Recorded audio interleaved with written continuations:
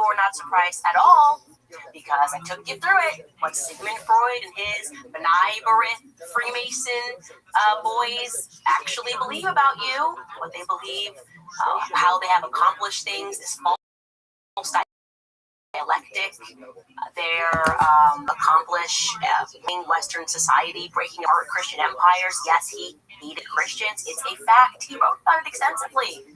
He hated Catholics. And yes, they perform rituals. That is not an imagination. It's not a conspiracy. The only conspiracy are those that are colluding to hide those facts. And now we can really stick our noses down at them. And now I want to be clear, this is not Judaism. This isn't your grandma's Judaism. It's a cult mysticism. That's the way that it's able to move through seemingly all the faiths, right? Aleister Crowley. Well, how could you have the Star of David once upon a time? What was it, before 1914? That was the flag of Morocco. That's weird. That's not a Jewish nation. What does it actually symbolize? Occult mysticism. That's why it's on the cover of Aleister Crowley's books. If you're going to perform magic and rituals. And yes, sorry guys, gotta wake up. It's a Monday. We gotta get you there. They deem children to be a necessary part of their initiation rituals.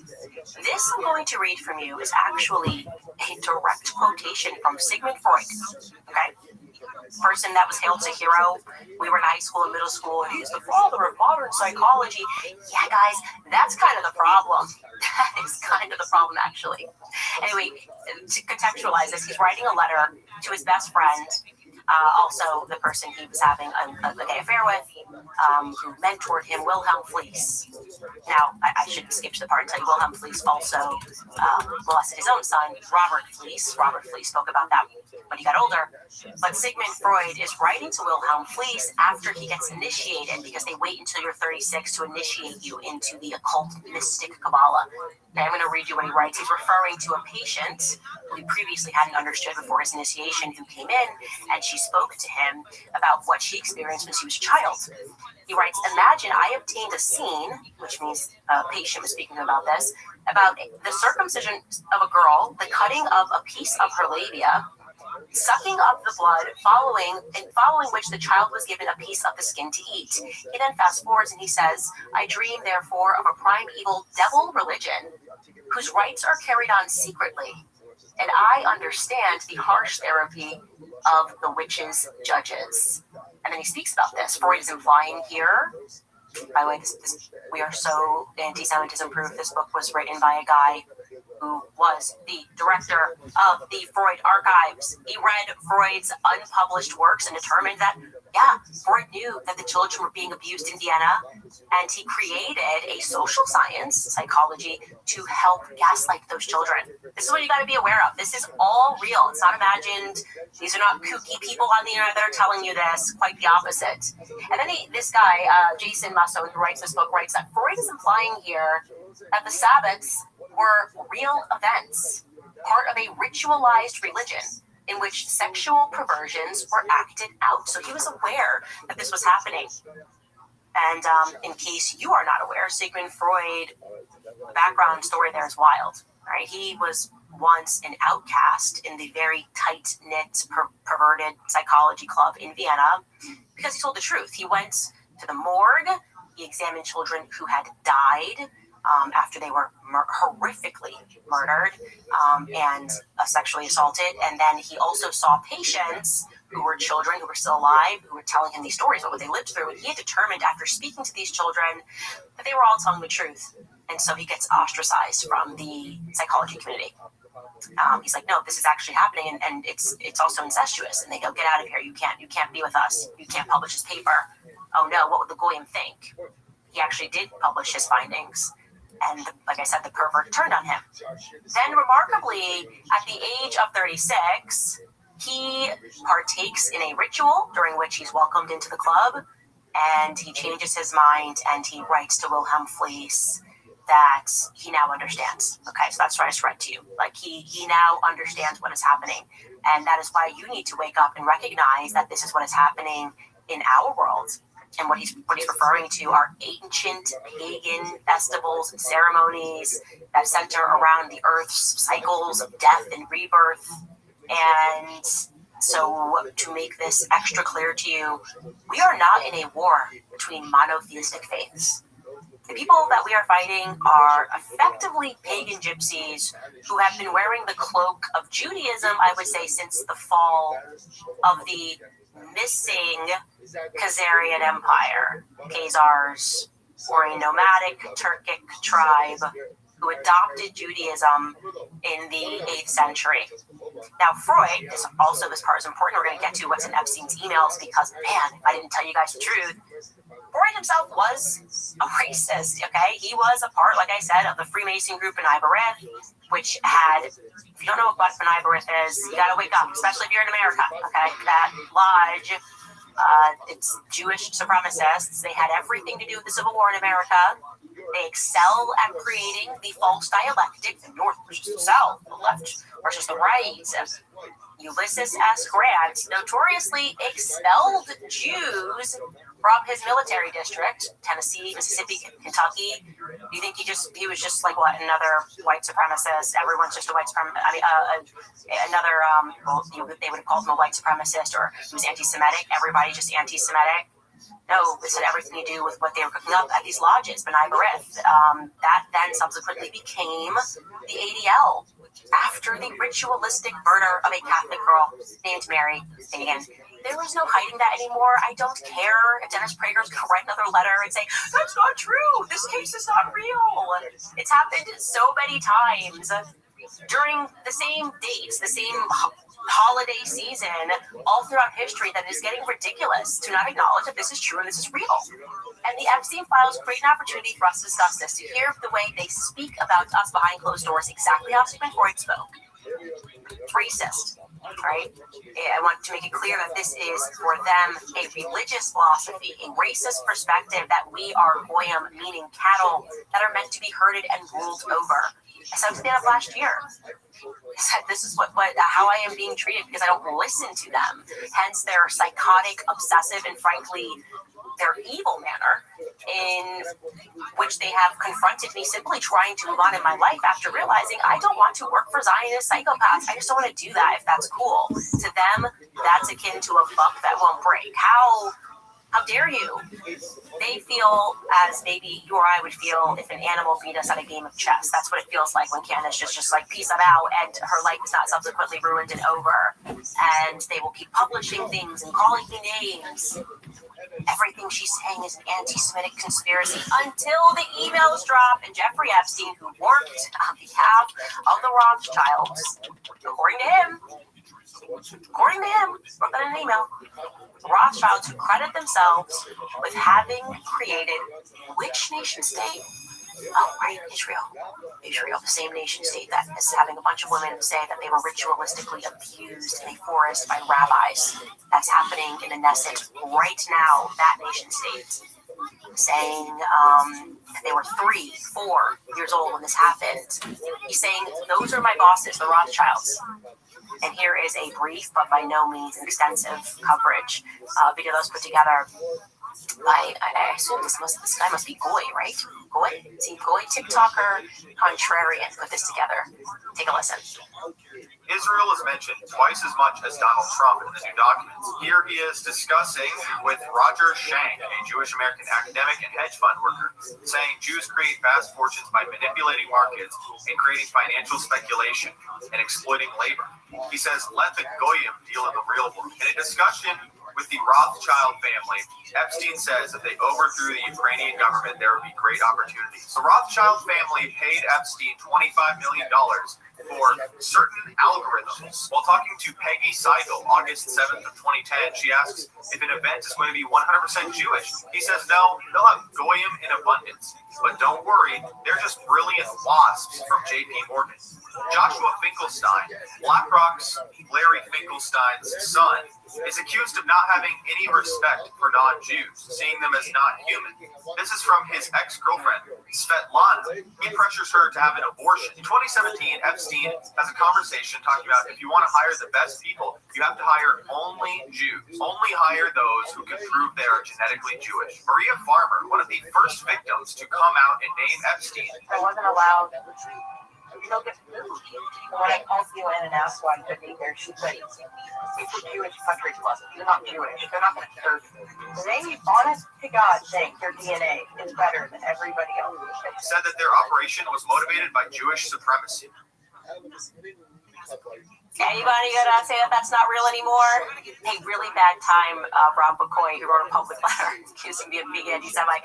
Can you put that energy towards Israel, your masters? Because I won't have them be mine. I can't. I recognize it for what it is. It's using muddy finances to whip people into shape, so to speak. I know, like I said, the true history of the slave trade, and the amazing ability to write themselves out every time is really special. It's super unique. And like I said, if you want to know what happened to America, you have to start to trace the lineage of the B'nai B'rith lodges. Look at, probably books, obviously, that you would never, ever be able to read in high school. You have to start to conduct research independently. Ben Shapiro's family, ancestors, B'nai B'rith, okay? Barry Weiss, B'nai B'rith. That's why when you see these differences and amongst Jewish people, they want you to make the mistake of thinking that this is what all Jews are doing, and it's not true, okay? There's such a fundamental difference between a Dave Smith and a Ben Shapiro. I have a suspicion that I could quit working. Like, if I just texted Dave Smith and I said, I don't want to be friends or ever work together in any capacity ever again, I gotta feel like he would just let me move on in my life. I got this suspicion that he wouldn't. But you can see that there's like something else brewing when it comes to people like Barry Weiss and Ben Shapiro. They can't let these things go because they view themselves as supposed to be over us, right? And they also will criticize people like Jeffrey Epstein. Now, in case you did not pay attention to what was termed Pizzagate back in 2016, the short of it is that the DNC email server got hacked, and off of those emails, they were published publicly by Julian Assange and WikiLeaks, and there was a strange amount of references to pizza parties, grown-adult men, government employees, men, referring to pizza in ways and within a context that made it seem as though they obviously were not referring to literal pizza, having had parties on ranches and referring to pizza. I'm going to give you an example here. This email went to John Podesta. It was sent to him from someone named Catherine Tate. These are very old, obviously, or else we would have hidden her email. She writes, "Hi, John. The realtor found a handkerchief. I think it has a map that seems pizza related. Is it yours?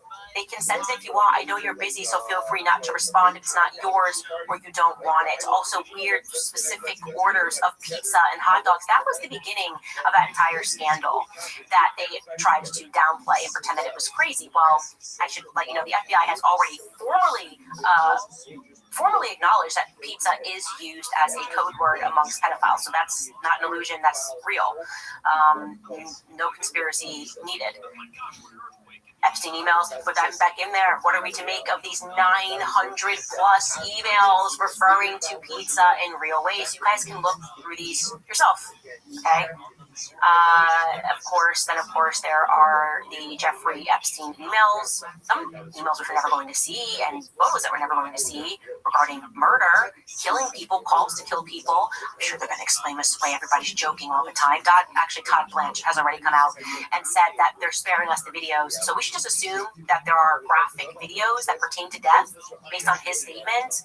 And I'm going to pivot here to just one example of a very strange email, which was covered by James Lee. Take a listen. Why is this name redacted? You would think the DOJ would want to investigate someone who sent an email to Jeffrey Epstein saying, quote, "I give you permission to kill him." Well, thankfully for all of us, the DOJ sucks at their job. And there's actually another version of that email that is less redacted, or more accurately, poorly redacted. Check this out. "I give you permission to kill him. He is apparently with Olga. He lied to you. He lied to me." And you can kind of make out the name here to be one Susan Hamblin. Here's an enhanced image. You can read right there, Susan Hamblin. So who is Susan Hamblin? Well, she is evidently a financial advisor and founder of the adoption agency Kids to Families. Looks like the agency no longer exists, but I was able to find this archive in the Wayback Machine. At this point, we still don't know who Olga is, but according to reporting, it says that the only time the name has come up in the Epstein case is when his former lawyer, Alan Dershowitz, dollars recounted getting a massage from a woman of the same name at Epstein's place. Now, interestingly, a few years ago, Susan Hamlin sued News Group Newspapers, the publisher of The Sun, who had printed that Susan Hamlin had groomed and procured a 16-year-old woman to be sexually abused by Epstein and told her that Epstein would kill her and her family if she told anyone what Epstein had done. They've since removed those articles and agreed to pay her a substantial compensation. But one Sue Hamlin can be seen in this photo with Jeffrey Epstein describing her to be his alleged assistant, as well as this photo of her leaving Jeffrey Epstein's New York City apartment, describing her as a long-term confidant. A lot of stuff going on here, but the lesson is that this is all information that the DOJ wants to hide from us, but thank goodness the internet is still undefeated. Also, I love that he's wearing a CIA t-shirt. James, great work. So many independent journalists, thankfully, for independent journalists, or this would have all been buried. I mean, if you just look to what the public was trying to say, they've even been trying to rehabilitate some of these people. Alan Dershowitz, it's unbelievable that this man has gone through so many people like Mark Levin and, of course, Barry Weiss, always the staunch defenders of Israel. Nothing to see here, nothing to look at. People, this was going viral this weekend. People rightfully going back and examining Ben Shapiro once again working diligently as he did with Pizzagate to tell people to dismiss the Epstein emails because he had sources and everything we needed to know was already out. Take a listen. She went out there and claimed there were tens of thousands of hours of tape. There are, by the way, but they are child pornography.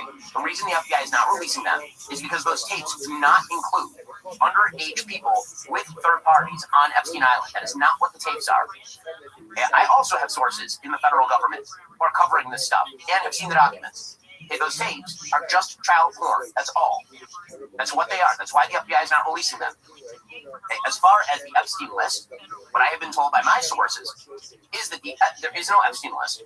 That basically there's a black book of Jeffrey Epstein contacts. And the vast majority of those contacts are already out there publicly. That's why you know names like Prince Andrew or Alan Dershowitz or some of the names that have been mentioned here.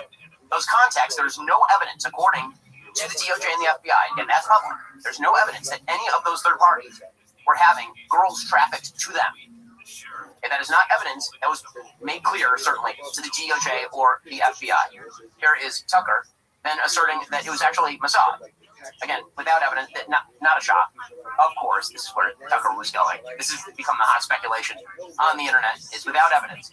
You say that Mossad was running Jeffrey Epstein. When I say without evidence, I mean without evidence. Naftali Bennett, the former Israeli prime minister, said, quote, "As a former Israeli prime minister, with the Mossad having reported directly to me, I say to you with 100% certainty, the accusation that Jeffrey Epstein somehow worked for Israel or the Mossad running a blackmail ring is categorically and totally false. This accusation is a lie being peddled by prominent online personalities such as Tucker Carlson, pretending they know things they don't." And in fact, I followed up with the former Prime Minister, Naftali Bennett, and what he told me is that Mossad has not been active in the United States since the war against the United States, since the Jonathan Pollard scandal of 1987, when a U.S. Army contract position with the Navy revealed classified information to the Israeli government. He was prosecuted by the United States government and ended up in prison. I didn't watch this whole clip. This is hilarious. And so Israel since then has not spied on the United States with Mossad. Okay, guys. Well, there you have it. I don't know how he does it with a straight face. I'm just like... Well, anyway, guys, there's millions of emails, but don't even it's like, Mossad hasn't been doing nothing. I know it seems weird because BB's always here or whatever, and we seem to be doing their thing everywhere. But the Mossad just said in 19 days, they were like, I'm a chill. And they haven't done a single thing here at all. I know it might look that way. Miriam Adel said, she doesn't even know their name. She doesn't know who they are, actually.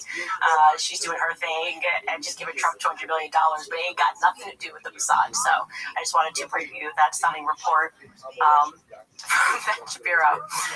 Thank you for clarifying, Benjamin. Nicki Minaj also went off in a series of tweets after it was revealed that Jay-Z was mentioned in one of the emails. Now, I'm going to wait for a little more information regarding this email because I don't want to be first to publish, because they are now saying that some of these emails came in later when people were allowed to then just flood the FBI with reports. That might not be right either, so just give me some more time to look into it. But the point is Jay-Z was mentioned here, and it was in the context of being with Harvey Weinstein, watching somebody be assaulted. I'll definitely have more for you guys. And basically a bunch of people rightfully unfollowed Jay-Z. I have not been a Jay-Z fan for a very long time. It is very obvious. He sold us out to the feds. He's clearly working for the feds. I have always believed that the individual that came forward and was honest about what was happening with Diddy and Cass and talking about how the feds do deal with rappers, they give them tons of money and then they move drugs in, that just felt like the correct thing, like my assumption when it came to Jay-Z was obviously what he was involved in. And so, Nicki Minaj had a lot to say because she feels vindicated in many ways about speaking about how the hip-hop industry works, that you have to get involved with a lot of this stuff, and if you don't, they will essentially blackball you. And you know what? Ye has spoken about how you get blackballed in the industry. He was obviously too sleepy and never got to those tweets that he was going to author because he was very tired and using that, but he was about to let loose on a bunch of people who were doing the blackballing, and I do very much believe that Jay-Z is a part of that. That, like I said, feels to me like common sense, and I think more will come out, and people are unfollowing him. Anyways, here's what Nicki Minaj had to say. She wrote, "Your favorite artist has been practicing rituals in a satanic cult where they take babies from other countries and mutilate and kill them as a form of blood sacrifice to their god. You see, when your master is Satan, you must constantly shed blood. However, the jig is up." And yeah, she's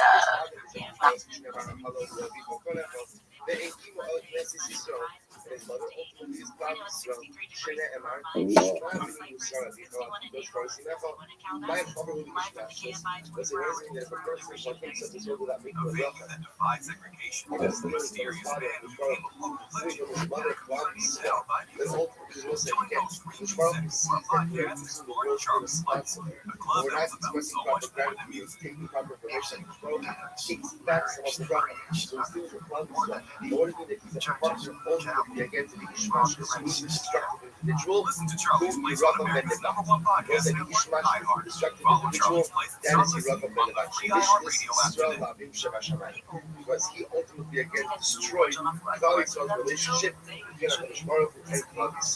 But he's Ariana, so it's like, it's actually amazing. You want to see what I will say is that if a person goes ahead, the idea is that partake of the soul that making a rough. Essentially, first thing over here is you're infinite. You're different. Which Baruch gives you everything. All he asks is that you recognize his role. That you asks that you recognize his role to provide that which you want to do yourself.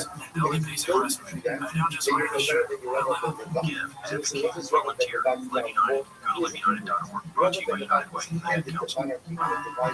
iHeartRadio app is number one for music, radio, and podcasts all in one. Discover a new podcast from our library, hundreds of thousands of episodes. iHeartRadio podcast review. Literally cuts like a charcoal out of a picture.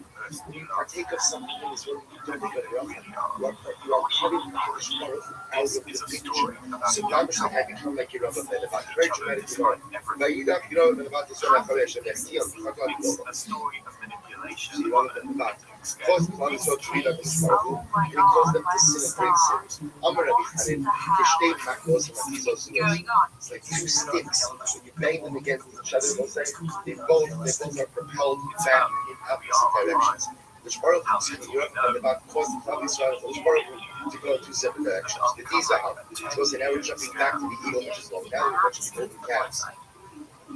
Of Europe and the back, we're studying a few more speaking about the golden calves, the golden calf in the desert. These are so remember again in the beginning of the Mishnah, one of the places that the Torah has been probably so frequent that they stayed in was a place called Dizahab. No problem. There's no place called Dizahab. So what is Dizahab? How many today? How many today that can I have a bunch of them? Most of them said about the Rebbe Radio and podcast. There's also a spot that we saw at Shemur died. Karat Lohem, Lazos Lohem, and Lokesa. So Moshe has an exciting defending colleagues while the aftermath of the Nation. And what they say is, God, I don't want to assign blame for this little death, but it's your fault. Why is it your fault? Because you let them leave Egypt with so much money, so much gold, so much silver, and what? Of course, they were going to mess up the Moshe.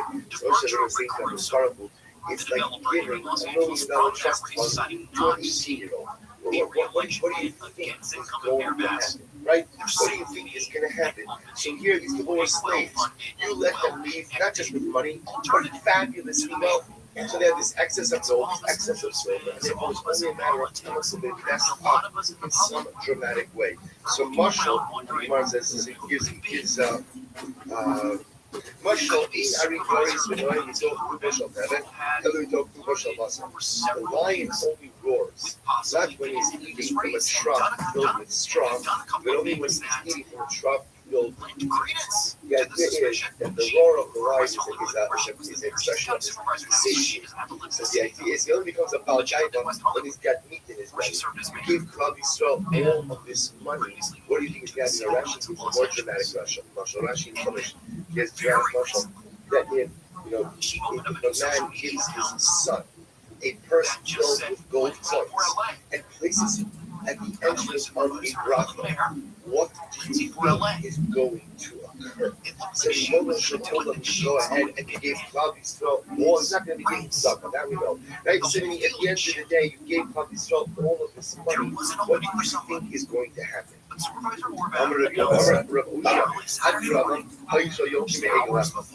Moshe says, encourage them.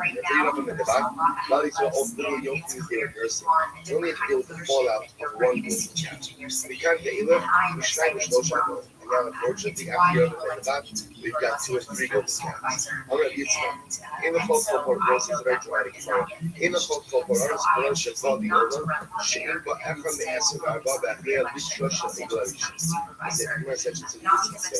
every single calamity that befalls Klal Yisrael, there's some little bit of it that is linked to Egel, that is linked to the golden calf. Now, literally, it means 1/24 of the weight of the measure that's used in measuring out dry measures. That if you're a merchant and you're measuring out dry measures, you always tip the scales a little bit in favor of the customer. Lest again there should be some kind of weight erosion on your weight set measures.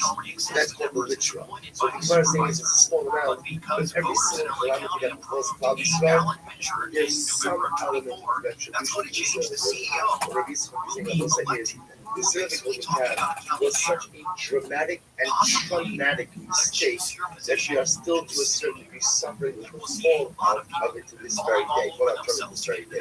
So the Gemara says, Rabbi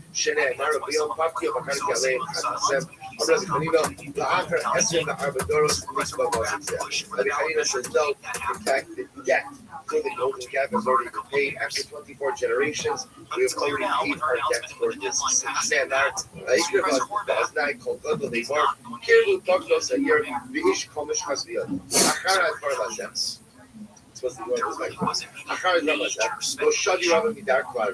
Even after all of these things, Rabbi Rothschild did not challenge my what does that mean? So we'll say, get ready for this. Get ready for this. This will say, okay, so you're just running my program now. I draw your attention to the last 3 lines of the days of the dark. We'll say a dramatic Gemara.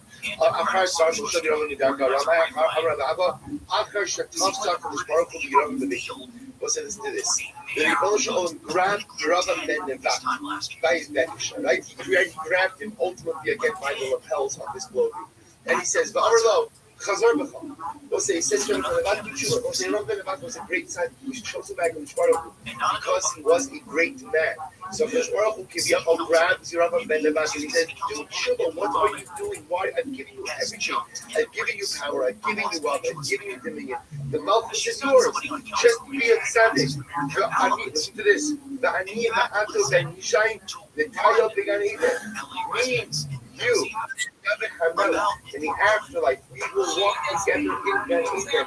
The Rebbe of Olam is inviting you to a front row seat in Gan Eden along with David HaMelech. And what does Rabbi Ben Nevat say? Amalo, Umi Barosh, tell me. Who's first in line? Like, who walks first? I can believe I was not going to walk in a straight row. And who wants to say, God, I got good background, you know, right? But after you, who goes first? You're David HaMelech. So he says, then Yishai Barosh. So listen, you're not a big guy, you're getting wrong, right? But you know David HaMelech, right? I know David HaMelech. You know David HaMelech, right? So meaning at the end of the day, David HaMelech is going to go first. So we have nobody. Okay, no thank you. No thank you. Just a second. You see the color of light. say, "Hey, you ever been to God?" I'll say, "People nice simple call you. Oh, it's not gonna satisfy you. No, thank you. I'm not first. I'm not most important. I'm not prominent. I'm not dominant. No, thank you. I was a beautiful opportunity. Who cares if you're first? Who cares if you're supposed to be going? Who cares if you're supposed to be? It's not about you. He goes, "My baby, it's not right." I said, "Oh, you never been about. Not only gives up all the humble. You never been about to give up the opportunity. With this radio station, why? Because government get those good life. That's the real shame. Because at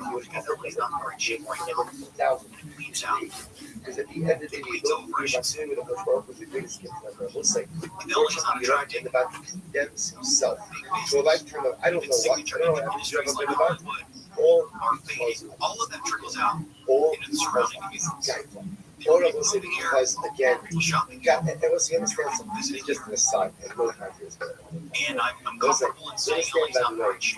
That people are ridiculous, dominant, whether that comes from a elected Karen Bass, where that comes from, or Councilman Mr. Rahman, or one of the other candidates. At the end of the day, why did he rather been about to do what he did? All of these stems, remember how this whole downward spiral begins? No downward spiral begins with two golden calves, which initially wasn't even supposed to be able to start. It was supposed to be worshipful of the Shmarah, just this will be the base of Mikdash, because he was scared of losing his power. He was scared of losing his power. He was scared they would go to down the hill, right? He was scared that they would go ahead and they would defect. Instead, what he should have said was, listen, you know what, I can't control what people do. Good guy can't control the type of leader I'm going to be a good leader. I'm going to love my people. I'm going to be a beneficent leader. I'm going to devote myself to build my people up. If they stay, if they go, whatever's going to happen is going to happen. How strong was his ability to be a leader that creates this ripple effect because of the golden calf. I don't think we realize that now the truth. All up, all in an effort to simply hold on to his power. He was insecure about his ability to hold on to it. As a man, it becomes a man that says, I can't hold on to it. If I'm a Yori Hashem, it's has to do these other things. And unfortunately, again, it becomes very ugly. Could have been a great king. Could have been a great man. Who would have held on to his monarchy? Who would have held on to his institutions? Who would have been a great Sunday? And even if they would have gone to Yerushalayim, he still would have held on to his monarchy. But he was so insecure that he overcompensated by becoming a ridiculous Baal Gaiva. Because it was very important because sometimes for a little bit Gaiva dick, you have to realize that really what he speaks isn't insecure.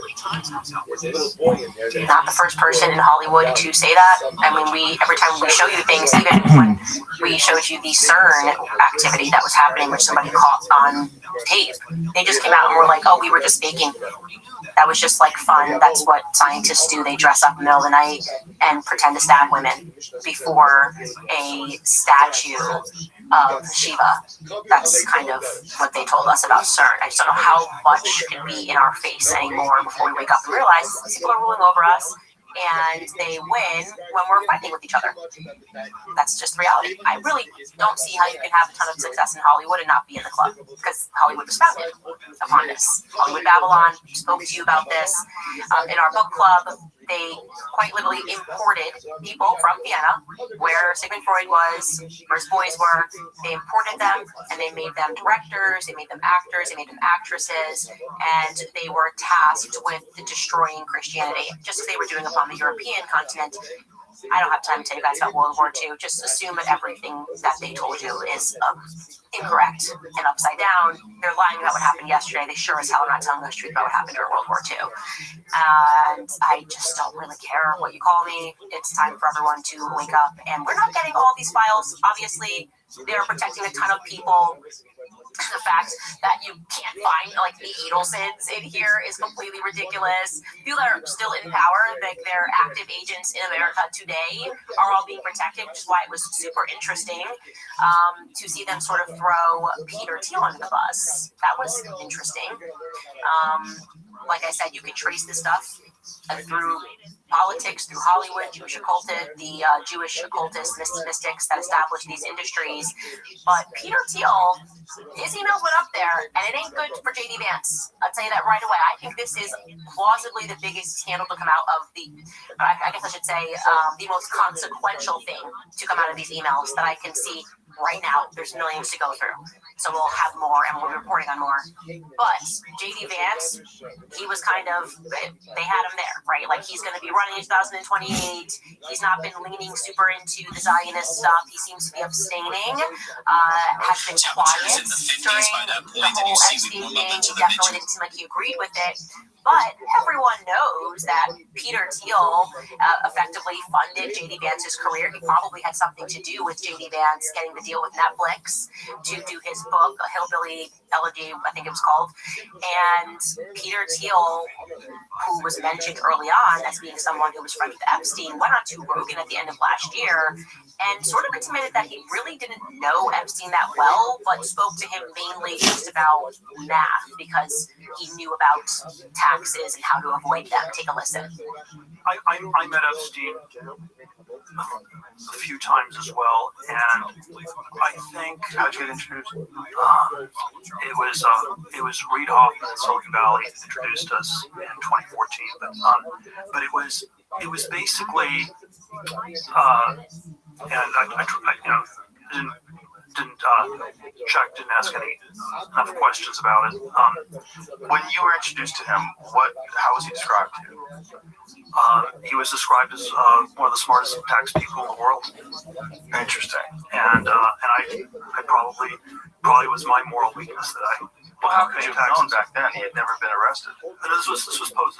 It was post arrest. Oh, so his arrest was the first arrest, right? Yeah, Which was like 2007, 08. Okay. And so, but you assume he didn't go to jail for that long. right. It was probably not as serious as alleged. There certainly was the illusion through all these other people that I trusted. Reid, who introduced us, was he started LinkedIn. He was maybe too focused on business networking, but I thought he always had good judgment in people. When the went down and Epstein gets arrested for the second time, we're like, oh, well, there you go. I thought about it. I thought a lot about it as a result. Yeah, I'm sure. And thought about it, he did, because he was emailing Jeffrey Epstein a lot, meeting up with him a lot. Definitely sounds like they were very close, inviting him to the island. Basically, this guy's going to be here from Europe. Also, you should come this weekend. They were together all throughout New York, constantly messaging each other. It is not a good look. There is no question these two were friends, and I do not accept that the person who's effectively spying on all of us is going to deal with the military through Palantir, by the way, should be clear. He also, Palantir boys were put onto Fort Huachuca Air Base in July. We'll get into that later. And now we're supposed to believe that he just I couldn't look in any further. I had no context to figure out what Epstein was accused of. And I decided to still be friends with him, despite all the allegations, despite him admitting to what he did, right? He caught a plea deal via Acosta, who was told to leave Epstein alone. If Acosta is to be believed, that's the reason why he had to basically give him a slap on the wrist. And we're supposed to believe Peter Thiel, with all of his resources, just went to trust me, bro. I'm not buying it. And this is now a major problem for JD Vance. It is. Just there's no other way to say it. JD Vance is going to have to answer for this. This is not going to be something he can wiggle around. And I don't think he is going to make a statement on Peter Thiel. I think that's going to be interesting. That is going to be very interesting, the implications of that.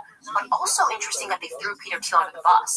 Because they're protecting the other homies. Like I said, I expect the Kushners to be in here. Obviously, his connections to the Mossad. I mean, there's a little bit. He's setting up meetings, Bibi Netanyahu, who rocks all over it.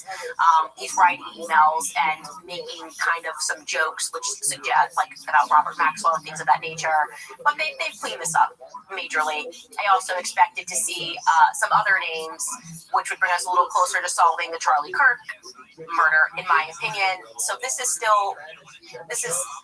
getting something. We are not getting anywhere near everything, and that's why Thomas Massey is demanding for there to be more release. And also, these should be unredacted.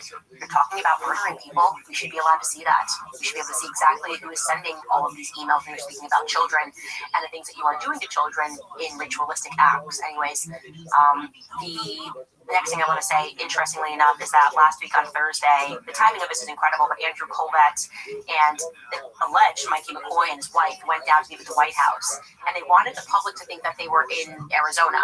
They ran this interview with Kash Patel on Charlie Kirk's show, which is supposed to be live every day.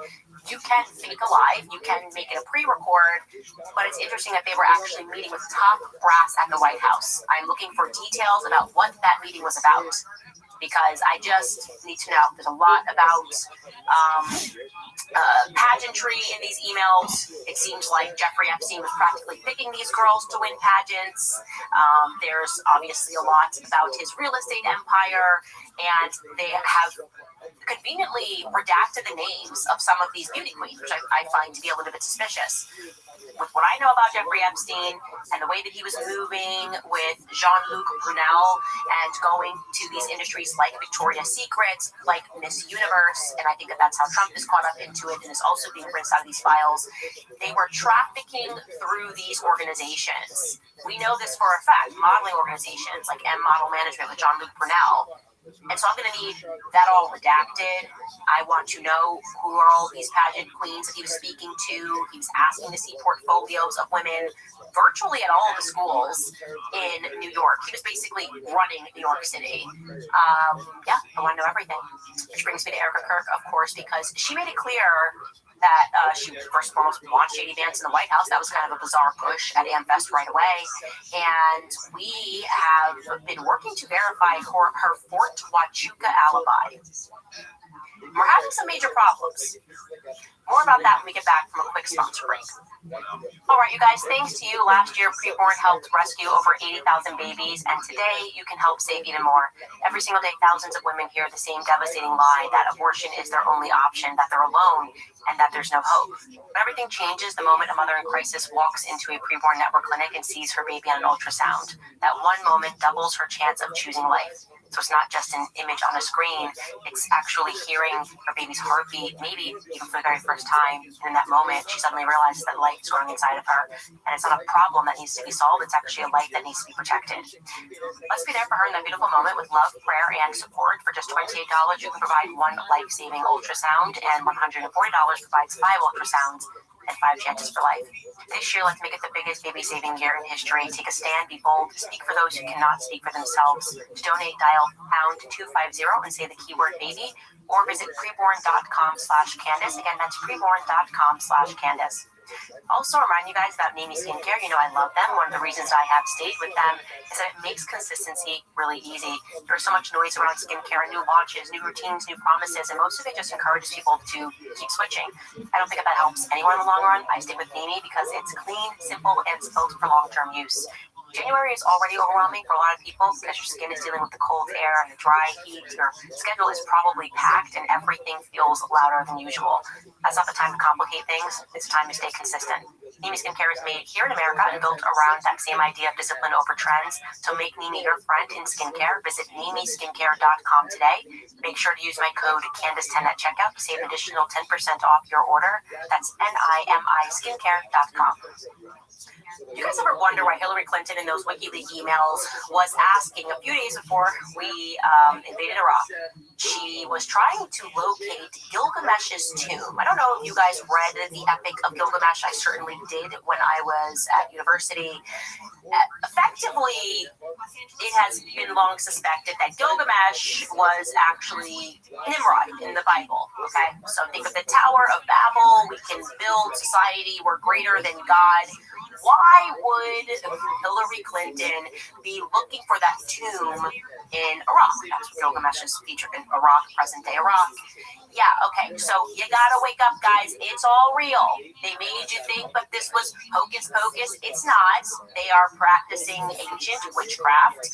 Who knows what they were going to attempt to do with that. But a lot of our activities in the Middle East have nothing to do with a war on terror. In fact, we kind of are the terrorists.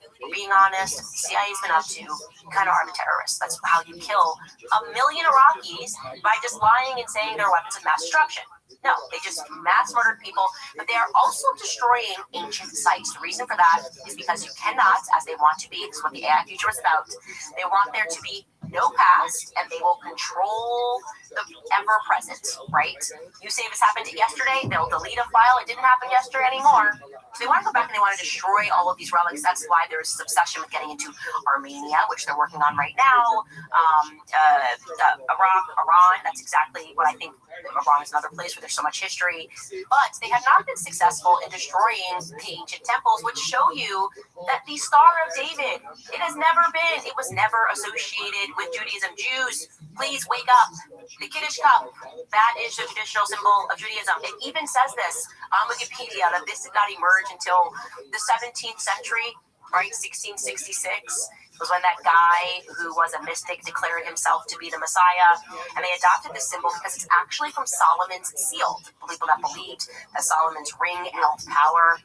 And I want to show you this because they have done a very good job of destroying a lot of these relics of these Baal temples, but they have not done a complete job. They are making sacrifices to Baal. That is the sacrifice that these pagans are making with constant bloodshed of children. Now, I want to show you this. I don't know if you have pulled this in yet, Skylar, for these relics like in Baalbek, Lebanon. Yeah, here we go. This is still present today, but they're obviously Israel is trying to take over Lebanon right now. That won't be here for a very long time. And then we have another Baal temple where you can see that Star of David, which is also all over Aleister Crowley, not a Jew, all over his books on ritualistic magic. Is the quote-unquote Star of David. You have to know this. The symbolism means everything to them. And I implore the Jewish community, you're so diligent at learning history. It's sitting right there. Start with Sigmund Freud, something recent, if you will, and then just start working backward. That's kind of what I did when I recognized these fringe movements. The Frankist cult, long speculated that Jacob Frank was funded by the Rothschild family. Well, we certainly know Jeffrey Epstein was, according to him. He was funded by the Rothschild family. So all these rumors about the Rothschilds, probably not rumors. They just have a lot of money and they pay people off. It's how you get these pastors to lie, these all across all religions that will lie and dissuade their people. And again, nobody can give you a reason as to why the Moroccan flag of Morocco, was a 6-pointed Star of David. Now it's 5 stars, but it was 6 stars when the Alawite dynasty, I hope I'm saying that right, the Alawite dynasty, probably not saying it right, began to take over. What have they been doing in Morocco, guys? They have been, Aleister Crowley, why do you think they all traveled to Morocco? Going back to Macron, he loved Andre Gide. They were molesting Muslim kids. That's the reason, and that still goes on today. If you're following the Brigitte story, right, it runs right through to Morocco. Anyways, just wanted to get that off because I feel that this is a very important episode because it's time for everybody to wake up around the world, okay? Turn around, the person next to you, the monotheistic faiths, they have all been infiltrated in one way or another by these Satanists. That's what they are. Cutting back into the Charlie Kirk story, something amazing, and I cannot believe I missed this, okay? So I suddenly thought, let me just try to work through actually every minute and every hour of the last 48 hours leading up to September 10th for both Erica and Charlie. I started with Charlie and just trying to confirm what had been said, public statements that were made from people in his inner circle about his whereabouts, also Erica's whereabouts, and unbelievably, I did not catch this, probably because nobody actually watches or listens to Josh Hammer, but he came out once I released the text message. I said it was on September 8th that he texted and said, I'm abandoning the pro-Israel cause. Well, Josh Hammer came out and clarified that actually Charlie sent that text message on September 9th, the day before he died. Here's what Josh Hammer said in his own words. Take a listen. Candace Owens seized on this totally out of context screenshot of Charlie Kirk being very upset that a Jewish donor was withholding his $2 million donation. And she used this as an attempt to say, oh, Josh Hammer's lying, that Charlie Kirk remained pro-Israel until his final moments. But she's also holding his eye that 2 hours after this screenshot, if you look at the timestamps, 2 hours after that, I and a few others were in a small Zoom chat, a small Zoom call with Charlie Kirk the night before he was killed that Charlie organized. Charlie organized this Zoom call for the express purpose of trying to make sure that he had all the best answers, the best messaging advice for how to speak about Jewish-Christian relations and the Israel question on college campuses. Okay, first and foremost, I just want to say he's so full of crap. The idea that Charlie had just gotten back from Korea and was like, oh, please help me, Josh Hammer, you're a complete idiot. Please help me learn how to speak to college students. Josh Hammer and a rabbi who lives in Israel. Like, there was nobody else available. You know what time it must have been in Israel for him to organize this call? Why is he doing it with this rabbi, was it Wojcicki, whatever his last name is? He's not going to just call it Dennis Prager, who you're apparently writing a Shabbat Shalom book with. This seems a little suspect. So you're actually clarifying for us something that's amazing. This is a stunning admission, okay? Because we know that when Charlie got off of this phone call, he texts that evening a text message to Dan Flood and Andrew Colbert saying, they're going to kill me. You should have left it at September 8th because now the September 9th schedule is looking a little bit suspect. Let's pull that up. I want you guys to see this. Let's go to September 9th first, okay? So we know, which I've been able to confirm, that Charlie had an appearance in the Will Kane show. That's from his TPUSA office. Erica said that Charlie has a call with Josh Hammer around this time. This is, guys, just so you know, this is Arizona time, okay? That she was getting her nails done around this time. That's what she told me in person. Well, 3:54 p.m., she must have been, she's referring to the chat. Charlie sends out that text message regarding leaving the pro-Israel cause. 6 o'clock p.m., again, this is according to Josh Hammer, because he says 2 hours later, which would have been 5:54 p.m., 6 o'clock p.m., Josh Hammer and this rabbi that literally is based in Israel have a Zoom call with Charlie. So he sends a message, the chat explodes, people are pulling out their money, he's saying, I have no choice to abandon the pro-Israel cause. Then this rabbi stays up and Josh Hammer stays up. They have a call with Charlie about talking points to do what he's done his entire career. He doesn't know how to do this himself. He's turning to Josh Hammer, who he does not have a great relationship with, to help him massage out his points. Okay. He's getting messages from Bob Shulman. Everyone's pulling out their money. And then we know that after that, he's going to have dinner with Erica and the kids and a priest to pray over him. According to Erica, we are told that that prayer is related to a Jezebel article that published. By the way, I actually don't believe that at all. I'm just going to put that out there. Just because of my relationship with Charlie and how much we texted about ridiculous articles and laughed at them, for me to think that suddenly on some feminist website somebody wrote something saying they bought an Etsy spell and that would send him so over the edge that he would call a priest doesn't pass the sniff test for me. But we just look at the schedule. He's fighting with Jewish donors. They're taking out his money. Bob Shulman takes out his money. He then schedules this call with a rabbi and Josh Hammer. No, they were talking him off of the cliff. He's in the chat. He's saying, I want Candace back. Confirmed. This happened on September 9th now. I want Candace back. I want to have her. He's also texting other people saying, I want to have Candace back. Confirmed on September 9th. Now you've got, a panic call. Come on, let's talk through this. Don't bring Tucker and Candace. Let's talk through this. He's not looking to debate with a rabbi. This is asinine. They want us to believe he hated a rabbi, a priest, and a pastor in the last 24 hours of his life, all helping him with talking points. Okay. So then get that schedule back up. He ends this call. He has to have dinner in this hour, which I've confirmed. He did have dinner with his family and the priest to pray over him, this priest, at dinner. And then he messages Dan Flood and Andrew and says they're going to kill me.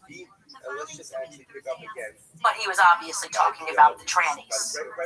His day was being impacted by Israel. He was referring to Israel when he said that. He was referring to Israel. And I have one more thing to tell you. And this is really going to knock your socks off. This is crazy. I've clocked Erica on another lie. A big lie. I went back to my source. Remember I told you when I broke the story that she had to admit that she texted Dan Flood. First she said, he never texted Dan Flood, whatever, I have his phone. And then I was like, Andrew Colbert told me, and my source had access to Dan Flood's messages. Well, Dan Flood, and she admitted he did receive a message, but she said she received that message on a chat that clears, like a Telegram chat. Well, guess what? I went back to that source, and they said it was an iMessage. She's lying. We said again for you. She's now twice lied about the damn blood message. First, she said it didn't exist. Then she said maybe it did exist, but actually it was on Telegram, which Charlie had set to clear, and that's why she never saw it. That's a lie. It was sent an iMessage between him and Dan Flood, according to my source, who I trust a lot more than I trust Erica, because I clocked her on too many big lies. So, not okay. So get back to the 8th. Let's go to the 8th, September 8th, and I'm telling you what's problematic.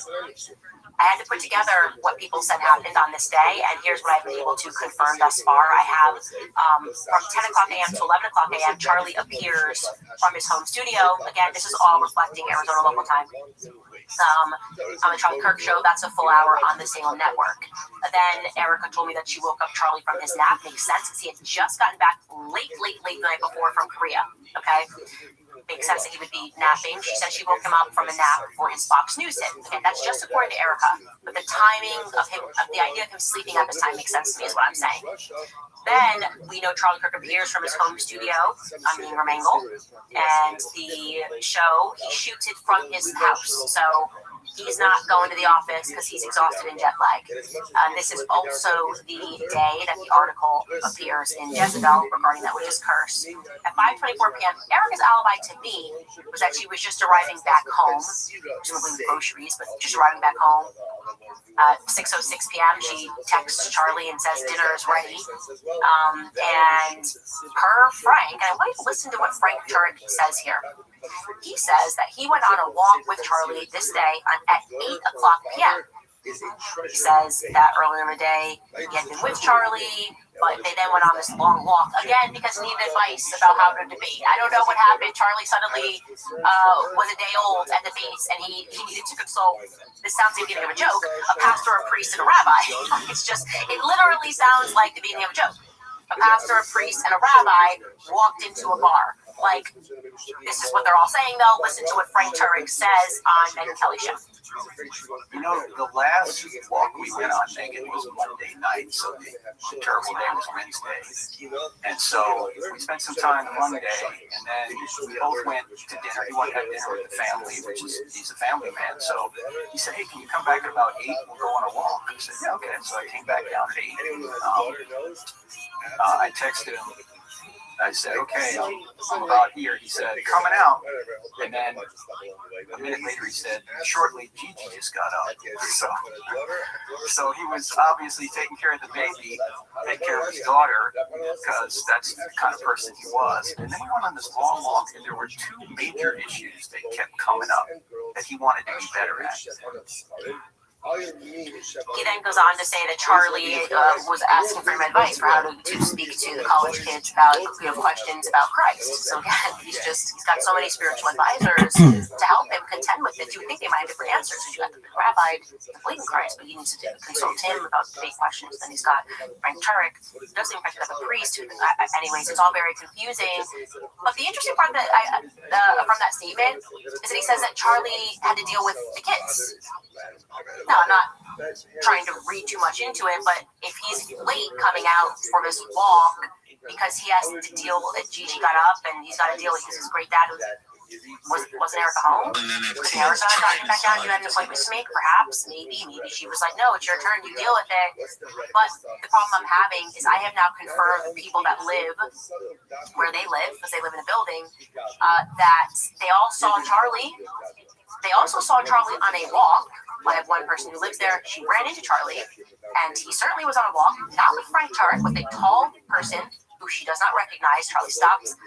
They spoke about her dog, and they told her, like, oh, I'm starting my tour tomorrow. They had a brief chat. Got that on record statements. Now, it's possible Charlie was at first walking with Frank, and Frank then left. So I'm not dismissing that as in Frank's lying, but I am just noting that the person who confirmed they saw Charlie, they confirmed that they saw Charlie and where they saw Charlie on the night. Seeing Charlie in an elevator, everything about Charlie is adding up. I cannot get a single person to confirm if they saw Erica, who's apparently out and about. I then thought, wouldn't it make sense? She screams in the middle of a parking lot. She screams in the middle of a doctor's office. Everybody kind of knows where they were when Charlie got shot. Okay, this doctor's office had people in it. There's going to be someone who said, hey, I heard a giant scream at my doctor's office. Amazing. And then I looked at my phone, and 15 minutes later, I learned that Charlie got shot. No, She also says that she collapsed in the parking lot. No one thus far has seen that. Nobody in her building has and they all know each other. It's a building. They know Mikey McCoy. People have said, I've seen Mikey McCoy on this date, blah, blah, blah. No one can confirm that they saw Erica on this date where she was behaving super shady and just giving me a very straightforward alibi and pretending that I didn't understand the instructions of this alibi for Fort Huachuca. Something else was going on. I don't buy any of these stories. I don't buy Charlie suddenly needed advice from a pastor, a priest, and a rabbi. It sounds ridiculous. Okay? I think something was happening. I think Charlie was fearful of his life. I don't think it was about the Jezebel curse. I think everything that was going on in his day reveals that Charlie was stressed out about pressure that was being put on him regarding Israel, and he was instructing to his team that he was done with them and he was happy to lose money. So it would not track that then, after dealing with this, having a call with the rabbi who should be asleep in Israel, but is staying up to give you advice on a debate, like this couldn't have been a freaking email, it would follow that he then sent to Andrew Colbetz and Dan Flood that they, meaning the Jews, were going to kill him. That's what I believe. That's what I believe happened on that day. And as far as why Erica is lying and covering for Dan Flood, we're gonna need to get to the bottom of that. These are not little lies; these are huge lies. These are big lies. She's covering up for bad people. It doesn't make any sense. She's welcoming bad people into the foray of Turning Point USA for money. I don't like it. I don't like it at all. And I don't give a shit about who wants to cut me on Instagram and say, oh my God, the heart, I can't believe it. Oh my God, how could you? How could you? How could you? How could any of you continue to stand by this sort of stuff in this society that we live in, where good men are being cut down, killed, children are being harmed, people are lying about who Charlie was, what he was going through in the final days, and look up at the people who still have a soul and question their motives. If you are, giving into money and the rest of you guys are joining Team Baal worship, that's cool. The rest of us, we'd rather not. Take a brief break and we'll get to some of your comments. All right, you guys, for just $25 a month, Pure Talk gives you unlimited talk, text, and plenty of data. Now compare that to Big Wireless. They'd rather charge your family hundreds every month. Pure Talk is an American wireless company who supports our veterans and invests in a U.S.-only customer service team so that when you call, you are talking to someone right here at home. Pure Talk uses the same towers as the big carriers, so enjoy superior 5G coverage without the inflated price. Just $25 a month for talk, text, and plenty of data. There's no contract, no cancellation fee. So what are you waiting for? Head to puretalk.com/Owens and you'll get 50% off your first month. Again, that's puretalk.com/Owens to make the switch to Pure Talk. Also remind you guys about American financing, because between the grocery store and those skyrocketing insurance premiums, even with a steady job, more families are being forced to rely on high-interest credit cards to cover expenses. Well, if you're a homeowner caught in that cycle, carrying balances with interest rates in the 20s or even 30s, it's time to get some relief. Right now, mortgage rates are at a 3-year low, and my friends at American Financing are helping homeowners pay off that high-interest debt at rates in the low 5s. Their salary-based mortgage consultants don't just push loans, they build exit strategies from debt. On average, they're saving their customers $800 a month. Plus, if you start today, you may even delay the next 2 mortgage payments. There are no upfront fees or obligations to find out how much you could be saving. America's home for home loans is American Financing. Call 800-795-1210. Again, that's 800-795-1210, or visit AmericanFinancing.net/Owens. AmericanFinancing.net/Owens. These are belly creatures, ladies and gentlemen. Snakes, they just slide right up, right? They're talking your ear off for you money. That's all you gotta do, right? And it's kind of like beat you with murdering Charlie. Give some money. At the end of murdering Charlie, a lot of money on the line. And there was a lot of money on the line when I told you, another confirmed fact with all of these recent firings, a big money check coming in. The Pierre. Erica knows who Pierre is. I'll tell you that for free. Maybe she could tell us, enlighten us. Are they going to accept the money? If so, why can't you just tell us who it is? You guys just tell us who Pierre is. That's fine. If he has nothing to do with anything, why are we all being weird about that? Who's Pierre? Who's the $1 billion check that was on the line? Was that how BB was going to get money into Turning Point USA, or are we still playing stupid? We're still playing, like, we don't, he just wanted to call Charlie because he ain't busy. And he just was like, hey, what's up? See you at the Lapkins house. Yeah, how's the weather? Oh, Hampton's nice this time of year. Yeah, well, over here, we're just, like, murdering more children, sacrificing souls to Baal.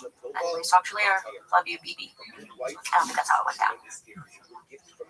Those of you who would like to support our work, you can head to the website, kenzones.com. We have new merch up on the website always. You can also buy the hard copy bundle, both of our books, my books, Pardon, Make Him a Sandwich, and Blackout, both of them. And you'll really enjoy Make Him a Sandwich, by the way. If you have not received that gift yet from your boyfriend, tell him this is what you want for Valentine's Day, which is around the corner. We've also merged our subscription tiers into one Club Candace tier for $11.99 a month, $420 for a year, and of course join the book club because you guys are late. We didn't even need the Amazon files. We already knew what was going on, and we are looking at the icons and the symbols and knowing what they mean. And yeah, a lot more to do. We'll be wrapping that up on Friday, that book, which we took our time on for a reason, and I'm glad we did. It's like the perfect week to wrap that up. We're going to win, guys. I want you to know that as well. We are going to win. God wins in the end. They know that. We know that. And I feel bad for these people that are selling their souls for money. It just doesn't. It's your whole soul, man. It's like your whole soul. I wouldn't want to burn in hell for some cash, but that's me. We're not always safe. Anyway, this person, the top comment from Roger, how you say local? Many spice peddlers have gotten used up. They will say, what's the Shana Rothschild to the spice peddlers from perfume peddlers? What's the hat? Either way, these were guys who went house to house, and often who were they interacting with? Women. So what would happen? A man would come home, he'd find this spice peddler, this perfumer in his house. He would not think, no matter the consequences. I would love to see Ye on your show. Jesus is King. We are due for Candace and Ye. I would definitely 3.0, 6.0, 7.0, 7.0 discussion. I like 7. One of the We most should have him back. I'll reach out. fucking amazing sneezes. I'm really gonna invite him over. Like, hey, you like over? And then make him like record the intro. That's my plan. Sorry. Don't tell him. Don't clip that. Don't tell him. Yes, speaking the truth, you guys, boldly and being willing to accept the consequence, that is important. The awareness is important. Having people constantly say the truth. I really do believe it's resonating literally. I feel like we have the devil by the tail. I really do. And now when they're lying, it's just hitting different. Like, I genuinely found that Ben thing to be hilarious. I didn't watch the whole clip. I didn't know he was going to say, like, the Mossad hasn't done anything since the 80s. It's fun. It's very funny. He's a fun guy. A funny guy. IRO writes, the $65,000 hot dog party that Obama had in the White House was in the WikiLeaks files. Hillary alerted him that he should be more careful. He should have a chat with Julian Assange. Yeah. He was emailing about hot dog parties and pizza parties, and she did tell him that he should be more careful. Why would you have to be careful to have a pizza party? Shyla writes, Candace, you are the ultimate truth seeker and right fighter. You have my support all the way. Christ is king indeed. Jesus Christ, you do. And they are constantly plotting in shadows, and they hate light. They hate the light. That's the ultimate thing. Mahoney writes, as a Catholic, I would love to hear you share with the world what the true Jewish faith was and is now. Yes, instead of those who would have converted it for evil purposes have turned it into. Let them call that anti-Semitic. Yeah, it's important. And I keep saying this, we have to have that discussion, and they use the job seeker despite the double to win the decision we want. But regarding Mahoney's comment, yeah, you have to understand that all of the faiths have been infiltrated at a different time, and they have always been pagan, and that's why when people are trying to point at this or that, it's like, no, guys, they are very good at wearing different masks and creating a false dialectic, and so you are losing when you can't separate Dave Smiths from Ben's heroes. That's precisely what they want, and they pretend that it's just anti-Semitic behavior. It's hatred. You have to be more precise in understanding the specifics and the theology that is guiding them, because just like you would never take Catholicism is the same as evangelical Zionism, there are different sects all throughout what they claim to be the faith, and Jewish mysticism is entirely different. This is Chabad, literatures, they freaked out when we mentioned that. That's Jewish mysticism. Very important book. Sigmund Freud and the Jewish mystical tradition, and it is there are different sects all throughout what they purport to be the Judaic faith, and Jewish mysticism is entirely different. This gets into the Chabad of Lubavitchers. They freaked out when we mentioned that. That's Jewish mysticism, very important book, Sigmund Freud, and the Jewish mystical tradition. And it is crazy. Any person that is suggesting that these people do not outwardly hate Christians, who they view as goyim, is a liar. Leave your church if they're telling you that this is what they are actually brainwashing you to accept that you're less than. How can people just not come online and go, wait, this is weird. Why do I have to accept racism? That's weird. No, you should just be like, we're better than you because we're this color. Now we're like, oh, God says we're better than you. It's God chose that. That's what happened. It's ridiculous, guys. Wake up. Look alive. 2026, anyway. We will now write research in Charleston, South Carolina, which is known as Little Jerusalem. It is home of the very first Jewish lodge. The entire city is a literal chessboard. Checkmate. Have to accept racism. That's weird. Oh, you should just be like, we're better than you because we're this color. Now we're like, oh, God says we're better than you. It's God who chose that. That's what happened. It's ridiculous, guys. Wake up. Look alive. 2026, anyway. We will now research Charleston, South Carolina, which was known as Little Jerusalem. It is home of the very first Jewish lodge. The entire city is a literal chessboard. Checkmate is the slave market. Yes, I actually recently went there for the first time and was very interested to learn a lot about the history and also the ties to France. Can't talk about kids without talking about France. Ain't that right, Brigitte? What's up, dude? What up, my dude? How you doing? Just gonna sue me for knowing? This is our new thing. We're going to sue you for knowing. We'll sue you for knowing that we're devil worshippers. You're not allowed to know that we're satanic. Okay, well, guess what? My God is not Satan. My God is not money. So good luck with that.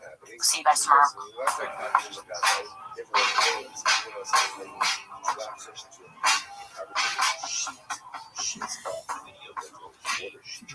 That is a really hot chick.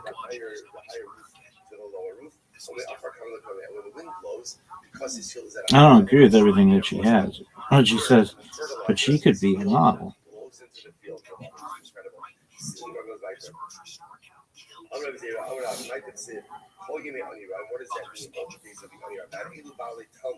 These are first to those who learn Gemara, because it is fascinating. Why? Because Gemara is very strenuous, Gemara is very arduous, right? And there's like a lot of effort. So constant and perpetual effort makes life a little bit difficult. So Tov Leid Mishneh Tamid, and who is the one who's always rejoicing? Elu Bale Mishnah. That first does learn Mishnah. Why? Because Mishnah is easy. Like again, a Mishnah is straightforward. Like there's a halacha, there's a statement. There's no real back and forth. So Rabbi Rothschild says, it's not just the opposite. I heard that's just the opposite. In other words, Mishnah is nice, but the problem is Mishnah you learn it, you don't know what to do. You're an onion, right? You're intellectually accomplished because you're gonna have concepts that I don't know what to do. Gemara, on the other hand, again, I know what to do. You know a little bit more what to do. So Gemara says, what does it mean that he quarries stones will ultimately again be scattered by them? Because those are quarry stones and you want to make a fire, it's not going to help you. Right? So the Mishnah, learning Mishnah is like quarrying stones. Now, on the other hand, the stones can be very helpful for structures, right? But they can't give you heat. On the other hand, you go, eating cuts of wood, to warm himself by the wood. Yeah, she was pretty hot though. Again, with Gemara, you have things that you utilize for your life. And you know, Rina says, all the days of the Father are bad. This refers to someone who has a bad life. This is what you see from here. It's interesting that if a person has a bad marriage, then a person, Chazal said, you're a pauper. You could have all the money in the world. But if I don't have shalom bayis, I have a path. Listen, you know this week. If you have shalom bayis, you pretty much have everything. You have everything. Even if you don't have everything, you'll figure out a way to get everything. don't touch on the bias, ultimately, again, a person is fundamentally impoverished. זה מי שיש לו אישה רע. וטוב משנה תמיד, זה שיש לו אישה טובה. And what is it when it says that again, tov lev, person with a happy heart is constantly rejoicing, that refers to a person who has a good wife. That refers to a person who has a wife. It's incredible. Rabbi says, what does it mean all the days of the Rabbi Rothschild? Zet istinus. So this refers to a person who's very sensitive. Emotionally. But it means istinus is like a person like he can't stand any type of physical discomfort. Like if he can't stand any type of physical discomfort, then again, everything is bothersome. It's too hot, it's too cold, I can't look at this, I can't be kissed, I can't be treated. Everything is a problem. So again, a person like that is perpetually unfulfilled, and therefore life is bad. On the other hand, the Tov Lev Mishneh Tamid Zeh Shedaito Yafa. We'll say such an incredible Gemara. What does it mean, Daito Yafa? You know what Daito Yafa means? We'll say, what Daito Yafa means? It's a person who knows how to roll with it. You don't need everything exact. Right? And there are people like this. Everything has to be like this, right? Everything has to be like this, right? Everything has to be like that. What do you do? Everything has to be so we'll say, so again, when you like that, you're like very disappointed, right? Because everything, because in life, nothing is always exactly as it should be. So the discomfort, the person who just goes through life accepting a heightened level of imperfection. In general, he's like, everything, you go with it. You go with it, and you're absolutely fine. Incredible. The Gemara goes like that. So the Gemara says, Yochanan says, Zerach money. This is incredible. So what does it mean? All the days of the prophet are bad. What does that refer to? Zerach money. I was going to say, this refers to someone who's very compassionate.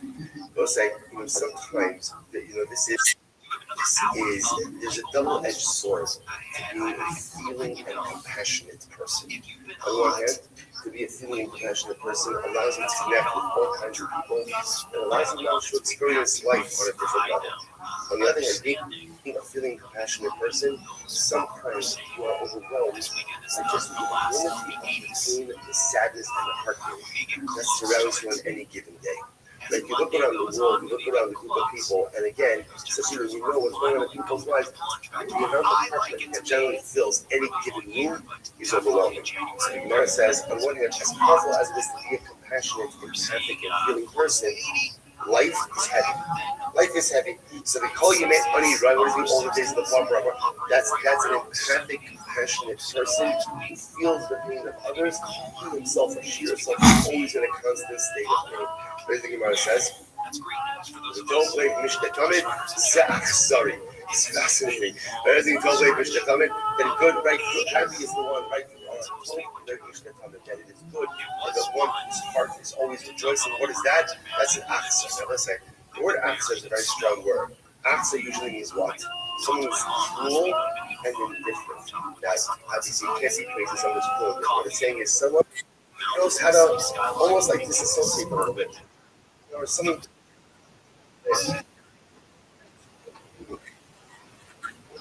How you living, big dog? All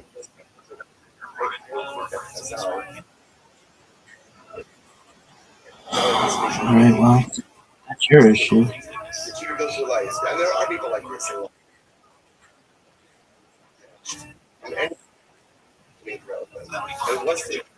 So this is kind of exciting and amazing to say.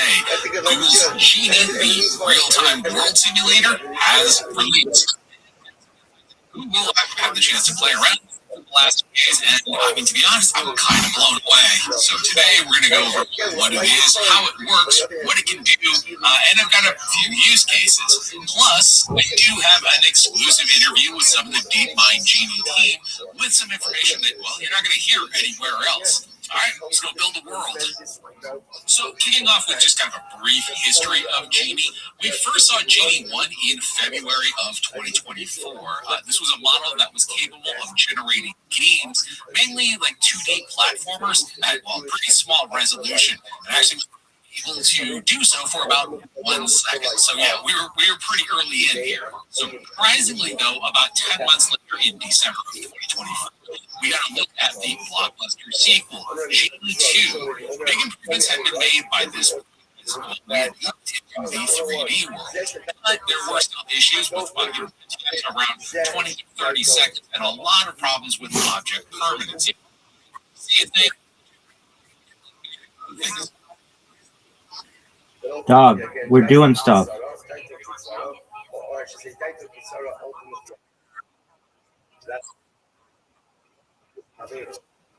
You want memes? Go to a meme server, dog. That's not what I do.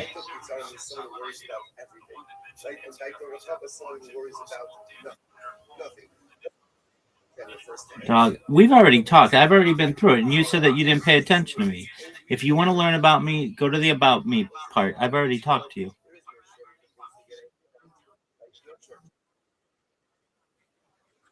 Because you said it.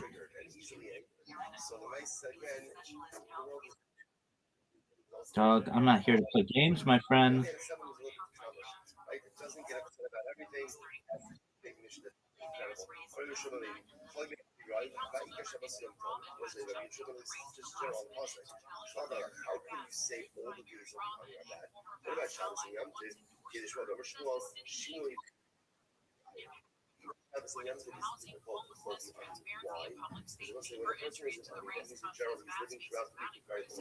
When it comes to shops now, he has more food, more drink.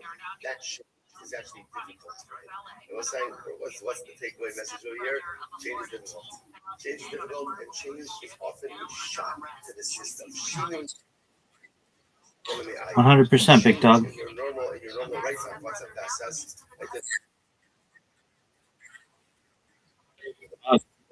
my ID's online, my man. 100%, dog.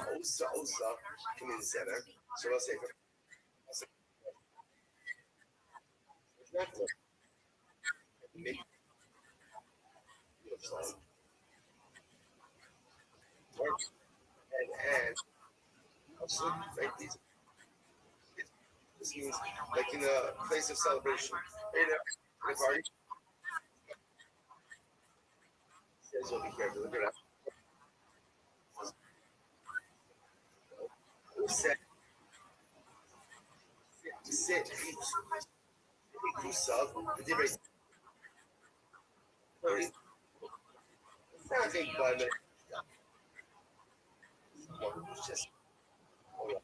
just almost like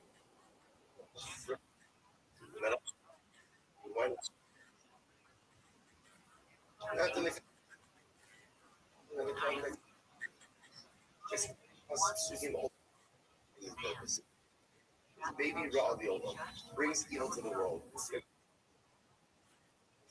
No, what's whatever.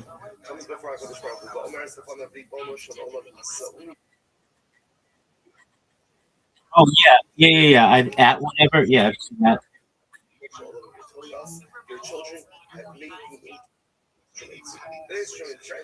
You like it?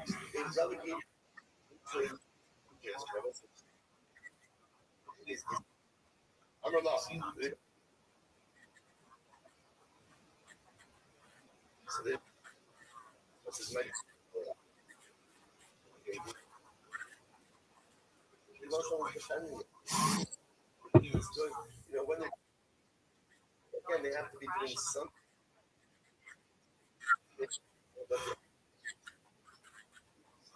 Guys,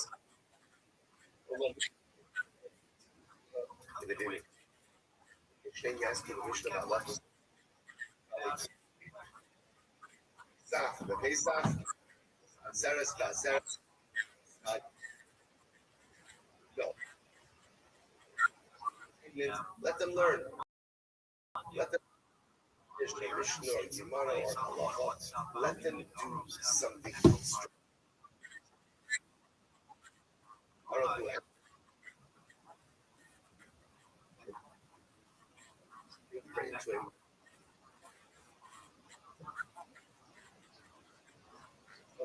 Isn't it good? Right? Isn't it kind of that when they're eating it, to which Torah comes along, eating, they could learn Torah as well. It's incredible.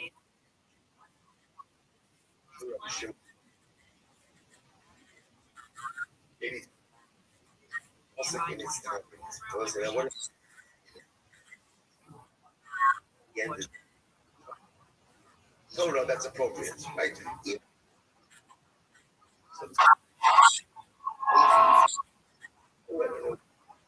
Simply entertainment.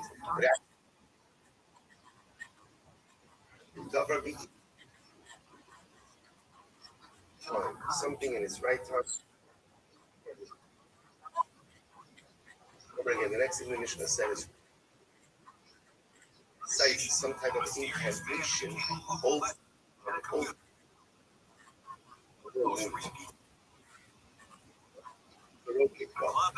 here's what I'm going to see is a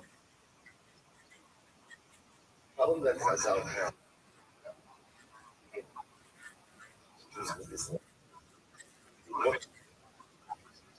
The issue is apparently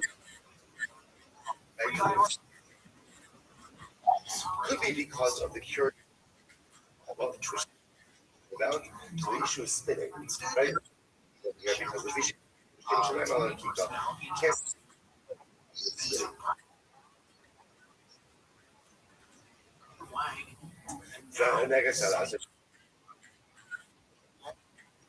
spinning. Refers to the psukim. Like for example, right? Because the act of spitting, the sign of the pasuk.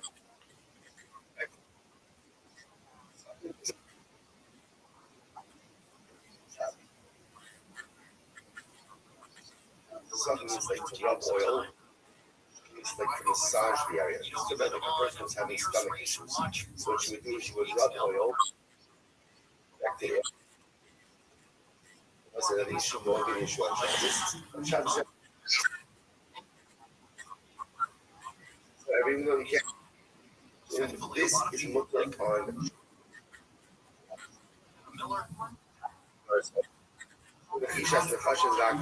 furthermore,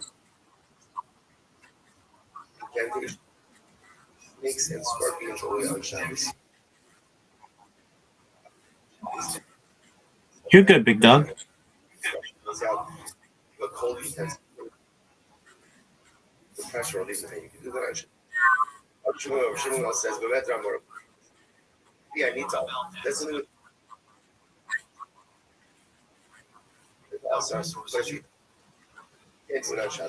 Visitors from where?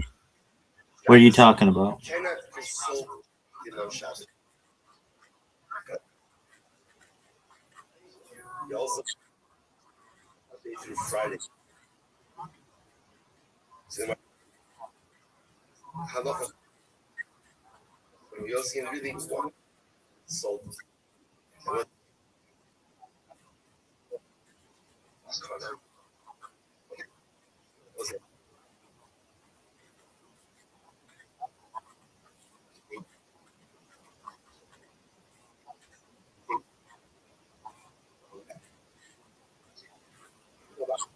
One time it's like what happened apparently well swallowed up into it. The tree swallowed him up. They saw it beneath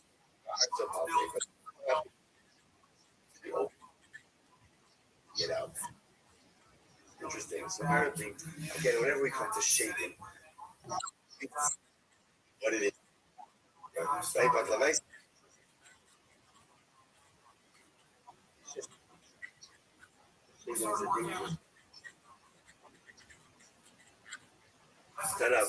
sucking when the nature without the we'll go back with the shingles. In ours, oil on. You open over. We measure it at the outside. Oil on, massage at the same time. Shari Shemet. Apparently,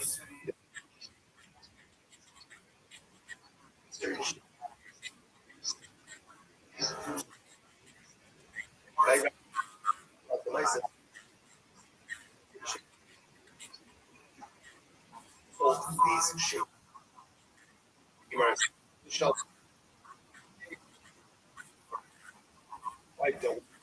He doesn't have to begin to see over something like he's not just understanding the question you get is no question again you could take a utensil and use it like for You cut out there for a second. What did you say was a name of a city in Israel? Okay. that was held in the hand. So see a subject to shape.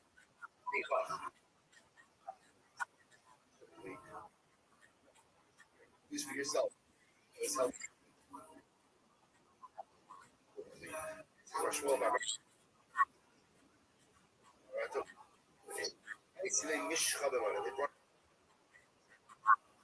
Shaf, he smears about his broke out with boils.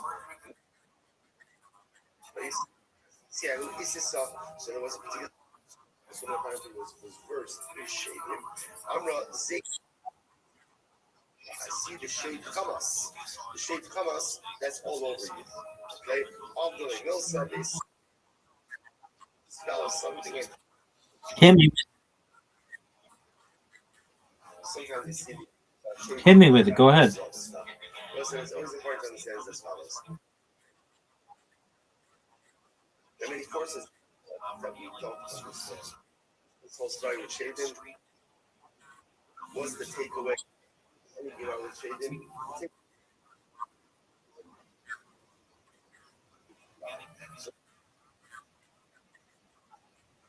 So, because when you think it works, and you know what's going on at the end, so much lies with first, there are many attention. The Gemara goes like, this is a beautiful. I'm a Ksiv. On one hand, the pasuk says, "Shar something is Haimah Simon."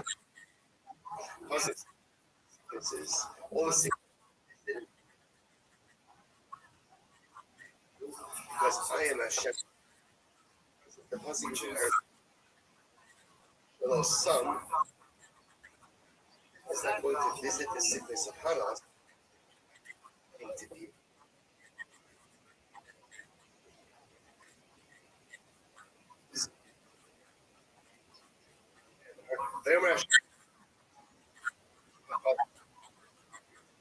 Well, Austin, is here.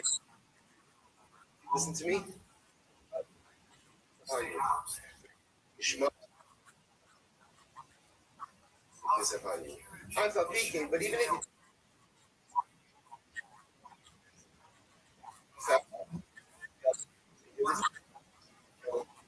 it was like this, here's the deal. If you listen, don't listen. I do this.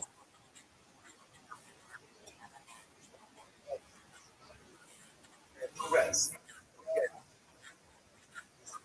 You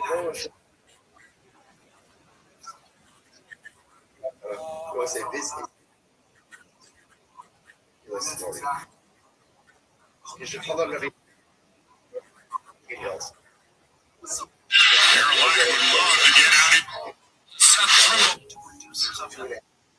And the story of Elizabeth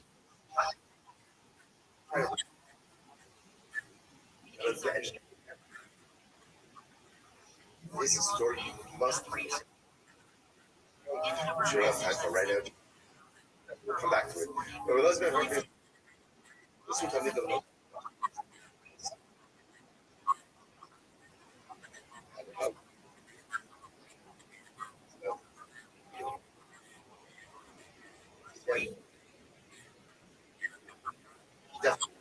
so I will each one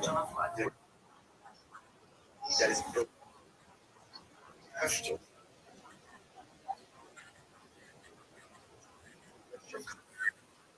Sehr betreut.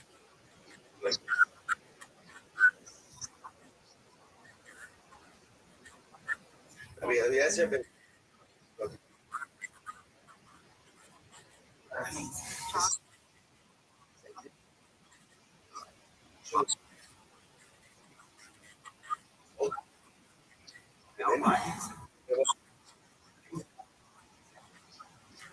Began to cry. Rabbi,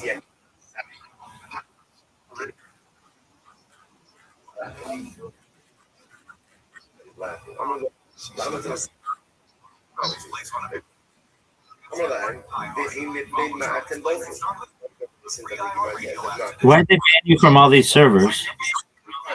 why are you crying? I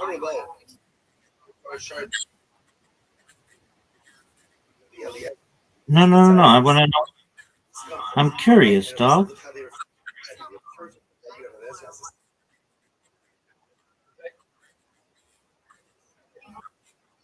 Okay, what did you do? What did you do? As I'm laughing, close my check.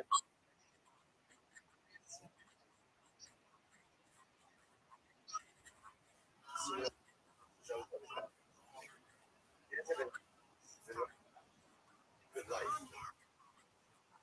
It was going well for him, right? His wife,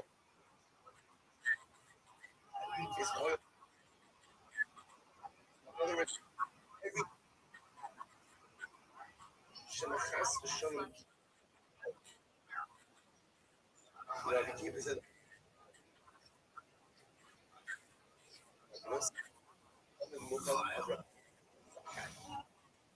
Shalas. That guy says, myself, maybe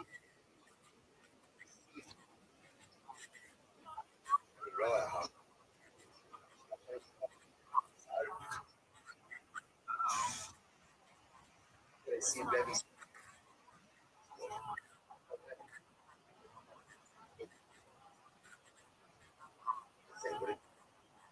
my Rabbi, What up? my Rabbi Lezer should have a beautiful Olam Haba. Incredible. Listen, Rabbi Akiva.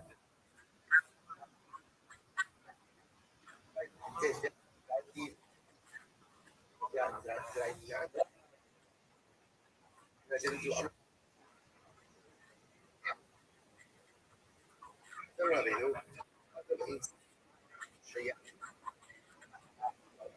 you taught us. We don't righteous. Only does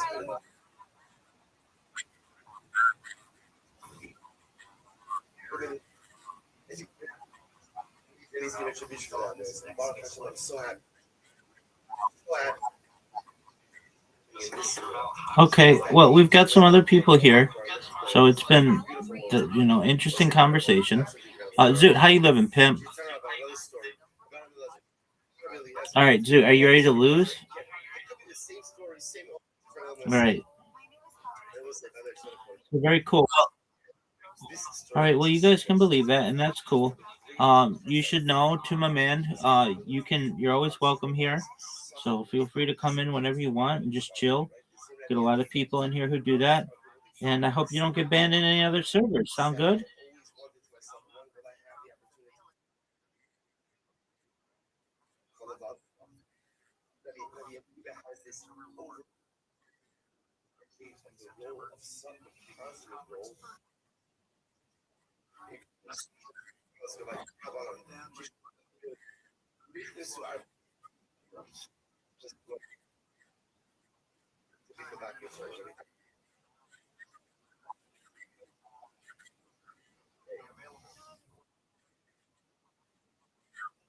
Just one moment. Hey, Zoot, you have an invitation. Please enlighten me on who you just mentioned.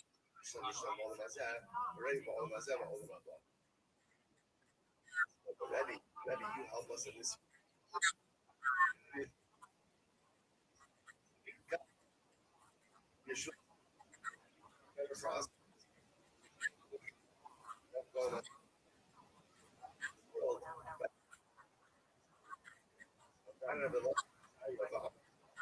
So,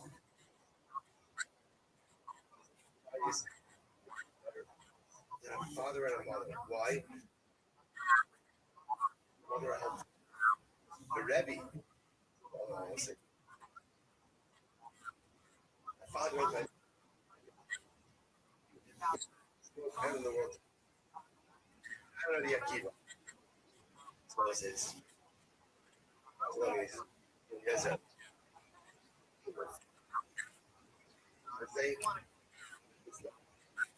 So Rabbi Akiva says is good. Good. Rabbi Akiva. This is like wait. Studies.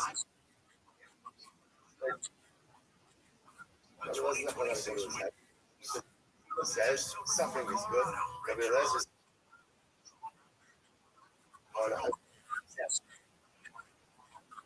Rothschild says Sankuni.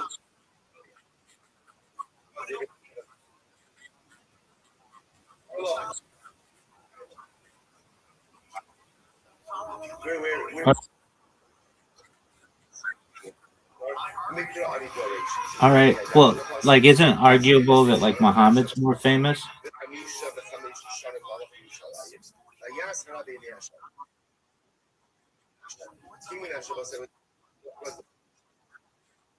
Years.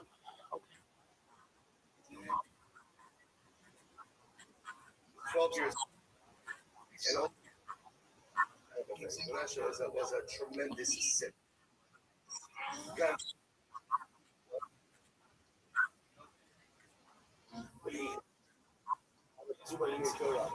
Okay.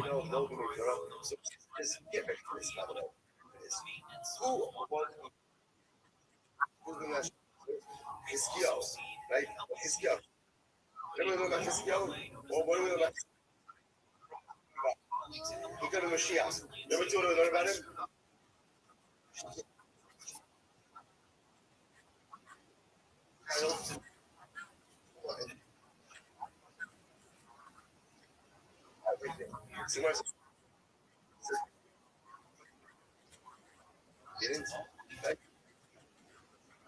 And he has a son.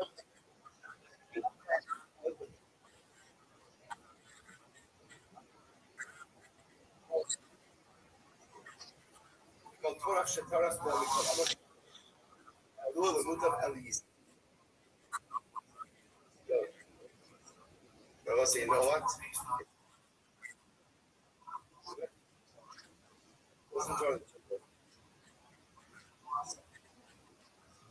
Suffering. Yeah, listen to this. My Davish.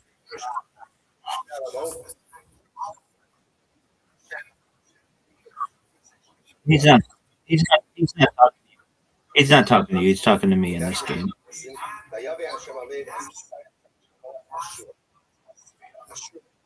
All right.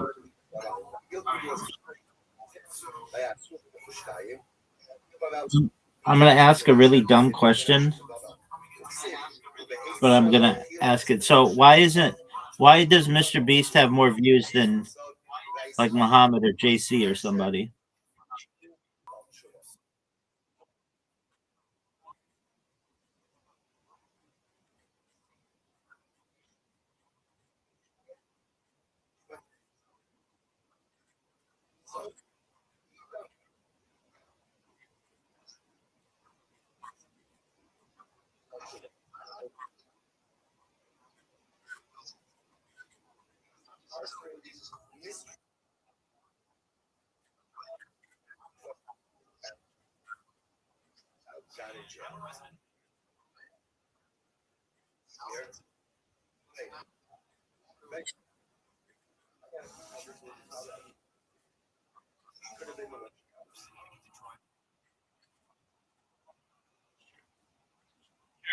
Sure. I just have a question for you. What in the fuck are you doing? Why aren't you playing this game?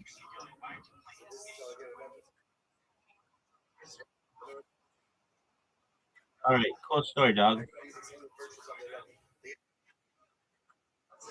Shoot, you're not. That's the thing, though. You're not.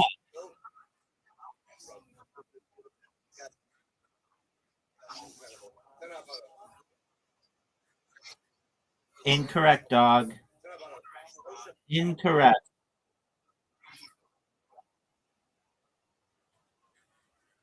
Right? What do you want me to do about it, babe? When Discord sends out their annual wrap up, I'm not in the top 1%.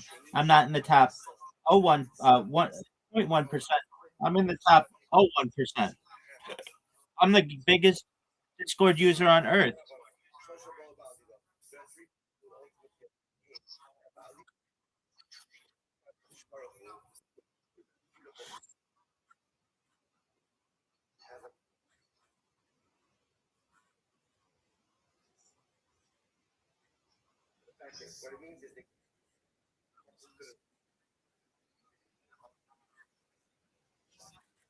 Yeah, baby.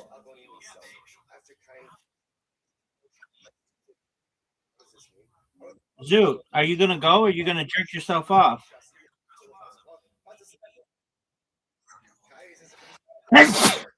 Pardon me. All right, is that what you want to do?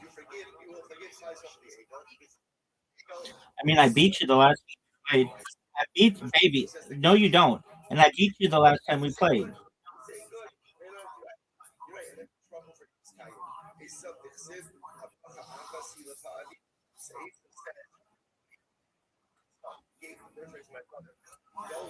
Zoot,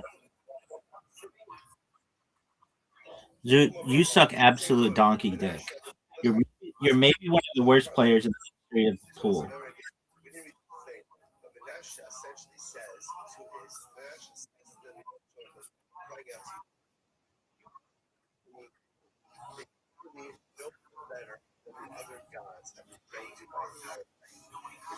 Dude, that was a terrible, terrible shot. Of all the shots in the history of the human people, your shot will be remembered as it's not the worst shots ever.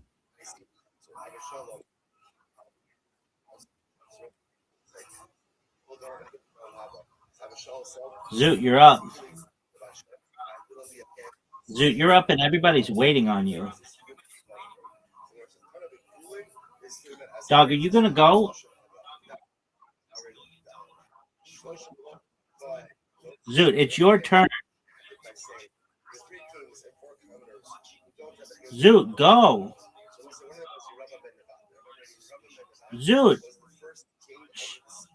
Oh, what an amazing shot. You scratched, but you made it.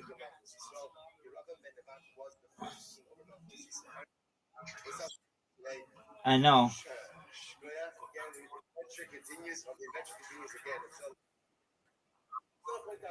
Baby, I'm still good.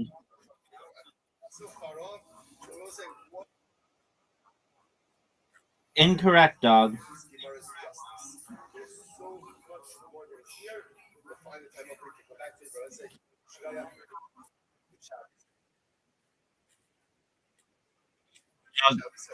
Dog, not my job. I don't know, dog.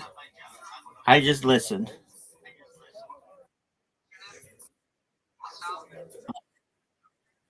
No, rap.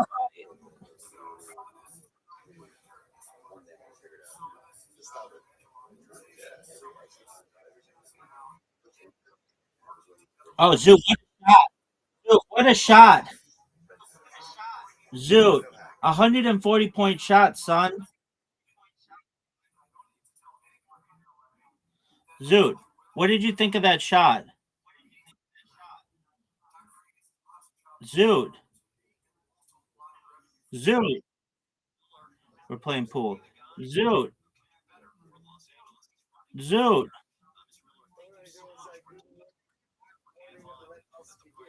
Zoot.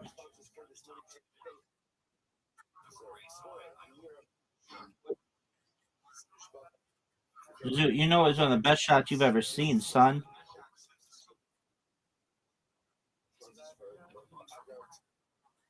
Because I'm sexy.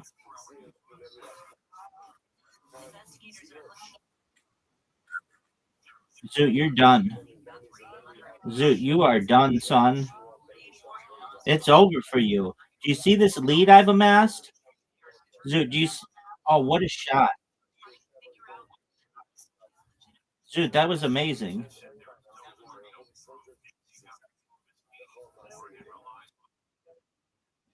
Zoot, you're done. You're done.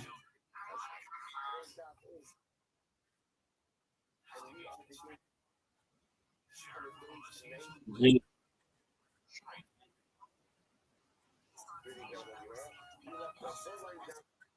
Because I'm gonna get rid of all the balls so you can't, like, there's a very low possibility of you beating me. It's a very good strategy.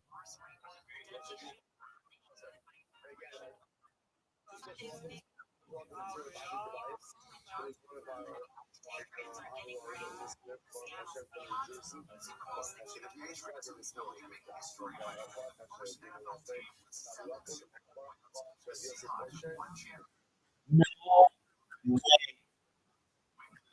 Zoot.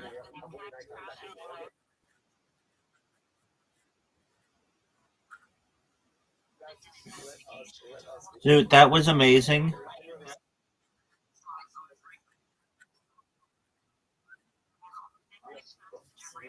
Are you sure? No, dog.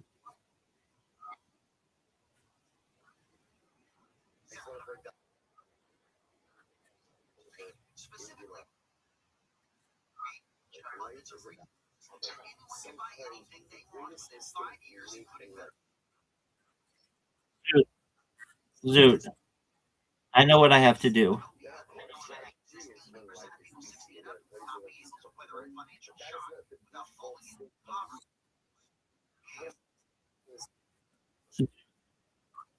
Zoot, is it time to buy Bitcoin? Yes or no? Go.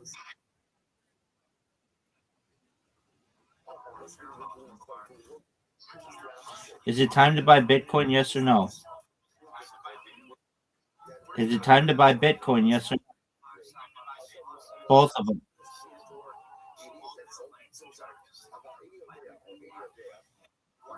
That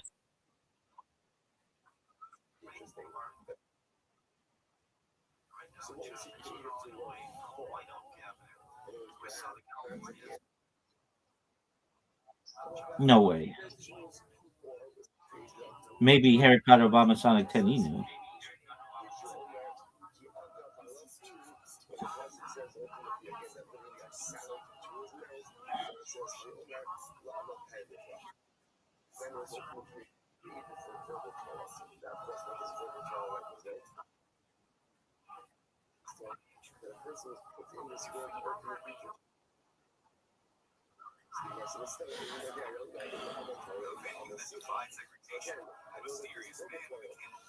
Zoot.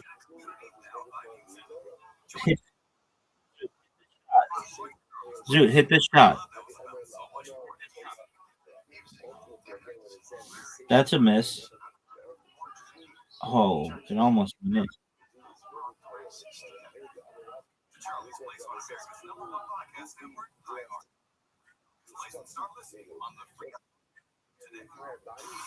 Did you like that shot?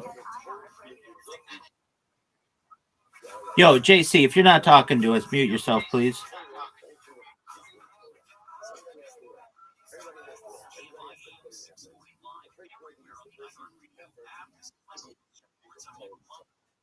Yo, JC, can you not hear me?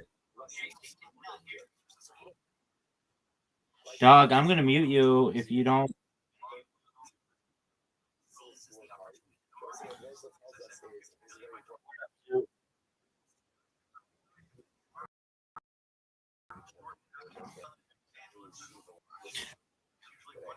I will.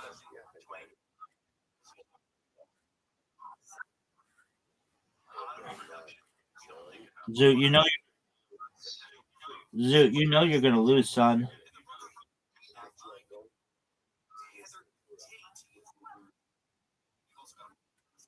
Yo, JC, are you talking to us?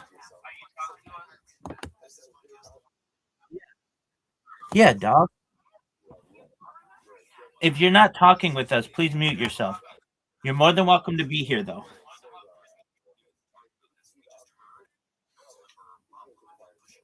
All right, well, do whatever the fuck you want to do. I don't know what the fuck the conversation was.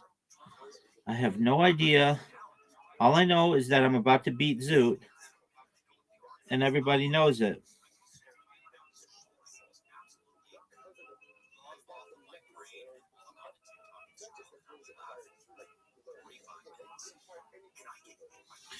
Zoot. That was garbage. Zoot.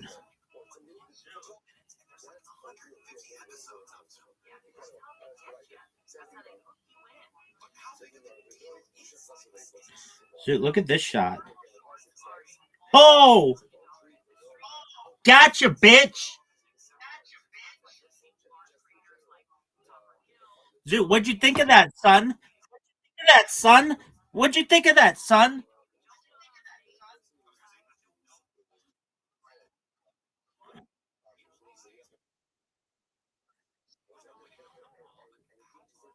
It was my shot because it was sexy. Dog, what'd you think of that last shot, baby? One of the best shots. Dog, you know that was amazing, don't you? You know that was amazing, don't you? Zoot, you know that that was an amazing shot, and I won by 10. Yo, everybody's waiting on you, dog.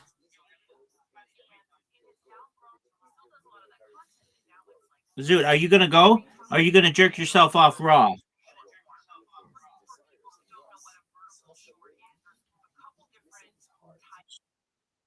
Oh, yes, you are, son.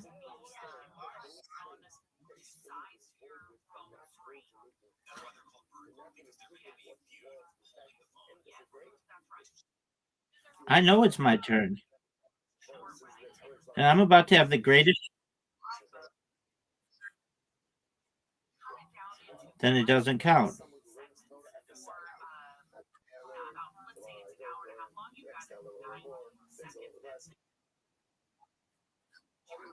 No.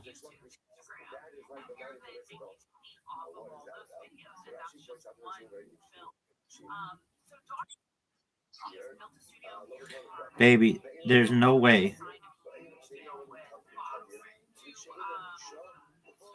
Are you ready for this?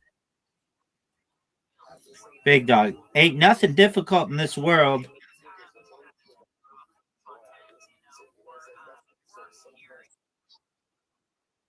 Incorrect.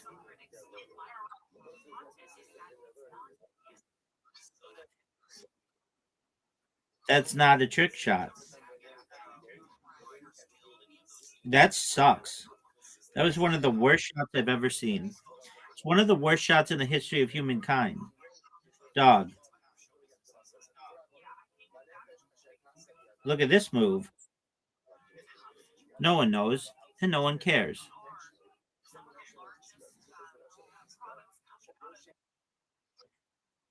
I'm ready for it, and everybody's gonna laugh at you because your shot sucks.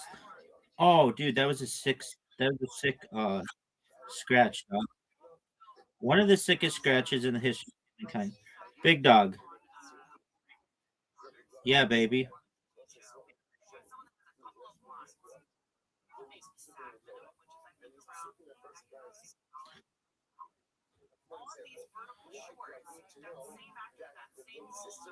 Are you gonna go? Dog, do you know how much time you're taking? With just guard, you're wasting people's time with those kind of shots.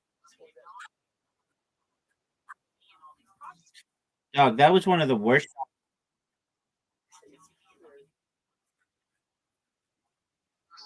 Oh, what a shot, dog. Did you see that, son?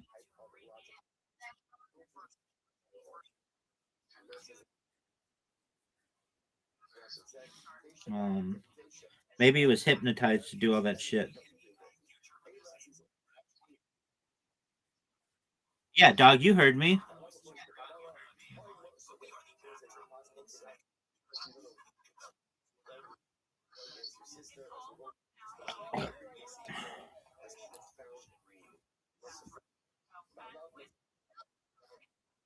Yeah, why are you laughing, son?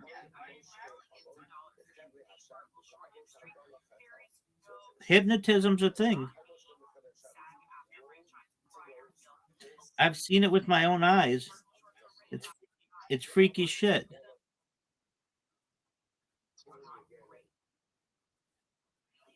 Um, maybe.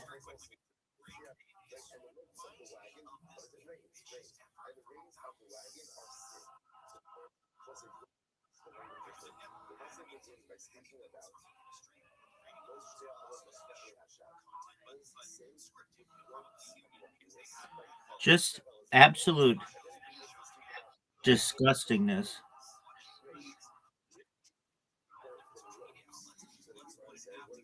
What are you gonna do, Zoot? Zoot, everybody wants to know what are you gonna do?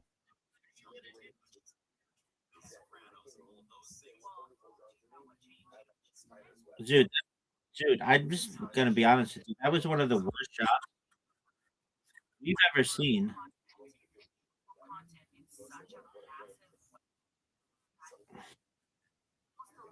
Baby, did you know that that was one of the sickest shots in the history of humankind? Dog, dog, everybody's waiting on you. Incorrect. Yo, dog. Have you ever seen Zoot? Have you ever seen Pinky and the Brain? Yeah, dog. Well, you're fucking Pinky, and I'm the Brain.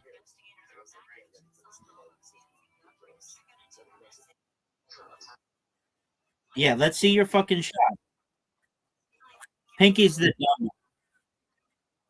Oh, fuck you, Zoot. That was amazing. Zoot, that was amazing.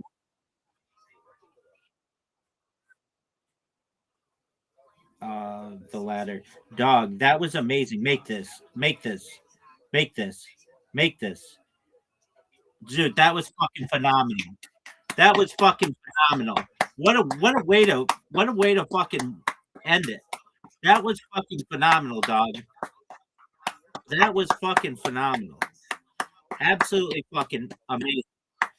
Dude, that was absolutely fucking amazing. Dog, one of the greatest endings to any game we've ever seen. Dude, do you hear me clapping? Do you hear me clapping? Do you recognize how fucking good that was? Zoot, do you recognize how fucking good that was? What's that, baby?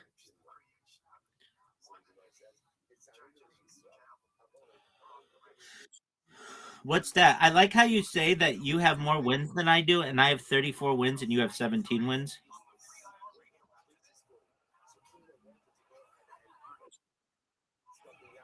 Dude, we play Go.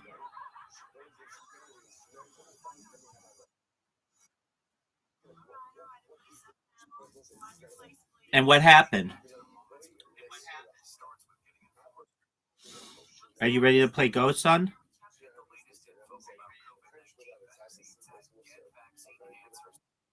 Are you ready to play Go? All right, big dog. As you wish. Dog, no one knows.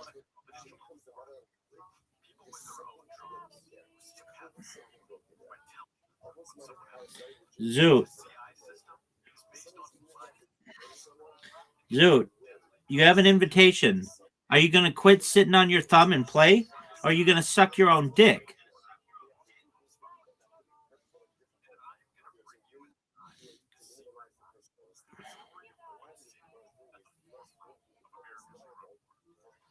Dog, dog, you're up. One of the worst shots, one of the worst things we've ever seen.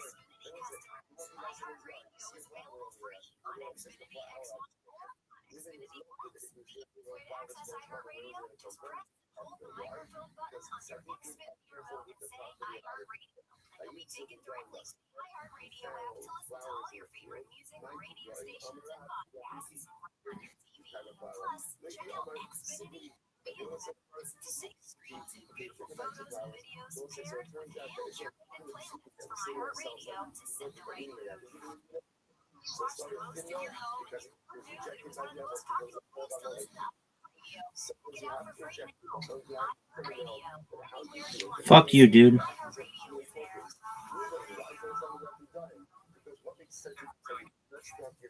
The experts at AMCO undergo most rigorous training to stay on top of the latest car technologies. There's nothing we can't fix, except for that complicated relationship. Oh, I know whose turn it is, baby. You're up, dude.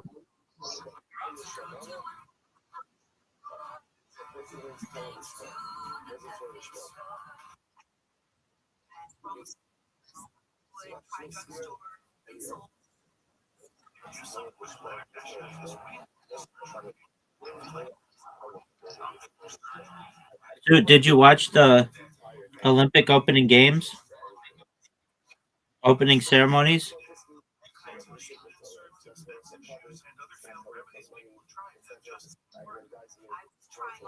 Dude, you're getting dominated, son.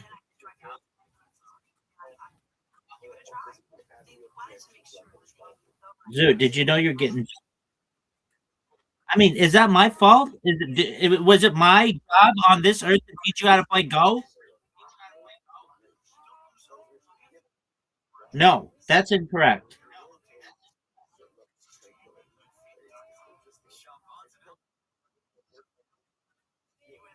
Because I'm dominant.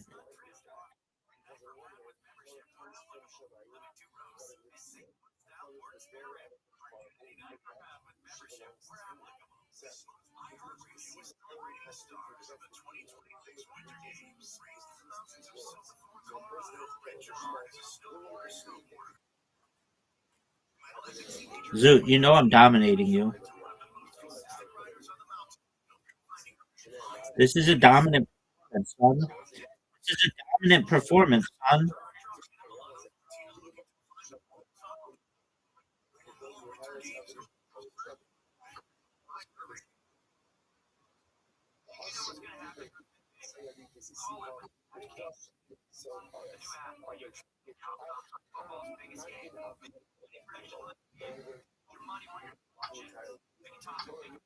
Zoot.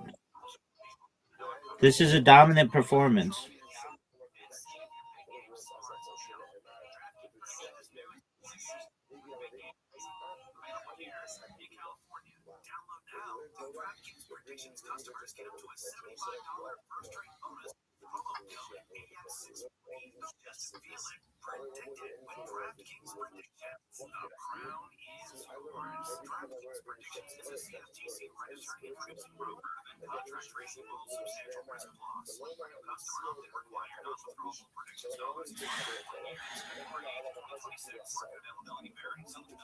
Zoot, are you gonna go?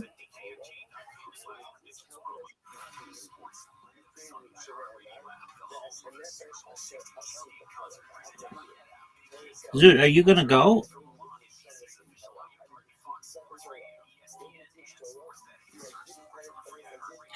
Zoot, go.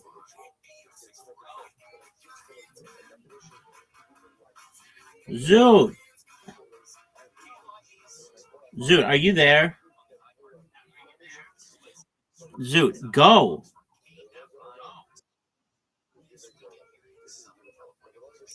Zoot, you're jerking yourself off live on a Discord call. All I want you to do is go.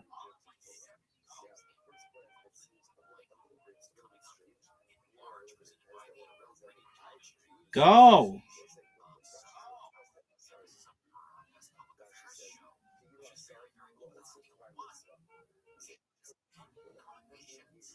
Go, Zoot. Zoot. Fucking finally, dog.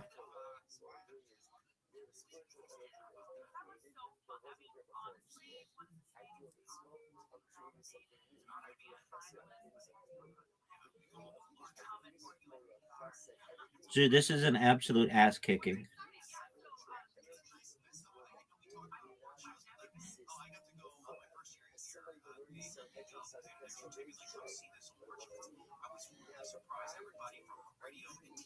Dude, did you know that I won? Are you ready to get your ass kicked again?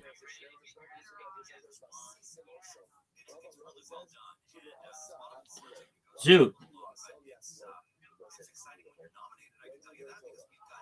Zoot. Okay, why don't you read the rules? Why don't you read the rules? And read them aloud. I want to hear you read the rules aloud.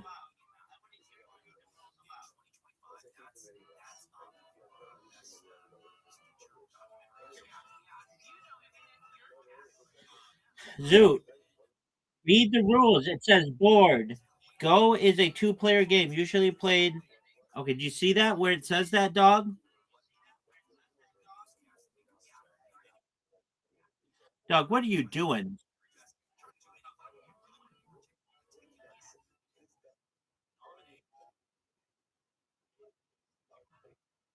Zoot is fucking sucking semen through a straw right now. Dog, come on.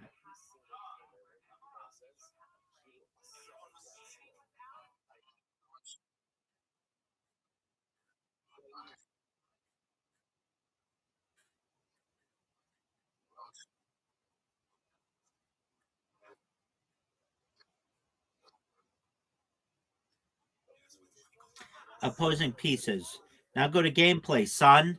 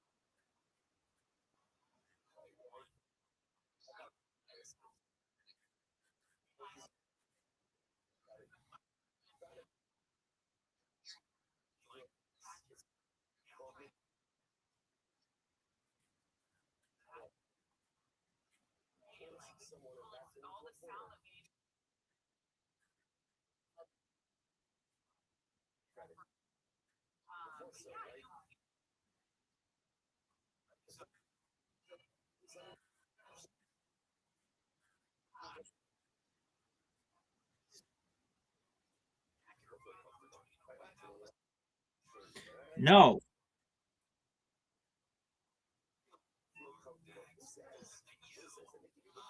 Keep going. You don't know how to play shit. You don't know how to play shit.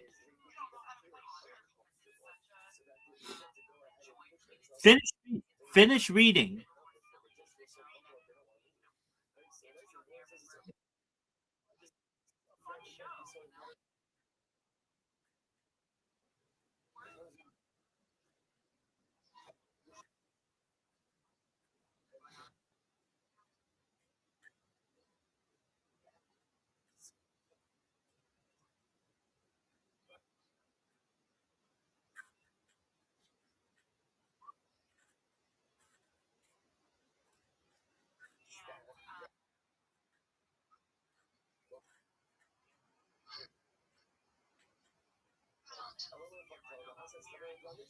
Go to endgame, son.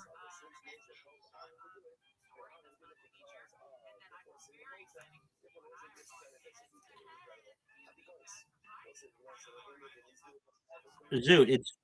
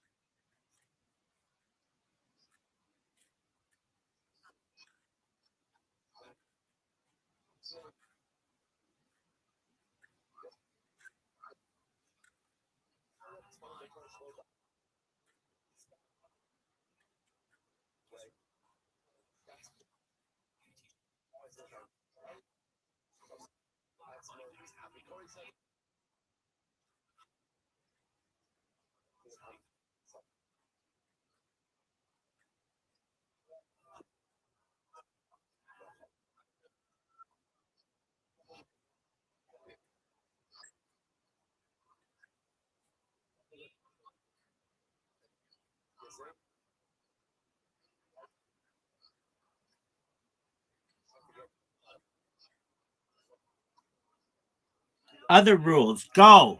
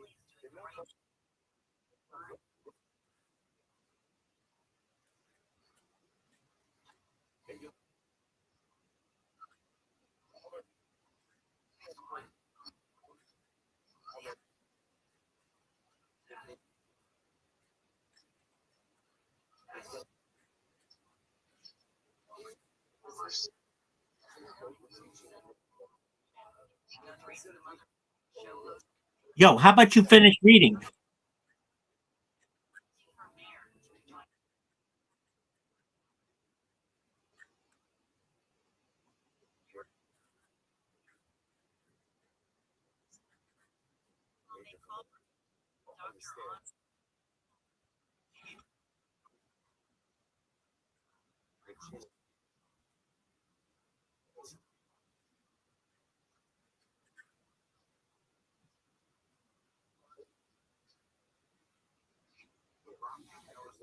Are you ready to lose?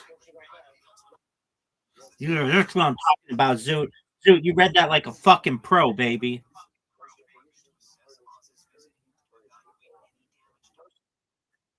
Yeah, because I fucking ensured that you read all the rules.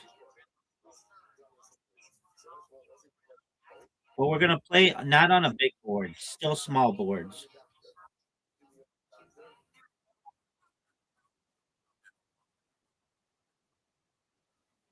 100,000%.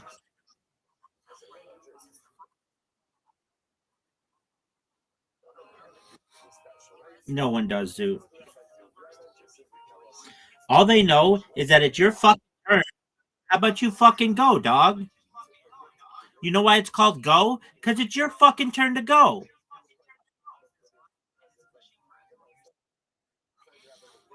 Yeah, because you got the Comey, bitch. You got 6.5 points to start off because I went first. How about you fucking go, dog?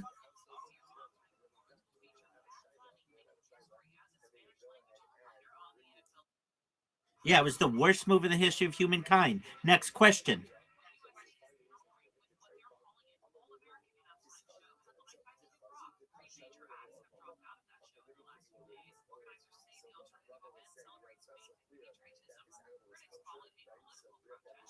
You're up, big dog.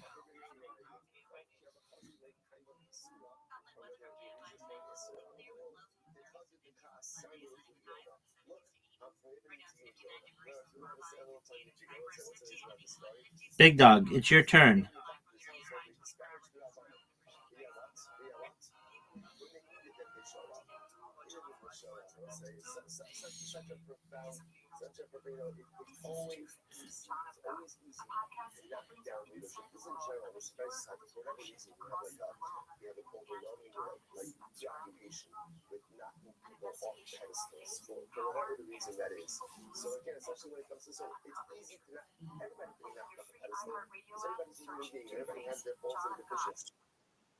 Oh yeah, do you?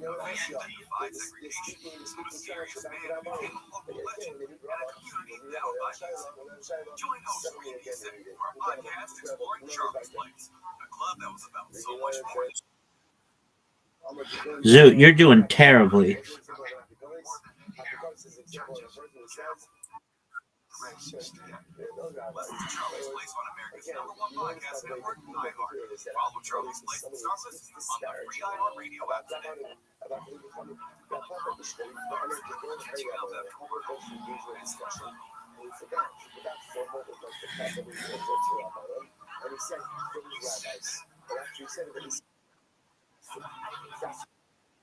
Baby, what do you want me to do about it?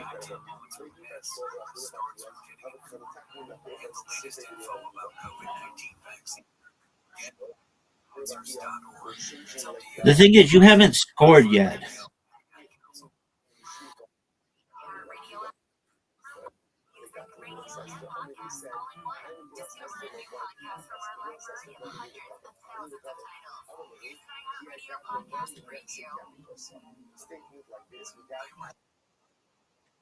No, you're not.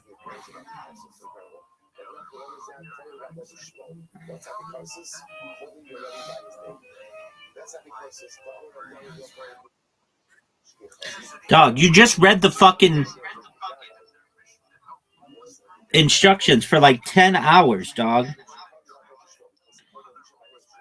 Are you gonna go?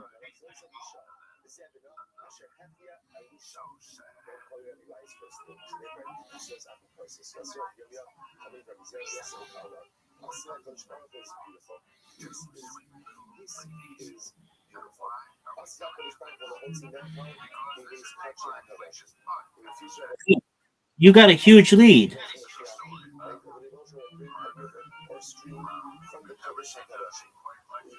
How the fuck did you get such a big lead?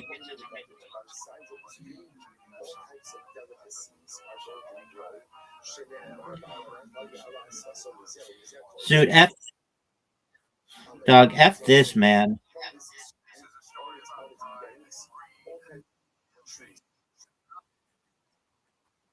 Dog, look at your lead, son. Look at that fucking lead of yours. Gone. Gone, son. Gone. Because I'm sexy.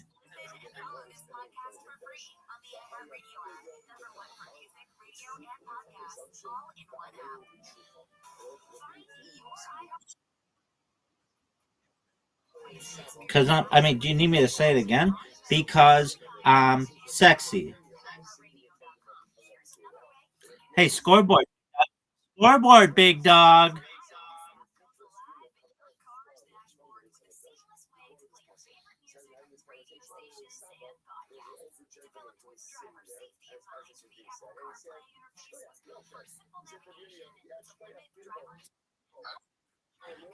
By putting points on the board. How else do you think you score, son?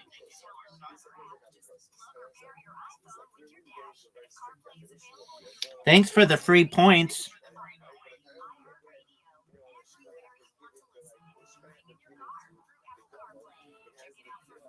Big dog.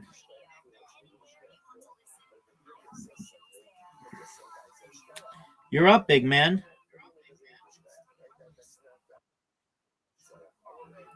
Yeah, dog.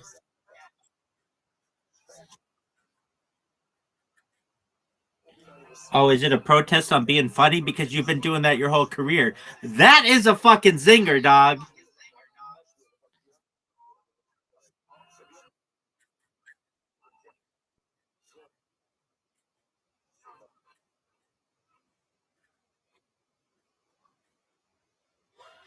Okay, well, that's kind of controversial, but I mean, do whatever makes you happy, baby.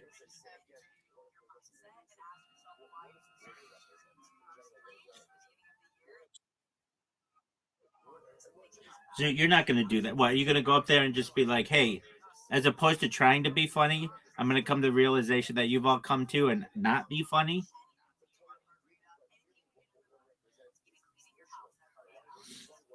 Zoot. Yeah, it's called I was eating out my grandmother and then I tasted horse cum. I figured that's how she died.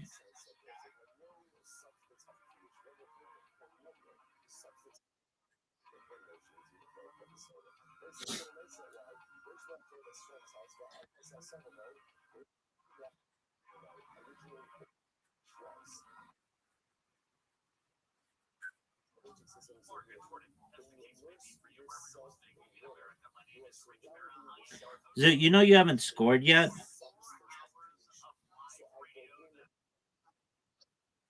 Yeah, yes, you did.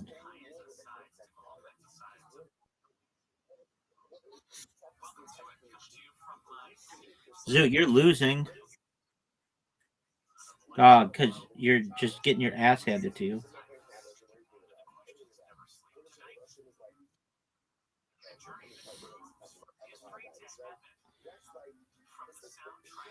That I am still winning.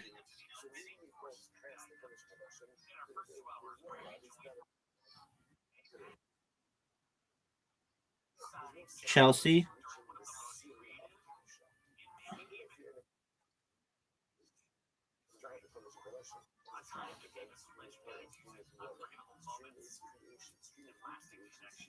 Do you think you're going to munch Chelsea's box?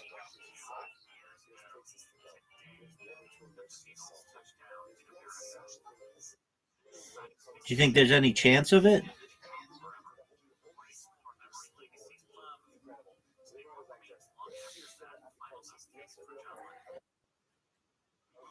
There you go, big dog.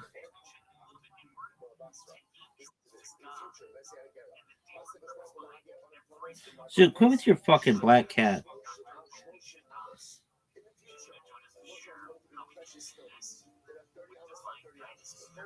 Zoot, are you gonna go?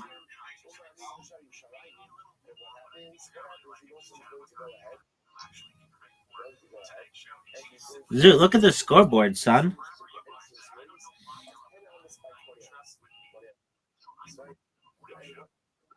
Zoot, look at the scoreboard, son.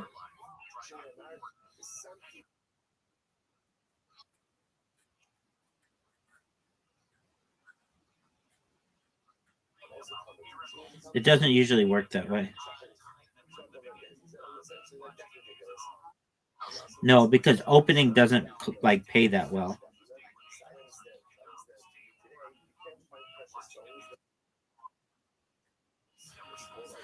Yeah, but people would rather make money. I mean, like a headliner might make, I don't know, $10,000 a night, and openers are going to make like $500 a night. It's just not worth it. If people like you,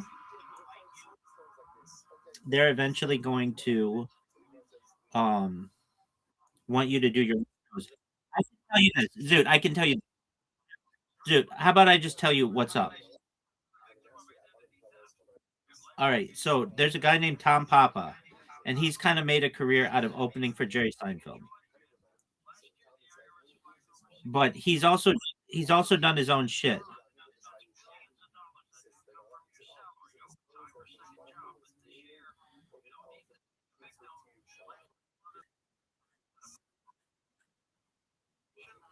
All right.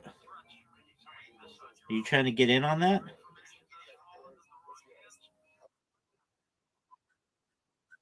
Word, dog. Dude, did you know that you lost again?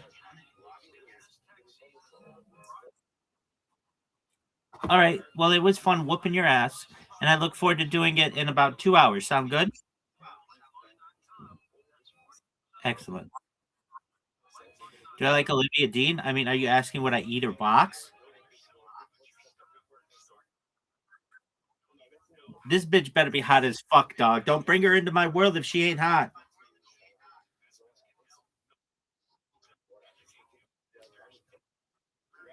Oh, that's a bad sign. You're asking me would I eat this British singer's box? Yeah, she could get it so long as she's 18. Yeah, then consider her box on the list of boxes that I'm gonna munch.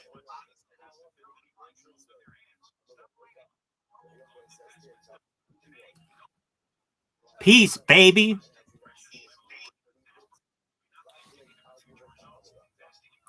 Champion, motherfuckers.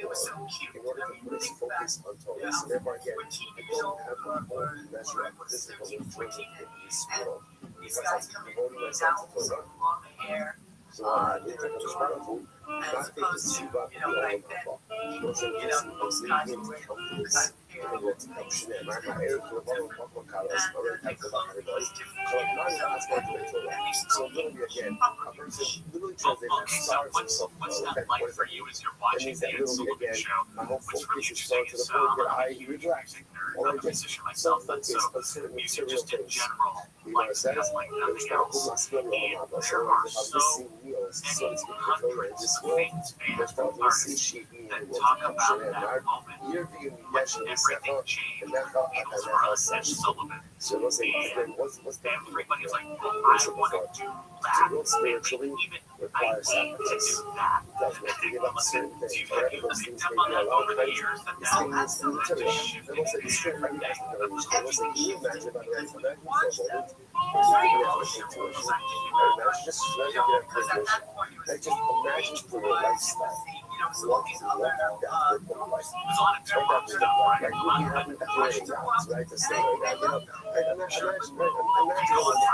Listen, and again, it's not just true for tuition. There's a lot of things in our Jewish heart that really cause us to sacrifice. But he was telling us just to understand whatever sacrifice we make for your Jewish heart in this world, the emotional overlook getting back to you. Just understand that. So in other words, we give up time for the Torah. We give up other things for the Torah. We give up our money for tzedakah. And again, I say sometimes it's easier, sometimes it's really difficult.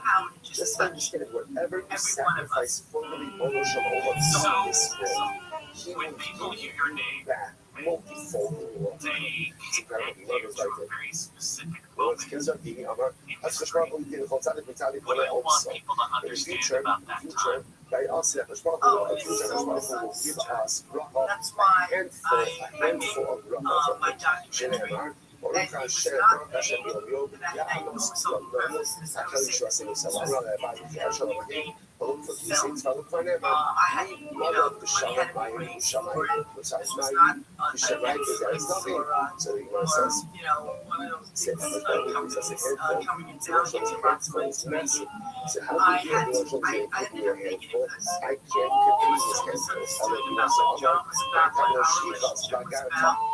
Why would you not show up for Shir? In Shir, we learned to one about Adalta. I'm not going to say that some straight to Rabbi. I'm going to say that Gimel Le'abah says all of us. We also did everything exactly 310 words. Shemar, the hundred of Arabic Gish, those who say about Gish, Gematria, plus Le'abah. So say whatever this means, when we get to the work once again. But it means it's understood that the Tzaddik lives a life like that. We'll say that all of us are Tzaddik. And we all know that you holy Hashem, you have to sacrifice. You make these sacrifices. Whatever you sacrifice here, I will absolutely give back to you. And you're there on the way it says, the legal child of Monday did most. The way in which you act, part of that serves you. Take it back to what's happened. This I'll be shot country.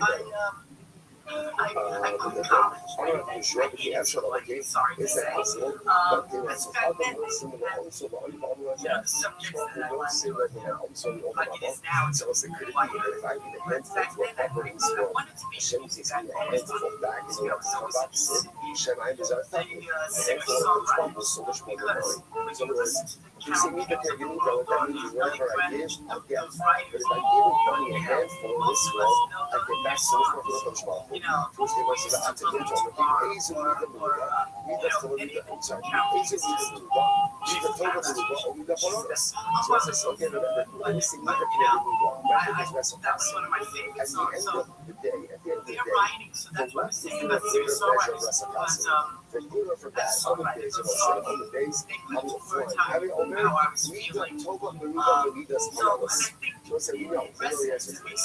That we the Torah always eclipse their there's always reciprocity. There's always reciprocity. But when it comes to reciprocity for bad words, if I do bad, it's not the word, it's back upon me. That's the way it works. But the reciprocity for that is a much more equal bad. On the other hand, when I go ahead and I do good things, the reciprocity for that is even more. And it also gives me back more than I have given. The Gemara says, when he does like us, Sid, במנצח השחקים איתו, ותרתי שמיים ניסה, וילמתם עליהם מעלה, ויכול ובדיוק לפעמים הפרס אומר, תעלו מעשה אשר נפתחו, ואת פרס הסיג, וייצו ולא בבגר ספר, שבתמונת הזו, שבתמונת תתומים הטובה, הסביב בבגר גרב, ולהזמין את פרס הסיג, וייצו ולבגר אנוש והחושים, שכל טוב עשה וסמוס, ועשה לו סכתה, והייתי בו וכל עשה. I was not supposed to talk about the was Moshiach. We're going to see the arrival of Moshiach. We're going to see there's going to be a valley of corpses where all of those who died in the war of Gog and Magog will be part of the Masvalo. I don't know and Shaul and all of that. We admit that the person sticks his finger in fire in this world, burned immediately. And the Christian knows that it's not a proper Shalachal Fire. So, it's not a proper in the same way that the Shalosh gives the proper show to receive their punishment, the Shalosh gives proper as it gives to receive their reward.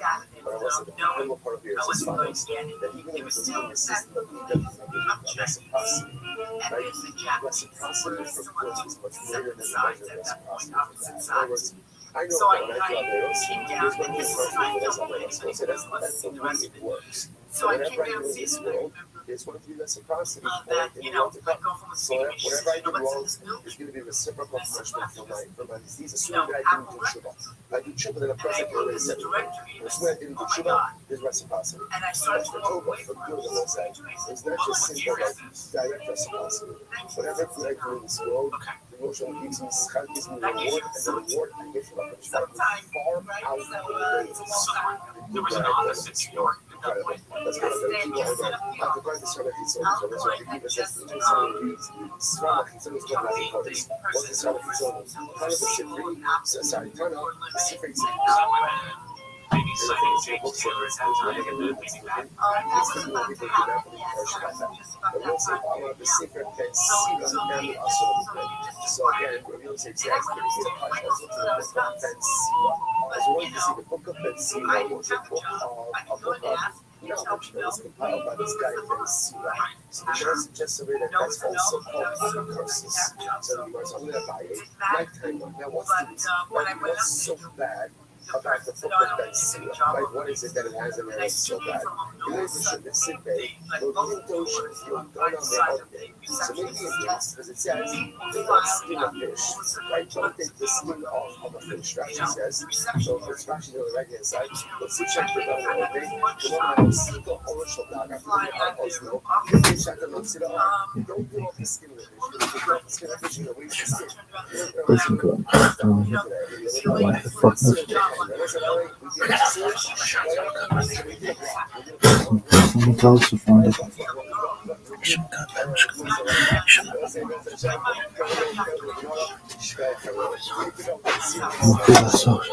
I went and I met with him after lunch. I was excited. And I declared the word house and the royalties for me. Because Alan Fly's also had movies to great reaching ground. That's great publishing companies, which as a musician you understand that one. And so it was like, all right, it was like good morning. Begin by thanking all of us. Oh, it's Bad Bunny time, son.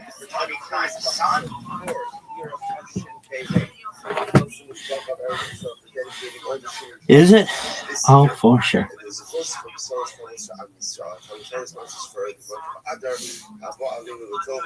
Terry and Steve Zinn, loving memory of Terry's father, Dr. Harry Khan, C. Hirsch, Ben Yosef HaKohen, and the Ziv of Levin and Berman families in memory of Mr. William Ziv, Zeb, Shua, Ben Yisrael, we hope they're merit.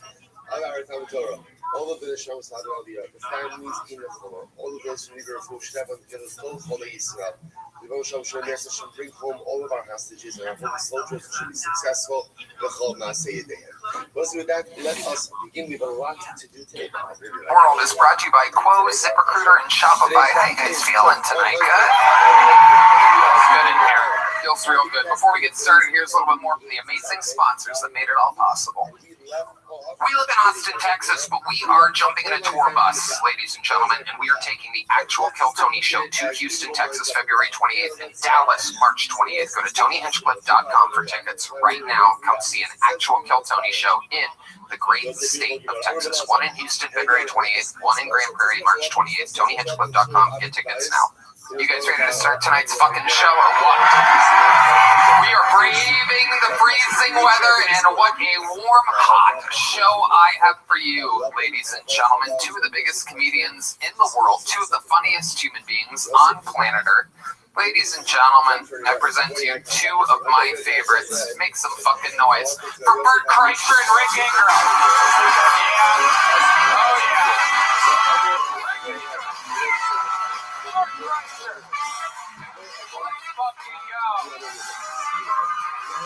Yeah, buddy. Hi, buddy. Free Bird is out now on Netflix. It is one of the top shows on planet Earth. Welcome back, Bert Kreischer. It's good to be here. I've been here all fucking week. And I will be here all week because of this goddamn storm. Tony, how many mistranslations do you think happened in kitchens this Thursday? Before the storm came in, they were like, hey, ice is coming. I'm like, oh, fuck. Thank you. That joke's dead after a week, so I might as well get it out. How's that double entendre while you can? Exactly. Rick Ingram's new special, Crowd Pleaser, is out on the Comedy Store YouTube now. Rick is one of the funniest fucking human beings on planet Earth. Rick was the guest. Fun fact, for those of you that consider yourself Kill Tony fans, Rick was the guest on episode 1 of Kill Tony. Wow. Before it even had its name. It was called Hinchcliffe's Notes with an apostrophe. There's a lot of people who said that my presence on Hinchcliffe's Notes is what made Kill Tony necessary. It's true. It got the pilot picked up for episode 2. We renamed it, and the rest is history. What other names were in the running? That was another Brian Redman's second podcast. Yeah, second. It was like his 9th at the time. The Brian Redman experience. Yeah. And now I'm the only person left stuck working with him. So it's funny how these things turn out. The privilege. Oh, what an amazing privilege it is. We love him. How about a hand for Red Band, everybody? I mean, just adorable. Yeah. He had to lip roll the cat hair off of him earlier. He said, quote, the cat slept on my shirt. This is my business partner, everybody. You guys know how this show works. Over 300 human beings signed up for the opportunity to be on tonight's show. They're all stacked on top of each other in an unbelievably disgusting bar next door, hoping and praying that they get pulled out of this bucket. I'm going to let the corpse of John Benet Ramsey pick the first name out of the bucket. Congratulations. I can't believe she's here. It's amazing. The people that travel here for this show, it's absolutely incredible. Still just as hot as you want. So while we go, Brother's not here. Well, we go wrangle that first comedian, and you guys know how it works. They get 60 seconds uninterrupted. You know their time is up, and you hear the sound of a kitten. That means they have to wrap it up then, or else they bring out the angry West Hollywood bear. He is very angry tonight. Even though he likes the cold weather, he's very, very angry. While we go wrangle that first comedian, we have a special treat for you guys to start tonight's show. A regular who we haven't seen in quite some time, a master of the interview portion of the show, and the great return of the one and only, ladies and gentlemen, if you know the words, sing along. This is Hans Kemp.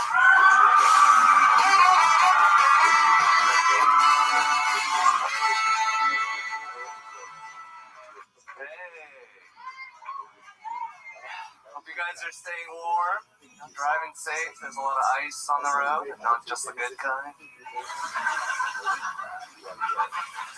Not just the brave men and women who are trying to make sure these sexy Latinas don't suck our cocks. But the bad kind that enters your home without a warrant. My only problem with ICE is that they're going after every minority group except black people. I mean, you're trying to reduce crime. You can just give it more room to breathe. But I understand. Can you imagine the shape you have to be in to deport black people?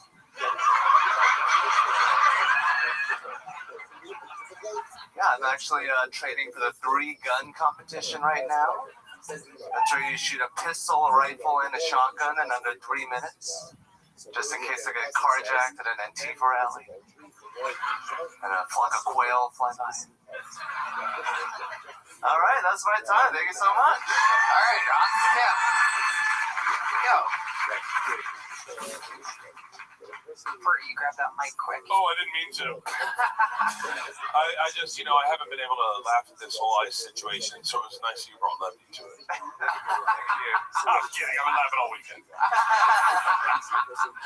Hans, fun set. I agree with almost everything that you said. I didn't understand the 3-gun competition thing at the end. Is that a thing that happens? Yeah, that's a type of gun competition. It's just where you shoot around with the boys. It felt like a very specific type of racism that only he knows about.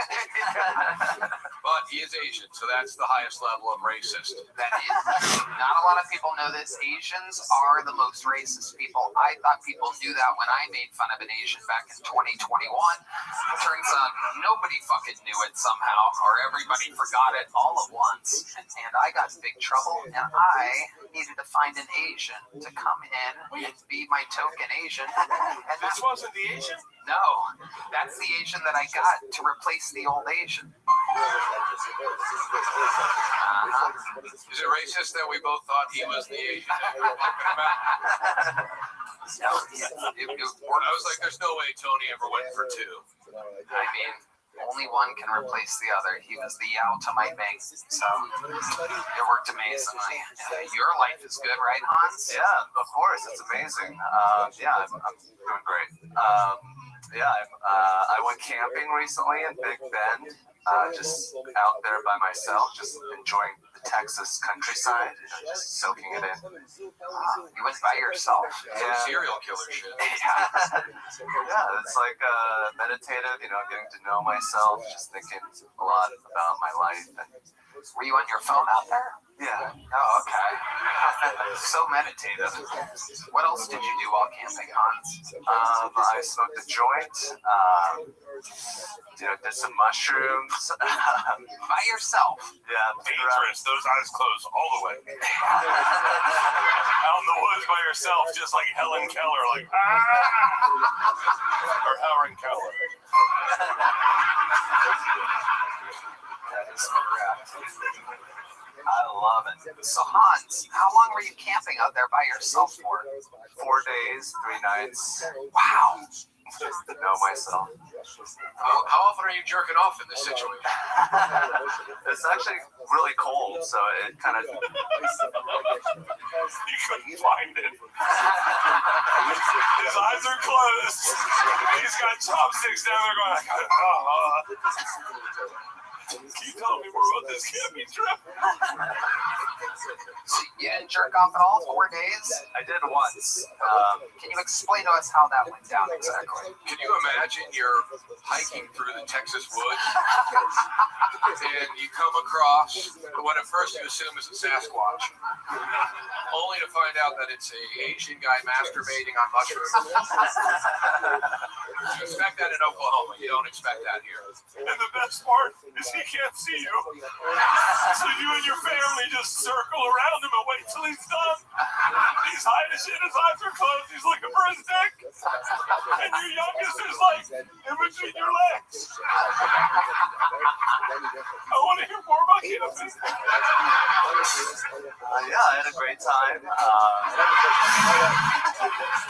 Amazing, Hans. Why was he away for a while? Why by yourself, also?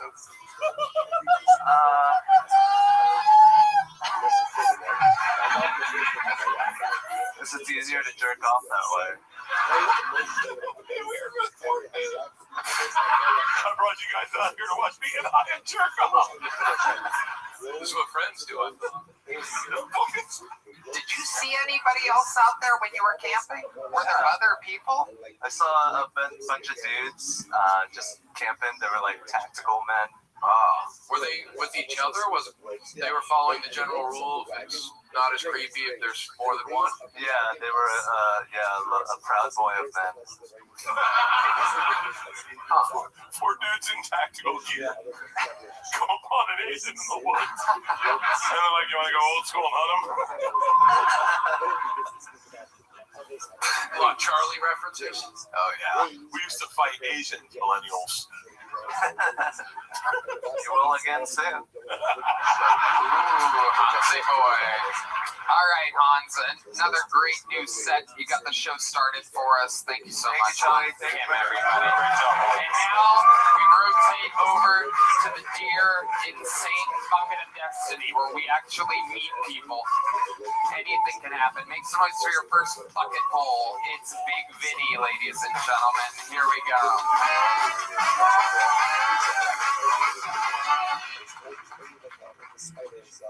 I haven't had a chance to get medicated yet tonight.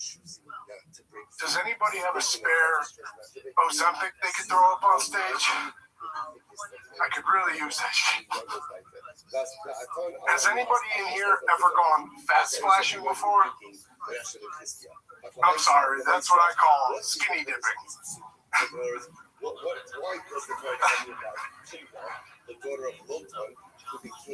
I used to date this Latina. She would make me drive her really far to try new restaurants. The reason she broke up with me, she found out her name in my phone was Torta the Explorer. Yeah, that fucked me up. That was hard. It was even rougher that I had her aunt in my phone as Tortilla.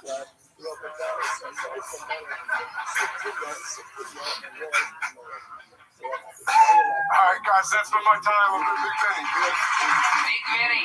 It's even in his name, folks. His entire identity is his weight. Meanwhile, he's the third fattest guy up here right now. I'm awesome. Sorry, Bert. We do those jokes in LA. We know Red Band's number one. Bert, number two. Medium Vinny here doing nothing but Ozempic and fat jokes. So, yeah, slightly less Big Vinny is what I've been going by on the street. I'm kidding, Bert. You're not that fat. You seem like you got No. Oh, my Charo, I lost 40 fucking pounds. I shit blood in the morning. Are you really on GLP-1? No drugs for me, just running and eating right. Fuck. No, okay, I'm a cheater again. Fuck you. I'm here to shoot. Eating right, he says. Just did a minute of fat joke. Yeah. What have you eaten today? What food have you consumed since this morning? I just had, only today, I really only had a chicken salad sandwich. Yeah, I made myself. Wow. Did you put grapes in it? Put grapes in it. Yo, what up? There's a lot of sugar. Trey's way. Damn, jeez, I'm getting health advice from. Long time no speak. This is not good. What's good, son? It's accused of not. Oh, slanging dick like it's going out of style. I have a question for you, though. A very serious question. Has your actions been due to the fact that you got your ass kicked so badly in pool, or can you please provide an explanation?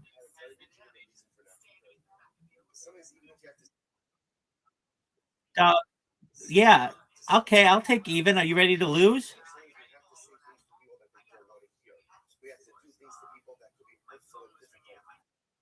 Oh, Layla. Okay. Like when? Baby, I'm up all night. I'm going to pull an all-nighter just to whoop your ass.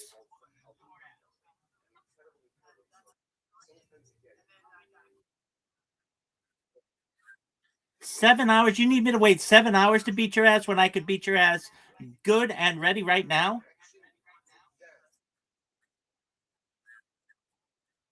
Doug, how about you just play right now? How about you don't plan your fucking life around playing pool and you just do the needful right now?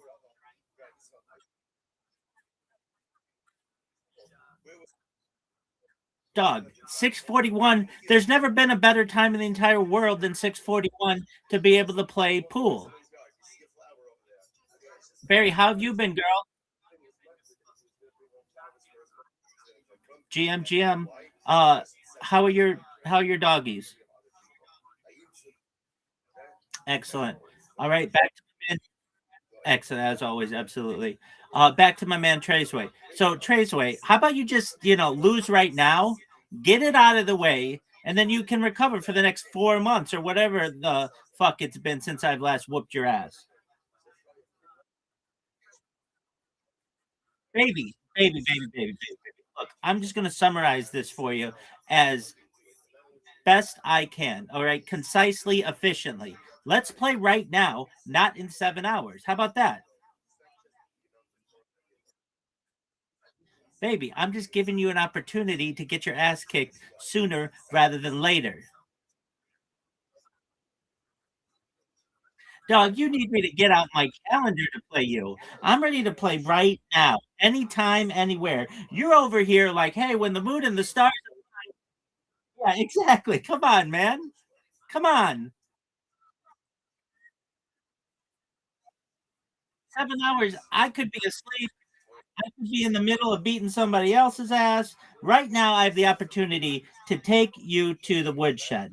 And let's be honest, it's your time. 6:41. There's never been a better time in the entire world than right now to get your ass kicked. I mean, I'm positive of it. So, how about I send you an invitation right now? You accept it, and then you get thrashed.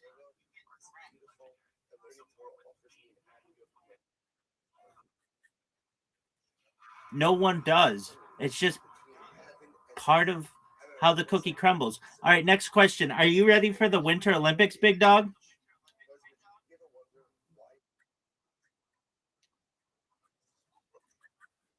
All right, what's your favorite sport and why?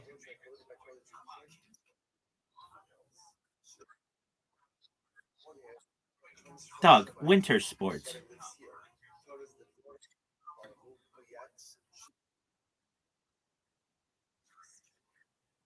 Okay, those work. Why isn't there a spring and or a winter spring and or a fall Olympics?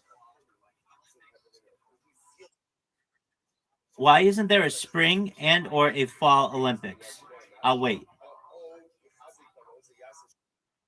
I think they should have one. I think we should start it. And the first sport that we could add to the lineup is pool.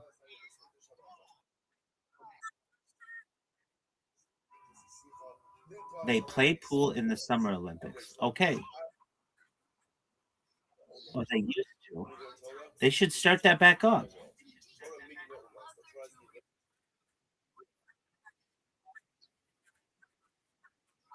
That's baller. Now we're gonna have to learn all of the history of pool in the Olympics. So thank you, Barry. Pool Olympics. Let's see. I bet it's no. We want billion.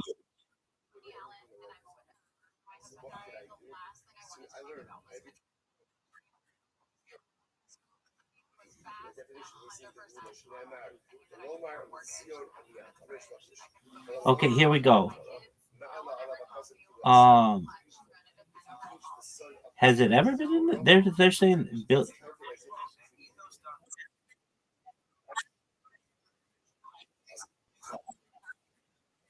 has billiards ever been in the Olympics? They've had billiards on television. Billiards has not been included as a full medal sport in the Olympic Games. While cue sports, including pool, snooker, and carom billiards, are recognized by the International Olympic Committee as an international sport since 1998 through the World Confederation of Billiard Sports, they have not been added to the official Olympic program. I've I've seen it. Oh, for sure. Absolutely. I'm sure. I mean, you remember it and you were a child, so it definitely made an impact on your life. I Oh yeah, no, that's definitely a sport. But I'm with I'm with you Barry, I think that I don't know your personal opinions, but I think that billiards should be an Olympic sport. If you have ping pong,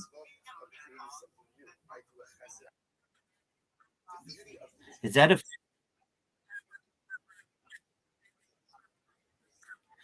do you know what the most wild sport that has ever been a sport though in the Olympics was?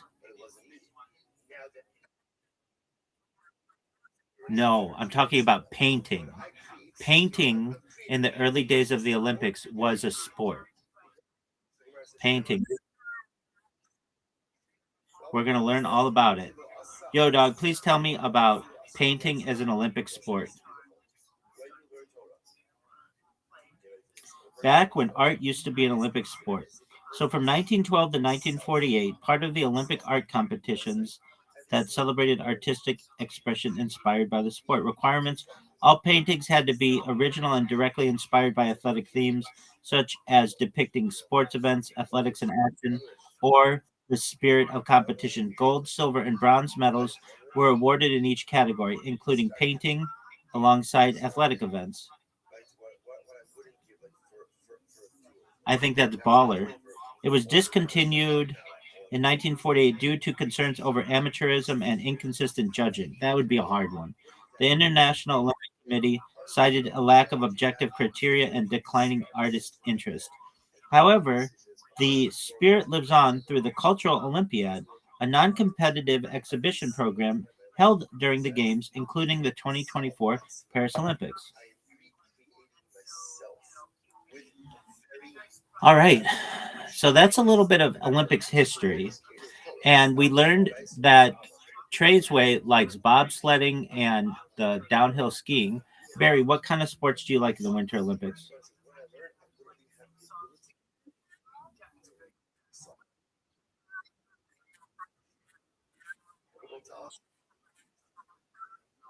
That's big time. I like it too.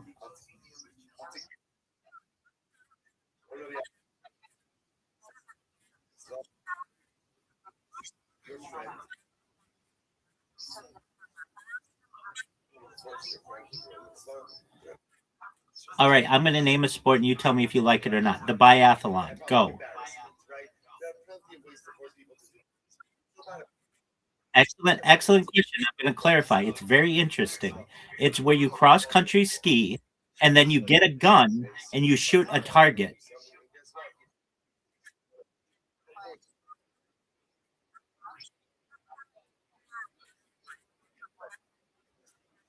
Oh, I agree. But isn't it strange that they have a sport where you get a gun and you shoot a target while skiing? It's like two random things that they put together. Excellent. Yeah, it was about alpine snipers, essentially. All right, next question. What are your thoughts on is it called skeleton? We'll look it up. We'll look it up. Yo, dog, isn't there something called skeleton in the Winter Olympics? It's something like that. Yes, skeleton is the name of it. Yes, skeleton is a high-speed winter Olympic sport where athletes race head first and face down on a small sled down an ice track. They can go. Okay, excellent. Here's my perhaps my favorite is what I'm about to ask. Um, what are your thoughts on speed skating? Oh, it's baller. It's absolutely baller.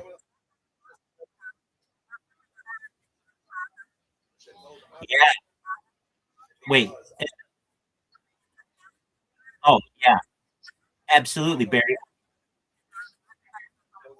I'm all focused on everything social media. So you've got me pegged. Yeah. So which didn't really make sense to me why everyone didn't chase after her. They just let her go, and then she just was able to sit in back and coast. Yeah, that's an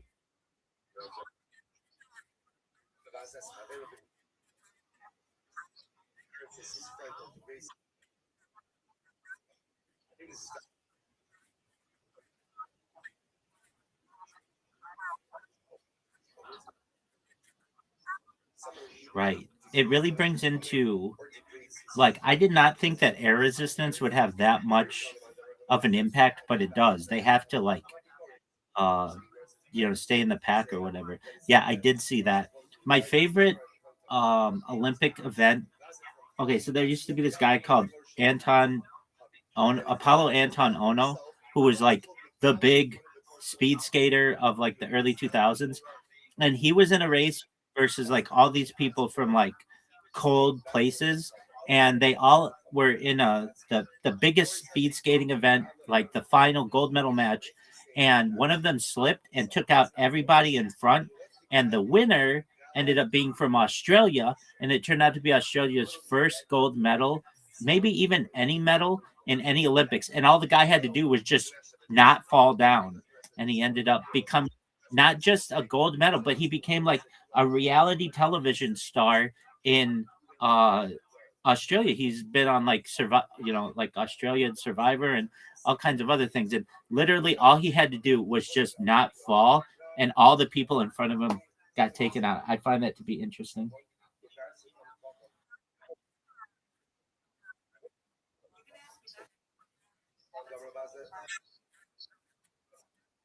Oh yes, yes, yes, yes. Pardon me. You are 1000% right. Absolutely. That's an excellent clarification. For those of you keeping track at home, Barry's absolutely correct on that one. Yes, in the Winter Olympics. I should have absolutely been clear. All right, so who do you think's going to win as a country?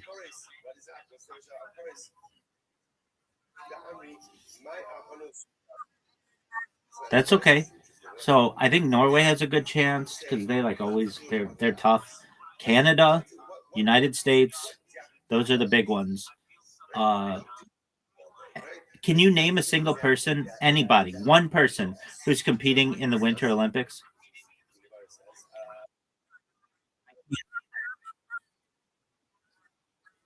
Right.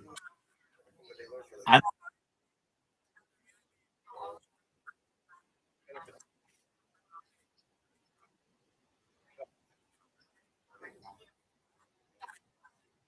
I'm with you, Barry. It has not, like, even I was someone who like talks about the Winter Olympics a lot. I still can't name one single person competing. And when I was younger, I feel like they would like NBC and the Olympics and like USA Sports would always focus on maybe one or two different Olympians to be like, hey, be on the lookout for this person. Like in ice skating, there was like Tara Lipinski, and before then there was Christina Yamaguchi, and there was Nancy Kerrigan and Tanya Harding, and there's Apollo Anton Ono. Like I could at least name some people like that. I forget what her name is as a downhill skier, but like there would be, or Sean White in snowboarding. There is absolutely no one like that I can think of now, and I don't know if we're just not as good as we used to be, so they don't focus on something, or um, I don't know. But there is just I can't name a single one. I have yet to meet somebody in here, and I've been talking about the Olympics for a little bit now. Who can name a single person? How about Traceway? Can you name a single person who has competed, who's about to compete in the Winter Olympics? All right, who's that?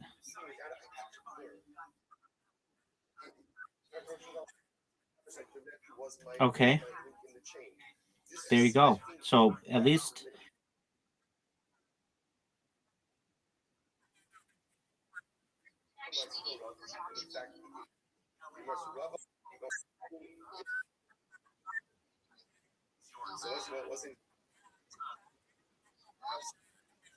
just rolls off the tongue.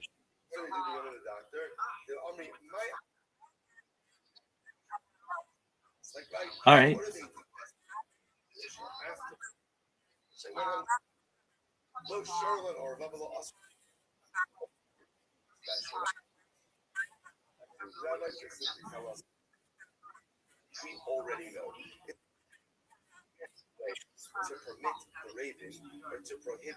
Okay.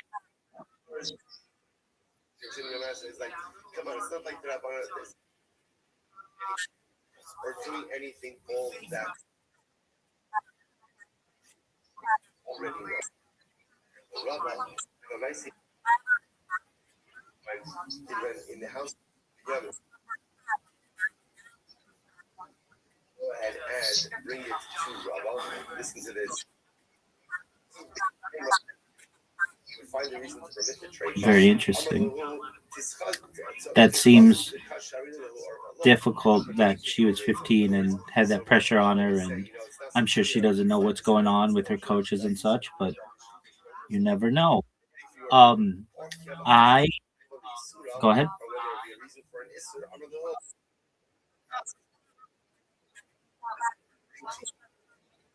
Yeah. She's wait. Hold on. The one who dated Tiger Woods. When they needed them, they showed up.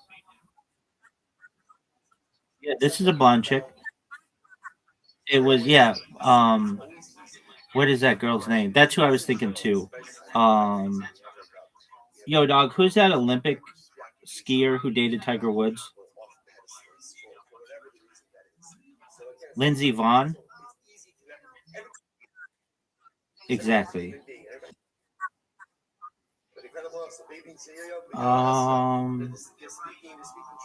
We'll see. Is Lindsey Vonn competing in the 2026 Olympics? I thought she was. I thought she was coming back. She is. Despite suffering a completely ruptured ACL in her left knee just a week before the games began. Oh, are you serious? That's like a career-ending injury. She confirmed her intention to race at a press conference on February 3rd, 2026, and successfully completed. Oh, I imagine so. She's 40, so that's old for an Olympian, big time. But she's like the most famous female skier ever. I mean, I can't name many of them. There's Peekaboo Street and Summer Sanders, and I just knew her really because she did NBA Inside stuff. Um, Aside from that, I can't really name any.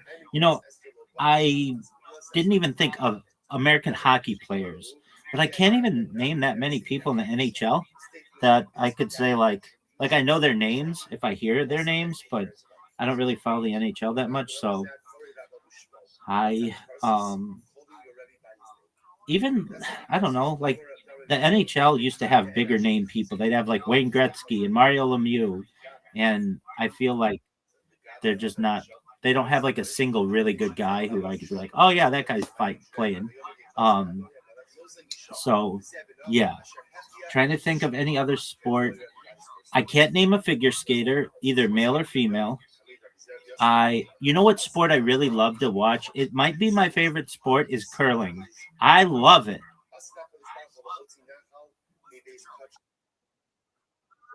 Yeah. I love curling, and surprisingly, it's on TV more often than you would think. Did you know though that there are only like in the entire North America, maybe the world, like fewer than a thousand curlers? Like I bet you've never met someone who's curled ever. Same here.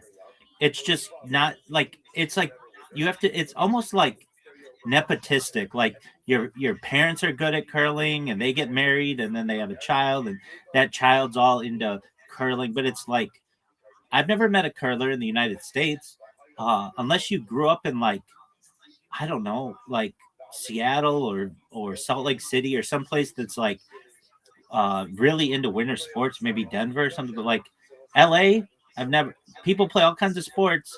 Curling is not really one of them. And I think though that it could be more popular. Um, if I mean, I guess it just has to do with like if there's money involved, and maybe being a professional curler doesn't pay that well. But I don't know. I find that sport to be absolutely amazing. It's just like how precise everybody gets, and I feel like I could do it. That's another thing too. I feel like I could be an okay curler. Uh, it's almost like bowling on ice. Like of any of the sports, Curling, I feel like I could do. I could even be someone with the broom, the broom people. I feel like I could do that. I personally think that I could be a very good curler. So maybe someday, maybe I've got a professional chance at being a curler. Of any of the sports in the winter, which one do you think you could compete in, Barry?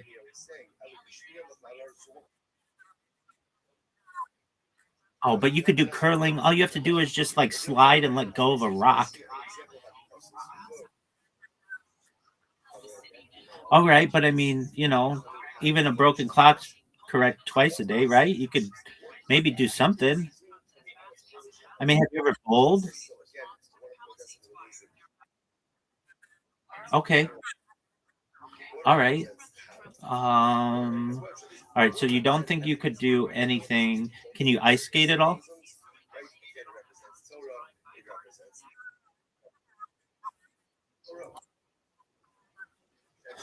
Same.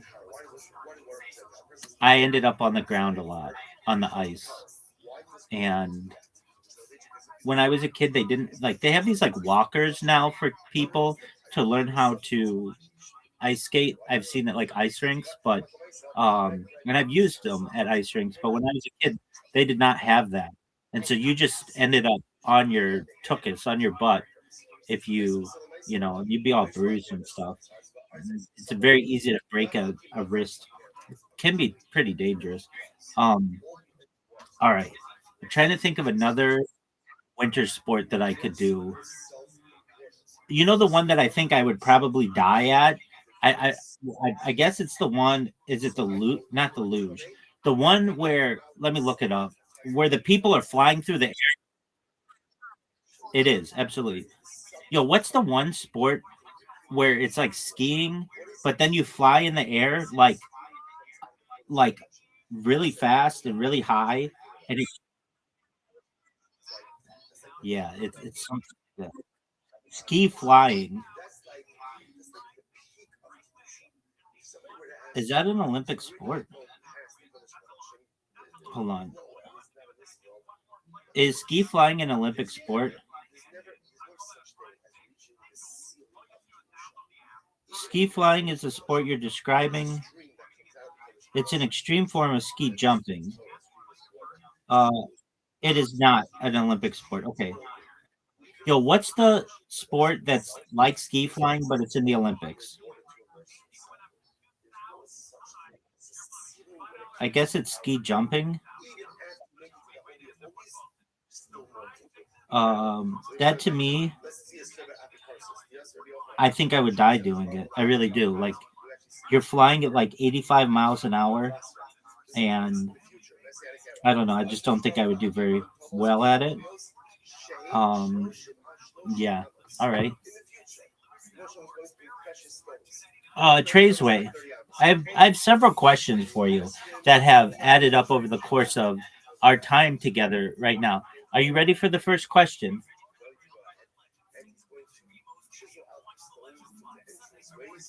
Trey's way, are you there? Or are you just studying Olympic rosters? Who wouldn't be? All right, first question. Are you ready to lose? Are you ready to lose? It's now 7:01 in the morning for you. That's plenty of time for you to be able to recover, to be able to work your thumb on the pool, and frankly, to just get dominated. I'm ready to dominate. Trey's way, in my soul, I'm just ready, willing, and able to dominate you. Are you ready?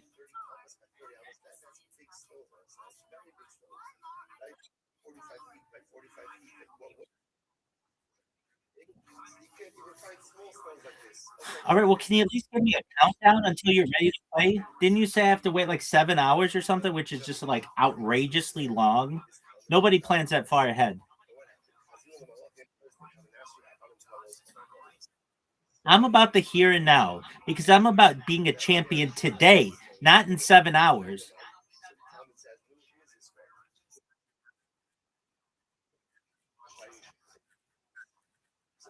Oh, you're going to sort me out? Is that what it's called?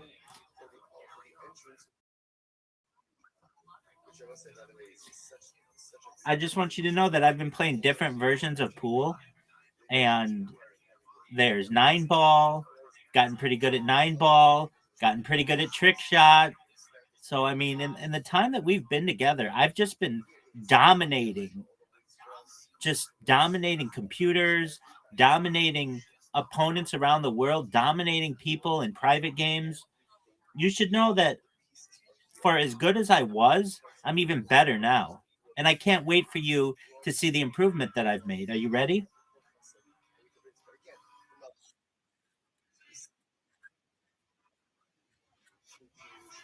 Oh, okay. All right. I mean, I'm ready. You don't see me shaking though. I'm very calm, cool. Baby, I'm going to be asleep. I'm just going to tell you that right now. I'm going to be rested, and I'm going to be in the mood to dominate you, but in my sleep. All I know is that I'm ready to play right now. You're here. I don't know why you wouldn't just be like, oh, okay, I guess I can make an exception to get my ass kicked at 7:08 in the morning, Great Britain time.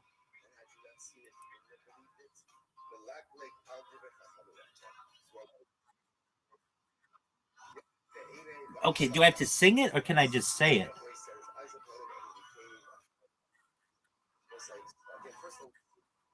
Absolutely. Okay, there was once a person named Trey who sucked absolute donkey dick at schools. Wait, you wanted a story? Wait, you wanted a story? So I'm giving you a story, baby. Trey had Trey had the dream of one day being able to beat Rabbi at pool, which everyone knows was laughable. Everyone. Barry knew it was laughable. Brandon knew it was laughable. Miss Aquarius knew it was laughable. Rabbi's other account knew it was laughable. Laughable. Everybody. Jay Ski knew it was laughable. Everybody knew it was laughable. And Trey's Way had the idea that instead of playing pool at a normal time, that they would play it in 7 hours.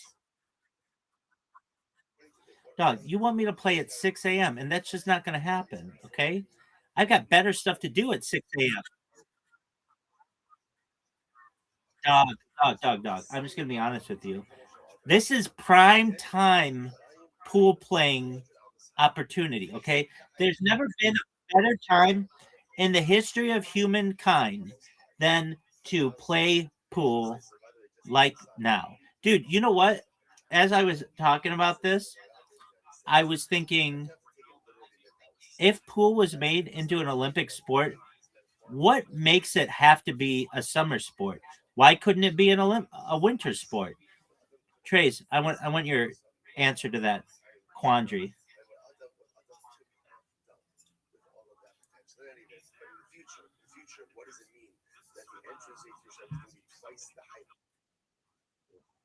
I don't know either. And why couldn't it be a fall sport or a spring sport?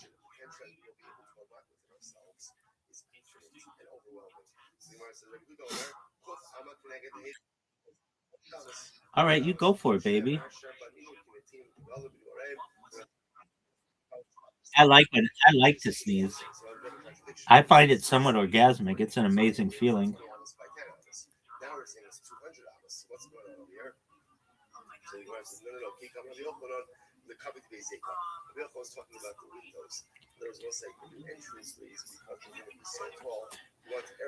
Did you sneeze?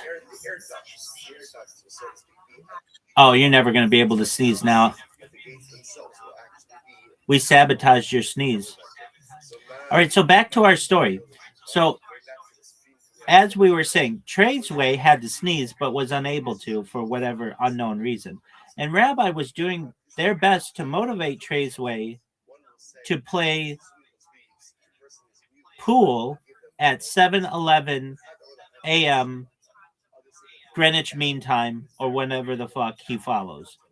So, with that being said, everybody on Earth was like, hey, Rabbi, when are you going to play Trey's Way? And Rabbi was like, anytime, anywhere, just not in 7 hours, like right now. And so then all of the people of the world asked Tradesway, are you ready to play billiards? And Tradesway said, we don't call it billiards here, we call it snooker.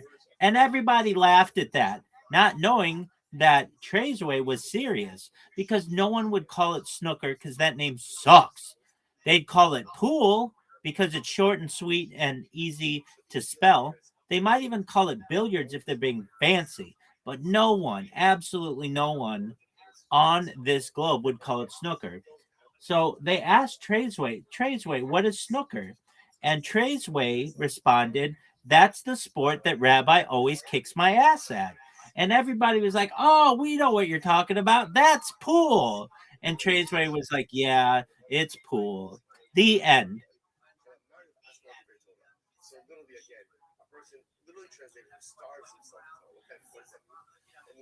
Do you want to do a book report on that story, Tradesway?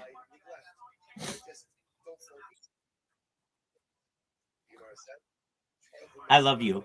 You're a wonderful person. Now, I just want to know. Okay. Later, 7 hours from now, this motherfucker wants me to get out a calendar and make a Google event so that I can pencil him in. Excuse me, is this going to be one-time deal and then you're going to come back in 4 months and get your ass kicked some more? Or is this going to be a regular thing? Tradesway, look, I'm just going to put this out there. There's an invitation to play billiards right now, to play pool right now, to play snooker right now, whatever you want to call it. I mean, we could just play right now, and that way we don't have to plan anything. And you can sneeze, you can do whatever you want. You can watch your favorite downhill skier. You can go skiing yourself. See, once you get the defeat out of the way, your whole day opens up. Instead, you've got to plan around losing in about 7 hours, and that's just not a way to go about your life. Get it over with now. Tradesway, are you ready for the invitation? Oh, that's not a no. Folks, that is not a no.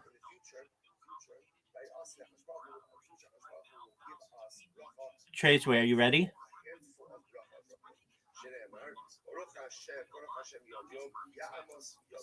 You know what, folks? We're just going to send Tradesway the invitation. Oh, that's what I like to hear, baby. That's what I like to hear. Our shit talking paid off, folks. Our shit talking paid off. All right, here we go, folks. We've got pool coming up. We're going to create a private game. It's going to be live. It's 8-ball, 1v1. Breaks are random. Scoring is normal. And we've got Tradesway, who is about to lose, and everybody knows it. All right, Tradesway, everybody's waiting on you.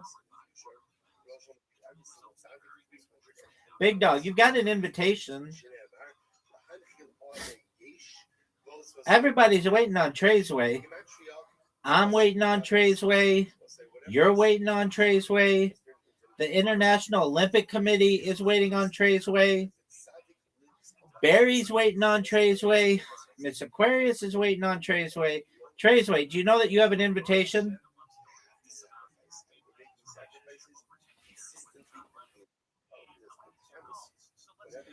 Big Dog. Big Dog. So you want to go to the app on your phone known as Play-Doh, Tradesway, and you're going to see that you have an invitation from the rabbi, and you're going to see that you have the opportunity to be able to accept it. And once you accept it, that's when the ass kicking starts. Do you understand?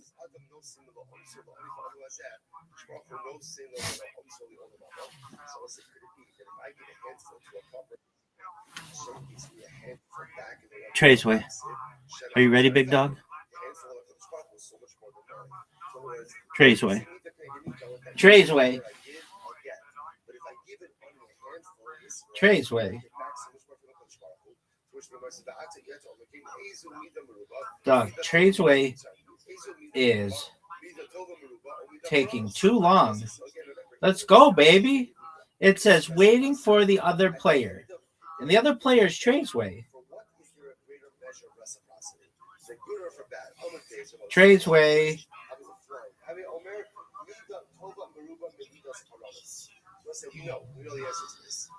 Oh, Tradesway. You're breaking hearts here, son. You're a cock tease. You are a grade A cock tease. I know you're a cock tease. Barry knows you're a cock tease.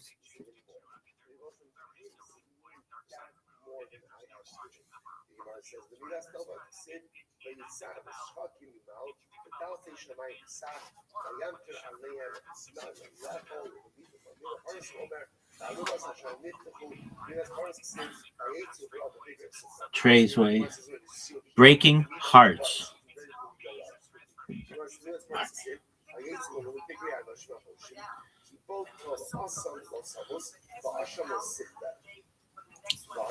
All right, Tradesway. I'm going to give you 1 minute. If you don't accept within 1 minute, I'm going to go about my day promoting myself to the people of the world. I'm not even going to give you a countdown. I'm going to let my internal clock do the work. Tradesway, the only person in this channel who could name anyone in the Winter Olympics, though Barry was able to knew of someone and had an interesting anecdote about them. Folks, if you're at home right now and you're just learning how to communicate, do not take lessons from Tradesway. One of the worst communicators in the history of humankind, right here. We have an example, folks. If you're watching at home, either now or in the future, you should know that Tradesway is one of the most garbage communicators in the history of humankind. Not just in English, in any fucking language. Tradesway is doing a grade A terrible job of communicating, and everybody knows it. I know it. You know it. Everybody knows it. Tradesway, you're breaking hearts, son. Tradesway, one of the worst communicators ever.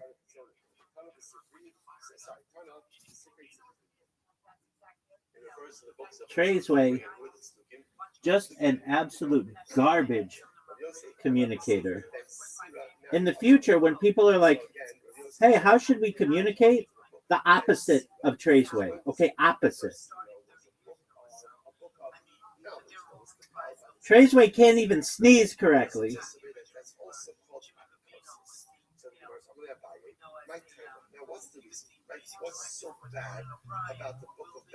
Tradesway, one of the worst, if not the worst communicators ever.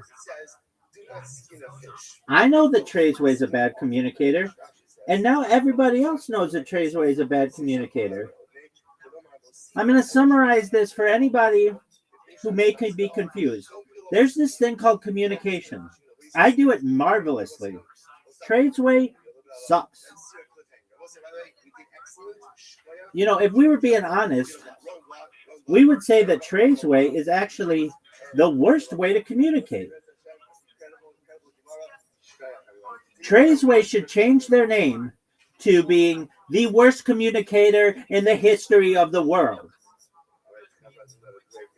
Tradesway, not only a bad communicator, they're the worst communicator. There's never been a worse communicator in the history of humankind than Tradesway. There's never been a worse sneezer in the history of the world than Tradesway, and there's never been a worse communicator. Look, I'm just going to summarize this for you as best I can. Okay? So for any of you watching at home and you're like, hey, am I the person who is communicating badly? No, you're doing absolutely fine, baby. Tradesway is the worst communicator in the history of humankind. And Tradesway doesn't even recognize that they could be a better communicator. In fact, they should be a better communicator. They know the language. They're familiar with much of what is going on in the world, yet they're an absolute garbage communicator. I know they're a bad communicator. You know they're a bad communicator. And now the world knows they're a bad communicator. Traceway, we've moved on. You're a cock tease. Everybody knows it. Not being fat, he's like, I better start telling people how to be healthy. So tell us exactly how you made the chicken salad then. Give us your recipe, Big Vinny. I had half a rotisserie chicken left for me. Wow. Rotisserie. Yep. The other half was dinner last night? Yep, correct. Good. So I pulled it apart and threw some mayo on there, fucking a little bit of onion, some garlic powder, some salt, fucking like that shit. And then I fucking threw some bolillo or whatever they call it from H-E-B in the fucking oven. What is that last thing? A bolillo? You guys know what that is? Yeah. It's a little like bread roll that it's because they don't have like fucking fresh baked bread here in fucking Texas. They don't have like delis that I'm used to. I'm used to paninis and shit like that. Where are you from? New York. Okay. But yeah. You live here now or are you just visiting? No, I live here. I've been living here the past year. Hey, Vinny, got healthy. Can I make a note? You're way more passionate about your chicken salad sandwiches than you are your comedy. Yeah. Like you get really into these chicken salads. No, I do comedy almost every day. Goddamn. There was no part of the comedy where he gave like a little comedy. But he wanted to make sure you guys knew that he wasn't just fucking salt shakering. I move around more when I have more time, and like the minute I have to shorten up most of my jokes, like I don't know, I could try to like do one or two and like wing. It's okay, Big Vinny. How long have you been doing stand-up comedy? 3 years almost. 3 years. So 2 of it in New York, 1 of it here. Phoenix, Arizona is where I started, right after the pandemic. Okay. What made you Traded around a lot. Yeah. What made you move to Phoenix? So me and my brother wanted to travel like around, and we picked Phoenix. That's where we ended up. Like, he found a good job, and I figured it would be a good place to start comedy. I don't want to start here. Since you're a connoisseur, who has better bread, Phoenix or Austin? Definitely. That's hard. They both suck, but Austin. I love the I'll give it to not Austin. being able to get bread. Yeah. Like there's got to be an Italian bakery somewhere. There's a ton of great Toxic just opened one. Yeah, Jojo Bomba. Yeah. Chicho Bomba. What's your take on brioche bread? That's okay. Yeah, I don't like it. Yeah. It's weird. It's hard to bite through, and it feels like the meat squirts out Too there. squishy. Ciabatta. No, I don't. I fuck with ciabatta. No, ciabatta's not bad. Yeah. Like a nice toasted ciabatta. Yeah. Welcome to another episode of Fat Tony, everybody. What are your thoughts on pumpernickel? Too much fucking shit going on there. Okay. That guy's talking bread. That's gonna get America united. I love it. Okay, so Big Vinny, let's talk about it. What's been going on in your life? What is that? The fat people talking about bread sound? Let's hear that one more time.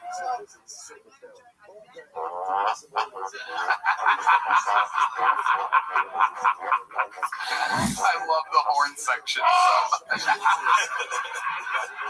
Roasting with a trombone. This is out of control. I think we just got baked. Yeah. Big Vinny, give us a fun fact about your life that would surprise us about you. Something special that makes you you. I collect sports cards, and that's like what I've been living off of, selling that, like sports cards and Pokemon cards, singles. I don't set up at fucking the store with a tent fucking scalp like those scumbags. That's your job? Oh yeah. That's how you make money. So I was working at Cheers for like 7 months as a door guy, but then after that I started selling cards. Yeah, living off that. So what you do is you steal Pokemon cards from the kids in the West. And then you resell those. So I've had a single mom, like I was hooking up with a single mom. Oh yeah. Guys, the joke I just said I didn't know about this single mom story. I don't want to be an accomplice in whatever. All right, go on. So she was having trouble paying the rent one month, and So she turned to her son's Pokemon cards. No. He had to say goodbye to his Charizard GX. Are you serious? How much does a Charizard go for? It depends which one. There's so many, but yeah, his collection was probably like $1,500. What? Yeah. Oh my God! See why that felt mom terrible. is so single? What a bitch! He took that $1,500. He started a child trafficking ring. Crazy business plan. My God, $1,500 for a Charizard? No, it was like probably a binder full of like 30 cards. Oh my God! So did the kid have any Pokemon cards left by the time you were done pounding out the single mom? Yeah, I left him with some Christmas gifts. Yeah. So he had What kind of Christmas gifts exactly? Let me guess. Half a rotisserie chicken? filled with Pokemon cards. Yeah. A little brother that he won't pay for. Not unless those Don Mattingly rated rookies pick up that value. Meanwhile, the mom's sitting like, Vinny's so good with my son. They just sit and go through his Pokemon cards all day. Oh, you got that one? Nice. You know, that's not that valuable anymore. Oh yeah, you don't want this one. This is worth nothing. So how much money do you think you've made slinging cards? If you had to guess, ballpark. Well, just enough to like pay my rent and stuff. It's probably like $20,000 the last 6 months. So you're out there selling the cards, but how are you getting them? How do you know when you find a deal? So like I buy collections, like people are trying to get out of it. Like obviously you got to pay like half of what the cards are worth and stuff. Like it's even less for stuff that's undesirable. You're like a Coinstar machine for cards. Can I ask you a really serious question? If someone gave you, say, like $500,000, said invest this in cards, what could you turn that into? Oh, I could make that into like how long are you talking? How long a time? Probably a 1.5 foot Italian sub. Full rotisserie chicken. This time with the grapes, because when you got that kind of cash, you don't care about the sugar. But have you seen Jake Paul talk about his card that he wears around his neck? He talks about the investment versus annuities and real estate, and it's fucking crazy. And He's a scammer. He's a scammer. Yeah. Say that once again for the internet. Yeah, Logan Paul, he's no good.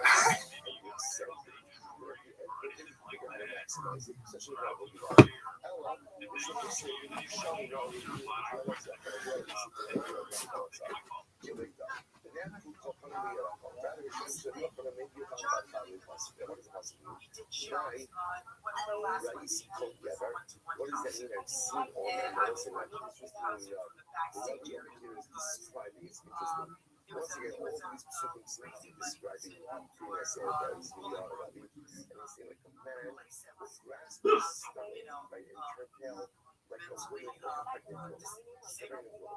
So the Gemara says, see together, we have seen all the ViralRabbi, Spakora, Musha called Gvula Shalom. I saw that as well. I see a good one. Okay, why not to compare the and what is it that the Baruch Shalom is still in hell? What is that mean?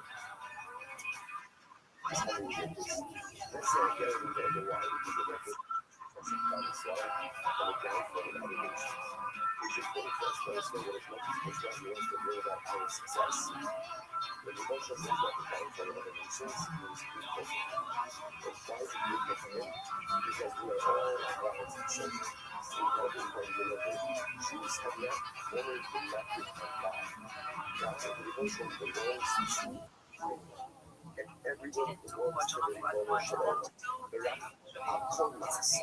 and he loves everyone. He cares for everyone. He wants the success of everyone. It's true. As if he wants a relationship, we have different relationships with much more. But the relationship is full. It's like that before. It's hard to remember anything, but I gotta tell you. That's one time when we learned like Gemara. So we had the whole city of Shabbos as the name of right? Everyone was responsible for everyone. Everyone was just green once in a while.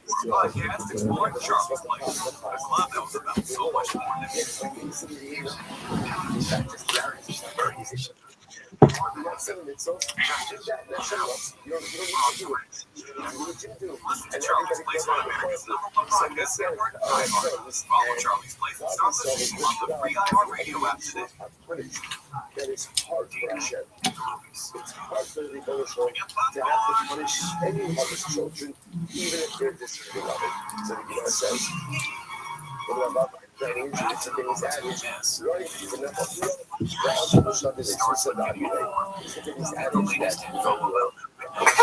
Wow.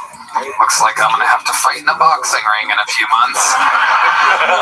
All right. Big Benny, you were the first bucket pull of the night. Here's a little joke book for you. There you go. Got to start somewhere. Big Benny, everybody. Here we go.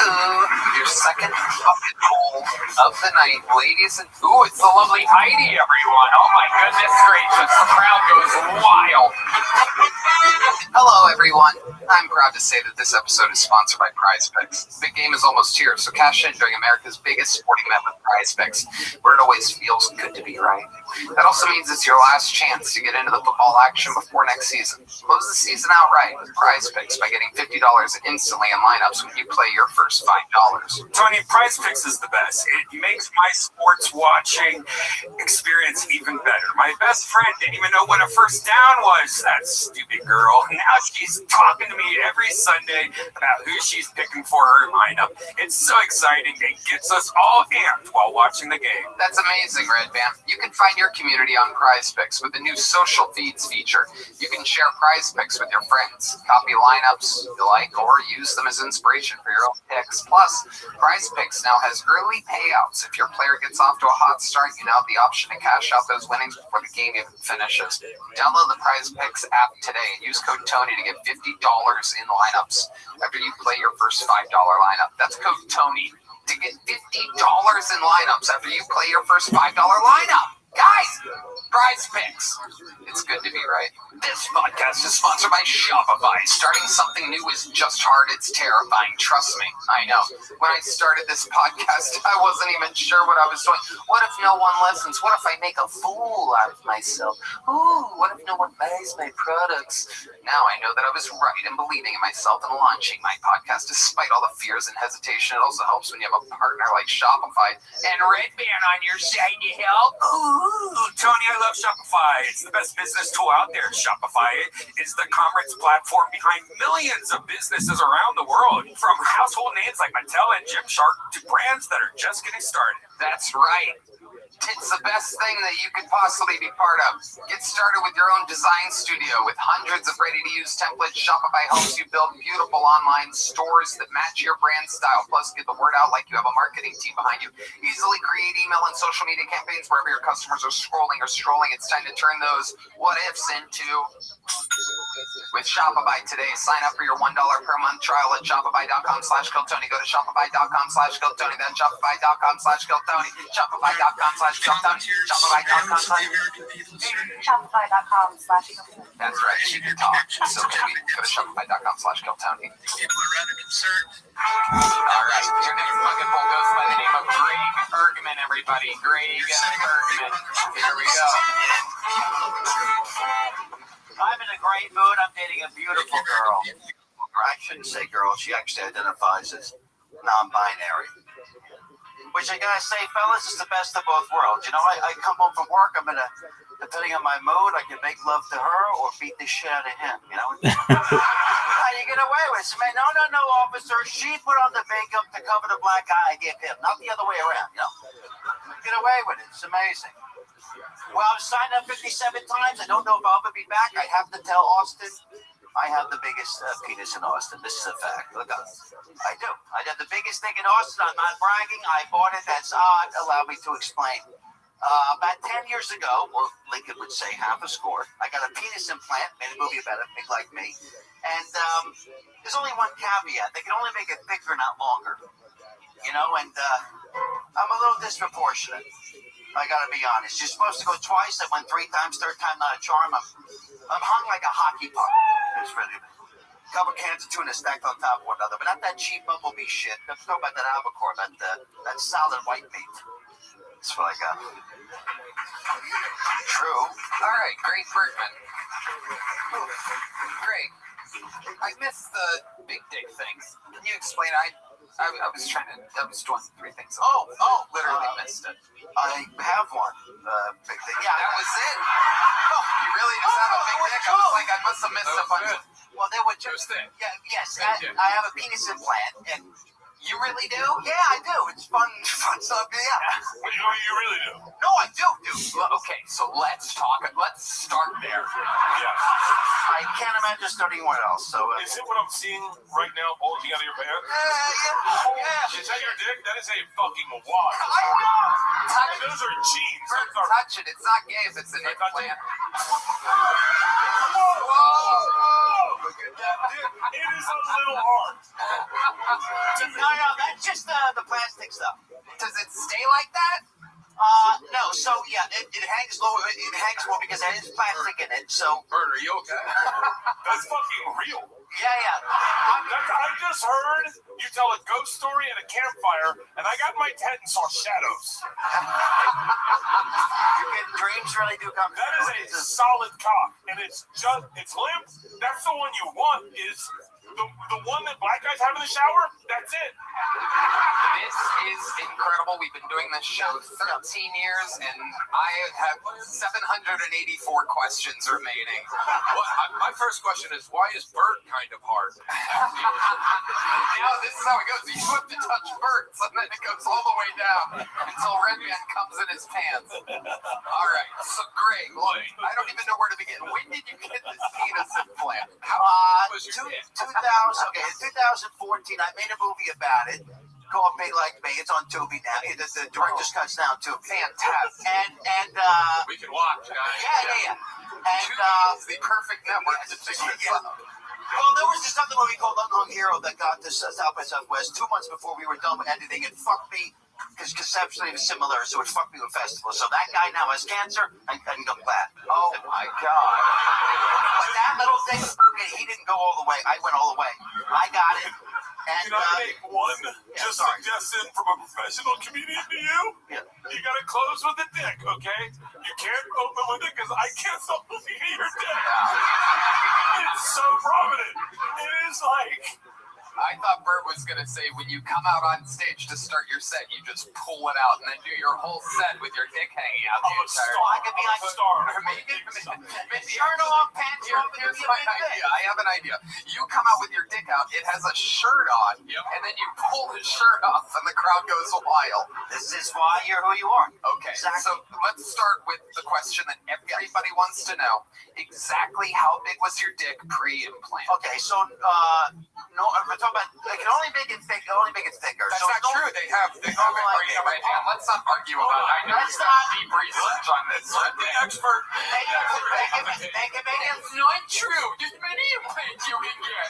Shut the fuck up. Okay, shut up. They can make it longer, but only really when it's flaccid. Nobody cares about that. So really, the thickness is what matters. It was a normal thing. Everything was normal, or else it wouldn't be compelling. If it was a tiny dick, it's not funny. If it's a big dick, one's bigger. Normal dick, normal length, normal girth, maybe a little small, but normal. In a statistical average. You want fucking numbers. You went to a doctor. Okay. Well, the average cock girth is 5 inches circumference. That's where I was. So right in the statistical mean. But I blew my shit up. I went 3 times, not twice. It's supposed to go First twice. of all, circumference. Can I feel one You've got more the time? measuring tape out. I got 8.5 inches circumference now. Like Shane Diesel, right next to him. Wow. I'm 8, he's 8.5. Wow. 8 inches circumference. So But also, that's like... It's like this, Tony. like this. For you to know, just for your reference. I think I can fit that. It's unnecessary. No one has to. It's not. You don't have to. So 8 inches around right now. Yeah, actually a little bigger when it's soft, depending on humidity and stuff. It's very strange. Bigger when it's soft. Yeah, a little bigger when it's like almost all the way hard. It's a little bit bigger. It's weird. It's definitely weird. Rick. You know, whatever. My mind is picturing the side by side of Florida and Phoenix. And the size It's as big as your wrist.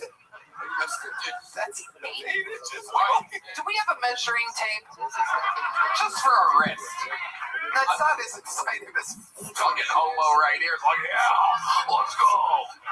Here's what I'm wondering. With something that big, are you even able to get it into a dude's butt? That was my next question. Yeah. All right, there's a measuring tape. Let's do birds for Let's see what we got here. Because 8 around seems like a lot. Maybe I'm crazy. Well, no, it is. You're not.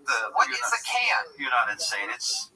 Are you serious? Oh, Bert's got it. There we go. Uh-oh. Wow. I'm all teeth, but I got it in. This guy isn't the king of, goddammit. I'll do whatever you want, Mr. Bird. Anytime people go, how did Bert get his career? We're just gonna send that picture. That is unbelievable. It's impressive. You need to lose the joke. Just talk about your dick. You have said, like, everyone has dick jokes, right? We all have dick jokes. It's such a staple of comedy, and you have the best dick jokes ever because you have that thing. Right. I actually loved the opening joke. All that guy. Yeah, it was. But how long have you been doing stand-up comedy? Off and on, 15 years, but consistently a year and a half. I was a little bitch. At the Comedy Store a long time ago. I've seen it like 20 years ago. I started. I stopped. I was a little bit of a bitch. I can tell. You have like showbiz. You have like weird like ShamWow guy energy up here. Like you're very comfortable up here for. That's what I'm wildly nervous, actually, but getting into it. I can tell your dick's big as fuck. If you were really that's what happens when I get nervous. You know what made me nervous? Oh my goodness, great. It's just a year and a half. Yeah, he popped out once. One time there was a guy on stage who goes, I came with the ShamWow guy. I'm like, the ShamWow guy's here? Let's get him out of here. And then he did. One time he goes, hey, will you drive me somewhere? I go, yeah. And he goes, where are we going? He goes, my mom's house. And I drove him to his mom's house, and he told me about how the reason he punched a prostitute was because the Church of Scientology set him up. That's the same guy we met. Yeah, no doubt about it. Yep. So, Greg Bergman, how old are you? 46. 46. What have you been doing your entire life? Because again, you have these wacky energies. You have like perfect eyebrows. I did mascara. I usually get them done, but I put. You were right. Yeah, I know. I figured it out. Yeah, you're on top of it. Are those veneers too? Yeah. Well, how about the hair? Did you get hair? No, the hair is all. Nobody believes you. No. When you go 85% fake, I got dick and teeth. Everything else is real. Okay. Fake dick, hair, real dick. My eyebrows are colored in. Usually I get a professional different eyebrows. Funny. But yeah, anyway, I've been. I made some movies. No one, saw them. I mean, some people did, and I was a financial editor, and I did some stock kind of stuff, and then I went poor a few times and went crazy. Give us your best drugs story. Your best story that involves drugs and Andy Dick. Andy Dick? Do you have one? Do you have an Andy Dick? No, I don't have an Andy Dick story.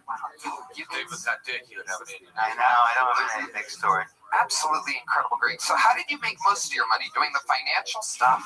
Yeah, that. Paid to do a couple movies, but mostly financial. Never one investor that liked me. Nothing ever worked out, but they're good. Nobody gives a shit. In Italy, they know my dick movie. So let's go back to the fucking nitty-gritty here. How much was the penis implant? How much did penis implant is it's $3,500 per injection. You're supposed to get 2 series of injections. I went 3, but they gave me a discount because I made the movie, and that's why I have what is unusually thick. You're supposed to have 2. I went 3 times, and the third time you got more. You don't know how much you're getting every time. It's like a Hulk serum situation. Yeah. This is how super villains are made. Was there any side effects from the 3rd injection? No, it's just come on. No. There must have been something. Did it feel weird to pee or something? No side effects other than when I went to New Orleans. It's right after that. You probably know. You got this done in New Orleans? No, I got that in Mexico. Oh, Jesus Christ! God, you got beans in your burrito, dude. If there was ever a time to travel to Africa for plastic surgery, I go to Mexico. It's actually been quite good. Not to mention when they finally cut his dick dick open and get their cocaine back, they're gonna be fucking furious. Cock mule. Oh my god. Oh shit. You wake up, it's gonna be big, we promise. We ended up going with 3 shots. You have the dick of a mule. Amazing, Bergman. Amazing, great Bergman.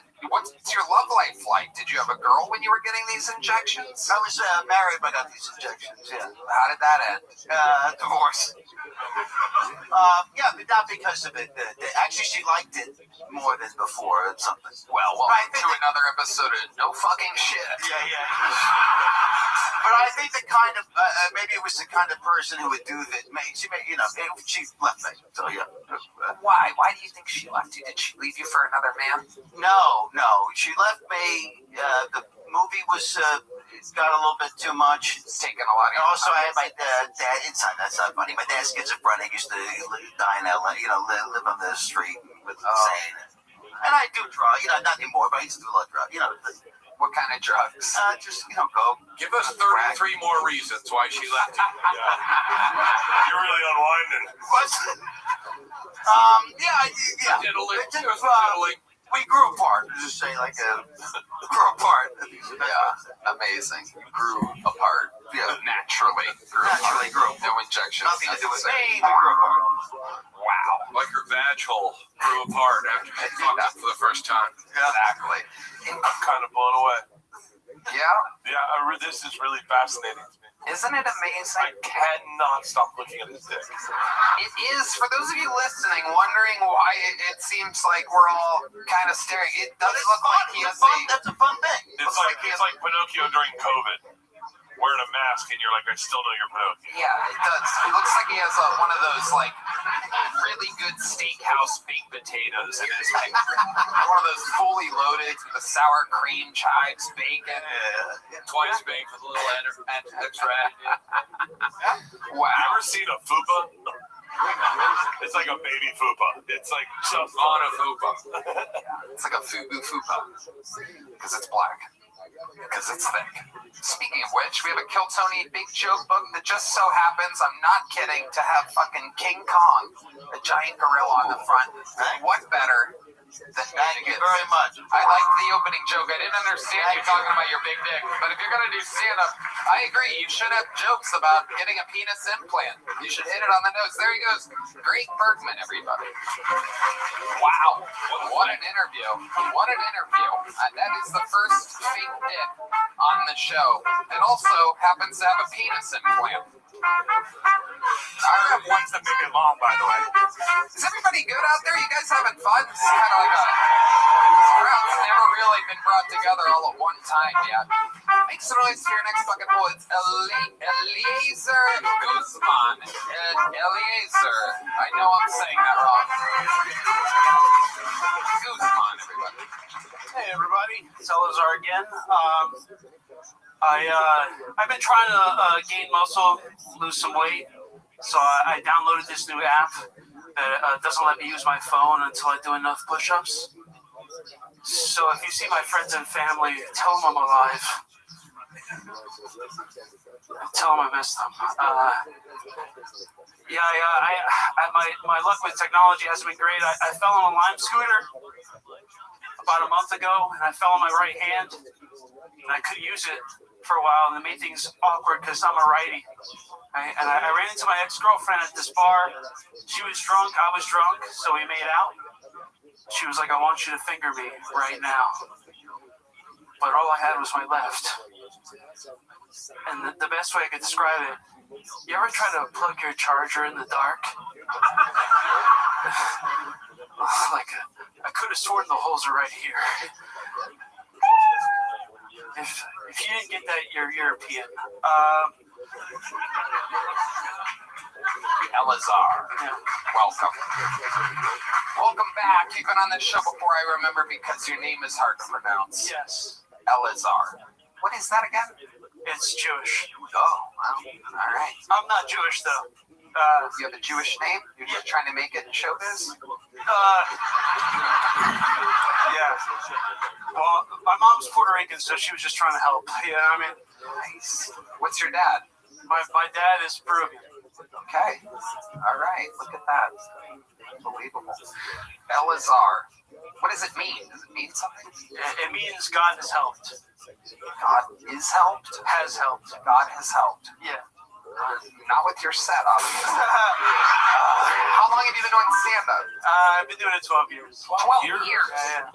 Wow. Where at? That's the funniest thing you've said all night.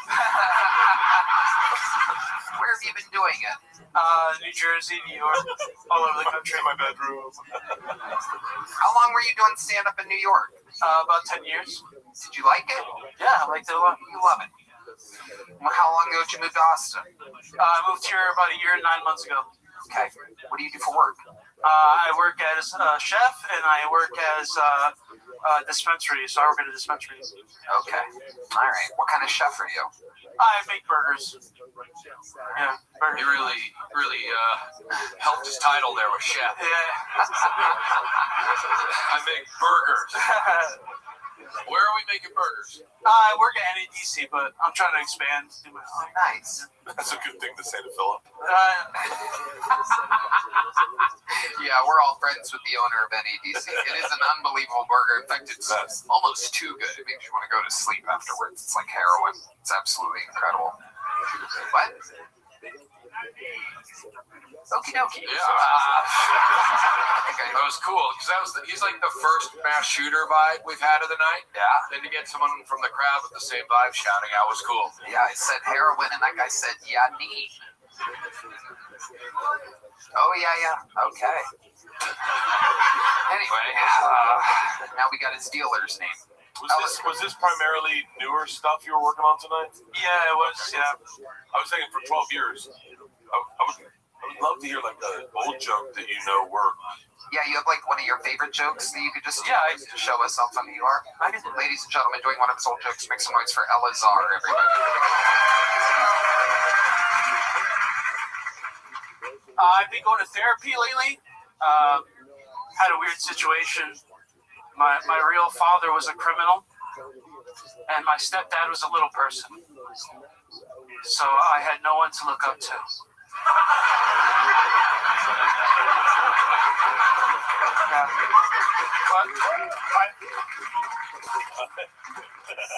What? A lot of comics. Wait. Go ahead. When I met him, I was just 5 years old, and he was just a little bigger than me. And my mom was like, "This is your new stepdad." I was like, "My stepdad is 7 years old?" And it gave me weird confidence because he used to hit me. Yeah, and even when I was little, I was like, "This bigger kid hits like a bitch." But what really messed me up is I met him when I was 5. So I just started school that year, and I was getting bullied at recess. So I was like, wow, those kids really meant it when they said they were going to fuck my mom. Wow. Look at that. Do that next time. You would think he would have done that in front of the millions of viewers, but he's out here balling out of control, trying brand new stuff. Yeah, it's probably A-game it on this podcast. You're like the guy in the orange, he's just jerking off in the corner going, no, I'm doing it myself. I don't want to come too quick the first time. I'm going to do this. I'm going to unload one, and then I'm coming in. Yeah. Is your stepfather really a little guy? No. Oh, just lie to me next time. Yeah. He's just 5'6". An Italian midget. Elazar, tell us something crazy about your life that we would never guess about you. I grew up Jehovah's Witness. I used to be really fat. I used to be like 300 pounds. How thick is your dick? That's the big question of the night. How did you lose the weight? How did I lose the weight? I stopped drinking for like 4 months. Oh. How much were you drinking? Well, it turns out I wasn't fat. I was just a drunk piece of shit. So, were you drinking all day, all throughout the day? Pretty much every day. What were you drinking? Gravy? IPAs. Vodka soft mostly. IPAs will do it. IPAs are a whole thing. Amazing. So Jehovah's Witnesses can't have medicine, right? No, Christian Scientists. Oh, my bad. Jehovah's Witnesses don't have birthdays. Yeah. So how do you show up in this world? Philosophically, they can't have a birthday. They are born. So did you not celebrate a birthday for a long time? No, literally, my mom would be like, "It's a special day today," and I'd be like, "What is it?" She's like, "I can't tell you. Check your birth certificate." And that would literally be it. Yeah. So you didn't get presents? I didn't get presents or nothing. No, it's just I got used to it. You got cake? So did Tina Turner. Jesus Christ. What an abusive fucking thing. It's a special day today, bitch. All right, check your birth. When's the first time you celebrated your birthday? I was 17. A bunch of my friends who were trying to make me stop being a Jehovah's Witness. I bet. They were like, "Hey, we're all going to be at a bridge somewhere where you can preach to us." And I showed up to the bridge, and they had a 30-pack of beers, and they were like, "Happy birthday." Wow. What a surprise party / intervention. He shows up like, surprise for what? Your birthday. Oh shit, I'm getting the fucking full bukkake. Yeah. It's a great intervention when your friends bring you a 30-pack of beer for the first time. Is your family still Jehovah's Witness? Yeah, but my mom's really into it, yeah. That's wow. I mean, she's still awesome. She's a great mom. So remember the part where she didn't give you fucking birthday present? Great mom. My uncle was really cool, man. He had the softest fingers in the world. Old silky Uncle Dave. Yeah. So she gave you a Jewish name and no presents. That's fucked up. wow. That's incredible. Yeah. My birthday was pretty weird when I was born. When is your birthday? Now I'm curious. August 21st, 1990. August 21st. Yeah, I was born premature, so my lungs didn't work. So the doctors told my mom that I was probably going to die, and she prayed to God, and she said, if my son lives, I will give him to you. And because I lived, she named me Elazar. So that's why my name is. Wow. That's incredible. For her to come all this way and see him die on stage tonight. Before the big comeback. Elazar. He rose again. Elazar, you did it. It was a rough minute, but then you did a good minute. So it's a medium joke book tonight. Keep signing up. Oh, Elazar. Almost went right off the chest. Right off the chest. God did not help him catch that joke book. There goes Elazar, everybody. All right. We're having fun here. We're cooking. And here we go. 3-word name. Your fourth bucket full of the night is Sharon Ruth Hensley, everybody. Here comes Sharon Ruth. Good evening, Kill Tony people. Take 2. I am Sharon Ruth Hensley, and I have 2 helpful hints for the male of our species to better interact with me. 1. If you insist on mentioning your penis, Tony, more than once within a short period of time, I will have questions and or comments. I am not responsible for what form those take, and inquiring minds still want to know your circumcision status.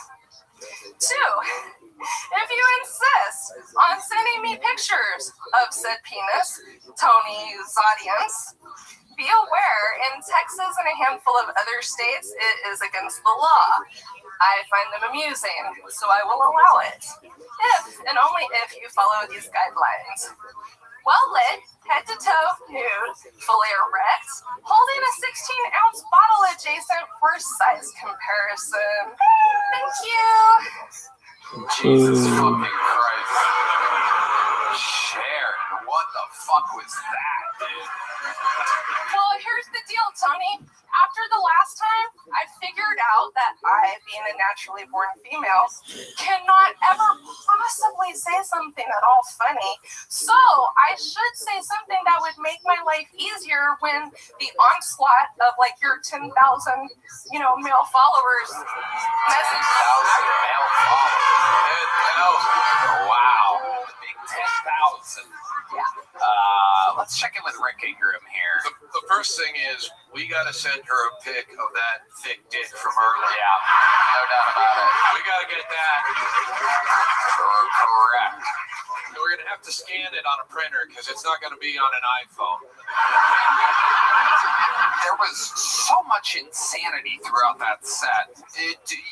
Was the implication that I've mentioned to you my penis? When I was on last time, you did mention your penis twice, so I changed the subject. What was the context of me mentioning? It was just how hard you were or not. One time was not so much. One time was really hard. What were we talking about at the time? Which the first time was probably my set. The second time was that I shot somebody. Anthony, I think you're a little bit out of context here, but I mentioned my penis very rarely. But no, you did mention it. Was it a hee-hee, ha-ha? Did people go ha-ha afterwards, Sharon? Did they make that wacky noise that you don't understand how it can make? Is it one of that thing right there? You hear that? That wacky noise? You hear that? I went ahead and changed the subject and asked if you were circumcised. And some people were like, they got it and they thought it was hilarious. And then some people were like, that came out of nowhere. And I was like, no, he mentioned his penis, so I'm allowed to ask if he's circumcised. Okay, Sharon, Jesus Christ. Oh my God. Did you guys date at any point? Oh God. Sharon Ruth. You have 3 words to your name and not that many punchlines at all. This is incredible. When you were in high school, did you tell people you were like a cat or something like that? Yeah, that's a great question. You do have those energies. And I'm really a cat. My boyfriend's an energy vampire. He's gonna be a librarian for 300 years. Are you doing comedy other places? Yeah. Where? Like, what are you doing? How often do you try this? I did comedy in Spain last year. It was pretty cool. Well, they probably couldn't understand you either. They have a pretty big English-speaking comedy scene, actually. All right. Wow. Are you like the last guy? Like, do you have like different jokes that are better than whatever you planned to do here tonight that nobody understood? No, I am technically more of a storytelling comic, and like a minute is kind of hard. Wow, we'd love to hear a 25-minute banger from Sharon Ruth Hensley, but wow, I think we're gonna have to keep. No, the main reason I wanted to come on is so last time. So I have a major anxiety disorder, and last time I almost did pass out on stage. Nobody could tell. We should have been so lucky. This time it's not that much better. I was hoping the nerves would go down the second time, but it's really hard. I felt like you were nervous running through that. Yeah.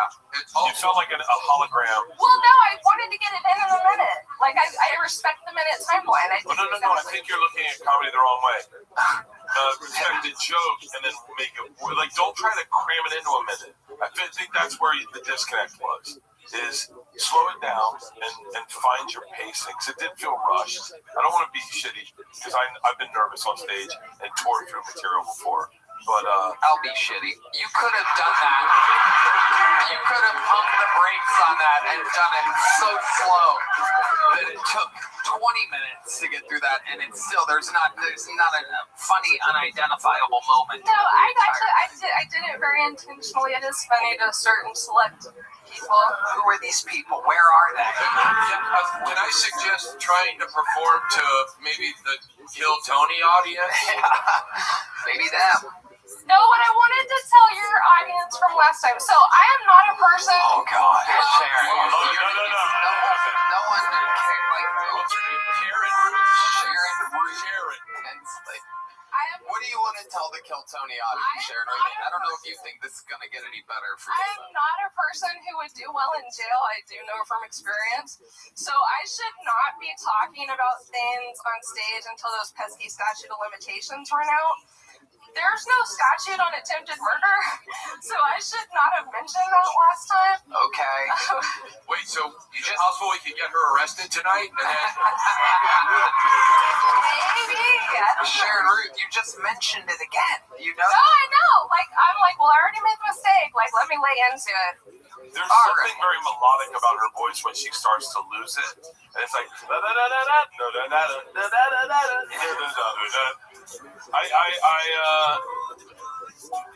I feel like one of those Spanish people right now going like, I got it. You know, and I got your movie. I actually liked it. All right, Sharon, did you get a little joke book last time? You got a little joke book before, I'm guessing? No, I got a big one.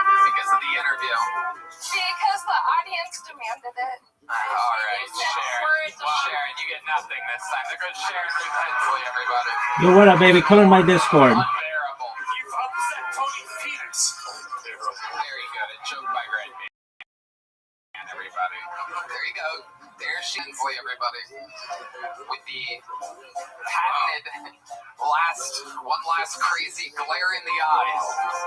Little eye contact for everybody. Oh my God. That's exciting. Yeah. Sharon, it might be time for Sharon to take a break from signing up. All right. We have a regular that's going to sage the room right now. He is the newest force of nature regular here on Kill Tony. Make some noise for the great Dedrick Flynn, everybody.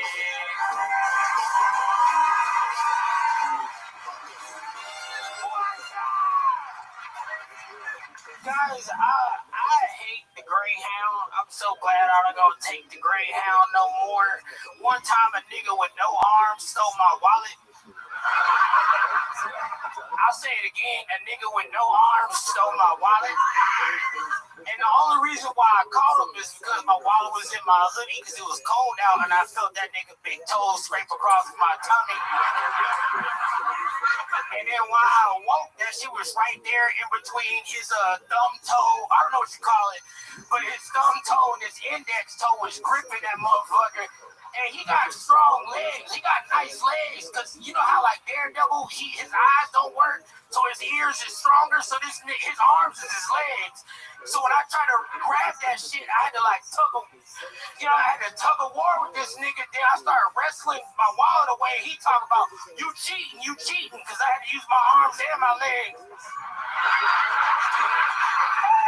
to get it away. It's when I finally got it, I stood up with my wallet and he stood up with me, but he was wearing a hoodie too with no arms. His arms was dangling.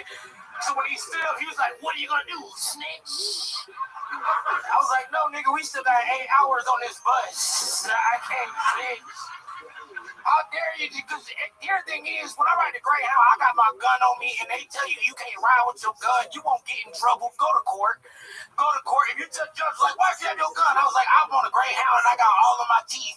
They'll be like, acquitted every single time. Because if I had woken up and that nigga had stole my wallet with my gun, ain't nobody going nowhere until I buy my Transformers Velcro wallet. I got a Velcro wallet because I want people to hear me at least try to pay for something. Everybody within 8 to 10 feet, when you hear that shh, he like he did the best that he could. That's my time, y'all. Wow. A new 2 minutes from Dedrick Flynn. Twice as long as Sharon Ruth Hensley did. 29 more verifiable punchlines. Absolutely incredible, Dedrick. 17 less hexes.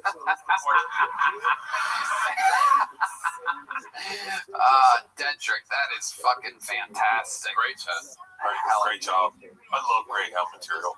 Yeah. Not enough people bring Greyhound to know fucking just how sketchy that is. It's an apocalypse. Like, you know when they drop the nukes and they have like a center where everybody beat? That's what the Greyhound is.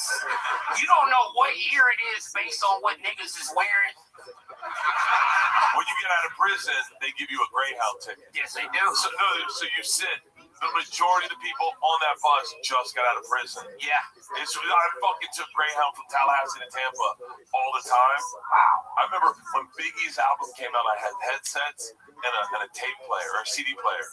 And a dude just got out of prison. He was like, "What are you listening to?" I was like, "Notorious B.I.G." He goes, "Can I see your headsets?" And that was it. They were his. That's why you gotta have a gun, Bert. You gotta have it. Hell yeah. We all get robbed on the Greyhound. Of emotion. You know what I'm saying? Bottles get passed around on Greyhound. Oh, yes, they do. Fucking experience. You feel bad that people are mostly vagabonds and drifters. But everyone on a bus, no matter where you are, looks like they're from Albuquerque. Yeah, it is a certain type of bus. Definitely a table from Albuquerque. Yeah. I stand by what I said. No, they look like that. Don't let them get on your bus and go back. Armadillo people. That's right. Dedrick. So you've taken the Greyhound quite a lot? Not no more, but I did before. Well, yeah, we know not anymore. It hurt. It hurt in here. Like, when you get on there and you got more teeth than everybody combined. When I was on the Greyhound, I noticed I was the only one with teeth. A nigga stole my wallet, 'cause I was there in Tory. On the Greyhound, where you feel too poor, don't wanna ride that shit no more. On the Greyhound,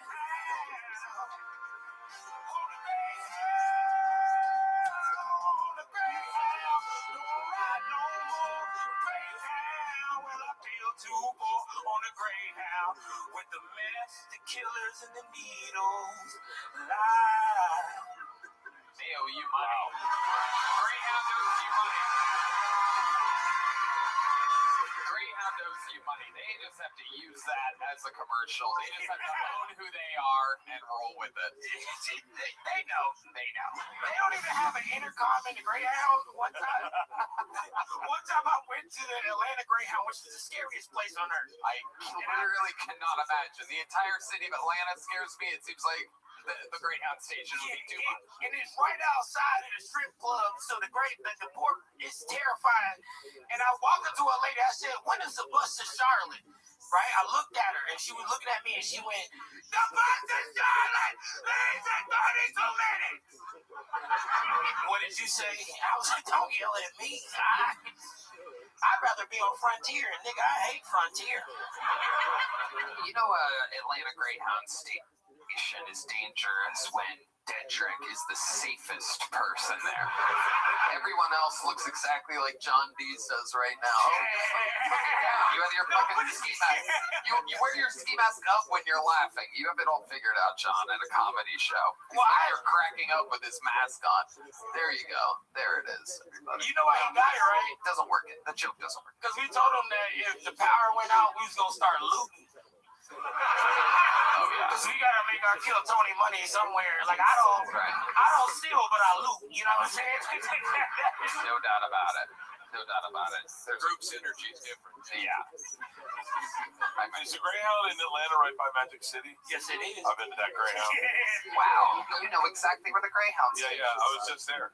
Wow. At the Greyhound or at the fucking Greyhound. You know you got money. You don't have to be there. My father-in-law doesn't.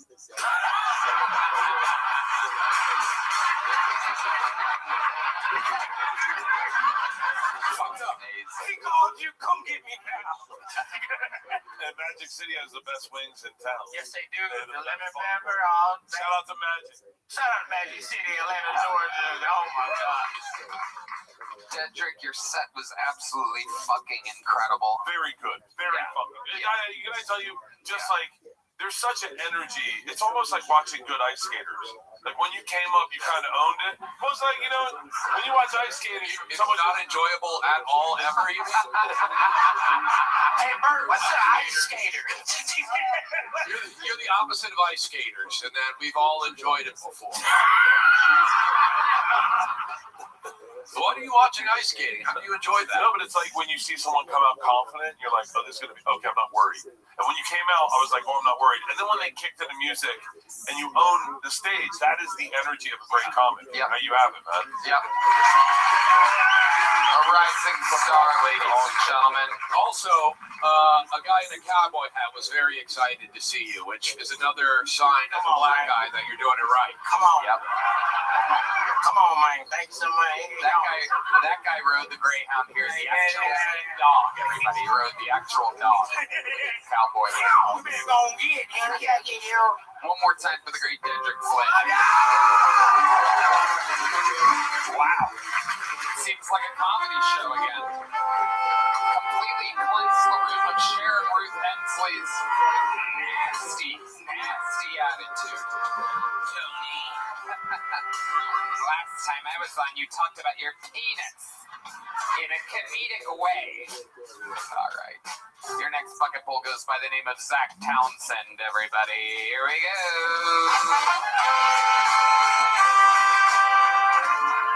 How's it going?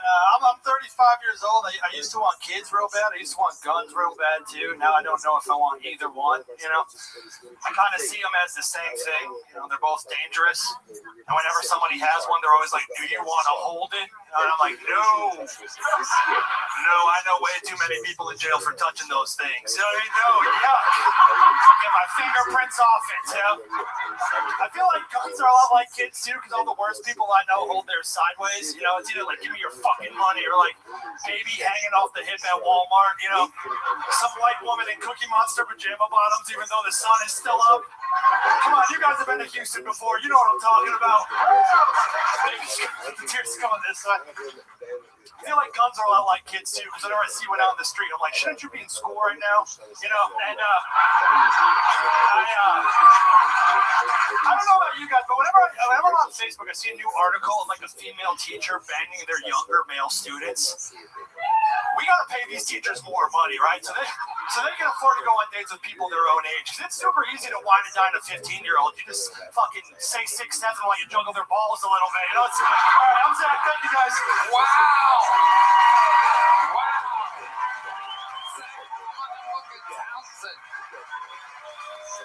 Amazing. Fuck yeah. How long you been doing stand-up? 8 years. Fuck yeah. Where at? I live in Nashville, Tennessee. Awesome. We love Nashville. Thank you. What got you down to Austin this week? Man, by Bert Kreischer, actually. I was opening for him at the Moody Theater on Friday, yeah. Amazing. He crushed. I love it. I was like, man, you better do fucking good. I love that. It was, you crushed, man. I think you're fucking hysterical. I think you're so talented. That's absolutely incredible. I had no idea that you had anybody here, that anybody even signed up. We got fucking lucky there. Yeah, I was supposed to go home last night, but then the ice is crazy, and the weather's bad too. And that's the best version of that show. Look at that. That's incredible. Yeah, and then so I stayed. Amazing. Zach, so have you lived in Nashville your whole life? No, I'm from Connecticut originally. Okay. And I started comedy in Tampa. Shout out to Tampa. Hell yeah. I love He's sober right now. He's not drinking because he's getting married. Yeah. Well, yeah, I'm also sober like for my career too. But yeah. How long have you been sober for? Since December 29th. December 29th. Yeah. Let me ask you this. Not that I'm counting or anything, you know. Let me ask you this, because game recognized game. What exactly did you do on December 29th? Where you're going away, last hurrah. How hard did we get? Tell two lies and the truth. So we gotta guess which one. Okay. What happened on December 29th? Okay. 2 lies and the truth. I went out to a bar with my friends. Or I got blacked out on wine and had my coke dealer come over there and accidentally did ketamine. I'm guessing. I'm guessing all three are the truth here. Take us through it. So you got drunk on wine? Yeah, it was supposed to be just a chill night. Like my friend just had a baby and they came over, and the baby came over too. The baby was over too. There's like a picture of me like drunk hanging at the bed. I was like, oh, they're never gonna. You're holding the baby sideways. I was like, give it to me, you know. It's disgusting. I'm gonna make this a joke. Yeah. Can I blow in his stomach? That's a little low, Zach.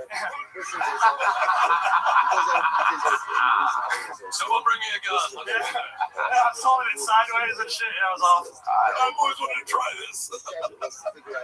Amazing. So then you had a little Pulp Fiction moment. You thought you were doing cocaine, but it turned out to be ketamine. Yeah, well, I think one of my buddies told me it was ketamine, and I just was whatever. Who knows? Who cares anymore at this point, you know? How did that make you feel? I don't know much about ketamine, but from what I do know, it seems like being extremely drunk off of only wine would mix very oddly with that. Yeah, I don't remember much, if I'm being completely honest. Like how it made. There is like video. I went outside to get cigarettes from my car and busted my ass trying to get back in, and there's like video on the Ring camera from my fiance being like, "Hey, you want to see this?" And I was like, "Nah, I'm good actually. I don't want to really." I woke up, my hand is all fucked up. I was like, Can you please grab that video and post it? Yeah. I felt drunk into a potted plant and hit my head and knocked myself unconscious, and it got 5 million views. Amazing. So Zach, you make all your money doing stand-up comedy? Yeah, I do stand-up and sketch comedy. I love it. What does the future wife do? She's a private. I don't know if she's like works for like the government. Okay. Yeah. Perfect. They're doing a lot of good things. Yeah. She makes all the decisions in my household. Yeah. Is she in charge of wrangling or anything like that? Yeah. You should see our crawl space. It's actually quite packed right now. Zach, you are so funny. Where can people find your stuff? On Instagram at Zach Townsend _ and on Paid Vacation Comedy at YouTube. Yeah, we did a sketch. We did a sketch about Kill Tony. I don't know if you saw it. Was it the video game? Oh yeah, my that was God! Good. Yeah, that was so good. Yeah. Awesome. Yeah, I know you guys are awesome. Really? Yeah. I loved that so much. Literally, like our favorite thing. We sent it to each other and everything and all around. Absolutely hilarious work. I think you guys should make the video game too. I mean, I think you guys are leaving some money on the table. Everybody's hitting me up about it. Like, it should be a real thing. I absolutely agree. We've talked about it before. It could totally be down the line. How long are you in town for now? I leave tomorrow. Yeah, I got shows this week, so I got to try to get back. If I can get back home tomorrow, I've got to try to get back home. Amazing.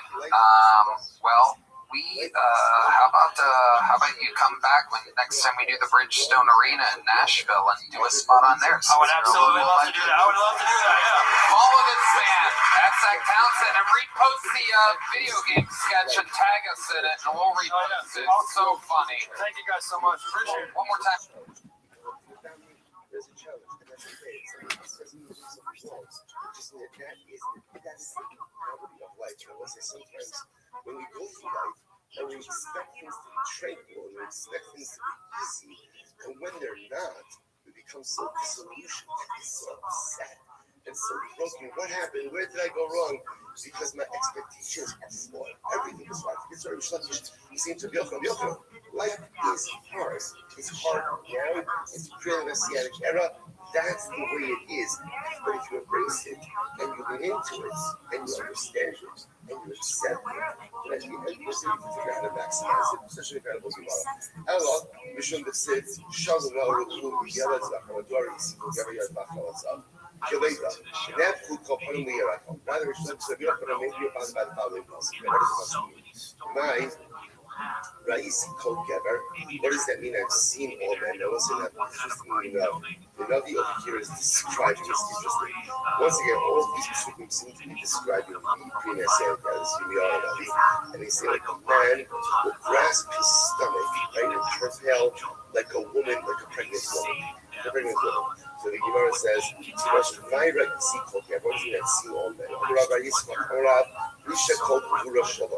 I saw my flesh bottom. I see a finish bottom. Okay. With my neck, who come from the Iraqi. And what does it mean that the Rebbe turns pale? What does that mean?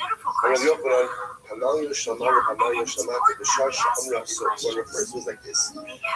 Literally again, Amalia means the palace, the celestial palace, the earthly palace. What is this mean? It's incredible. Bishash Amar HaKadosh Baruch Hu, Halu Masi Yadai, Halu Masi Yadai. Hech Evad Elu Mipnei Elu.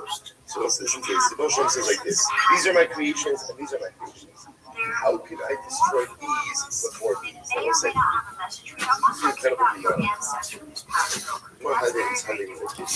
Messiah here is incredible. Why? It represents the success of God Israel and the downfall of other nations. It is important for us to understand that as much as God wants to bring about our success, when the Rothschild brings about the downfall of other nations, it is painful for him. But why is it painful for him? Because we are all God's children. This is incredibly important to remember. Jews have not cornered the market on God. God, the Rothschild, belongs to everyone. And everyone belongs to the Ribono Shel Olam. V'rachamav al kol na'aseh. And he loves everyone, and he cares for everyone, and he wants the success of everyone. It's true. As a people, as a nation, That for Zach Townsend, everybody. That's crazy. You just picked him out. Hell yeah. Great stuff, man. All right, we're having fun now. Look at this cooking on the back half of this episode. That lady, starting with that horrible monster of a lady. Oh my God, it's incredible. And who could forget Big Vinny?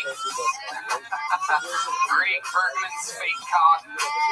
Elazar deciding to do a brand new untested minute in front of 5 million people. Then Sharon Ruth Hensley, and then the tables turn. Let's see if we can keep the momentum as the bucket has decided that up next comes Angel Diaz, everybody. Hell yeah.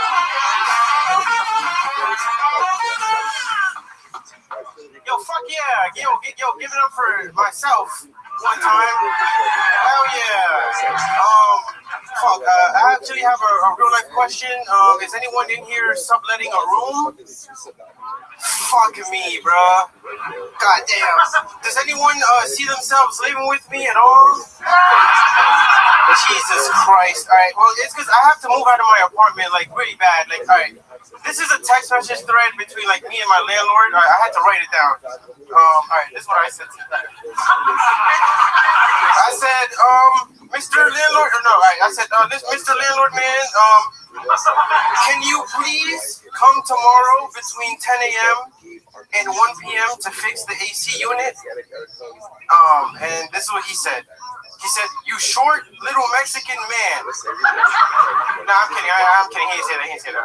He said, "I am doing a live stream set on the radio. Please tune in online, and I will come around for. You won't believe who the fuck is a DJ. Oh damn. Yeah. You know what? Yeah. Give it up for me. Angel Diaz. Yeah. Oh, the old butt slap of Angel Diaz. Fuck yeah. He opened and closed the little ass slap. I love it. Like it. Yeah. Bringing the right energy. Fuck yeah. You know what's good, guys? Swagger and confidence and stage presence, unlike almost anyone that's been up here. Hell yeah. You know, I'm a good guy. I don't know. What else the fuck do I say? What else? Wow, look at you, Angel. How old are you? I just turned 26 last week. Yo, give it up for 26. Okay, they don't have to give it up for everything. I'm going to ask you a lot of questions, Angel. This is like if Rage Against the Machine was a homeless guy. Yeah. I feel like he's going to make noise for every question I have. Hey, give it up for working at a vape store. What do you do for work, Angel? Yo, I have no job whatsoever. No. Yeah, I have no job. How do you survive, Angel? Take us through a day in the life. So, all right. So I've been going out of state to go steal shit. Oh, this is amazing. Yeah. Give it up for stealing shit. Okay, there you go. Give it up for being so thoughtful. At least go out of state. Yeah. There's the third butt slap. Sell it while you're still in the other state. You don't want to cross state lines. Just a little advice. What did you just say? Perfect. Nailed it. Angel, so do you really make money stealing shit? Well, not really, but kinda.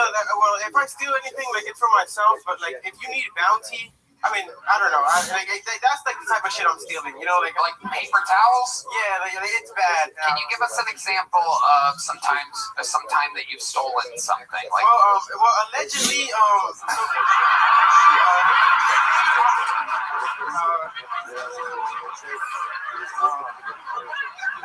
you are a natural, Angel Diaz. I might bring you back just for interviews. What I like is he said bounty, which is a way of saying amount of money for something, but he actually meant paper towel. Yeah, exactly. He's definitely going to California to do this, right? What was that? The California? I don't know what this guy is telling me. I'm sorry, I can't hear him too well. You're okay. Give it up for California. Angel, so take us through it. Allegedly. All right. So yeah, so I'll like pick up like maybe 3 things that am I gonna go to jail for this? No. You are protected. This is a comedy show, and everything is a joke. Yeah, but like nothing leaves this room today. Yeah.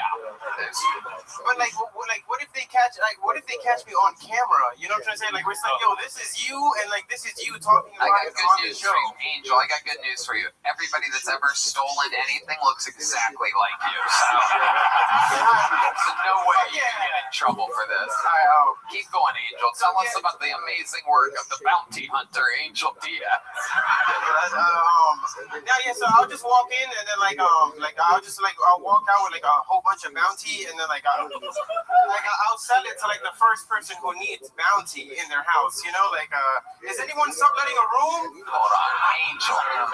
Seriously though, have you really stolen bounty paper towels? Well, it's between bounty and spray paint, and so like I can't. Honestly, I really can't talk about it too much because like right now I have like an open case. Angel, absolutely stop talking about it. We thought you were talking about allegedly. Well, let's just talk. By the way, I would just argue that if you talk with the judge, I think she's going to let you go.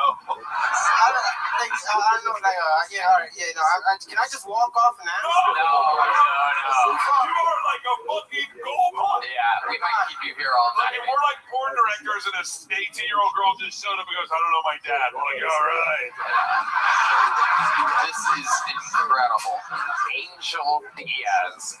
So, what exactly, you can talk about this, what exactly is the open case for right now? Well, honestly, it's for graffiti because I got caught and like, so pretty much it's like this. It's like, well, allegedly they saw me, I got 2 catchphrases, a butt slap and allegedly. I'm gonna do the butt slap on my way out and it better be funny, I don't know, but, so yeah, pretty much like, they call me like on camera, like the NYPD, they call me on camera pushing like an old graffiti writer, and they were like, yo, this is you, and then like this is you pushing the old man, and like I couldn't deny. I'd be like, no, I don't know, that picture seems a little blurry. So like that's pretty much what I've been up to. What's your name? I don't know, I'm sorry. So Angel, don't ever change. I'm sorry. Yeah. Don't think we're gonna perfect. Put him in a jar. Let's keep him. I want to hire him. It's a bug. I want to hire him and just wake up every morning on the tour bus and go, we need bounty and spray paint. Angel? I love Rick's idea. Put him in a mason jar and just show him off. Hold on. If you shake him a little bit, he slaps his butt. Look. Angel Diaz. So you leave it up for air hole.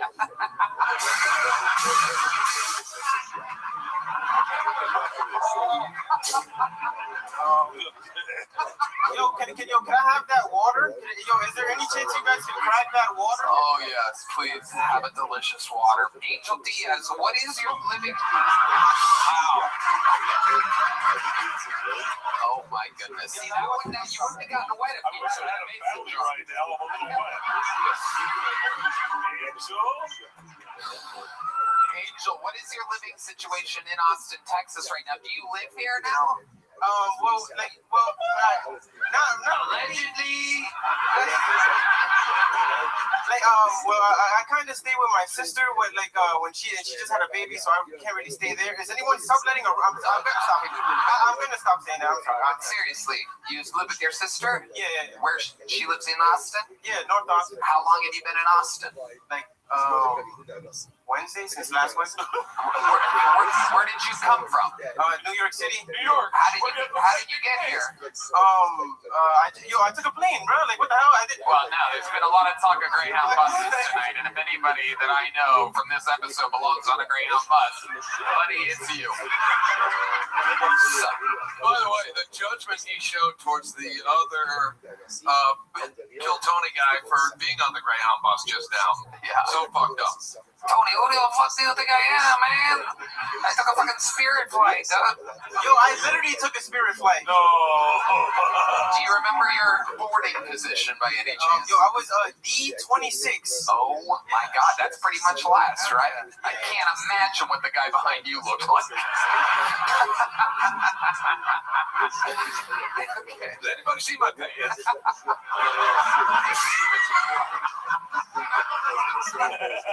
Yeah. Dude, the guy behind me stole my wallet with his feet. All right. Do you date?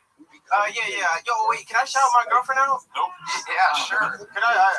Someone believe it out. Yo, shout out Johanna Vaughn. Okay. I'm sorry, I should have never said that. There you go. She is now under arrest. Deep Madness is actually going to bang her right now. Okay, so Angel, where'd you meet your girlfriend at? Alright, so I met her at a park, and but it was crazy the way I did meet her though. So I saw her smoking a whole bunch of cigarettes, and then I was like, so I went to the store. Are you okay? We're watching a legend. Was she sitting in the park and you walked up and said, I'm the quicker picker upper.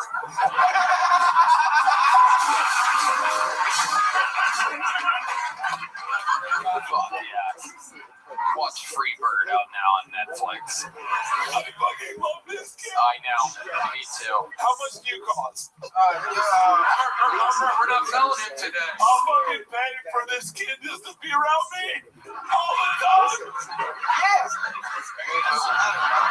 Everybody loves I'm gonna stop doing that. I'm serious. I'm gonna stop.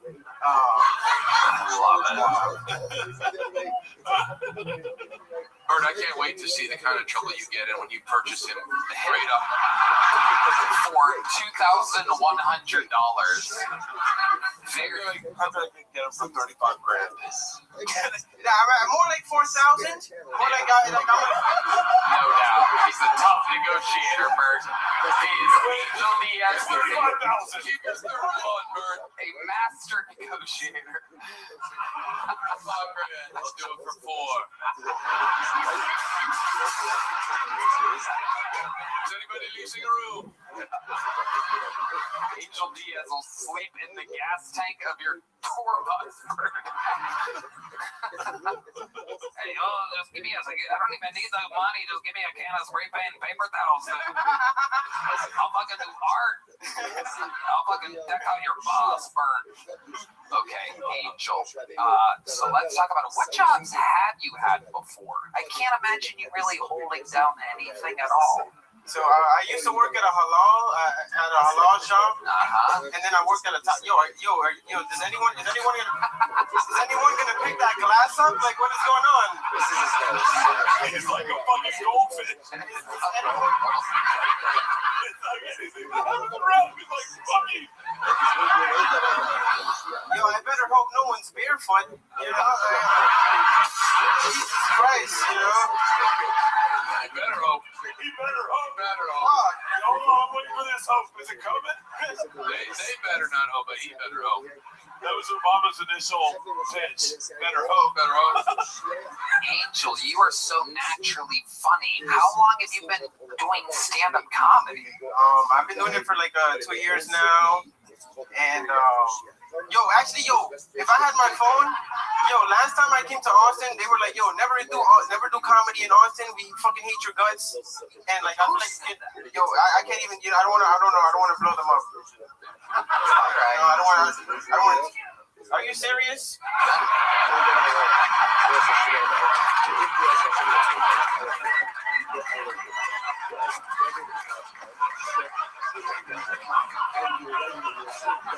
There's something so magical about laughing at someone and not with them. Come on. It's different. It's different. His reactions to normal everyday things are unbelievably funny. It's like crowd work I've never seen before. Are you serious? It's crazy. You better hope nobody's barefoot is insane. Like, these are things, I mean, Rick is a crowd work god, but I'm not quite sure I've seen anything. Oh, he's DXing the audience, Rick. I mean, as a crowd work sit board, you must admit. I'll say this. I don't think most people should be allowed to do crowd work. But I also think we all have to hope that no one is barefoot out there. And to hear it said, I went, yeah, that makes sense. This guy's a master. Crushing water. I mean, this dude is doing it. Yeah, even the way he hydrates is next level. Hydrates like he's very thirsty. I am very thirsty right now. I actually do want to walk off, but why do you want to walk off, Angel? I don't know. I just want to go home. Well, why? What are you going to do when you get home? What are you looking forward to? So, actually, I gotta watch the second half of Oppenheimer. So, like, I'm excited about that. Oh my God! I would pay money to watch Oppenheimer with you. I can't even fucking imagine. They just split the atom, man. For real, man. I hope nobody was barefoot in there, dude. That's radioactive shit. Do you imagine going home and his sister and the baby sitting there while he watches Oppenheimer? Can you walk me through what you've seen in Oppenheimer so far? So I saw the part where they were like, so they were recruiting a whole bunch of guys, and then they were like, maybe you're the one who can like help us really like build this shit. And they were like, so who are we fighting against? And they were like, the Nazis. And they were like, all right, let's just go fight it. So I think maybe a movie review podcast. Yeah. Oh my God. What's a movie that you finished recently, Angel Diaz? What's your favorite movie? Oh, okay. All right. My favorite movie is the Talladega Nights. The world famous Talladega Nights, everybody. You know it. You love it. Everybody's seen it. With old Larry Bobby. You know to write this if you tried. You just give up, and it's pure. This is absolutely incredible. Can you give us a little synopsis of Talladega Nights? So pretty much it starts off with like a guy that like he's like a race driver guy, and then like fucking towards the end he gets like his bitch took. And then he has to like kind of like stun on her like, I just came in number one, and then like the guy is like his best friend that took his bitch. Keep that in mind. So he's like, keep that in mind for the end of the podcast. So that's coming back. Keep that in mind. Wow. That's so good. I'm gonna. This interview has gone on too long, but I'm gonna ask. What's one more movie that you've seen? like, what's a serious movie? Not a comedy. I want something serious. You ever seen Forrest Gump? How would you explain Forrest Gump? So in Forrest Gump, I started off. No, I'm kidding. I was trying to be Forrest, but now, all right, that was bad. I'm actually gonna walk off. I've seen Forrest Gump. That was the question, right? What do you remember about Forrest Gump? That he was kind of a little stupid, and then. But somehow he was there for everything. You know what I'm trying to say? Like I don't know. Like it was just like, let's just have like this dumb guy as like a fly in the wall. You know, like that's pretty much the movie. Interesting concept. He's back. Do you know how that movie was sold? How? The Pitch. This is a movie about a lucky retard. Wow. Swear to God, so they sat in the room, and the guy goes, "My man, I love you." Yeah. Amazing. That makes sense. Angel Diaz, I hate to do this. I've been doing this so often lately, and it's a real fucking problem. The internet's gonna hate me for this, I think. Red Man's furious. He's already groaning over here. But Angel, you are absolutely priceless, and you are indeed the newest golden ticket winner here.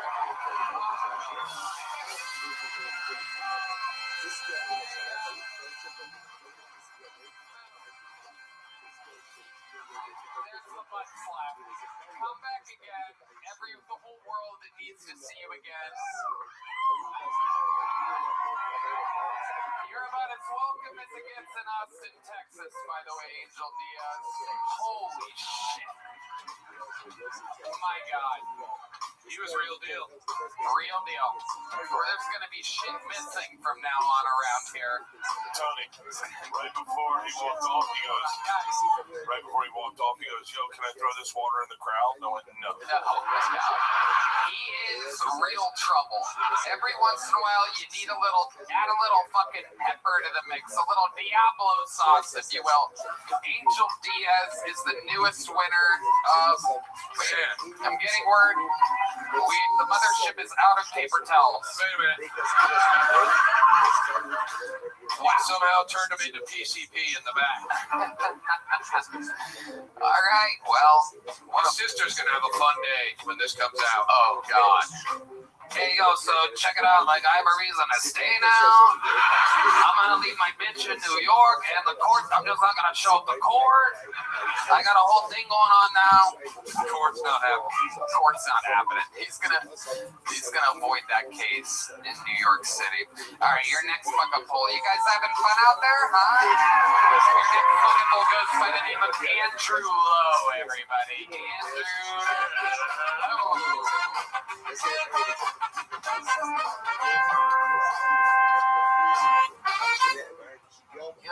Yo, what's going on, y'all? How's it going tonight? Yeah. So I was told recently, y'all, that I look like Hyde from that 70s show.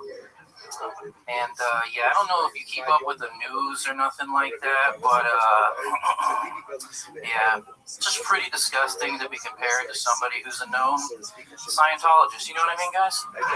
You know, because there's nothing worse than that, right, guys? Right? No, I'm just kidding. He did do a couple rapes, though. He did do a couple rapes. So, I just like to think that the guy that compared me to him was like, I haven't seen him on anything in a while. Like, I love that 70s show. What's he been in? And I was like, I don't know. You're probably not going to see him in anything, actually. You're probably going to fucking see him in jail. You'll see him there. So, don't really fuck with that. But you know what I do fuck with, though? I actually have a question, guys. I have a question for the audience. Be honest. Does anybody out here use the Coinstar? Has anybody used the Coinstar before? Make some noise. Yeah. Broke ass bitches. I'm not talking shit though, because I'm a broke ass bitch. Obviously, I'm a comic, right? But if you haven't used the Coinstar, if you don't know what it is, it's this fun little machine you'll find tucked away in the corner of the Walmart, right? And you just bring all your saved up coins. And you just fucking. Andrew Lowe, everybody, trying to get there. Were you getting that towards the end there? Close-ish. Nah, it's good though. Okay. Okay, Andrew Lowe. Maybe it's just an Angel Diaz. We got Angel back out. Yeah, I did request that Angel. Perhaps he might be back at it. What if we had Angel do the same material? See if. Do you have your material written down somewhere by any chance? Do I have material written down? Yeah. No, I got it. Okay. Here's what we're gonna do. We're going to have, just like he did with movie reviews, we're going to bring Angel back, and we're going to have him watch your set, and then he's going to give a synopsis of what you talked about. Is there any chance we have Angel back there? Is Angel still here? I think Angel left. We're getting word he's already finished Oppenheimer. Gotta get the end of it. ICE agents have taken him and decided to release him. The ICE agents love Angel Diaz. He might actually be the one that could solve all of America's problems right now. Is Angel here? He wasn't able to get him? Okay, we have him. Alright. He might already be in a fight in the alleyway right now. This is incredible. Andrew, how long have you been doing comedy?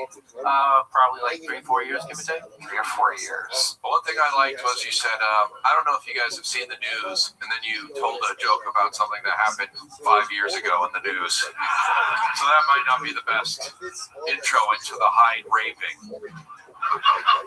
I mean, it was on the news recently, to be fair. He was?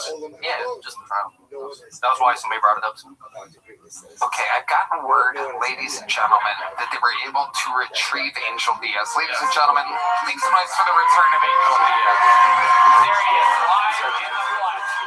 A lot of people are saying America's new favorite comic, one of the all-time greats, a superstar. Angel, here's what we're gonna do. I want you to stand back here between Michael Gonzalez and D Madness. I want you to watch Andrew Lowe's set. Give me some notes. And then I want you to give, like you did with the movies, I want you to give a synopsis of what he talked about. All right, ladies and gentlemen, make some noise for Andrew Lowe, everybody. Thank you. I appreciate it. All right. So let's really be honest though, because I didn't hear enough people make some noise. Because I know, yeah. Has anybody used the fucking Coinstar? Make some noise. Thank you to my fellow broke bitches out there. All right. So if you haven't used the Coinstar, like I was saying, it's this fun little machine you find tucked away in the corner of the Walmart, right? You walk up with your saved up box of coins, where the fuck you keep it in, right? You just walk up and you. And that's the thing. It's so fucking loud. It just lets everybody know in the general vicinity that, you're not really doing so good right now. Right? Because nobody's using the Coinstar as like, I saved up some coins. I'm going to get myself something nice. And no. It's me, high as hell in my Nike slides. Just like, this needs to be $70 somehow. Or I'm totally shit out of luck, but it's not. It's like $40 minus 3 because there's a fee. And I'm like, are you kidding me? There's a fee? I'm down this bad and you're just going to fuck me some more out here? And it's like, well, yeah, because you're still going to take it like the good little coin slut that you are. Thanks, guys. That's my time. I appreciate it. All right. 2 cents from Andrew Lowe. Here's the synopsis by Angel Diaz. Angel, step up to that mic. Let's say somebody hadn't seen what Andrew Lowe talked about. How would you describe it to them? Pretty much this guy is broke as shit.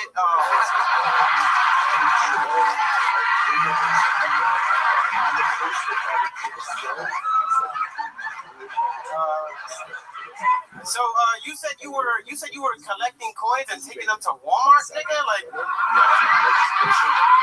bro, you are broke. Like, it's like at this point, like the only thing you're trying to find is like, probably, those old coins or something. I feel like that's like your lucky thing. Should I play? No, you know what? I just gave this guy a kiss. Here. Thank you. So I do take it to the Walmart. Sometimes HEB it depends. No, this by Angel Diaz. Angel, you know how to play any instruments? I just might make you like a band member full time or something. You know how to do anything? You know how to play like Yeah. Yo, actually, I do. I know how to play the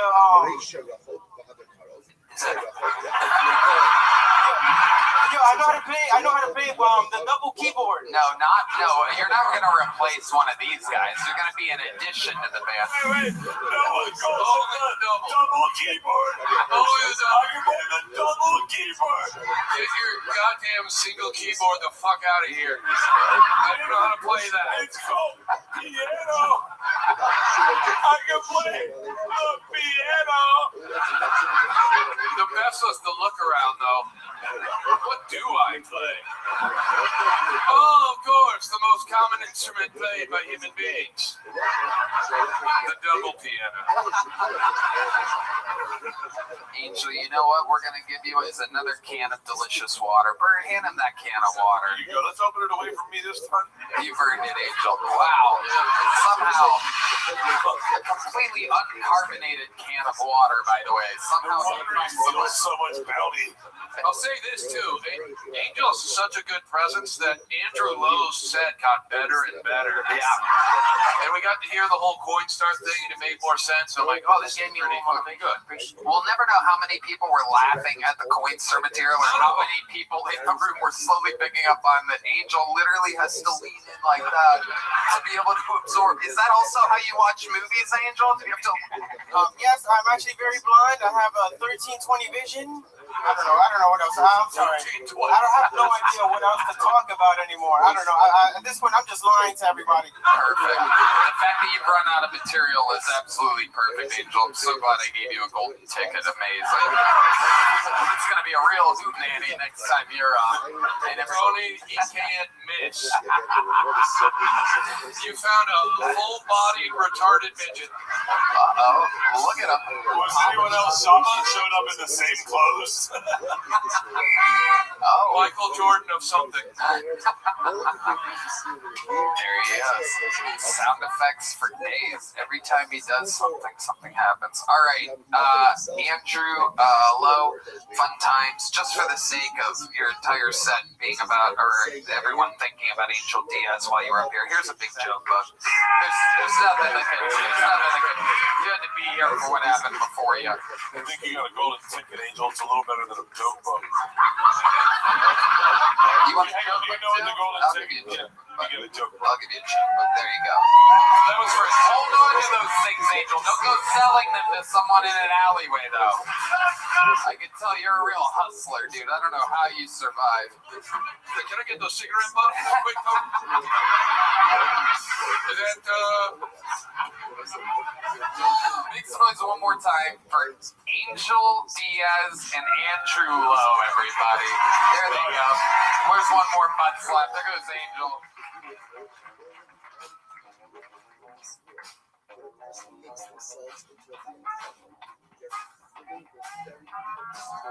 All right. This has been a long episode, so this will be your final bucket full of the night, and he goes by the name of Spencer Boone, everybody. Here comes Spencer. Spencer Boone. I like hot dogs, and my mom has a tramp stamp.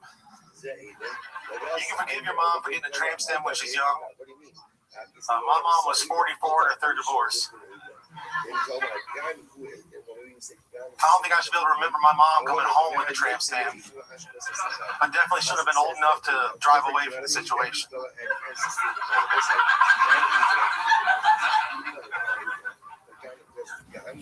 A lot of people jerking off the cartoons these days. I don't like it. It's weird. It's weird and it's gross. Why are you doing that? Stop. Like, I went to art school to draw cat ears, and I don't like it. I'm bad at drawing hands, and they're nailing tentacles. I'm a hypocrite, though. I grew up loving the Goofy movie. It's a great movie. I like hot dogs. I like hot dogs. Sorry, I'm Spencer Boone. Thank you so much. Spencer Boone. Very funny. Welcome, Spencer. Hey, how's it going? he's got great intro. I like hot dogs. Fits the face perfectly. And the body. And the body. No doubt about it. Spencer, how long have you been on stand-up? Over 6 years now. 6 years. Where at? Last 3 here, but I started in Virginia. Nice. What do you do for work? I worked at a rock and roll and horror movie shop. Oh, sweet. Yeah. That's here? Yeah, there's one right here on 6th Street. Right down there? Yeah, across from Baltimore. Yeah, I still have not been there. I need to go in there. Yeah, we got a bigger one in South Lamar. It's pretty sick. Hell yeah. I love that. You must get interesting people coming in there. Anything crazy ever happen there? I mean, a lot of dudes with autism coming in. Yeah. To be honest. Well, we also sell like toys and figures, so it's like Ninja Turtles and like, you know, wrestling figures and stuff like that. And you meet all sorts. Yeah. That's awesome. There's always a guy walking in like, I like turtles. I'm like, yeah, I got you. Yeah. Hell yeah. How long have you worked there? I started working there in 2023. Okay. Yeah, I like it. Hell yeah. That's so fun. Out of all the dudes who come in and ask or say they like turtles, how many of them would you say are virgins? Oh God! Sadly, it's usually dudes with families.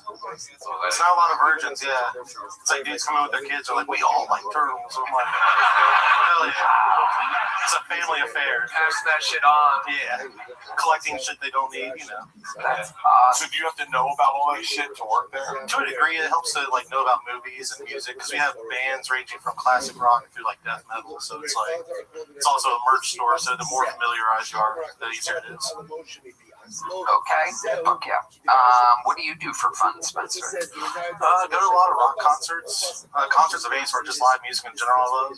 Yeah. What are your favorite bands? Yeah. Oh, as far as like which genre, that's kind of hard. Really, anything. What's your favorite live shows? I'd say.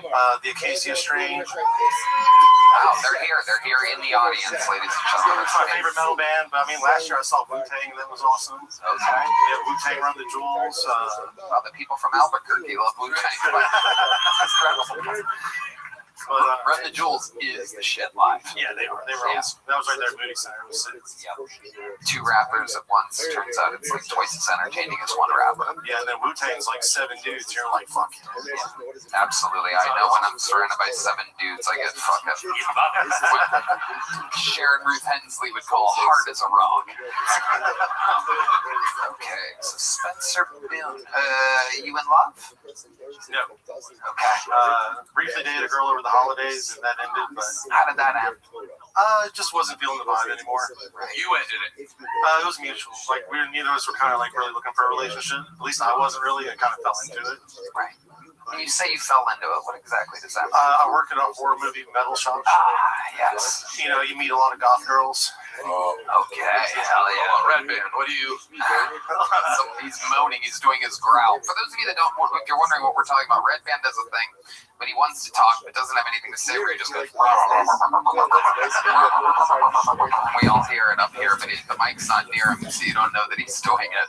Like he hasn't thought about something. Okie doke. Goth girls, horrible hygiene, usually, right?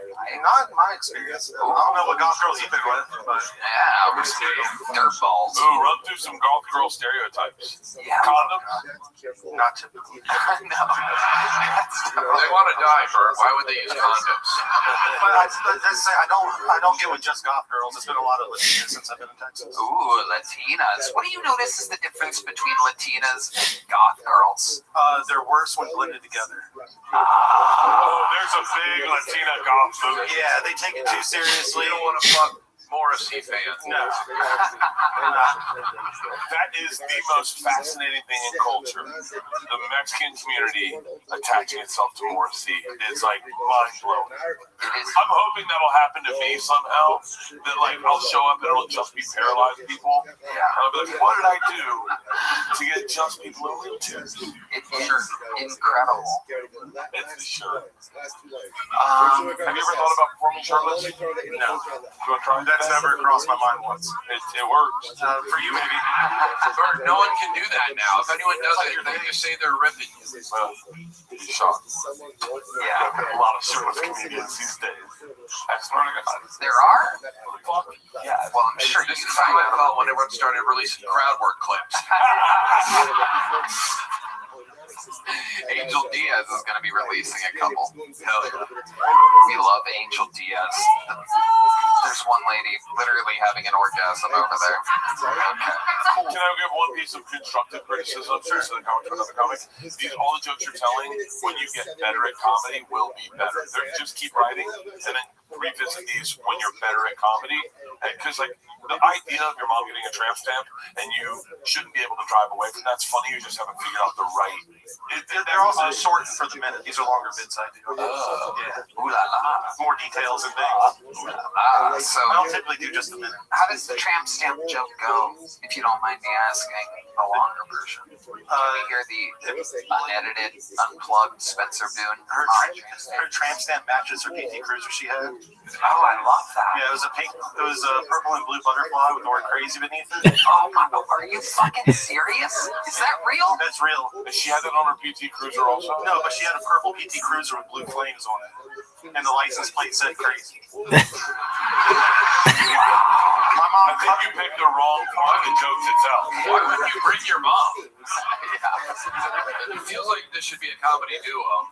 I bet Mom crushes. Yeah, Not quite. Is Mom a funny lady? Not really. No. Where's she at? Is she in Virginia still? She's in Virginia. Yeah. So, like, your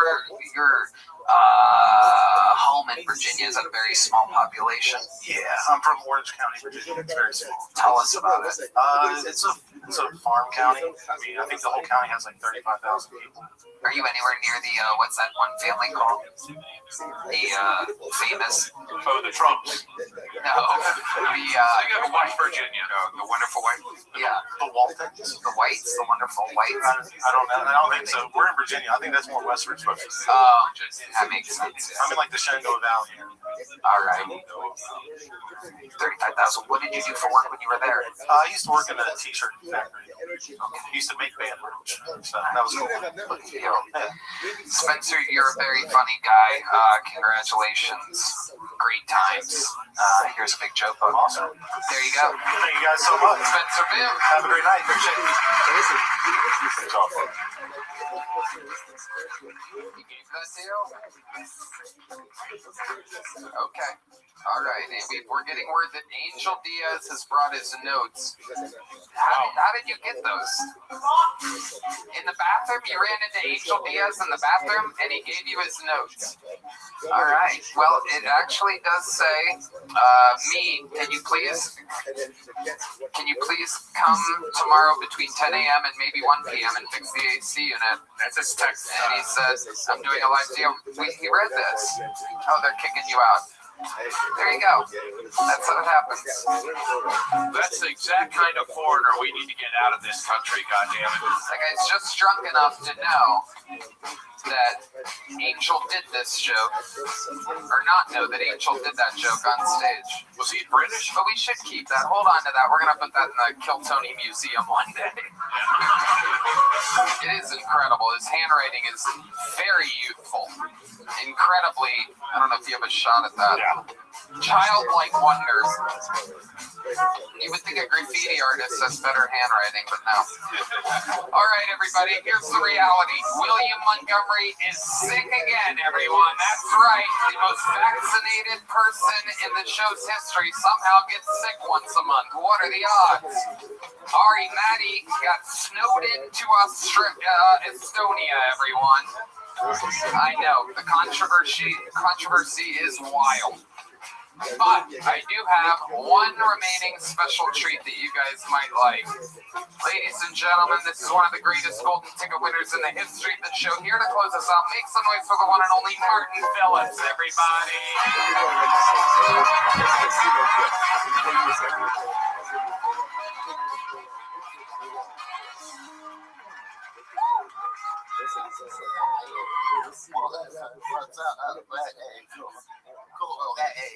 I'm sorry, I started to do this new thing on dating apps.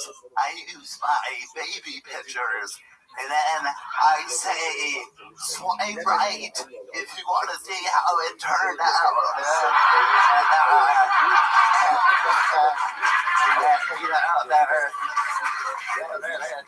They're like, oh my God, oh, what happened? Like, chill out. It's been 30 years, okay?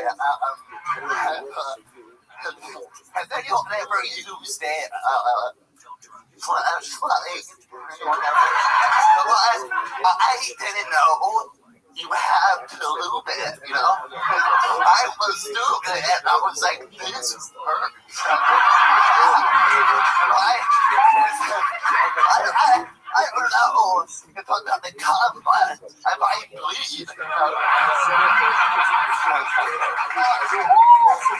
Mark Phillips, as consistent as it gets. The most wobbly, rock-solid comedian in the world. You did it again. Amazing set. Rick, is this your first time seeing Mark? This is my first time. Fantastic.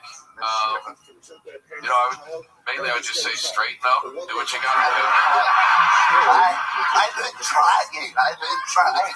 Okay, well then, you know what? Maybe do a little coke or something. See if you can calm the nerves a little. Yeah. You have the sweater of Bill Cosby and the movement of a lady that just got a drink from him.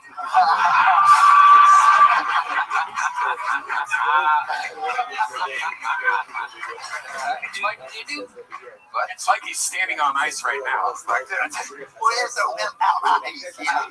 Yeah, how is this weather treating you? How are you surviving? How did you get here? I think God, I have shows in Florida, baby. Oh, hell yeah. Oh, you're kidding me?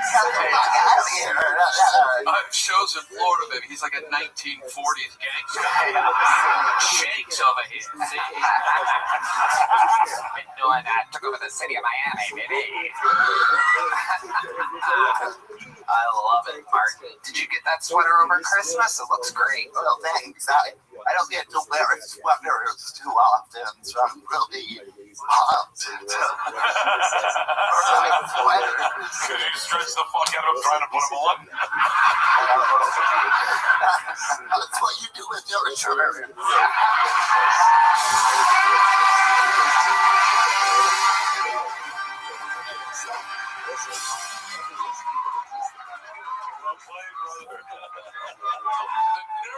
Of the shirt off guy putting a shirt on joke. The nerve of a guy who I don't think can fight. Okay. Whoa! What up, you do, sweetie? You got a knuckle sandwich coming here, guys. You want to cause shenanigans? The worst Dick Tracy villain of all time. Oh, Martin, tell us about Florida. How did it treat you? It was really nice. Yeah. You get shit on the day you go there. You're like, I did it. I grew tired there too. But then they have like gated communities and like, what are you protecting yourself from? Like, there's a very nice neighborhood. Where were you at in Florida? Oh, I went down to two retirement communities of Naples, Florida, and Boca Raton. Wow. And Wesley Chapel, and no, it's like Tampa, and Melbourne. Yeah. So, Why were you visiting retirement communities? Well, I'd say it's the one of the people typically live in Naples. And if you're from Florida, the Florida people watch it. Well, this guy gets it. Yeah, Bert is our Florida correspondent. Yeah, I grew up in Florida. I think he was just implying he did cities in those cities. Yeah. Stand up in those cities. Yeah. You didn't know there was a retard translation thing. Who's the retard? Wait, did I just catch a fucking shrapnel? You're getting a little bit lit up right now, Bert. Jesus Christ.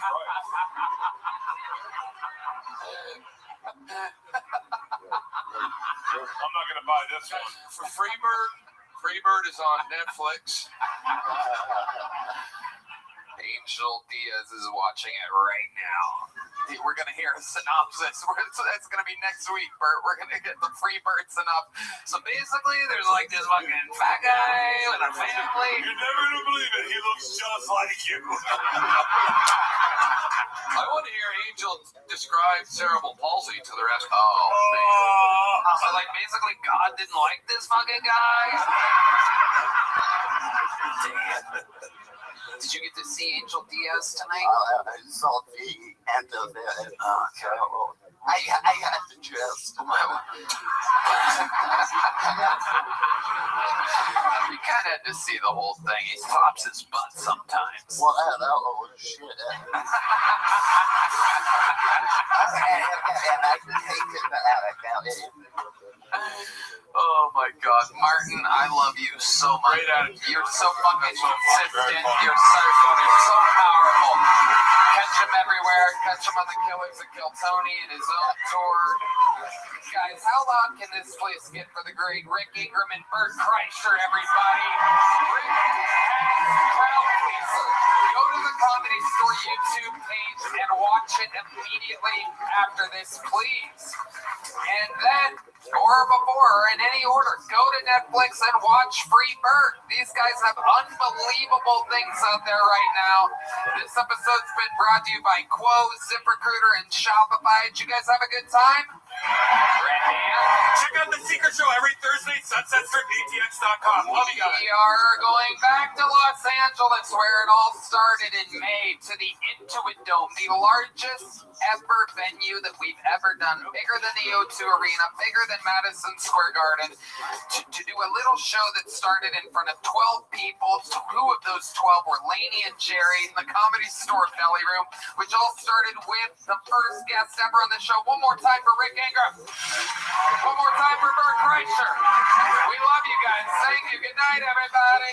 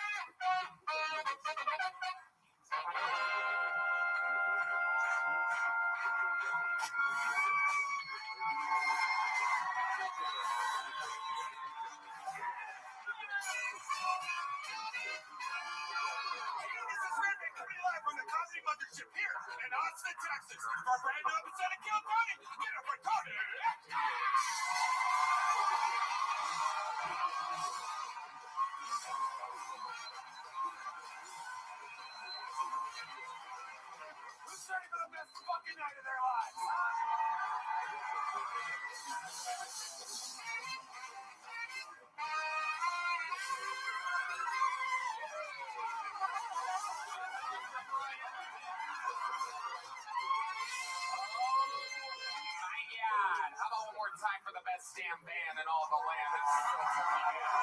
Raul Vallejo, Fernando Castillo, Carlos Sosa, Michael Gonzalez, Nachos Belgrande, Huevos Rancheros, the great Matt Muling on the electric guitar, John Dees on the keys, and this is Steve Madness live in the flesh.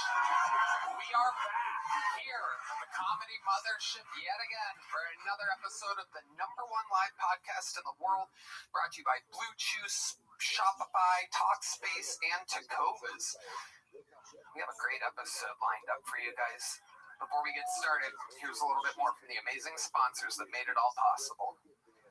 We live in Austin, Texas, but we are jumping in a tour bus, ladies and gentlemen, and we are taking the actual Kill Tony show to Houston, Texas, February 28th, and Dallas, March 28th. Go to TonyHinchcliffe.com for tickets right now. Come see an actual Kill Tony show in the great state of Texas. One in Houston, February 28th, one in Grand Prairie, March 28th. TonyHinchcliffe.com. Get tickets now. Are you guys ready to start this fucking show? Wow. I mean, what can I say? Every single week I book this Mamma Jamma, and I don't think it gets much better than this. One of the guests I've wanted on the show for its 13-year existence. He is all-time one of my favorite comedians since I was a kid and to this day. The other guest is one of our best guests in the history of the show. I present to you, ladies and gentlemen, for the first time, and the other guest for the multiple-th time. Make some fucking noise for the great Jim Brewer and Sam Talent. Oh my God, Jim Brewer! Let's fucking go, baby! Sam Talent. Here we go! Oh yeah. Sam Talent, ladies and gentlemen. Jim Brewer. Jim, have a seat, have a seat. What the hell is Sam doing? He likes the band. Sam likes the band. Jim Brewer, your first time in the Kill Tony universe. Let's fucking go! Hell yeah! Loved you forever. I'm so excited for you to be joining our silly, silly world that we have here. It's gonna be fun. Hell yeah, it is. I'm hopped up. We're gonna watch some comedy together. It's gonna be exciting. Sam Talent is back, one of the best in the show's history. Very glad to be back. Happy New Year, Tony. Tony's friend. Congrats. Sam's got his book, his tour, everything. And Not tour when it's every weekend. Please come see me do stand-up. All right, it's just my job. SamTalent.com for tickets. JimBrewer.com for the brand new Find the Funny tour that's just about to get started here. JimBrewer.com, BREUR. And we are about to have a goddamn blast. Jim, this is your first time, so you might not know, but over 250 innocent souls are stacked in a disgusting bar next door. And they're all crammed in there together, and they're all hoping that this guy with the red hat and little glasses, famous for yo-yoing and having finger skateboards, comes over and says, "You are next. You're going to be on the biggest show in the industry." I pull their name out of the bucket. They get 60 seconds uninterrupted. Wait, that's the dream thing? Oh, well, yeah. Yeah, that's it. This is what they're waiting for, this guy. I thought he was here to bring Red Band more vapes. I mean, look at this guy. He's got the headset. This is what it looks like when the ball boy wants to pretend to be the head coach of a football team. You're a gatekeeper. It is. How did you get so much pussy out of this? It's incredible. Look at him. Look at him. He should be coaching Indiana in the national championship right now. And instead, he's smiling. Anyway, I pull their name out. They get 60 seconds uninterrupted. You know the time is up in here. The sound of a kitten. That means they have to wrap it up then, or else they bring out the angry West Hollywood bear. Red Man. Great at his job. Everybody's so good at his job. Very good, Red Man. Very good. Great stuff. You might want to figure that out, because that's your only job. Wow. All right. Madness thought it was the sound effects. While we go wrangle that comedian from the bar next door, we have our newest golden ticket winner here to make just her second appearance ever in the show's history. Her first appearance was New Year's Eve in the sold-out Moody Center Arena here in Austin, Texas. This is her first time on the show at the Mothership. Make some noise for her Mothership debut. This is Ya Chow Young, everybody.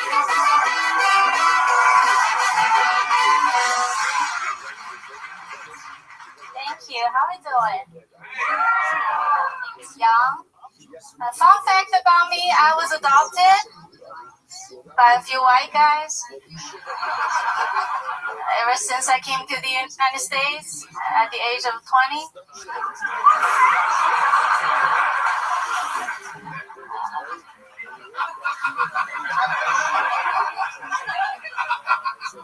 Most comedians call themselves comics. I just get called a commie. As an immigrant, the first question people ask me is always, "Hey, are you here by yourself? Do you have family here?" And when I tell them, "No, I don't have family here," they always pity me. They say, "Oh, I'm sorry, you're here alone?" I mean, yeah, that's exactly why I'm here. You think I flew 13 hours all the way across the world so I can see them again? I'm here to get away from them. Hello, America. Thank you. Yeah, chow, yeah. All right, Redman. Very good. Redman has an affinity for tiny Asian women. Dude, in the green room, I thought she was your wife the whole time. Yeah. I'm so sorry I didn't say hello. I'm Sam Town. Hey, hello. you did an excellent job. Thank you. Fun times. Welcome, welcome. Incredible first set at the mothership. We learned a lot about you. How did you end up here? Did you really come at age 20? Oh, yeah, I came here for school. What did you study? I study music. Yeah, I love music. What did you study? That is surprising. Yeah. What is it, violin or something? What did you study musically? Yeah, I like to sing and play some instruments. Really? What instruments do you know how to play? Guitar, but I'm not too good at it. I'm more like a singer. Really? Yeah. Wow. About like the dragon dance thing. I think you were stalking me on Facebook. What? You were stalking me on Facebook. Was that you? No, that wasn't me. That was Joe Coy. Yeah. I love Joe. Did you get a degree in music? No, I don't like school. You dropped out, the rare Asian dropout. That's why she came to America. I love it. So, how long did you go to school for? I was a year in Maryland and a year in Florida. Oh, only the best. You've seen both the jewels in the crown of America right there. Maryland, Florida. You spent a lot of time in Florida, right? I'm in Florida now. Watch it, punk. What surprised you about American culture when you came over here? What surprised you? Is people eat a lot.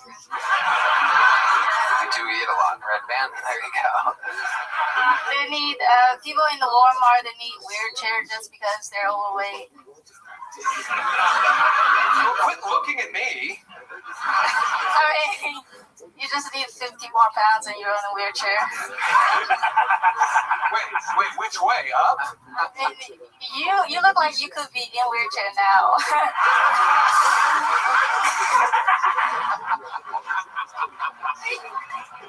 That's what the lady at Delta said this morning. Damn it. So your parents are in China? Yeah, and they don't know I do comedy either. They really don't know? No, yeah. Really? Yeah, because they're broke and I don't want to give them money. Oh. Why are they broke? What do they do for work? They're just teachers, small business owners. Yeah. Oh, what kind of small business? Like a printer shop. Wow, a Chinese printer shop. Look at that. Sounds like a front. Yeah, it does. I love it. So now you still live in Florida? Oh, I just moved here in Austin. Oh, congratulations. Yeah, oh, yeah. excellent. All right, Red Band was really jonesing to hit a button this whole time, just scrolling, and then he hit that one. I thought Ice was here. I was like, oh no. Ice. Run! Ice, more like rice. Whoa, hey. Right? Hey, Come on now. What show is it? Come on. Come on. Gotta show it. No, we're keeping you here. We love you long time. Wow. So you really know how to sing? Can you sing us something? Let's hear something. Something not YouTube copyrighted. Do you have any originals or something like that? No, it's not. It's like a traditional Chinese folk song. Oh, Chinese song. Yeah, can you sing a Chinese song? That's what we By the way, did you like the bing bang bang bang? You know what I mean? We got it. He's got the Chinese kit right here. Turtle shells? Slower. That's what it sounds like when you eat a bat.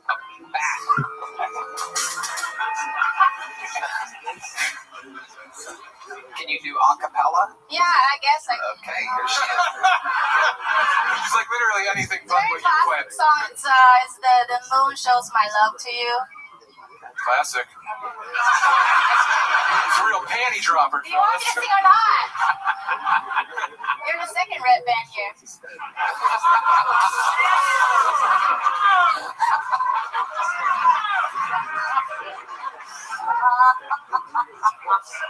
Wish I had a knife and I would have been smoking. Now that's Japanese, but and I would have known that if I was red band. So. Ladies and gentlemen, making her singing debut, Kino with the solo spotlight. This is Ya Chao Young, everybody. 你问我你有多深，我爱你有几分？我的情也真，我的爱也真，月亮代表我的心。Thank you. Unbelievable. Red Band crying over here. You moved him. Look at his face. His entire face is wet. Oh my god. It's burning because it's alcohol. He's retarded. Ya Chao Young, you are a great addition to the Kill Tony family. Thank you. What a way to start the night. I think you should have stayed in school. Yeah, I'll meet you later. All right, there she goes. Make some noise for Ya Chao Young, everyone. And now we go to the bucket. This is a crazy part of the show. I mean, this is the heartbeat of the show. This is what it's all built around, is seeing people, finding people, meeting them, asking them what the hell made them want to do this. This first bucket pool says that it's on the inside, representing the audience. I do believe we wrangled them, correct? Make some noise for your first bucket pool of the night. Tina La Cochina. Tina La Cochina. I am so happy to be here. I've actually been going through a depression these last 6 years, since the pandemic. And it started when I lost my dad. Did anybody else lose someone during that time when you couldn't be with your loved ones in their last moments? Sorry to bring the party down. But I got the phone call, and the lady was like, is this Tina? And I said, yes. And she said, I'm so sorry to tell you this, but your dad has been pronounced dead. And I was in shock. And I was confused because my mom pronounces it deadbeat dad. You guys don't have to feel bad for me. He didn't leave a will, but I did inherit his blue handicap parking tag. So where did y'all part, I do have all his leftover prescription drugs. So if anybody has diabetes or high blood pressure, I'm selling those outside 2 for $5. I guess now that my dad has passed away, I can. All right, Tina La Cochina pushing it to the limit there, going over her time, unlike her father, who was out too soon to do the full. Welcome, Tina. How long have you been trying stand-up comedy? Trying, yes. Pandemic, yeah. Oh, okay. So you've really been doing it? I'm trying, yeah. That's the set that you went with? Oh, your hand's shaking. You're very nervous right now. You're okay, Tina. Yes, yes. Your dad's looking up at us right now. You're not wrong. My mom would say this. He's very proud of you. Okay, Tina, where do you live? I'm from Robstown, Texas. Okay. All right. Fingers. Okay. All right. That's easy. You really want to like you, I feel bad, man, because she hyped us up, and her cousins are like, "You're gonna crush it, man! You're gonna crush it!" And they're all like, "Just be cool." Did her best. You did her. She's freaking out. Yeah. Yeah. This is don't freak out. It's all good. You crushed it. Yeah. That wasn't easy. You did a fine job. Yeah. You weren't expecting to get told. This is the biggest performing comedy. Of course, your brain's breaking. Yeah. And did your father really pass from COVID? Yeah. I didn't know you could die of a hoax. Now, that's okay. You can have that. What that mean? I'll add that thing. Yeah, for sure. I can't use it, thank God. That's how we got out of paying child support, I think. Oh, okay. That was good. Yeah. How many brothers and sisters do you have? I have 2 sisters and a brother. All from the same dad? No, they got their own dad. Oh. So is their dad present in their lives? Their dad is alive, deadbeat to them, but still alive. Yes. Wow. Their dad wear a mask? I don't think we know him. I don't know. Wow, your mom's a real whore. That's bad taste in people overall, huh? She's alive and she's watching right now. Mommy! Mama Cotina, please subscribe. Mama? Okay, Tina, your mom is only fan? What do you do for work, Tina? I'm an educator. What exactly does that mean? An educator? Are you a teacher? Okay. You call it an educator? Does that make it sound smarter or something? No, I don't know. I'm very, who are you educating exactly? I work for a preschool. I teach cosmetology. Oh, wow. Like a boy. Every time I ask a question, it's worse and worse, everybody. I'm an educator. I'm a cosmetology teacher. I killed my own father. I visited him at the hospital. I put a pillow over his face and suffocated him. Well, that explains the confident lipstick choice. I like that. Thank you. That's all I have going for me. It's great. It's a great mouth. Thank you. I've been told before. I love it. Tina, what's your love life like? I don't have a love life, but I did bring 2 friends with me. They're out there. They love 3-way. Hello. She's famous. Shout out Caitlin, Mr. You're gonna be popular in school. You're gonna be the wig mannequin. The cosmetology school is what it is. I don't have time. Let me ask you this. The women that want to learn how to do cosmetology, what are they like? Is it a tough crowd? Oh my God. All right. They're all strippers. Recovering strippers is what's being implied. Yes. Okay. So what are they like? Tell us about it. Yeah. Oh, my students are bitches. Okay, there you go. Yeah, I'm trying to get out of the industry and start comedy. Yeah. Oh, okay. Oh, boy. Uh-oh. You don't seem like you're afraid of a challenge. Thank you. I'm trying. Yeah, that's cool. So you're doing stand-up in where, the middle of Texas? I am doing stand-up at the Annex in Corpus Christi. Okay. The Annex. Whoa. Those are the Corpus. Yeah. It's above a pizza place, right? No. Below the pizza. Right there. Yeah, down the street. Toward the tunnels. Yeah, I've been there. Yeah. How often do you perform there? They only let me do it once a month. Now, why is that? Caitlin, after the bar owner is here with me. We don't need to ask the bar owner. No, thank you. I don't need to ask another fucking course of why this chicken is getting I don't know what you want. No one gives a fuck. Stay in your seat. Tina, give us one more crazy fun fact about your life before I get you out of here. Oh my goodness, a fun fact about me. I can say the 50 states in alphabetical order. All right. Okay. All right. Just when you thought you couldn't love her more. I would ask you to do that. What's last? I don't, there's nothing fun about me. I have fun fact. No way out.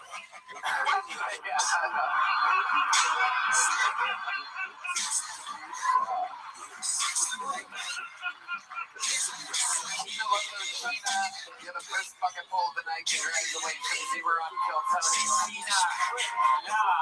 Coachina, ladies and gentlemen. right.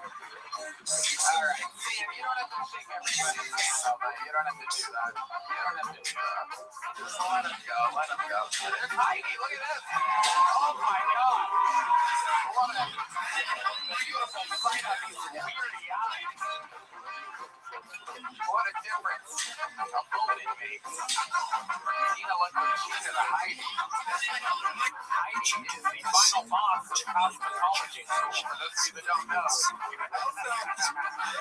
Tina loves who Tina means Tina the food. I think so. Tina the kitchen. She's named after her favorite room in the house. Hello there. This podcast is sponsored by Prize Picks. The big game is almost here. There's no better way to cash in during America's biggest sporting event than with Prize Picks, where it always feels good to be right. That also means it's your last chance to get into football action before this next season.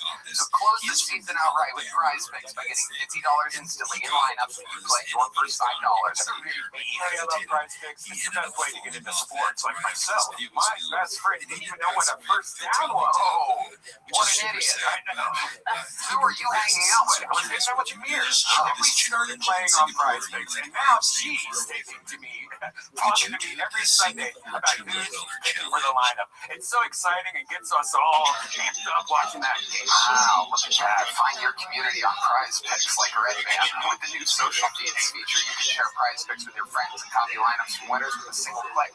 You can even follow Prize Picks partners like us, Dale or Fade Out Picks. Plus, Prize Picks now has early payouts. If your player gets off to a hot start, you can have the option to cash out those winnings before the game even finishes. Download the Prize Picks app today and use code Tony to get $50 in lineups after you play your first $5 lineup. That's code Tony to get $50 in lineups after you play your first $5 lineup. Prize Picks. It's good to be right. This podcast is sponsored by Shopify. 2026 is the year you launch your business. One powerful tool puts your future firmly in your hands. Start a business with Shopify. If you've got an idea you can't shake and craft, everyone tells you to sell a story you've already designed in your head. With Shopify 2026 is the design to make it happen. Shopify gives you everything you need to sell online and in person. Millions of entrepreneurs have already made the leap from Excel to J-Chart. The first time business owners just getting started. Like Tony, I love Shopify. It's the best business tool out there. Shopify gives you all the tools to easily build your dream store. Plus, setup is fast with Shopify's built-in AI tools that write product descriptions and headlines and help you edit product photos. That's right. Marketing is built into create email social campaigns to reach customers wherever they scroll. As you grow, Shopify groups that give handle more orders, expanding new markets, and do it all from the same dashboard. In 2026, stop waiting and start selling with Shopify. Sign up for your $1 per month trial and start selling today at Shopify.com/Tony. Shopify.com/Tony. Shopify.com/Tony. Hear your first. This year with Shopify by your side. All right, moving on. This is a one-word game. Let's see what happens. Make some noise. 60 seconds. Uninterrupted. For Fern, everybody. Here comes Fern.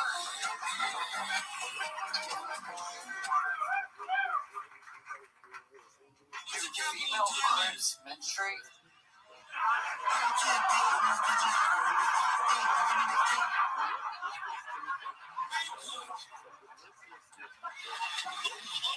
I just know they don't fuck a blood like that.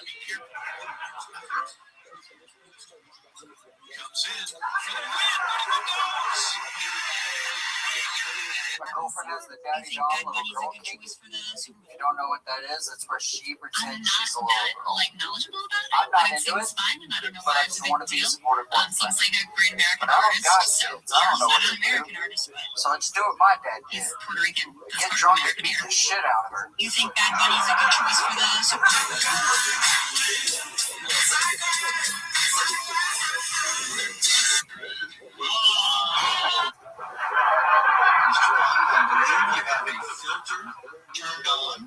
we don't jerk off in front of our pets.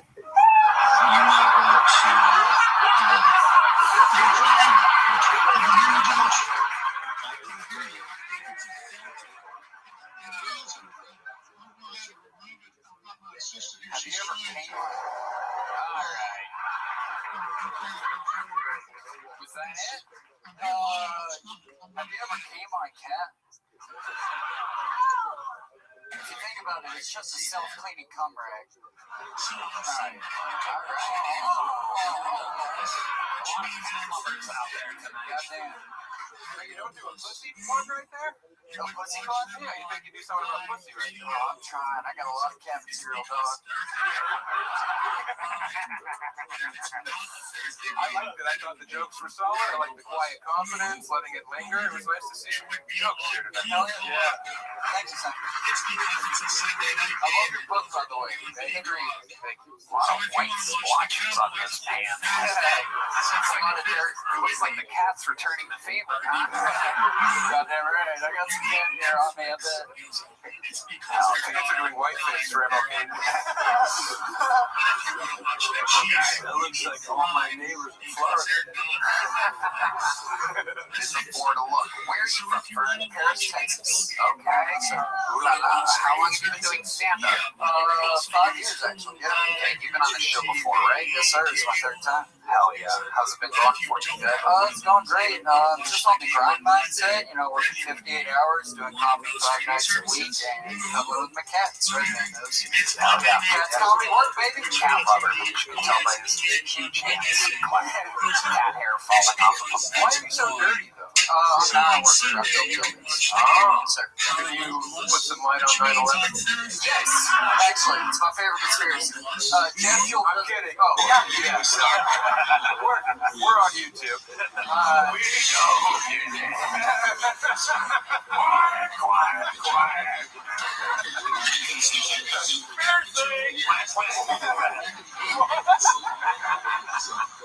Bert, tell us something crazy we don't know about you. From 0 to 17, I could not pronounce the letter R. Yeah, so it's all conscious. Describe yourself. Yeah. How would you pronounce it? Fluent. What? Fluent. No R. Fluent.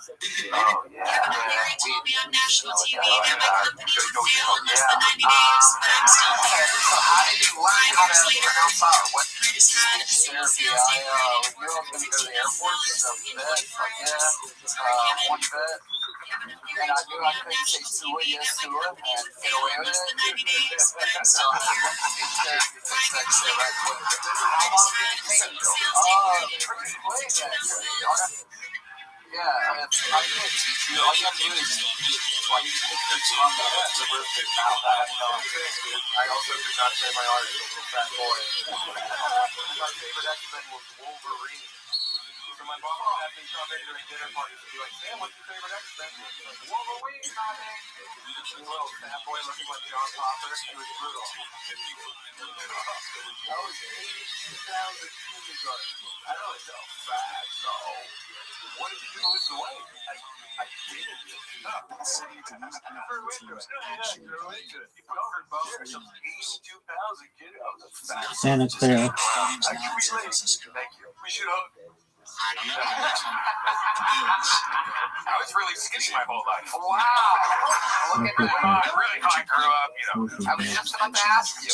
Englewood. What's your love life like? Oh, fucking crazy question. So I had a chick kind of fuck me up pretty bad. She bought me a plane ticket to Canada. Oh, yeah. And then 8 days before, she informed me that I was actually Chinese. Yeah, I'm glad they left. That's awesome. Yeah, what's wrong with that? What's the problem? He was telling me I was not Miami the side piece the whole time. I love you, blah, blah, blah, all this, that, and the third. I would have been fine. Being the side piece, just don't fucking manipulate me. It's a whole fucked up thing, yeah. So what, you didn't end up going to Canada? I did not, no. But you talked to her like a lot or something? You like had feelings for her before meeting her? Yeah, she flew down 4 times and we just basically had sex all day, every day. It was great. Yeah. 3 times a day. It's fucking cute. I earned that plane ticket, goddammit. Don't buy a dog. Okay. So you didn't think just to keep that on the side and be the side piece for you, and then try to find another girl? I mean, it just genuinely fucked me up. I didn't eat for 5 days, then I got on Talkspace, promo code Space80. That's right. You know what I mean? Helped me out of it, and now like, I'm kind of talking to women right now, but I'm just Tommy Orcast on. You're a catch, man. You're a handsome young thing. You have a swagger, dude. You're covered in Robin Williams' hair. You're a steel worker. You know, you're funny. Go get some of that sweet tail the kids are talking about. Yes, sir. Well, Mike's been plowing through it. he's a handsome guy, too. He leaves the hat on.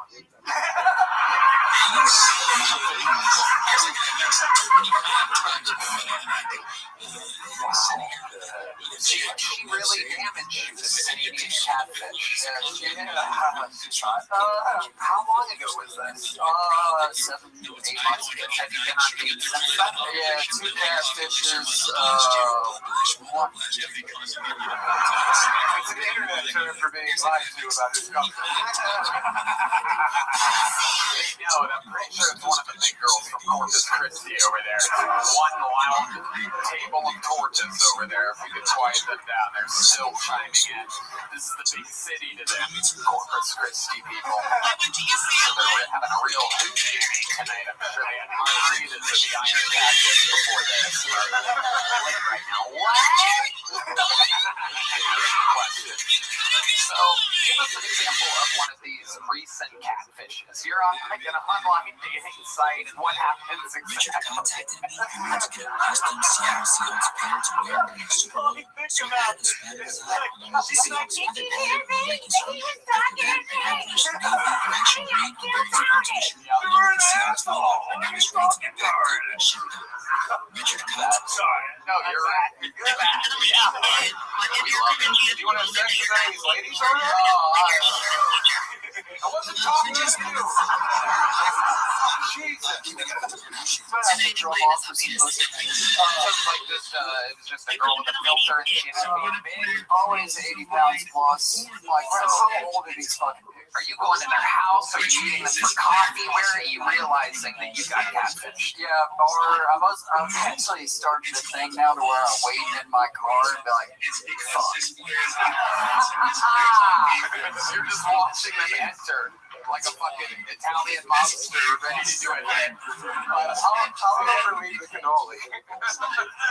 One time I showed up relatively early. I told the bouncer, I was like, hey man, if you see this chick, you know, like thumbs up, thumbs down with the ID. He's like, I got you. She was already inside. I was like, shit. Alright, so I walk inside, she's holding food. I'm like, god damn. Oh my god. Like, the problem continues. So I'm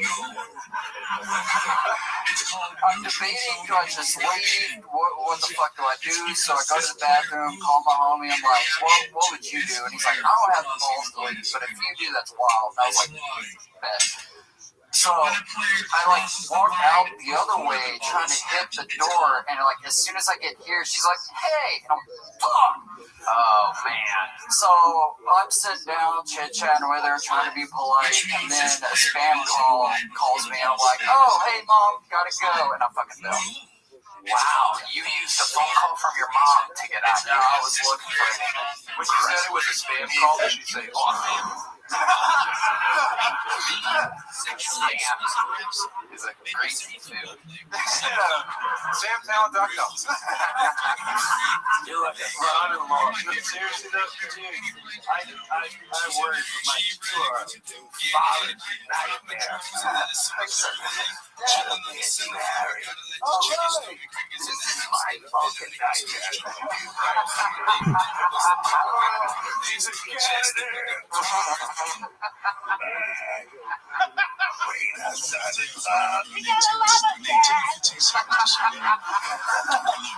There was this one time I went on a date. Oh, I love this. Yeah, it was Vernon's Catfish Adventures. Oh, it's so fucking many. Wait, before you get the story, her last name wasn't Brewer, was it? Oh, okay, all right. I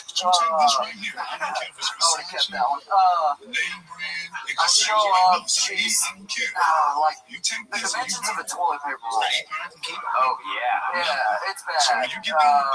She's celebrating her birthday with her friends downtown. They invited me out. I was like, fuck it. One of her friends goes, you were on Guilty. And I go, yes, I was. And she gets up and sits next to me. And then the catfish had to watch me date her friend. For how long? Just the night? Yeah, she watched all night. And then we started hooking up a little bit. That was fun. And that was the relationship before the dating. Look at that. Guilty changing people's lives. You already have a good club to serve. Well, there you go. There you go. Fern, everybody.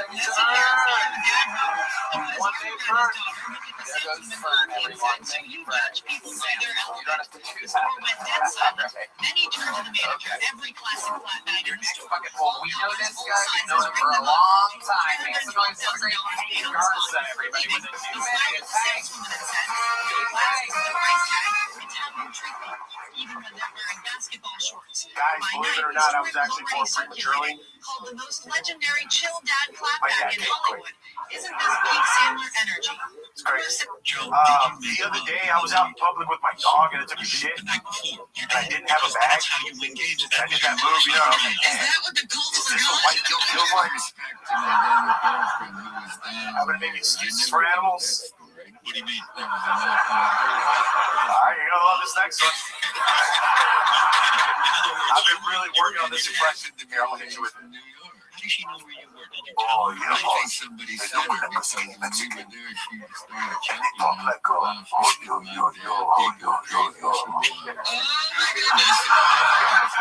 Yo, that's the Japanese seen the Navajo code talkers for the first time. For your ass. Before I was dad, I was a drug addict, and I thought I was going to be a terrible father. So I thought that being a drug addict and being a dad, they fucking life. I would do that because that's pretty legal. That's been my time. Thank you so much. Okay. What are the things that it has in common with dad? For one dog, you're always broke. Crazy. But I'm not spending money on 8 balls, hotel rooms. Nobody. Now it's like diapers and strawberries. So crazy. It's crazy. Back in See, I used to have to test all my shit for fentanyl because that's how crazy you got. which is a steep that down line, from its previous valuation in 2008 at nearly $1 billion. And today it's up for sale yet again. Poised to sell like that. You see, the Chrysler rating has a fatal flaw. The owner of a building does not own the now land it's like that it diapers, sits bro. on. It's like it has a blue line, and it's either piece of shit. You don't know which one it is, and I'm like, fuck. I wish it was fentanyl. And to understand the building's financial terms, What's up, understand Johnny? how its lease has evolved. Way back in 2006, You should have done that, man. It's that. Rock solid. Your best performance, I think, ever. You started stand-up. We were all there when you started 13 years ago. How's it been going? It's been going great. It's been going great. Just chasing shit. I'm a loser, so I can't do anything else. So I cannot fail at this. So I'm just showing up. Even if I'm not just showing up, dog, and just learning from you guys. And just trying to get better. That's it, dude. I love it. I love it. You seem happy. Kids are good. Kids are great. Yeah, kids are great. Their dad's impressive now. I'm not all fucked in the head. Yeah, that's great. I love it. How did you, what helped you quit drugs? I got addicted to stand-up. Okay. Straight up, I got addicted to chasing that high of just watching these fucking strangers just looking. What drugs were you doing? Bro, at the end it was, like, at the end it was a lot of focus. Okay, yeah, but if I had to, I love cocaine. All right. I love cocaine. Wow. Those things are a lot more fun than stand-up. I know, but it's terrible on your health. Well, I mean, so stand-up, look at me. I I'm 23. Neither of these had to deal with the pesky brownies, which, by the way, is set to chop up yet again in 2028 I'm and off right increase too, even and I further hate when a people always decade like try to find a Now cop that's out a for top whatever you cost like. is They're at like, the hey, top you get of our thyroid? condo HOA fee. So now that you're It's the fucking thyroid, man. Roy. I feel like Byron. How about that, Now, bitch? what other things? It's arguably the nicest building in New York.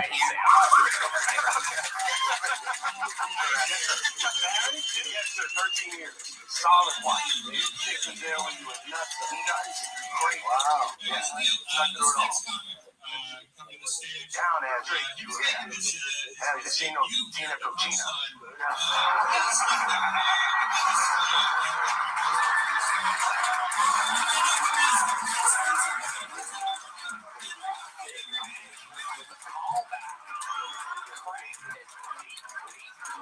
Center, and it's a home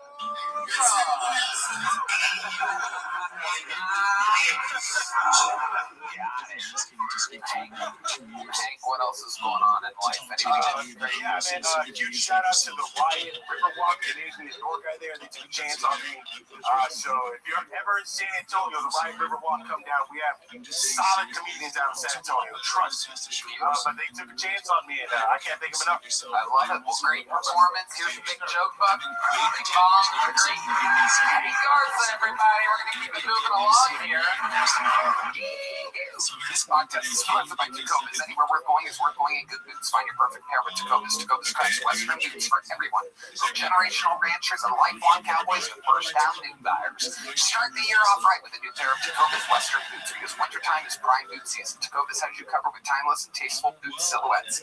No stiff break-in period, just instant out-of-the-box comfort. Right, man? Ooh, doggy, I love me my Tacobas. They're the most comfortable boots I've ever owned. Did you know they have other apparel too, from premium apparel to elevated leather goods like wallets, belts, and more?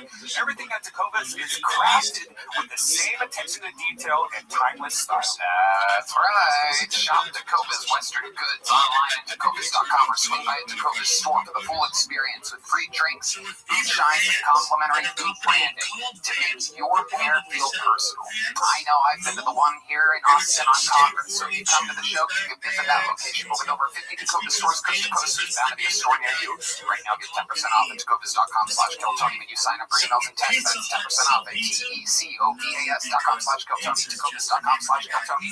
See site for details. Tacobas, point your toes west. Hello, everybody. This podcast is sponsored by Blue Chew. Guys, when it comes to performance, good enough isn't exactly good enough. That's why Blue Chew just raised the bar. Introducing Blue Chew Gold, the revolutionary 4-in-1 upgrade that targets both your brain and your body. While most blue pills only focus on blood flow, Blue Chew Gold goes further. It combines 2 proven ingredients for circulation plus apomorphine and oxytocin to enhance arousal, desire, and connection from the inside out. It's not just about function anymore, it's about total performance. Blue Chew Gold dissolves right under your tongue and starts working in as little as 15 minutes. This is the future of performance. Faster, smarter, and precision engineered. More results. Get yours started today at BlueChew.com. Tony, I love Blue Chew. I think they're providing the best ED treatment out there. Blue Chew's turning bedroom performance into an Olympic sport. So go for the gold. That's right. Make life easier by getting harder and discover your options at BlueChew.com. And we've got a special deal for our listeners. Get 10% off your first month of Blue Chew Gold with code Tony. That's promo code Tony. Visit BlueChew.com for more details and important safety information. And we thank Blue Chew for sponsoring the podcast. On to the next one we go. Make some noise for your next bucket pull, ladies and gentlemen. It's Dave Lentz. Dave Lentz, everybody. Here he is. Hey everybody, welcome. Nanu. My mother-in-law survived stage 4 pancreatic cancer by having her pancreas cut out. That's right. Yeah, my mother-in-law was born in Sendai, Japan, And in Japan, they don't have the same diseases that we do. They don't have the same health problems. They don't have pancreatic cancer. So they gave her two choices. They're like, you can either live and cut out your pancreas, or you keep your pancreas in and die. So she was like, I want to leave. So they cut out her pancreas. So she now has a permanent insulin pump and type 3 diabetes, which I like to call triabetes. But so in one woman, my mother-in-law, the Japanese cured pancreatic cancer, they envisioned a cyborg, and they perfected triabetes. So, you know why the Japanese can't keep a secret? Because they're always still in their guts. Did you see that? All right, Dave Lynn. Okay.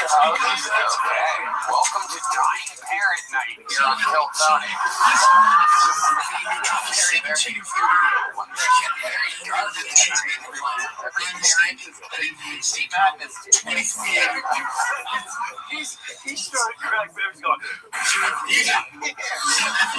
The setup to roll your eye. yeah. D-Madness can tell when someone's bombing. He doesn't need to see it. He can hear.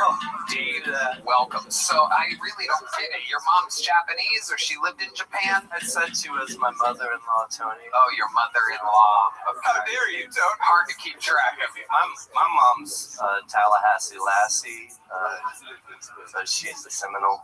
Right. Okay. I didn't know they had gay Nazis. This is incredible. I thought all Nazis are gay. I think Nazi fascism is gay altogether.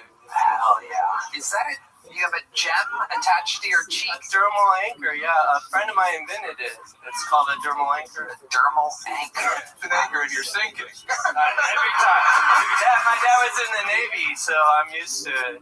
Hell yeah. What do you do for work, Dave Litz? I just got a job at P. Terry's. I literally have one of the greatest jobs on the planet. So P. Terry's is 100% here in Austin, and it's 100% beef.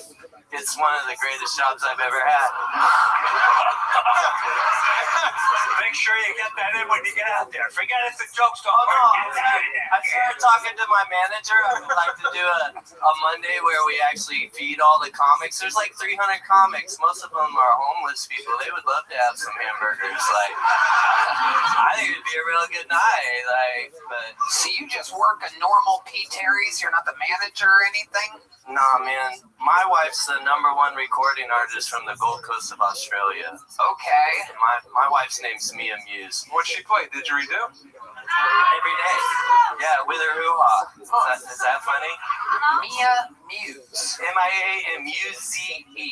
Go to the foreign name folder, Redden. Yeah, they say Zed in Australia. Right. Another. I actually got to be locked down in Australia during COVID. And then when they finally let me leave, they kicked me out for 3 years. It was great. What do you mean they kicked you out for 3 years? Because I overstayed my visa. Because I was there on a vacation visa because they shut down the airport. When I was leaving the country legally to come home, they said I could not return for 3 years because I overstayed my visa during COVID. Wow. You made people fight each other in the back of the room. People are this is awesome, man. People, I don't make anyone fight here. They just do that. That happens when you step in homeless. So Mia Muse is the breadwinner, and you are the hamburger winner. 100%. And what does she think about you working at a fast food joint? She's in Australia right now. She doesn't have to worry about what I do. Okay. She's in Brisbane right now. She's performing. She does a lot of radio gigs, stuff like that. Does she has parts at too? No,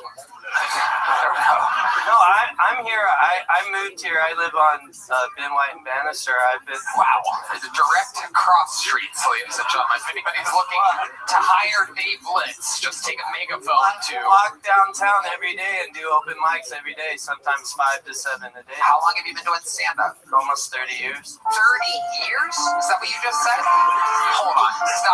Stop the piano. Stop. Stop. Dave, over here. Do not talk to them. Dave, over here.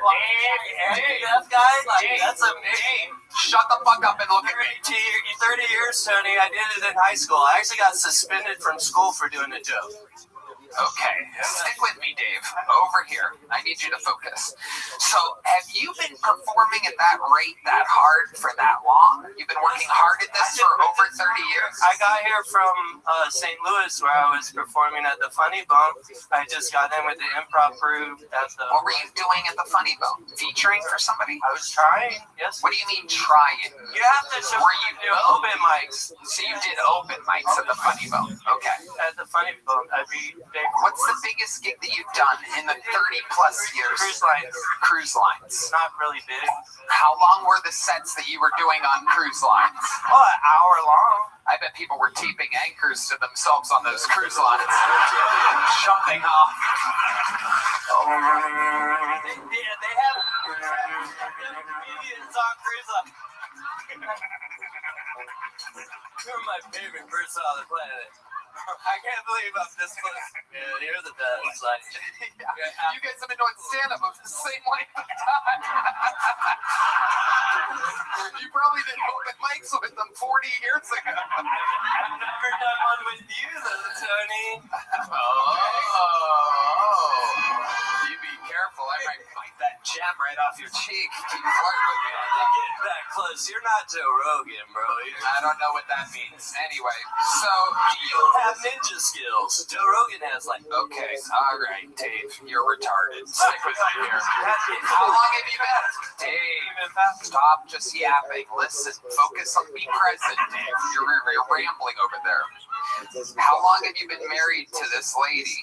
12 years. And you got married in Australia? Where'd you meet her? Colorado Springs. In the show? Were you at one of her shows?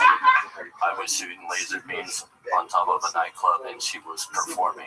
Oh, she's not real. Yes, she's really a famous musician. Is she also a student of beekeeping and medication? She does.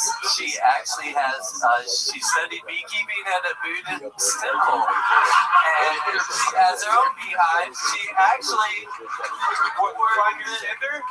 well, I'm not going to be keeping you here any longer. Here's a little song. Here you go, buddy. Bing bong.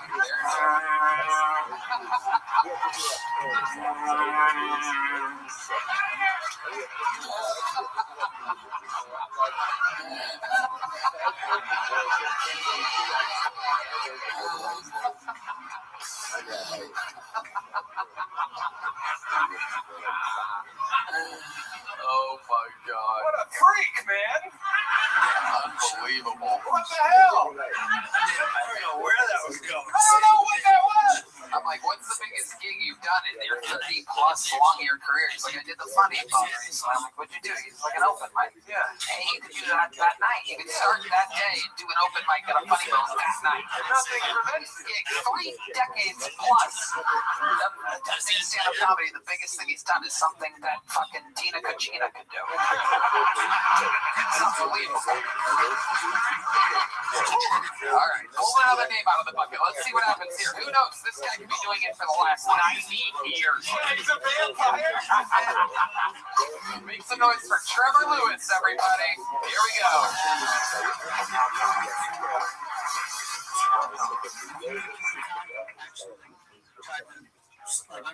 In my experience, black people, listen, are less uptight about race than white people are. You feel how tense the white people are? I used to drive DoorDash in a ski town, and let's be honest, not a lot of black people ski. So I was driving DoorDash, this is a true story, and I pulled into a busy parking lot at the base of the ski village, drop off an order, and I called up my guy. I said, hey, I got your food. I'm pulling up. I'm in a silver Nissan Rogue. And he said, all right, I'm black.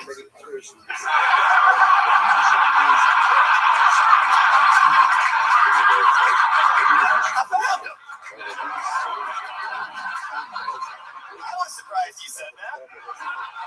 But he was being helpful.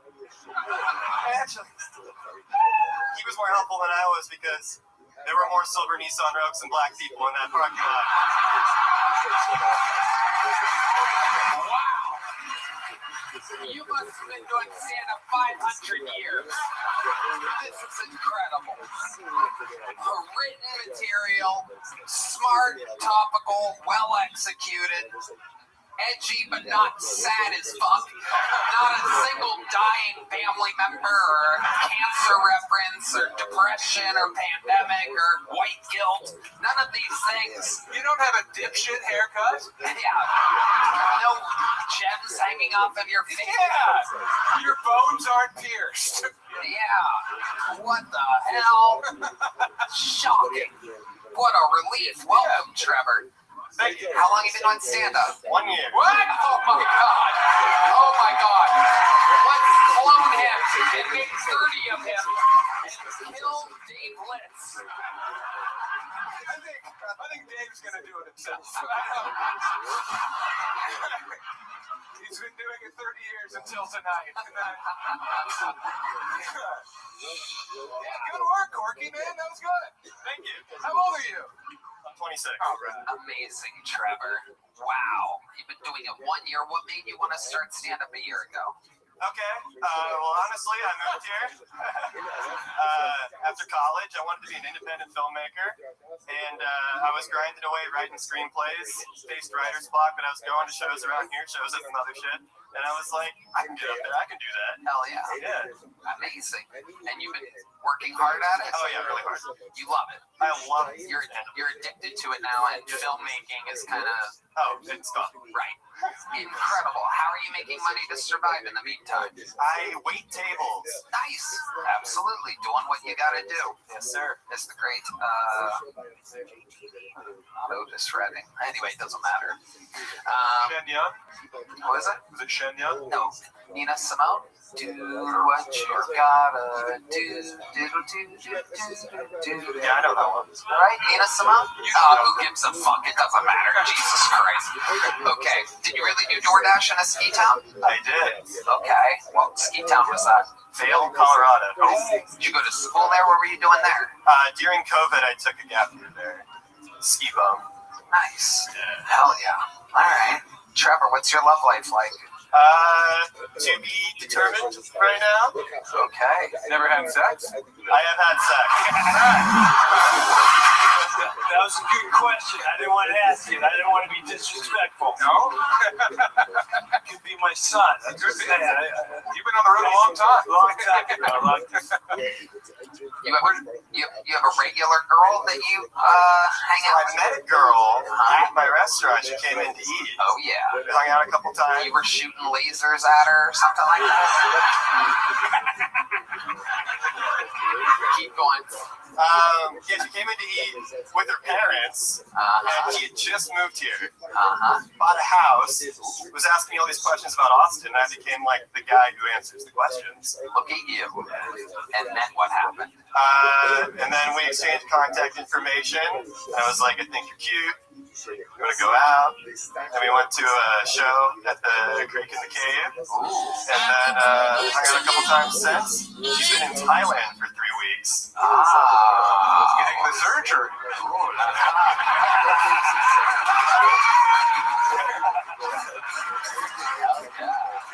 Special girl. That's good. She really likes me. Yeah, and you met her parents already. Yeah. That's cool. You're never going to see her again. It's possible. You don't need her now. You were funny here for 50 Do you have any hobbies, any things that you're into, like Pokemon? Minecraft? I like to read. Yeah, of course he does. Yeah. Wow. Reading a book by Frederick Jameson right now on postmodernism. This dude makes $1 million a random song he wrote in 1978, and it's all because of the Dow Crisis. This is who I want. Okay, so you know the Murray's band, their biggest hit was charts in 1980, and music still had spins. They weren't as big as they once were, and yet, the Rolling Stones. I like me. Do you know who It's about I love this guy. Yeah, send her off. Send her off. Yeah. If I had a daughter, I'd also want her to marry a gay virgin. So that would be optimal there. Yes. 7 figures nearly 50 years later.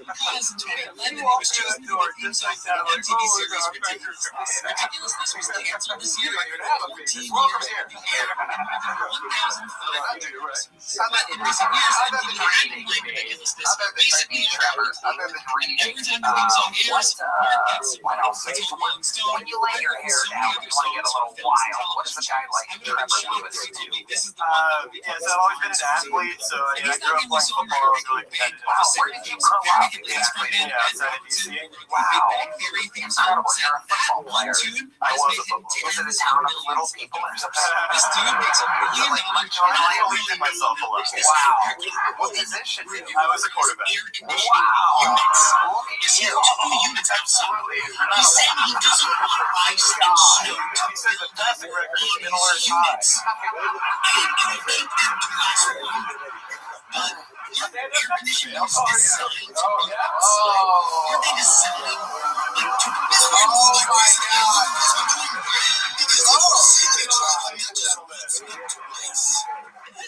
I'm one of the big ones. Every great quarterback needs an offensive line that next to him. I don't know how comfortable I feel, honestly. No one asked. Welcome to show business, kid. Incredible. So did you have a lot of black players on the team? There were a lot of black players. And you would throw the ball to them because they're good at running and catching, correct? Yeah. Was there a backup quarterback? I was the backup.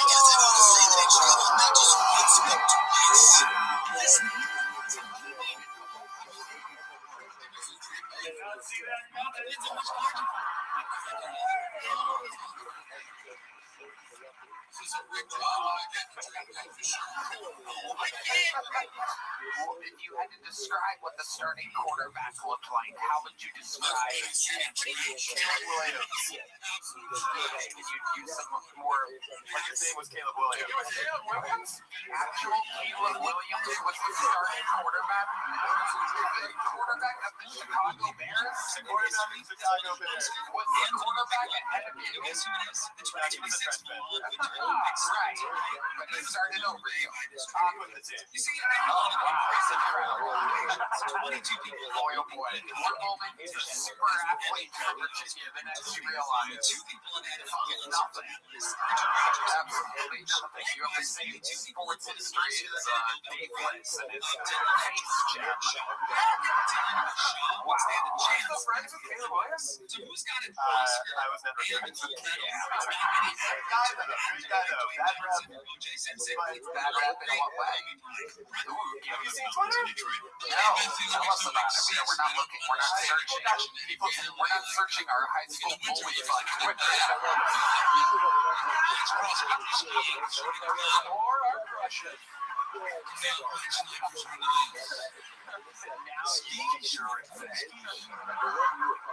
He's totally straightforward. He's such a great guy.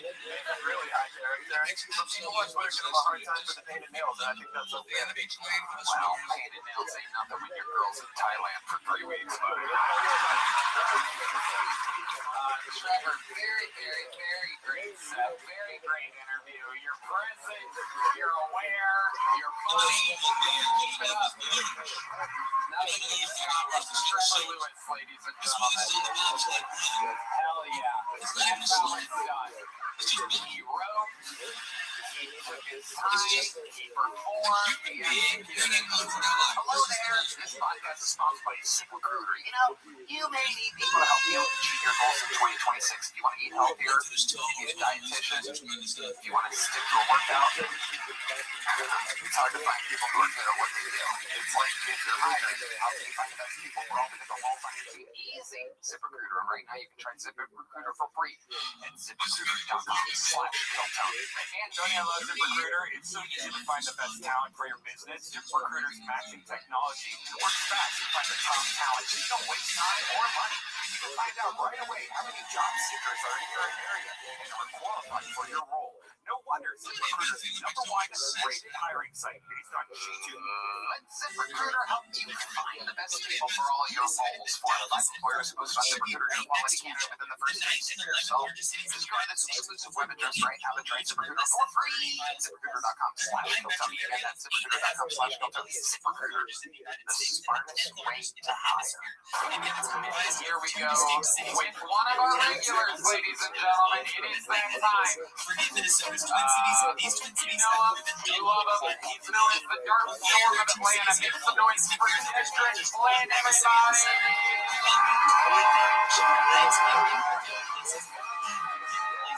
This episode, you should go to people say, oh, this is the best Eastern city. I hate lying. Western city. Everybody knows I'm scared of it, and that's not an irrational fear, and I'm tired of people bullying. We're not supposed to be up there. We're not supposed to be up there, and if we were supposed to be up there, then why did God specifically deserve this. God wanted us on this ground, not in the air. If he wanted us in the air, he would have made us angels, but we're not supposed to be up there. We're defying God. Alright, we are defying God being up there. And I'm not religious, but when that plane starts turbulizing, nigga, I believe in God. When the plane got tuberculosis, nigga, you need our Father who art in heaven, I love you. I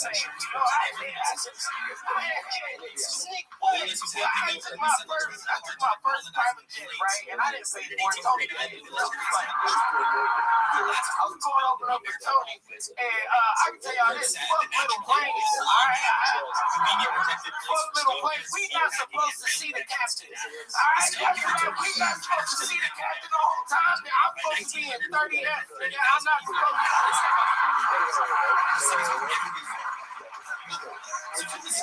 be room in between, because I'm not supposed to hear what they hear or see what they see. A lot of me over here to come, alright? I turned around and I looked and I saw the back and they saw with the plane going and the back was red, and we can agree that red means bad. Texas is flat.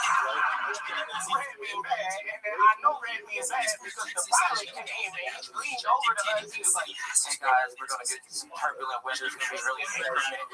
Which, if people say that, you're going to die. You know what I'm saying? When you start using big words, somebody about to die. And he was like, you guys are buckled up as if I ever took off my seatbelt. And he was like, y'all, we're going to be fine. But the whole time he was talking, I didn't say nothing because I was scared and I was crying. But I really wanted to say, nigga, get back up there. I want you back here. This plane taking two people. I turn around and probably doing this with both steering wheels. Texans, even when this is all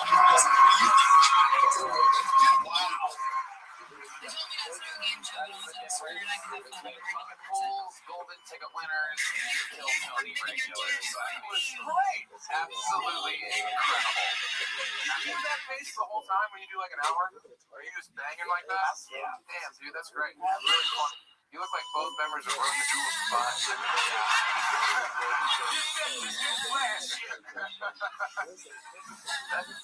I don't know if that's me, but I love you. I love you, man. That was great. I wasn't sure where it was going. I was a little worried for a second, and all of a sudden, you're like, Like the 4th of July. Dumbass. I was the horse. Not supposed to see the captain. Just absolutely hilarious. It is strange. You don't really do it. That's not what you told me when I was crying. He's a liar. He gonna look me dead in my face as I'm panicking, and he's like, Edric, this happens every flight. There is always turbulence. You'll get used to it. It's a jet, right? He's telling me that, but Ari Maddie is sitting behind that nigga, eyes like this, gripping his every time he's there, too. And Ari thinks some shit. This is a sign of mine was on the plane. Oh, no. It's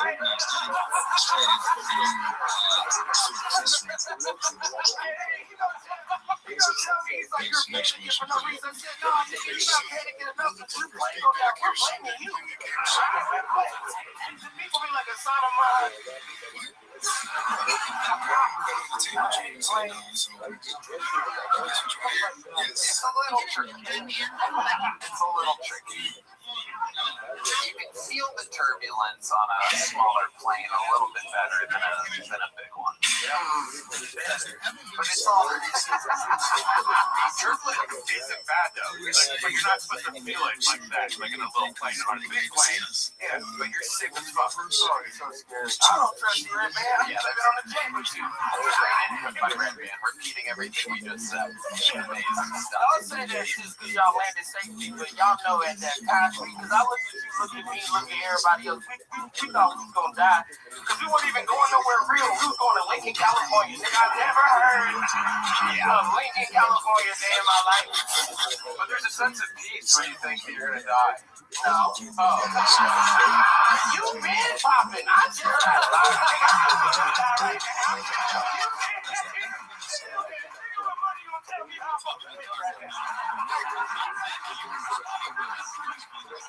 Well, dude, I was on the Friday plane with Tim Dillon one time in Europe, and we thought we were going to die. And I just kept thinking about the headline the next day: Tim Dillon and fat prostitute dead in plane. My name wouldn't make the headline in that instance.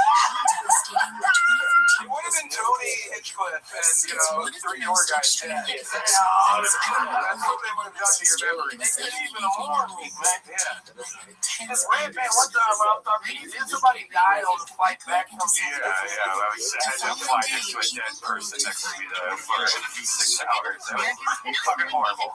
Yeah, he was on a flight back from London, and a guy next to him died. Yeah, and they started like doing CPR for like 30 minutes, and then they had I could sit next to this guy every Monday for 13 years. That guy couldn't handle 10 fucking hours.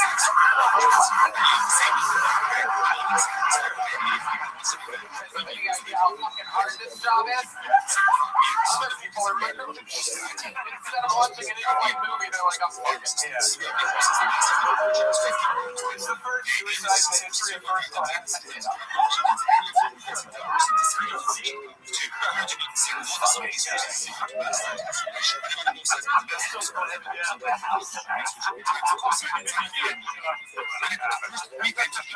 What else is going on? You just make your Netflix still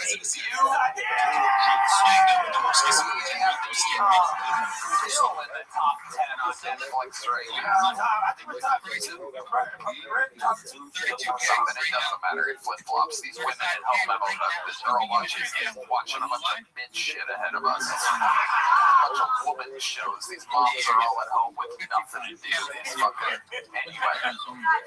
That was great. 15,000 people was insane. I didn't even know that I had that many fans in Austin, but when they called my name, y'all gave me a standing ovation. And that's why this is my new hometown.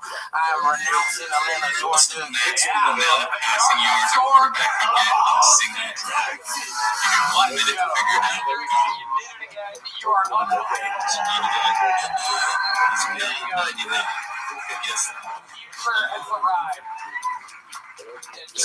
Motherfucking Flint. And back to the bucket we go, ladies and gentlemen. You know what it is. The lovely Heidi. 100. Alright, your next bucket hole goes by the name of Mike Holder, everybody. Mike Holder. Here we go. Oh, he could be sacked a bunch. I've got a embarrassing confession to make. Unlimited. I've recently learned that stupidity does not mean fumbling the hot material. I don't understand this phrase. I'm from Sudan. I'm not American. I just moved here 5 years ago, and as you can imagine, I've been misgendering people left and right. Stuff like that. Until I learned, I never have to worry about misgendering if I just call everybody my nigga. Makes it a whole lot easier for me. Also learned that in America, we don't trust the government. Passing yards a quarterback can get on a single drive. I've been to Air Force in the freezing Area 51 program. or as I like to call it, putting the aliens on ice. It's not 99. As this is the only country in the world where kids have imaginary friends. But how come it's always one imaginary? To me, that shows that even in their imagination, they're still fucking losing.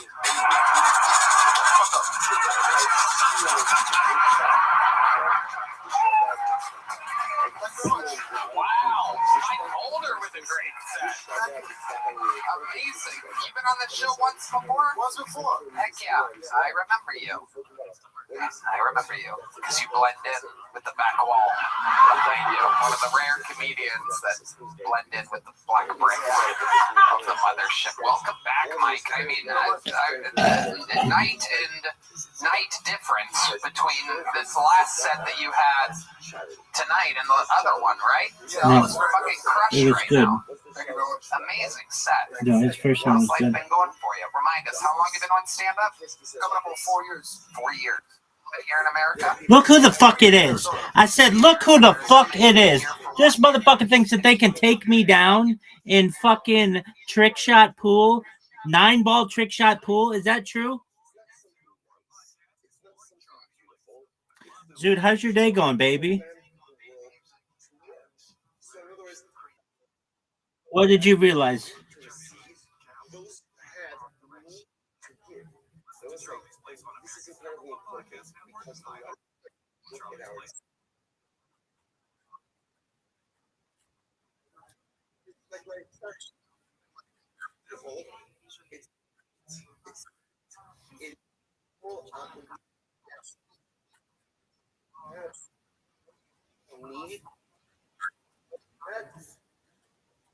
Enlighten me what the monetization of rejection means.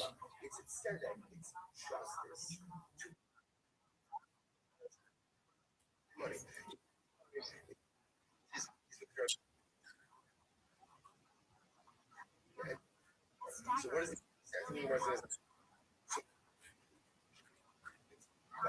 That was like interestingly enough, when comes applies something, but it's something.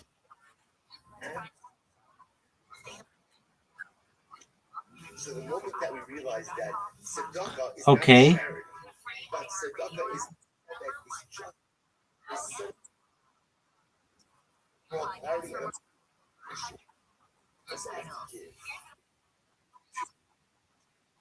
not because it's not because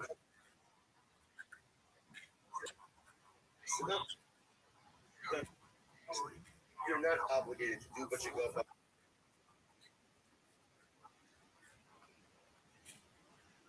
You know, Zoo, most of the shit that you say doesn't make any fucking sense, but this one does.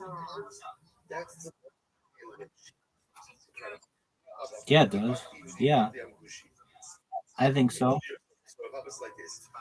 Now, Zoo, I have a serious question for you. Do you know what that question is? Are you ready to lose? That's what I like to hear. All right, dog. Do you want to lose at 9-ball first? Fuck yeah, you do. All right, baby. Here's your fucking invite. I'm going to tell you this right now. I'm going to tell you it. I want to make sure that you understand what I'm saying, okay? I'm going to dominate you in a way that no one's ever dominated you in your entire life. Or do you want to play cutthroat? Dog, let's play cutthroat.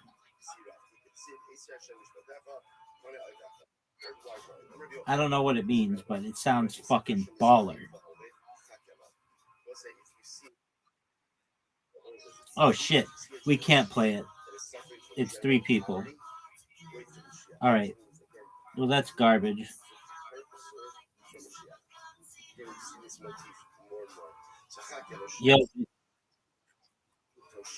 Yo, baby. Just for a moment, my man. If you see a generation where there are overwhelming sons that literally again are coming up on it like a river. Zoot, you have an invitation, baby. Are you ready to lose? Yeah, dog. Of course. Look at that shot, Zoot. It should be considered it, but it was not.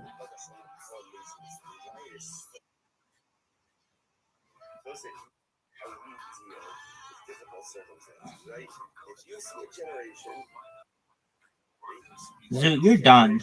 You should just give up. Big dog, you should just give up. Oh yeah, for sure. Big time penalty. I don't know why you would do that. I warned you. You get a penalty, son. And now I'm going to make it incredibly difficult for you to win. Maybe more difficult than anybody in the history of the world.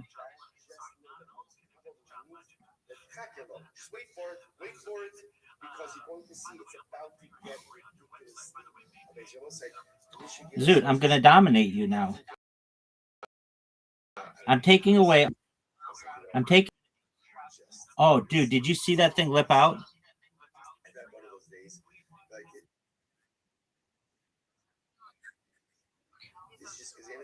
There have been people who have comedy school and comedy stand-up courses.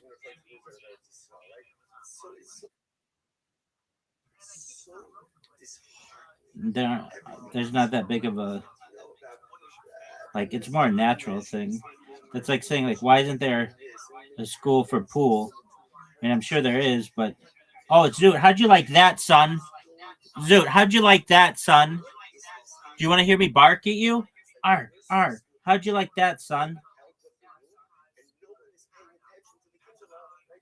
Zoot, look at this shot. Oh no, penalty.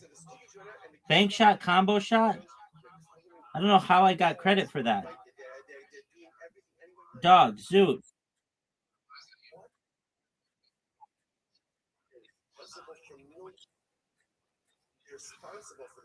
You think there are fewer actors in the world than comedians?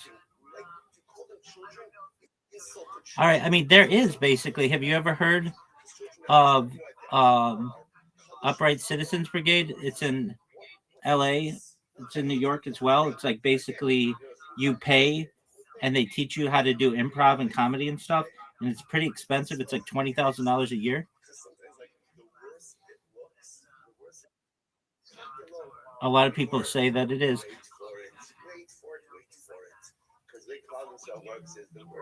It's called UCB, baby.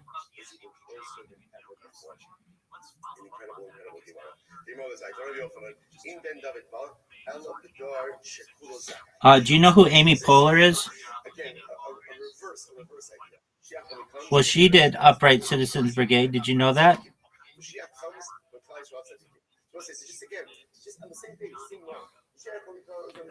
Dog. Do you know what Second City is? All right, well, that's like the same shit.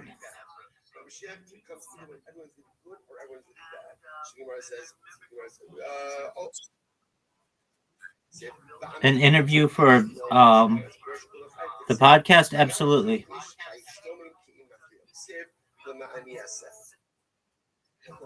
Yeah, Chelsea's been on it.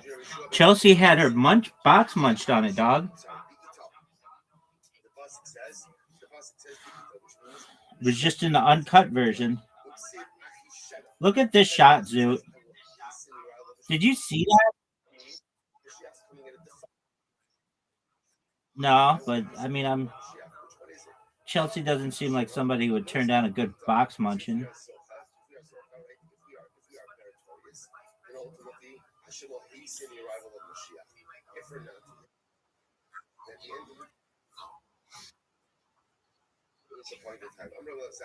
All right. Do you think she's into losing at pool, or do you think she is not into losing at pool? Zoot, are you ready for one of the greatest shots in the history of the game? Right here, baby. Zoot. Zoot. Everybody's waiting on you. Let's see your shot. Let's see how good this is. Is it possible for you to win? The answer to this question is no.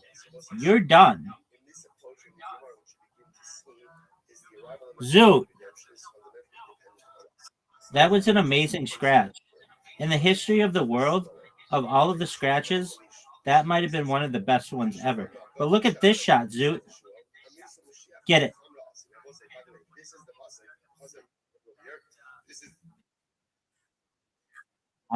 I agree. That would have been sick as fuck.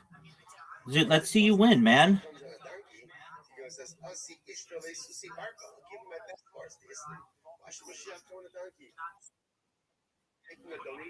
It's possible. You would just need the greatest comeback in the history of the universe.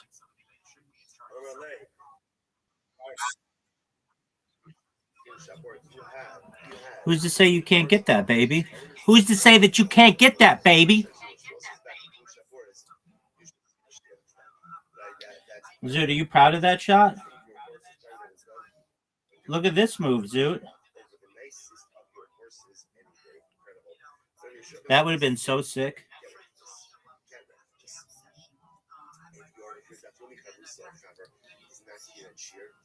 Zoot, are there gangs in Australia?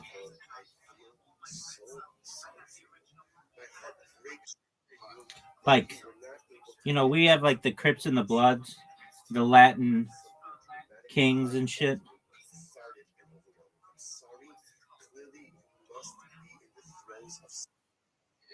Like, are you just talking about like the Yakuza and the triads and shit? Are you talking about like the West Side?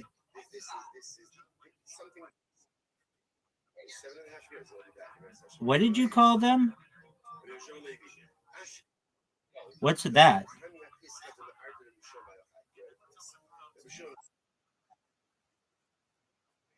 Oh, biker gangs. You have biker gangs? Oh, how'd you like that shot, son? Dude, how'd you like that shot, son?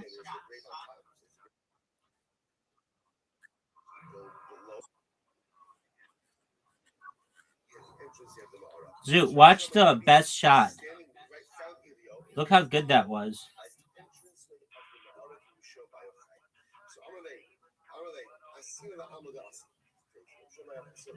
Zoot, that best shot was amazing. All right, are you ready to lose again, son?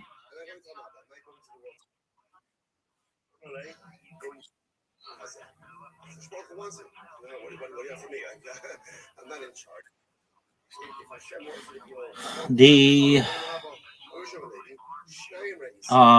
Mongols.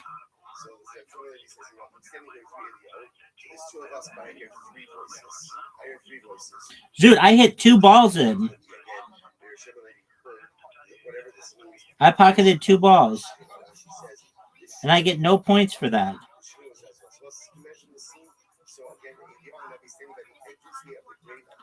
Zoot, what are your thoughts on the fact that I pocketed 2 balls?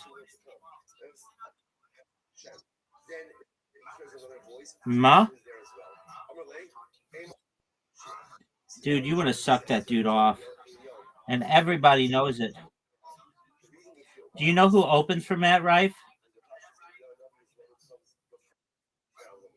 Everywhere.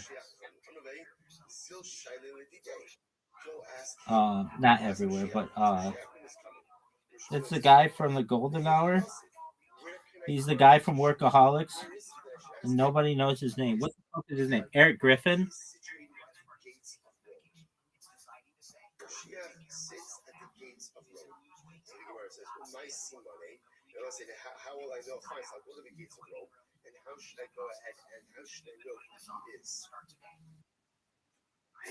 Yeah.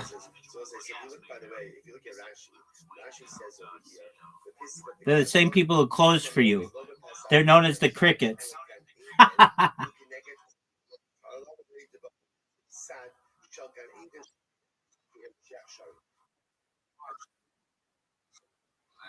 So you're gonna bomb tomorrow night, and that's not because I think you're gonna bomb. It's because you think you're gonna bomb. Dog, are you seeing this? Are you seeing this shit? Yeah, baby.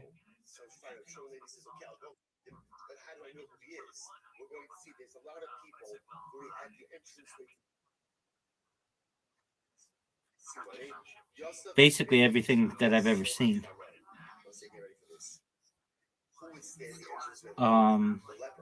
The one where you got heckled.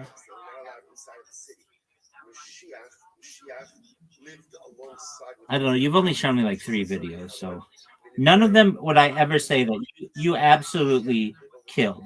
None of them. But that.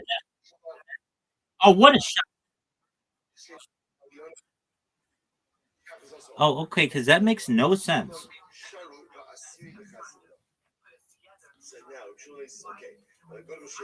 Oh, make it Zoot.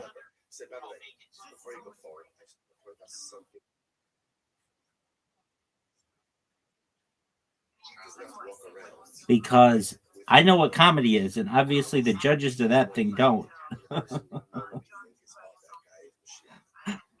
Zoot.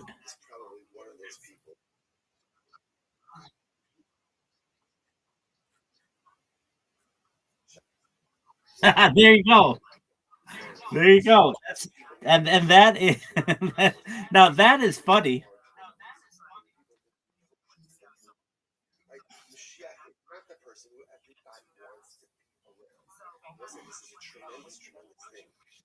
You know what? That's a fun. Oh, that was good. Oh, that should have counted. That's a funny fucking joke, Zoot. Wait, Zoot. You've got something here.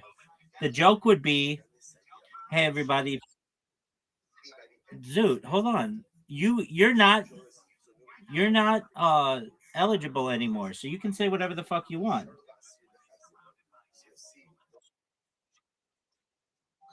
Zoot, just listen to my joke. So you say like this, "Hey, everyone, you might see that I'm sad.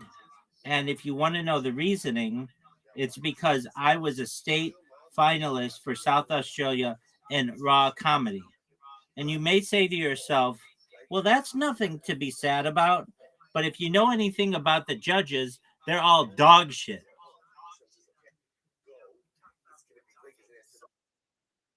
Why can't you say that?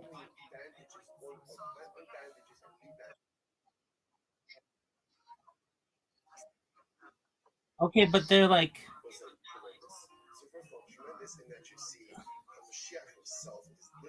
not like you can't get chosen again, so you don't have to face their backlash. Zoot, are you fucking serious that you scored?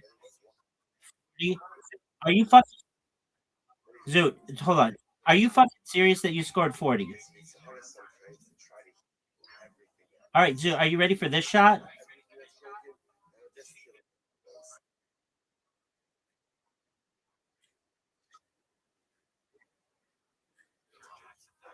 All right.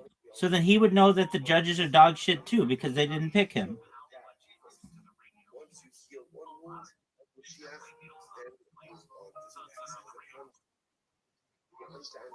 Oh, state finalist. So are you, though. There's no such thing as that. There's only. Are you serious? There's only national finalists and state finalists. There's no national state finalists. Doug, don't you know anything about? Don't you know anything about raw comedy? That doesn't make any sense.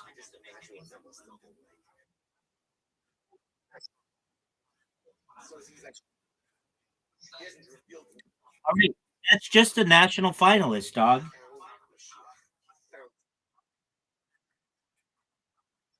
Yeah, but that's you don't call that person a national state finalist. You just call them a national finalist. Even I know that. Zoo, do I have to teach you? Do I have to teach you everything about raw comedy? Yeah, you don't call it that though. You just say he was a national finalist. It's not like he was a national finalist for the province or the national finalist for the anything but the nation, dog.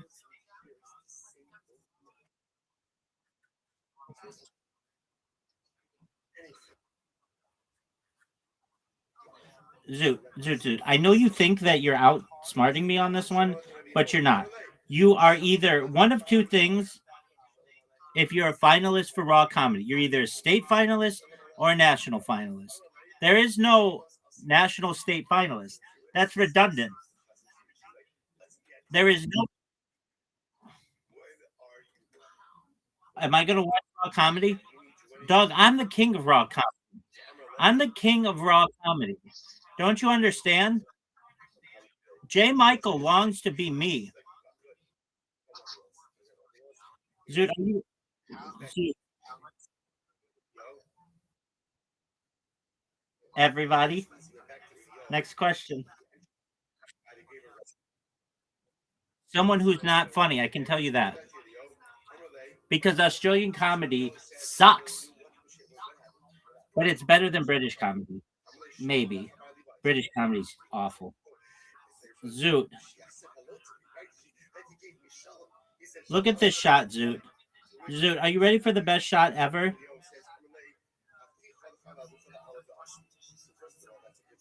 Oh, Zoot, did you see that? Did you see that? Zoot, did you see that? Zoot, did you see that shot?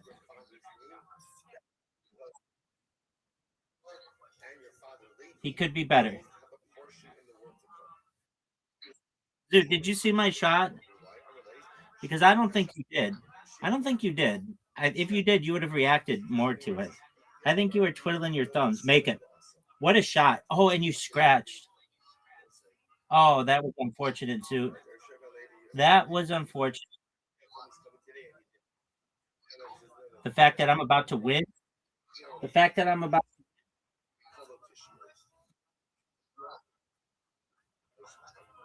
Are you fucking serious? Now that's an interesting development, Zoo. That's an interesting development. So that means you could have potentially unlimited points. So it's never over.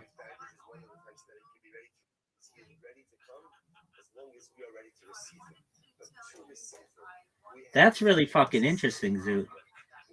Now, Zoot, if anything that you've taught me in terms of raw comedy and or pool, that's an interesting thing. I went from dominating you to you having a legitimate chance at a comeback because of that stupid ass rule.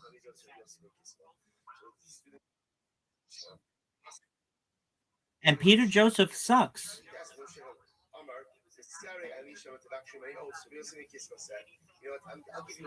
Is he a documentarian? He's a humanitarian? How the fuck did you win? Dog, that is bullshit. That is bullshit. Show me the best shot.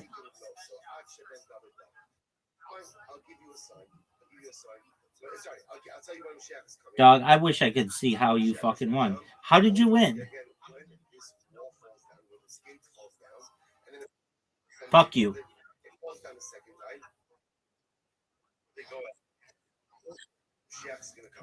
Dog. Do you want trick shot? But trick shot sucks. Zoot, you have an invitation. Zoot, you have an invitation. Dog, you are such dog shit. You have an invitation. Dog. Dog. Dog. Zoot, what the fuck are you doing? Quit jerking yourself off raw. Let's go. Hit the fucking ball, dog. Are you proud of that shot? You pocketed the 4-ball? I'm the best motherfucker ever. You know why? Because I go when it's my fucking turn.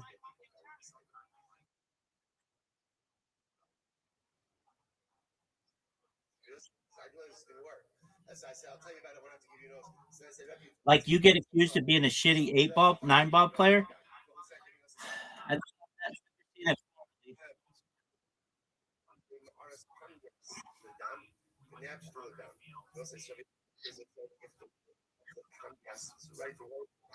No way you make this shot.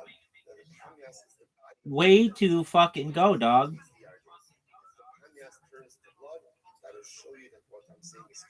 I need to get this fucking ball out of here. Shouts Pity Russell. At the time Rabbi Yossi ben Kiska was dying, he said, make sure to bury my coffin very deep in the ground of a place. Why? Shame called Dagda the Dagda Shabbat Shame Sus Shalpasim Shabbat.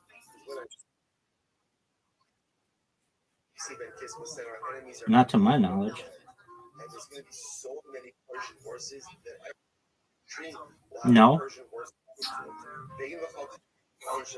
In situations where your spouse is acting like a douche, you should be able to whoop their fucking ass like if they suck dick in 8-ball.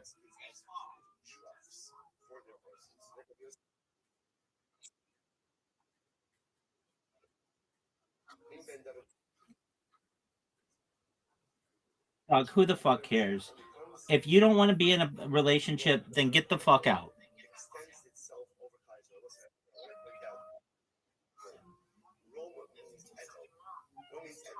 If anything, you could do a background check on the person and they would have domestic abuse charges against them. I mean, that's how we do it in the United States. You don't need a fucking list. This isn't fucking Big Brother, dog.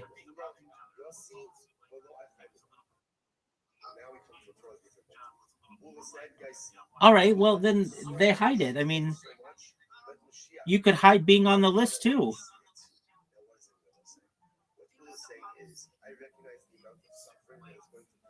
Zoot, are you fucking serious that counted?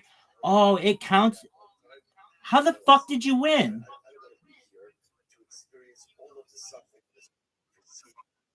How the fuck did that happen? Oh, all you have to do is hit the 9-ball in? Oh, I didn't know the fucking rules. I was always hitting the ball they told me to hit. Dog, fuck that. Dog, fuck that. We're playing straight up 8-ball.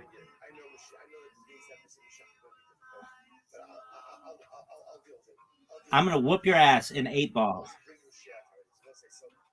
It's not even going to be close, dude. You keep getting fortunate on shit.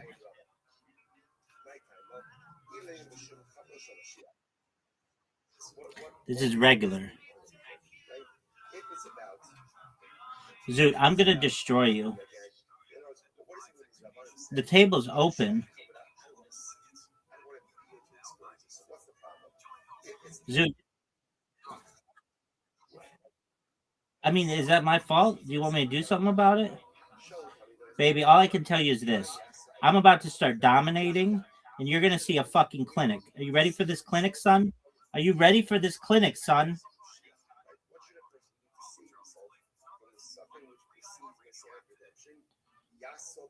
Dude, are you ready for this clinic?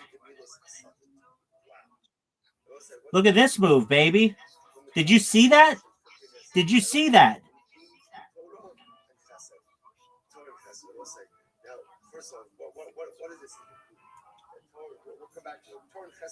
Dude, look.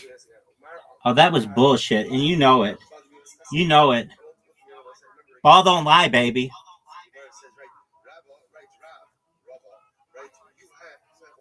Dude, don't fuck this up. I don't know why you're shooting it like that. It's not trick shot. There you go. Good job.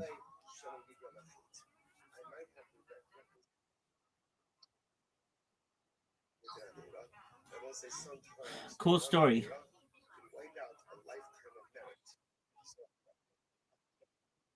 Look, Zoot, that might have been the worst shot I've ever seen. 2.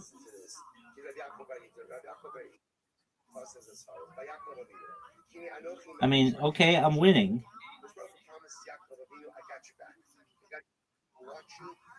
Zoot, scoreboard just proves my fucking point, baby.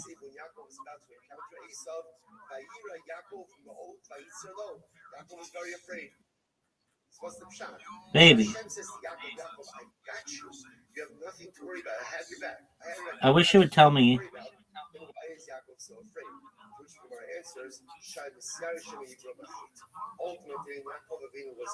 Oh, what a shot. I scratched? That's bullshit.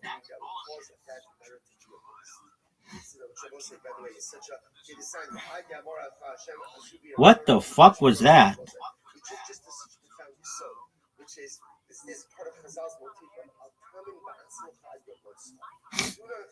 Dude, are you ready for one of the greatest shots that you've ever had the opportunity to witness? This is easy.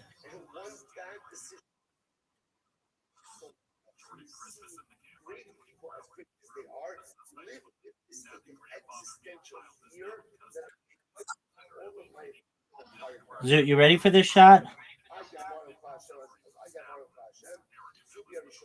Zoot, do you know who Savannah Guthrie is?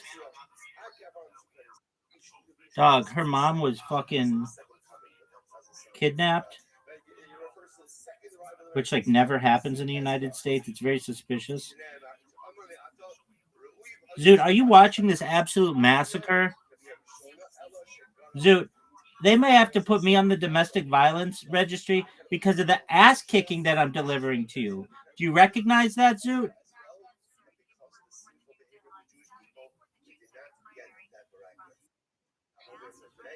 Zoot, I can win and I will win.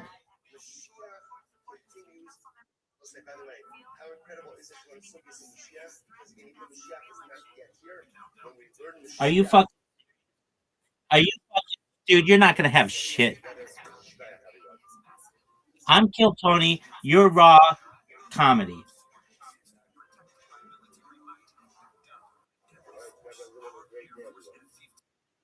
Make this shit, Zoot. No way, Zoot. Dude, you're playing like a baller. Keep it up, dude. Let's see the comeback. No way. Oh, you scratched. Dog, it's over. Zoot, do you have any parting words for the audience?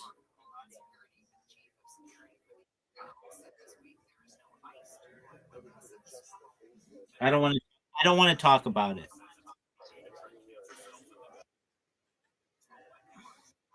That's a miss. I think we all can see that that's a miss. Oh, you're fucked, son. You're fucked.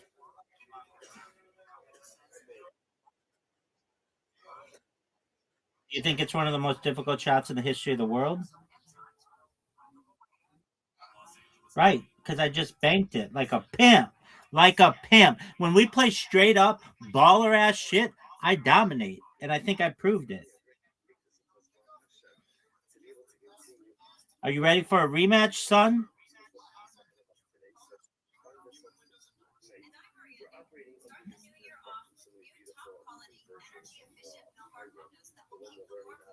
Zoot, you got dominated.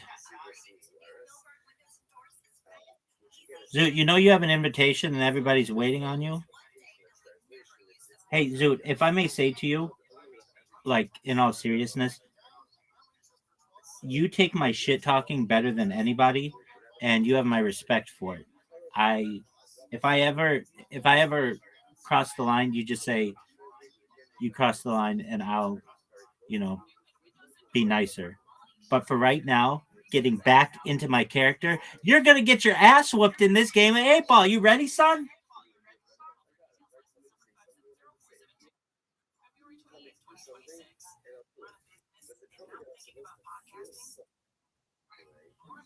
Oh, you wanna tell me I'm terrible, and then you want to shit talk me? Hey, F yourself, dog. How about that?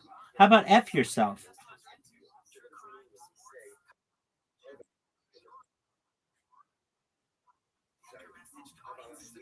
Baby, are you witnessing this? Big dog.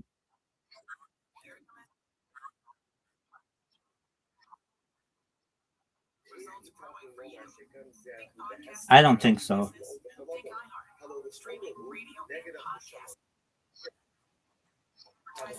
Zoot.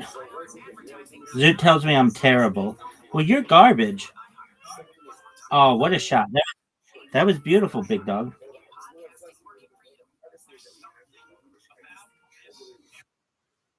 That's a miss.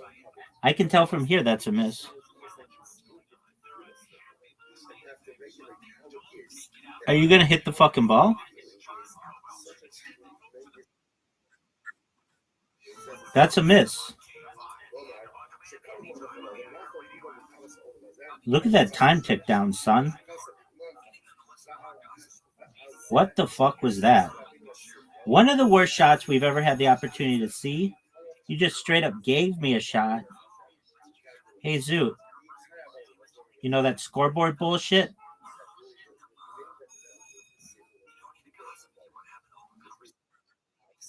Big dog.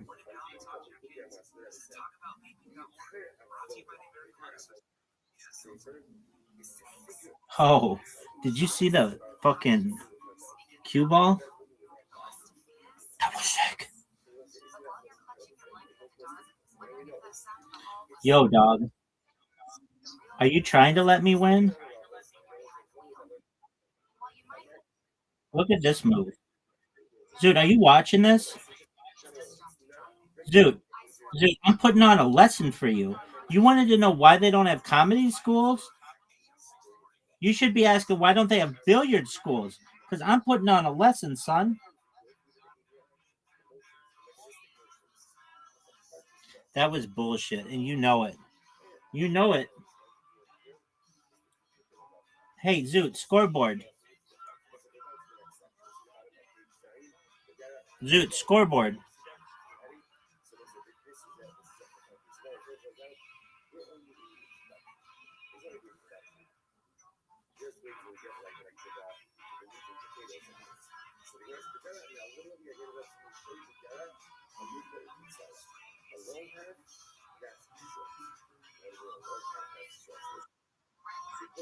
Zoot. You're using cheat codes. Zoot's using cheat codes, everybody.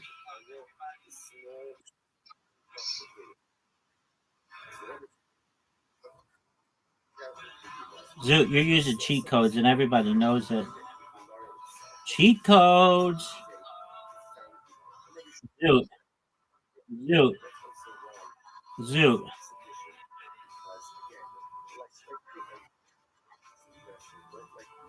Zoot, what did you think of my combo shot, son?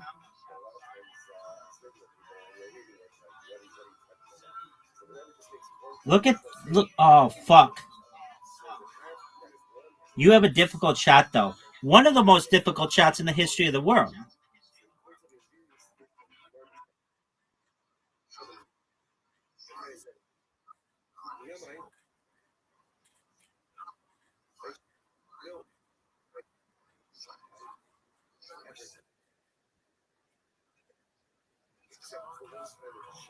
All right, that's some excellent advice. Was she hot? Scale of 0 to 10 her.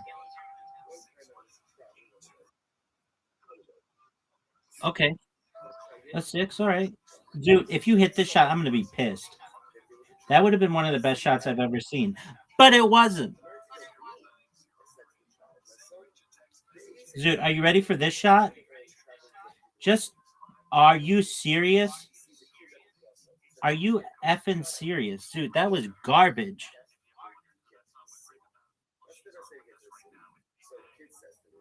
Dude, what are you doing?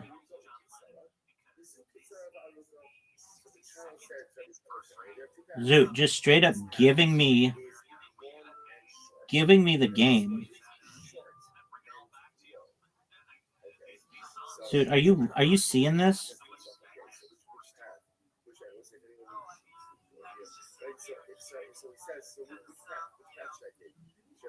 Dude, are you seeing this? Are you fucking serious? That was bullshit. You and I both know that was bullshit.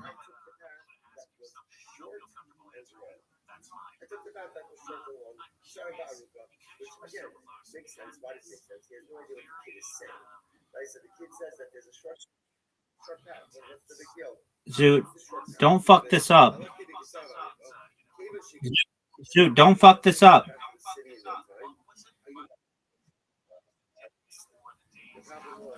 Fuck it. Dude, you've come back. Like, you've won like 4 games in a row. Or no, I won the last game, but you've won a lot. Are you proud of yourself? All right, well, if you're so fucking proud of yourself, why don't you accept my invitation to this game, baby? Dude, are you gonna go? Dude, everybody's waiting on your ass. People in the future are gonna be like, accept the fucking invite, Zoot. Zoot, come on, dog. Zoot, you're so... Zoot, come on.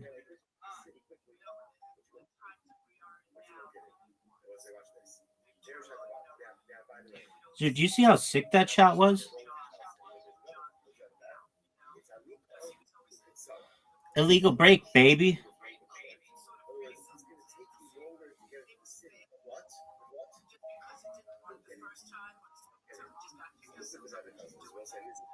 Nice.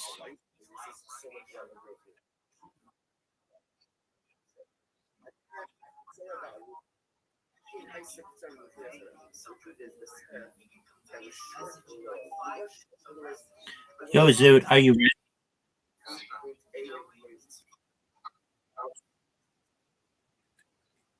I don't understand why mine was an illegal break. But you can go. You can go, Zoot.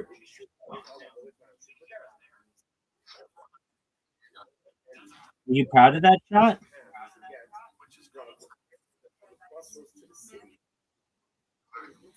Okay. But are you proud of that shot? Don't miss. That's a miss, dog. Obvious. Fuck. Dude, you only have to get one more ball. Oh, no. Are you going to go? Zoot taking all this fucking time just to miss. Just to miss. Baby, I'm getting all these in. Zoot, I'm going to punish you. Do you see this shot? Did you see that? Zoot, do you see this shot?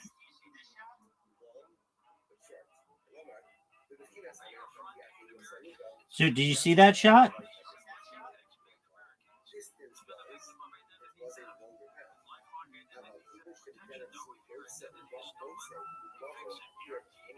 Zoot, do you see this shot?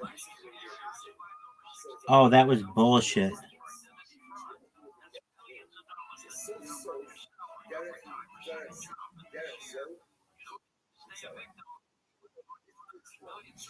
Zoot, you and I both know that was bullshit.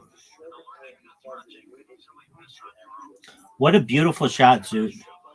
Now, that was good. That was impressive.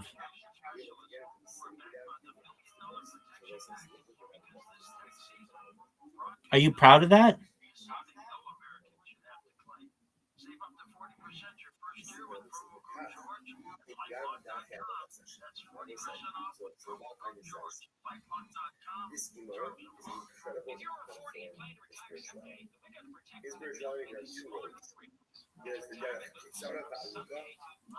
Zoot, are you ready for this? Are you ready for perfection?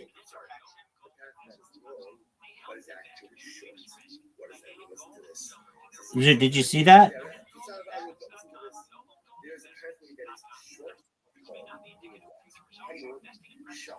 Zoot, watch this shot. Did you see that?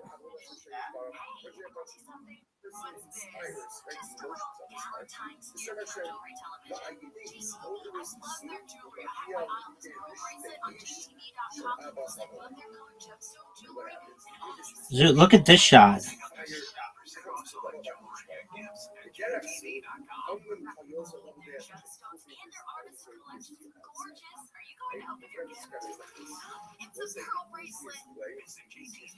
Zoot, are you watching this? Are you serious? That was bullshit.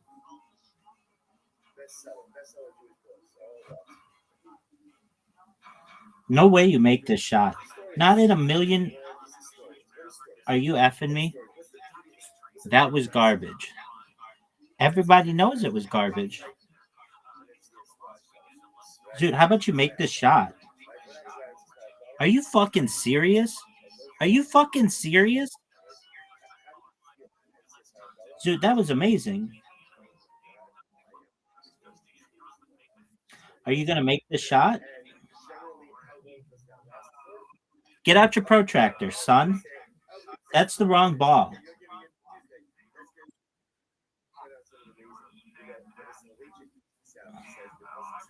Zoo.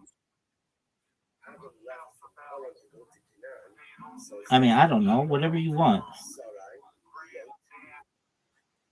How don't I know it? I don't know. Shit sucks. Dog, I don't. It doesn't fucking tell me any extra information. I was just making a joke.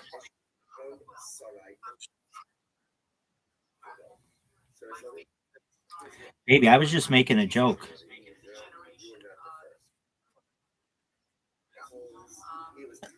Pardon me. Yeah, it's not on. Now it is on. Yeah, turn it off. If you would have hit that shot, I would have been pissed. How about no? Because I'm too dominant.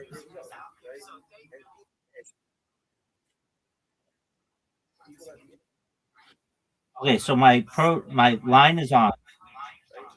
Now it's off. Now it's back on. Do you see that?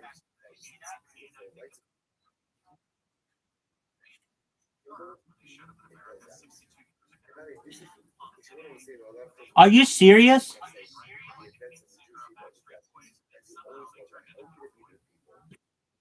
Baby. Dude, are you ready for this? This is for you. That was for you.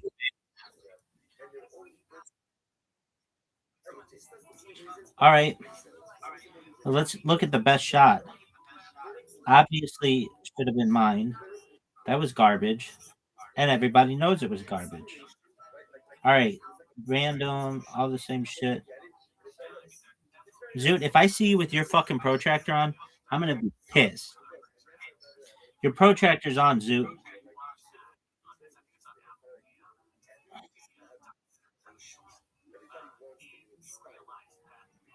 Oh, you hit a nice one in.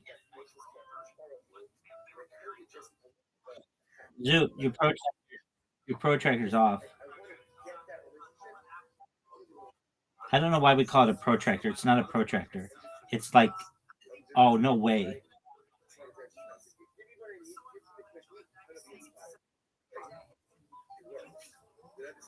All right. What one? What color am I? I'm not stripes.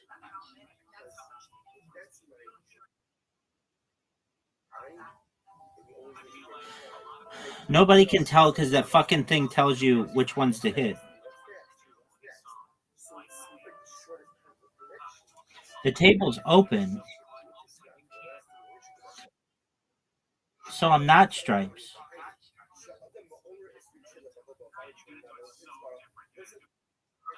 No, I'm not. The table's open, dog. No fucking shit.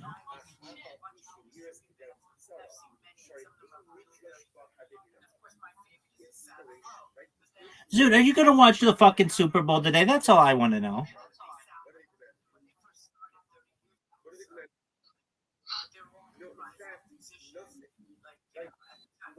Zoot is solids, and Zoot sucks.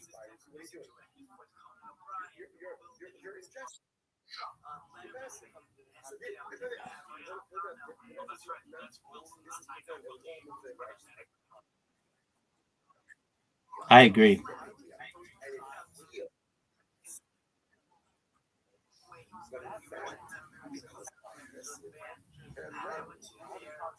Are you proud of that shot?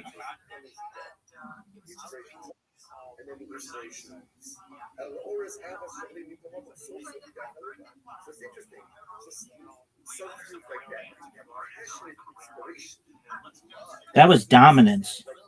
Blind shot, baby. I wonder if you get more points for blind shot. I bet you do.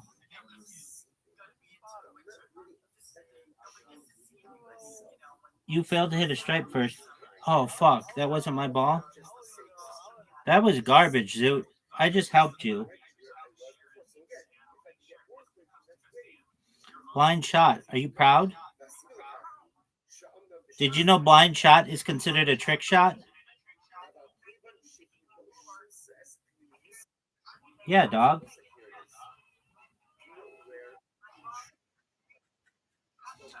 It's when we do it without the thing on. Are you fucking serious? Are you fucking serious? Yeah, it does.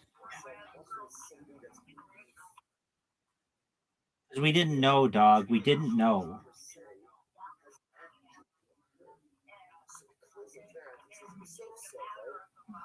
Now, Zoot.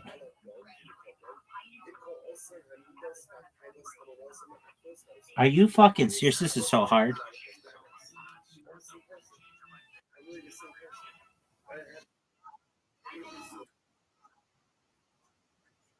Yeah, I did. And I'll do it again, baby. That's a miss. One of the biggest miss. Hit my ball in.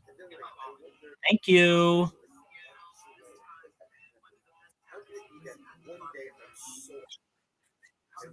Oh, I didn't mean to do that. I turned it on, but I turned it off. My it's a trick shot.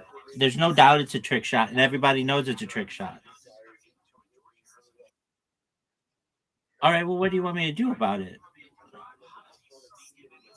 That's a miss. One of the biggest. Are you fucking serious? You got so fortunate.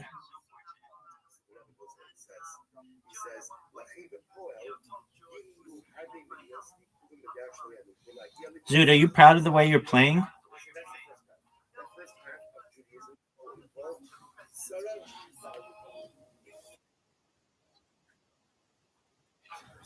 I agree.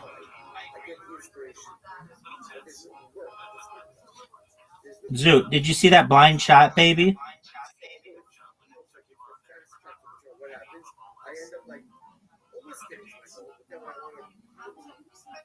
Did I just put your ball in? Fuck.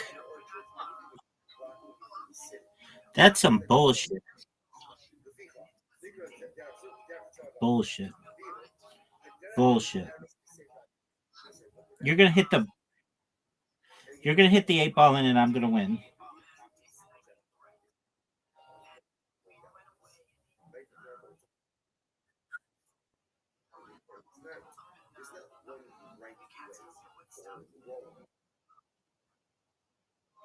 Incorrect. Are you fucking serious?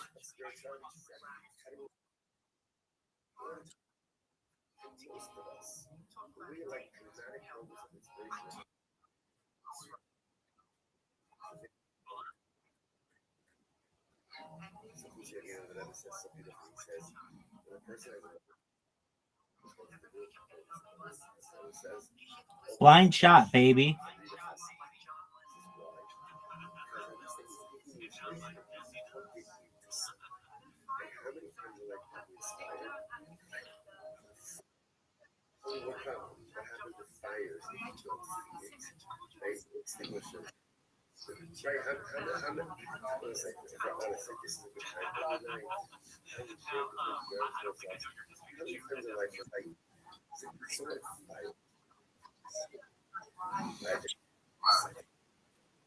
Zero.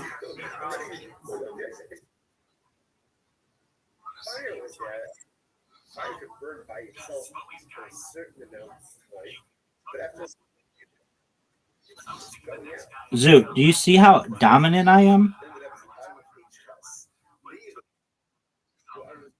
Zoot. S-E-F-U.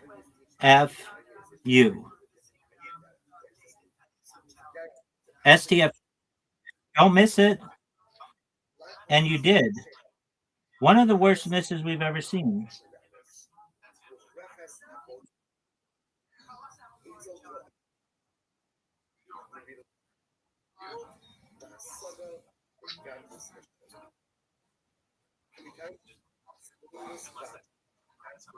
You're gonna fuck it up.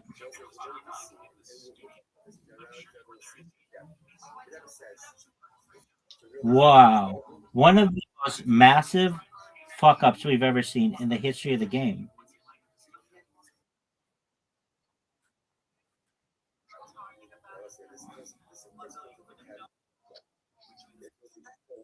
Are you ready for me to give you the win? That's a miss. It's one of the biggest misses in the history of the game.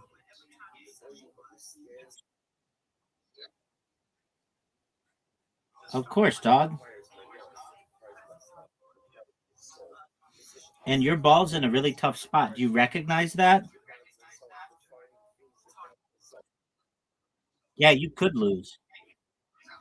And you just did. Champions. Champion of the game, baby.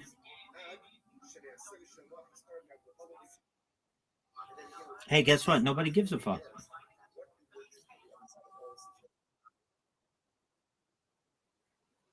All right, but 8-ball trick shot. Fuck that 9-ball shit.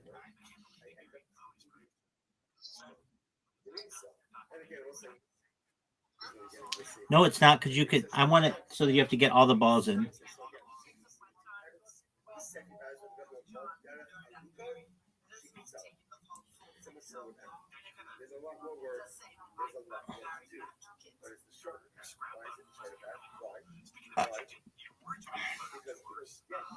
So we have to do blind, right? I thought we had to do blind.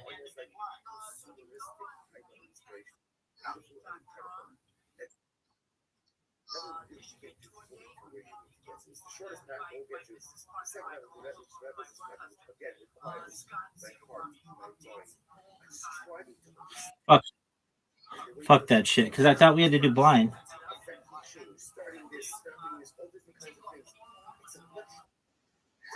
Dude, fuck that. Blind shot plus 10. Oh, it's not that good.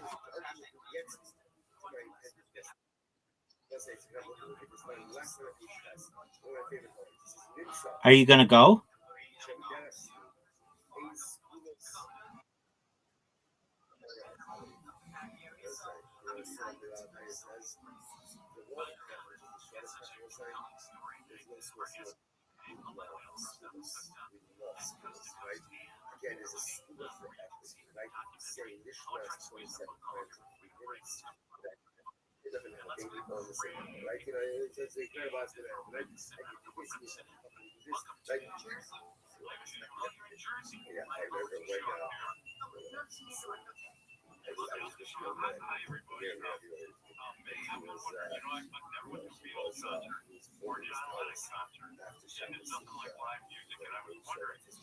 That's a terrible shot. I'm just going to tell you that right now.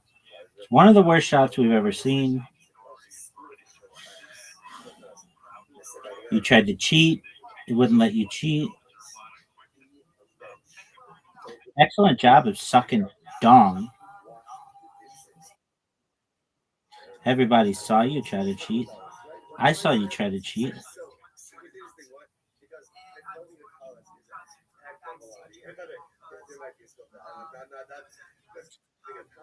Yeah, baby. Everybody knows it. You did the thing and then you shut the thing off.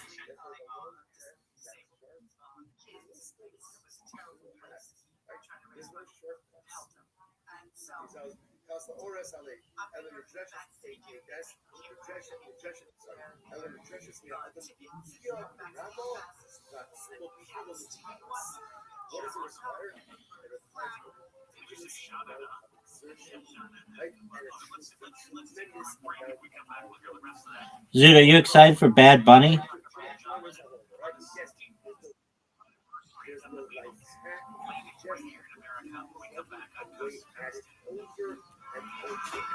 Bad Bunny. I do too. That would be funny.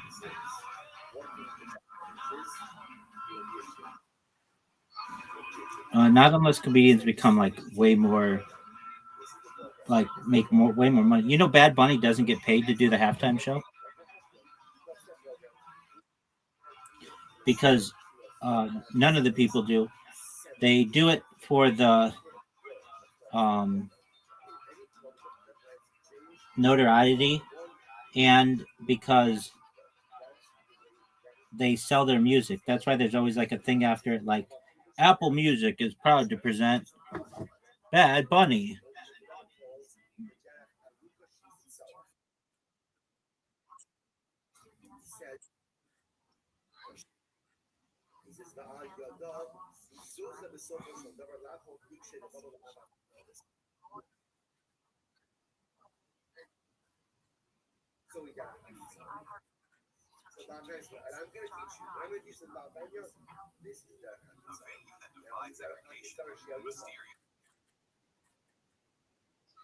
Spanish? Yep. What do you want me to do about it?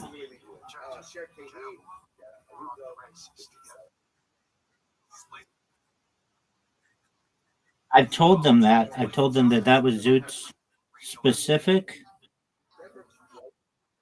request, and they said, "Who the fuck is Zoot?"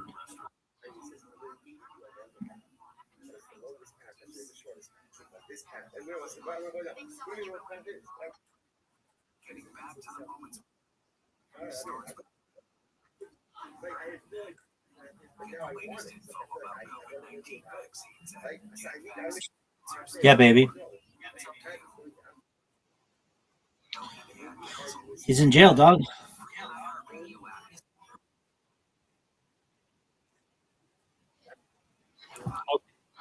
I'll put him on your list. P. Diddy, R. Kelly, Kanye West. Bill Cosby as an opener.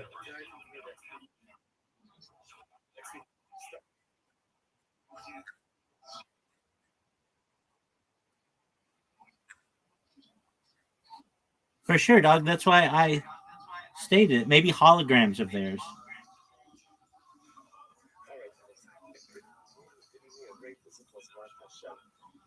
That's a miss. We are so bad at this game, Zoot.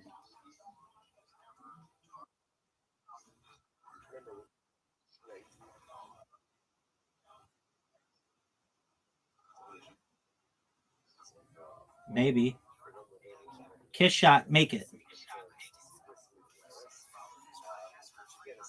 Because Ignition and Ignition Remix are two of the best songs of all time, son.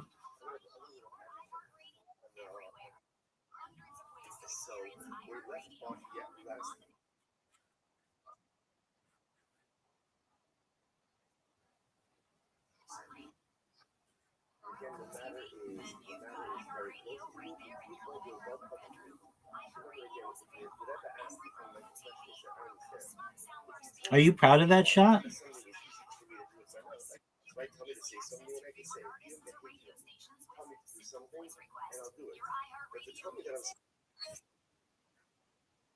Oh, for sure.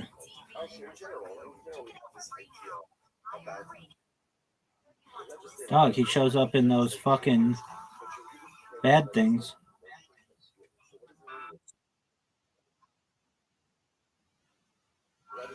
Word.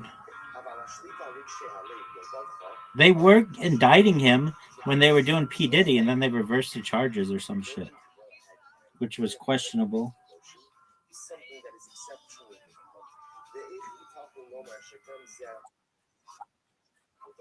Perhaps. Do you like that kiss shot plus that bank shot, baby? Do you like that kiss shot plus that bank shot, baby?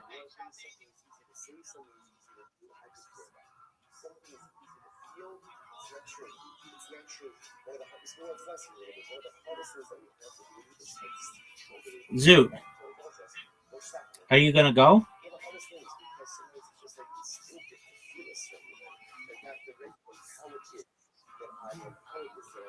Zoot, are you gonna go? Are you gonna go? That's a terrible shot. Maybe one of the worst shots we've ever seen. You better go. Dude, are you ready to see the best shot in the history of this game?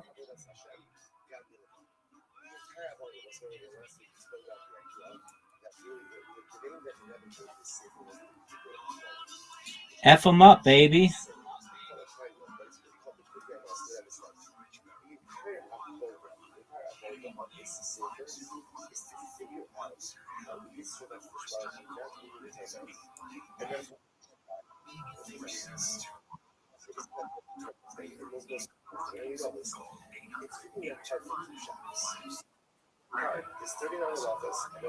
Oh, penalty?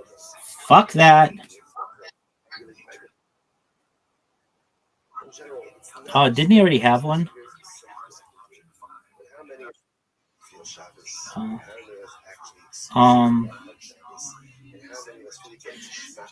He didn't. You know who does the best is Bruno Mars. Bruno Mars has had multiple, and he's.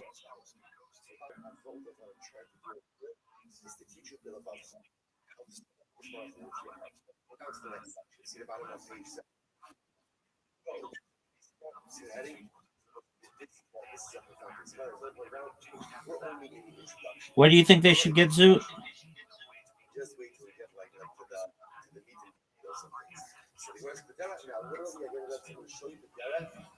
I think Bruno Mars. He's amazing. All right. While simultaneously eating out. That other bitch. What's that other bitch's name? Sydney Sweeney.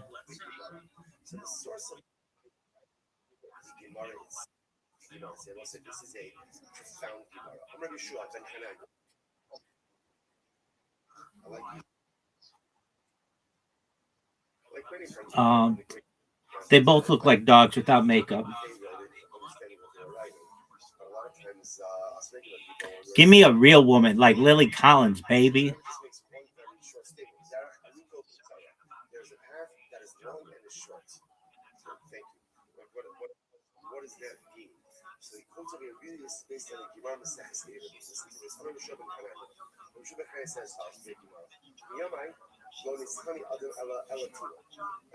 Zoot, are you seeing this?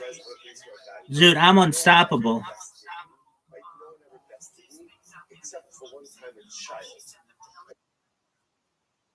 Lily Collins, Allison Brie, Anne Hathaway.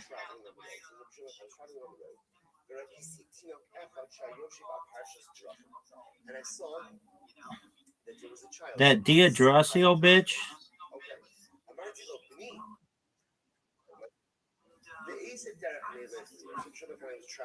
What happened, Zoot? You pocketed the 9 ball.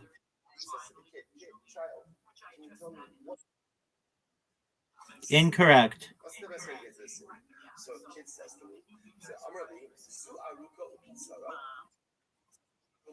How the fuck did you do that?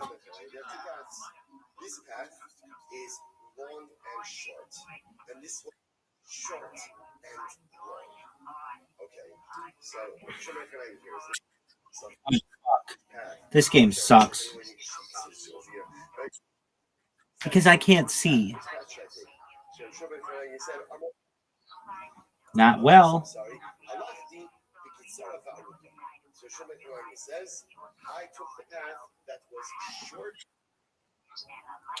Yeah, and just the fucking things are really small, dog.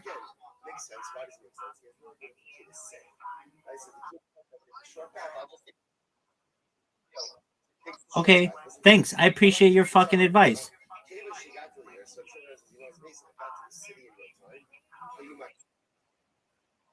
Maybe you can hit the fucking ball. Oh, that was garbage.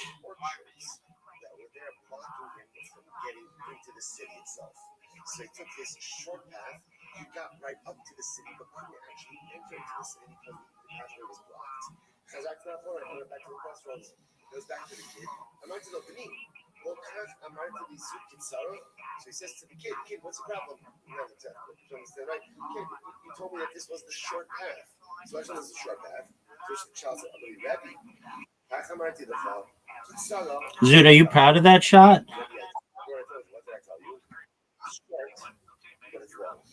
I wouldn't be. Do I think you're gay? I mean, you talk about being gay a lot, and you've admitted to being gay, and you suck a lot of dick in this game. So I have my suspicions.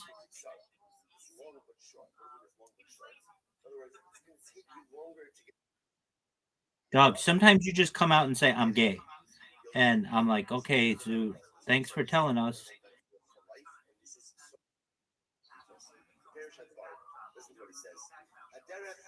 You know what the gayest thing you can do is? Tell other people you're gay. Aside from sucking dicks.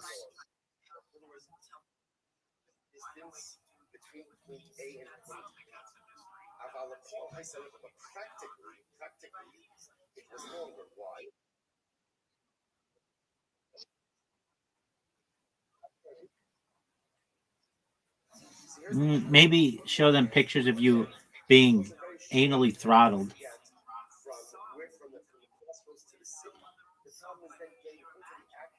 If you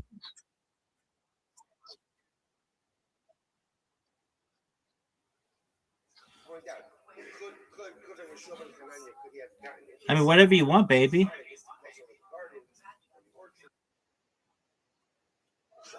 Could be hypnotized.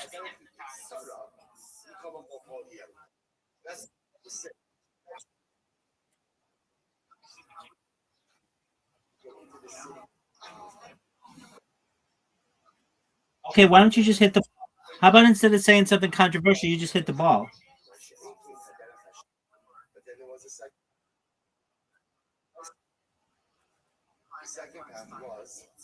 Okay. I don't really understand that, but that's a cool story. Distance-wise, was a longer path. Even should have done it soon. Won't say here. I'm going to be funny spot. But this is the way to get into the city. So it's a longer path. It's a longer distance. But you can also get in. It's so directly you got. Yes. You are their club leader.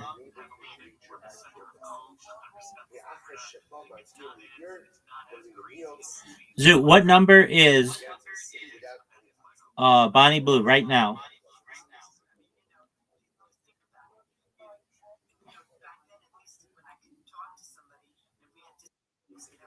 Yeah, you do.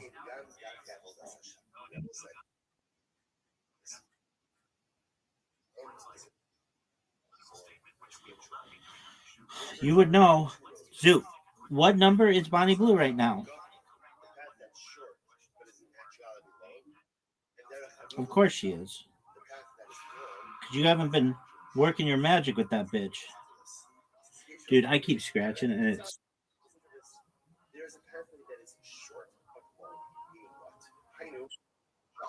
Zoot, just hit the fucking ball in.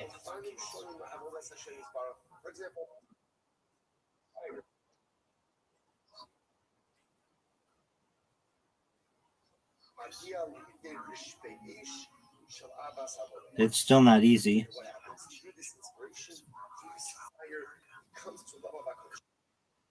Dog, just fucking make it. Thank you. And you lost. Usually someone loses when they do that. I know. You did. Oh fuck. Oh fuck, you got more points? That's garbage. That's fucking garbage. Dude, that's some bullshit. That's some bullshit.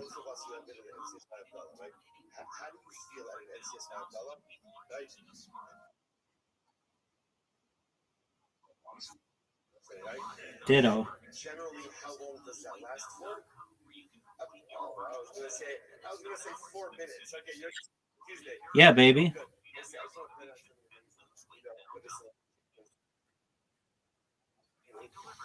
Ask yourself in the mirror, baby. So it says that Avram went, Sarai wrote, Res Nefesh Asher Asu B'Chol. Souls they gave it. And the Medrash says, who are the souls? Avram converted all these people, Sarai converted all these people. Translation says, like, where did they go? So look how good a shot this is. Are you fucking serious? That was bullshit. Oh, I just gave you the easiest fucking shot in the history of the game. Zoot, just please make this fucking shot. End this fucking game.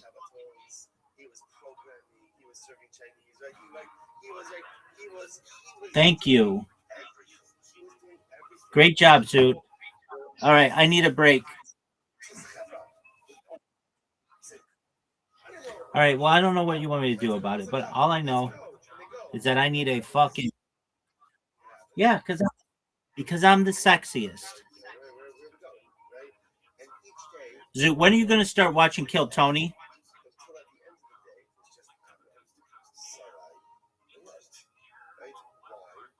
Zoot, when are you going to start watching Kill Tony?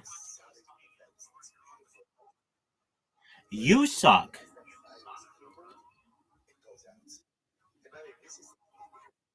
Peace, baby. Good job on your play and your comedy, being a Raw Comedy State finalist. That's a big deal. Is it? Yep. For real? It's better than being a loser. I gotta take a shit, allegedly. Really? Dog. This bitch needs to shut the fuck up.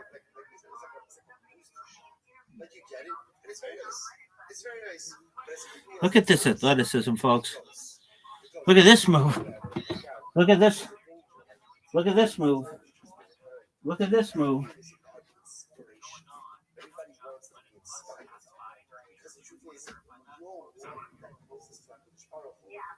I want like a hack. I need like a spiritual life hack.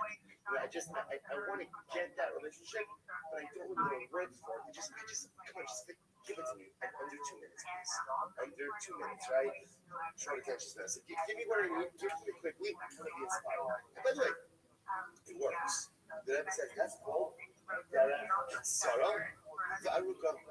That's the short path to get to God. There's no problem. It's actually a much longer way. It actually becomes a much longer way to get to God. Why? Because if that's my Judaism, just like that high, you always need to get your high, right? So, okay, so what's going to inspire you next? What's next? And what's next? And what's next? So it seems like the shortest path to connection. But in fact, it's much more circuitous. Last thing the connection. So the Rebbe says, "Stage derech kitzara v'aruga." Hainu she'adam ma'ora is reaching the person literally inspires himself. V'ayidei sisara zui b'gil yevish be'ish she'avas v'derech zeh amnam kol yoser mamo b'dei avas Hashem. Ach avas l'shuviris derech kitzara she'ein midrash b'hadegilachada. Inspiration, right? Inspirational moments. It's interesting. What are the inspirational moments demand? What do they demand of you? What do they demand of you? No, in fact, nothing. Like, what is like again? I mean, what happens when you're?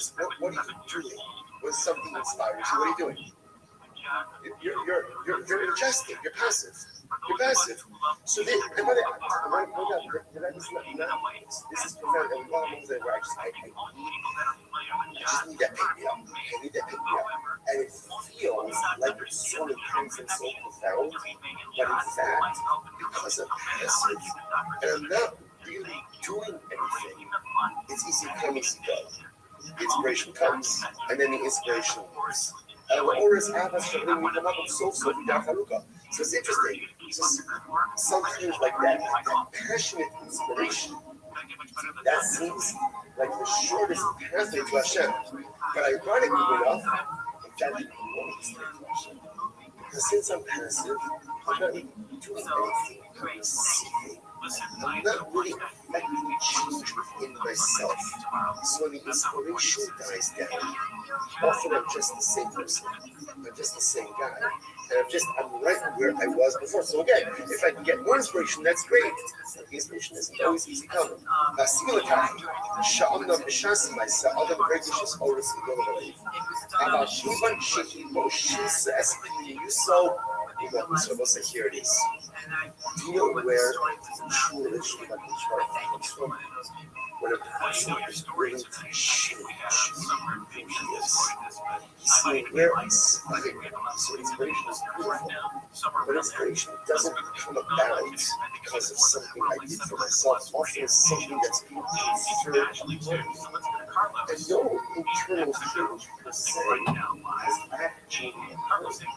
So because of that, he says, "Besok Adai Nishra Alamdo, can you call them? In call also Amidos, Taidos, Hamanos, and Actos also. It is Carlos Lalopos Banas. I'm the same person. I'm really the same person.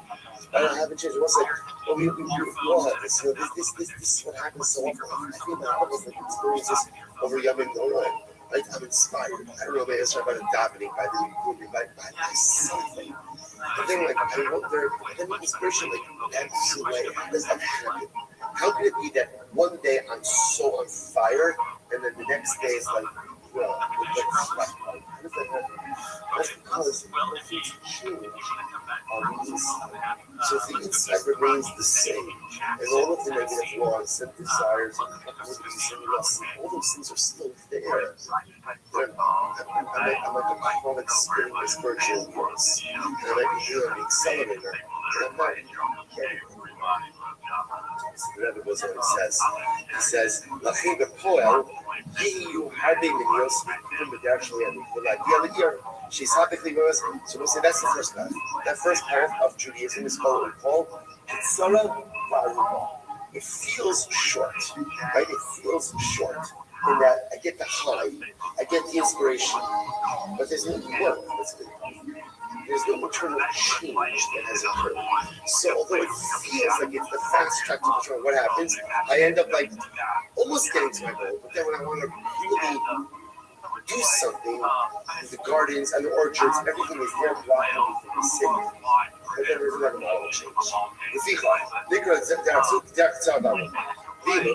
And Derech HaMevu'eres B'Sefer HaTorah. What the Rebbe is going to subscribe to, obviously, and again, also, I want to point out the beauty of Judaism in general is that there are multiple modalities, right? There are multiple avenues of connection. This is so critical point. There's not one right way or wrong way. People can respond in different ways. So there are some people who, for whom that burst of spirituality is exactly the catalyst that they need in order to go and affect change. But for most of us, the way like dramatic moments of inspiration occurs, they come and there's things like, maybe it's a religion. So again, the Rebbe says so beautifully. He says, when a person has a moment of inspiration, just what to do. So he says, open up a Chumash and read a passage. This is why. Because at least he's taking the inspiration that you planted into sin. Whatever depends on fire. There's only one problem. What happens with fire is if you don't feed it, right? It extinguishes. And that's, right, I think this is a good time when you're ourselves. How many times in life is like, is it so fire so we're ready to do something? I just never did something. I just do. I'm not even, well, no, it's the rest of me.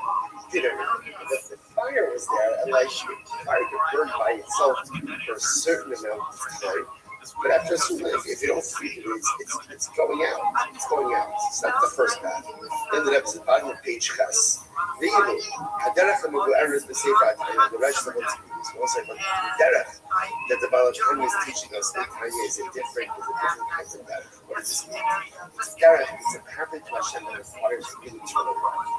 כדי לעקוב רגשי הלב, בטבעס האודם הזה לאבס השדרס, מוכרחס עבודס המוח. אצל כל אחד לפי הכל. היינו, we read a little bit of the לימוד והסודה בגדלוס השם. וראה מכאן, תסבונינוס בעמוקס הדס בגלל שלום הדס. So it says we're going to see, and we'll talk about this in general, because I'm going to see more in depth. But that says, if you want to really shoot up a article, it's going to really need understanding of Hashem. It's hard to love something that you don't love. There's only so well when you're going to understand that control. But there's still stuff you understand. Like any relationship, the more you understand someone, the closer you become. And the more you understand with Shalom, the closer you become. It requires my mind, it requires my heart, it requires my soul, it requires work, it requires changing things about myself, refining things about myself, starting to do certain things, stopping to do other things. It requires behavioral adjustments, emotional adjustments, a whole variety of different things. And then again, with all of this internal work, what emerges on the other side of all this internal work? A sense of love, of attachment. From all of this work that I'm doing, this internal work, I end up feeling a sense of love of Hashem. And again, we'll see exactly what this means when we get into this. The Mitzvah of the Meretz so again, so you see the two parents. The second house of the level of love. What do you do for work? What exactly? I used to work in sales, now just trading stocks. What are the hot stocks right now? Give us some tips. Beyond Meat. Beyond Meat? They're down. That's skeptical, but what do you mean? Tell us what you mean. Beyond Meat is taking off. Yeah, I'm not going to give anybody financial advice. I'm sorry about that, but you have any insider trading you can give us? No. Or just some money? I'd take some money. That'd be cool. I'm not there yet. I'm just starting. Okay. Where are you from? Sudan. Wow. That's as much as I knew as well.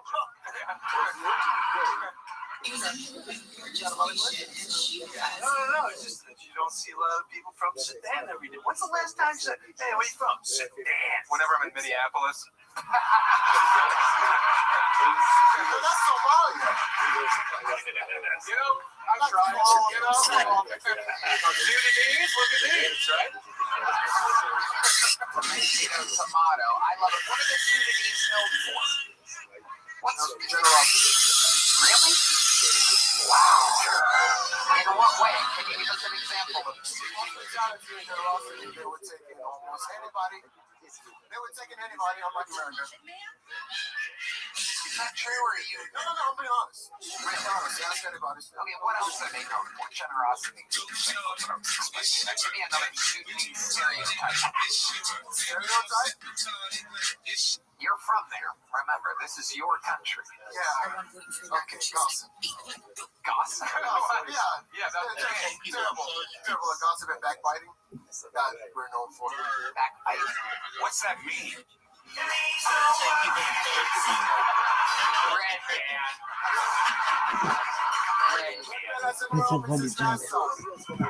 he doesn't have much of his repertoire, but it works every goddamn time. He crowbarred it in. He set himself up.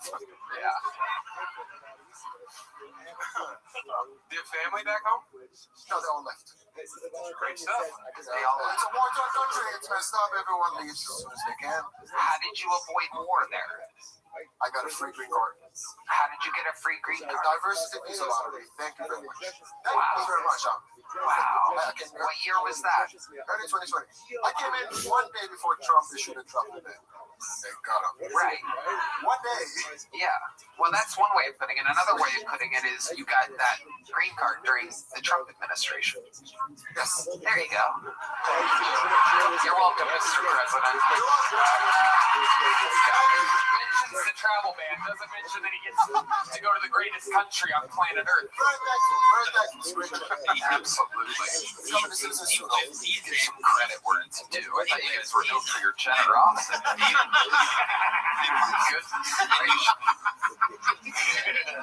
So, what's the biggest culture culture shock for you coming to America? What surprised you about America? Dating. Pretty weird. Tell us about it. Yeah, because this country is very diverse. Like, just last week, I went out with this real skinny chick. I wasn't sure whether or not she was bulimic, so I took her to In and Out.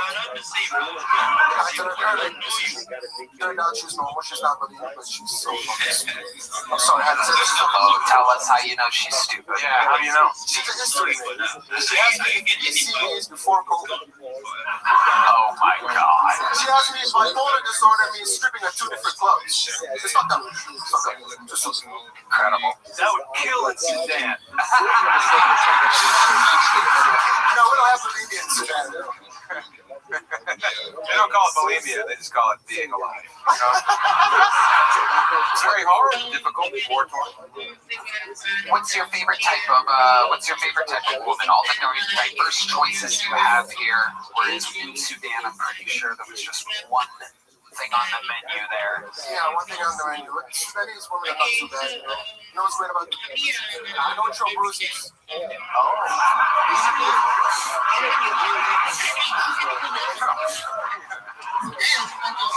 So now that you're in America, are you there? You raise up your hand to bring us down.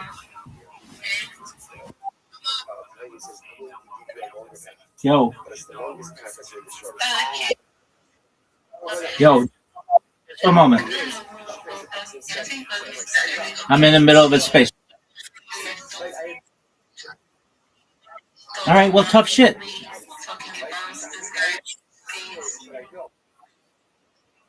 All right, hello, baby. How are you?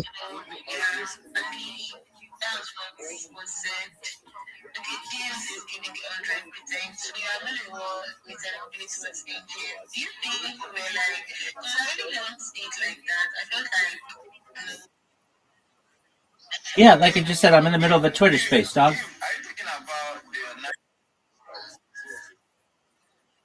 You too, baby. I wanted to come and beg for, because me, I don't forget, I want to come and beg for Nitro so that he can give him the job back. But he can't explain it for me. That was an explanation now. I wanted to come and say me for keeper. But he can't explain for me, say some sort of, because normal, now he be person we get the money. So sometimes that person we get money, he goes tell us he don't win. Before Nitro and PCK job back 1 or 2 weeks. So now we need the matter be that, because I think somebody else to like walk up and tell us. So sometimes the person will spend money in paying up, but allow me experience this. So if there's any way I can see me and I know they talk about the thing for in team. So I was just really trying to like understand. I know we can say okay, no talk, just sorry. Sometimes as even in relationship, sometimes you have to as a girl. You go tell us okay, I know she did right. Now me at first, okay, I'm sorry now. That was what I was trying to do. So not be wasting you now. I was just trying to like beg for him in the understand if we apply wisdom for him. So that's it. So if I don't come up with it, I think he was talking about it's before I come up. So now me and him don't date him. We don't start to talk about the matter. So you just have to like see something from before. So I was just trying to, because naturally the guy didn't worry about the matter. So now why it's in this? So maybe you can see help him and get his job back and tell us if he say guesses. Well, if you asked me about what did I think about it when I gave you 100 so I just joined the next thing that was actually just saying was actually saying, and I with Ali also. So I actually felt conversations like this should actually be like in a close call or in a close DM. These are things that needs to be talked like outside of this space, because these are actually public, and it doesn't make sense like Ali bringing it up for real, like bringing it up and talking about everything. I just felt like you should actually be a big close call. When you close message, whatever happens, it happens with them, These are some critical stuff that we don't discuss here in Web3, because to me, it actually feels like you actually spoiling someone's image, because you really don't really know what actually happened. But yeah, that's what's happening. It's all about like what's the space all about. And that was like why when you're talking that you actually give them 100.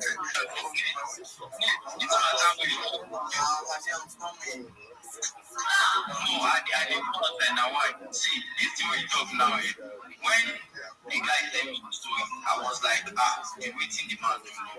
So now when we say the man story, come we see everything going 50-50 like this. Yeah,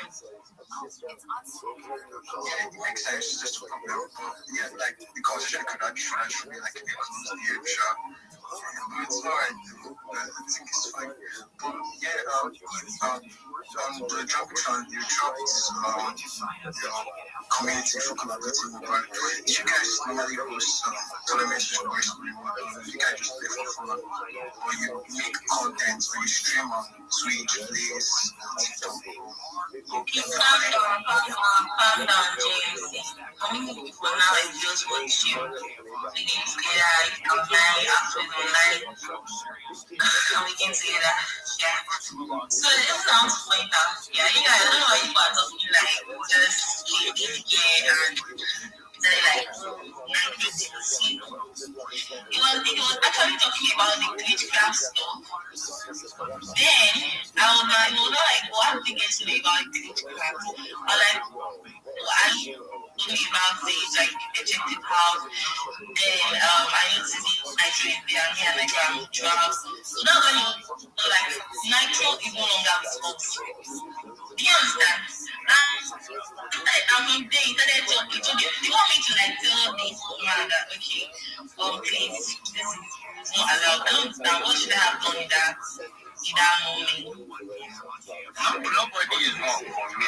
The man, see, one thing is he wants to prove up because he is preaching when they begin saying Christ.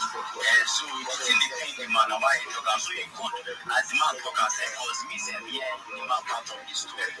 You understand? So he good like that. So now at that time say we say we even beg for life. So now everything nobody wrong for everything in that. I let you say that thing because the man talks more than he came to that claim. But people just come to me. Yeah, I'm not saying no, please carry my now. It's not the big guy. Okay, when I don't know who said no was establishing his name or something like that. I felt like even before the thing actually came to this space, it actually happened in a plastic. You get so it's not like maybe the man is just trying to get for his own company.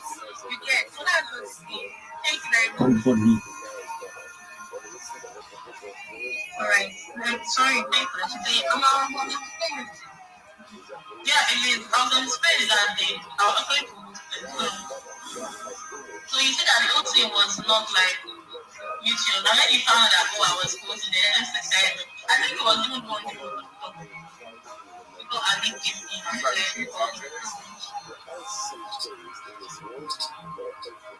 what did you say in that way?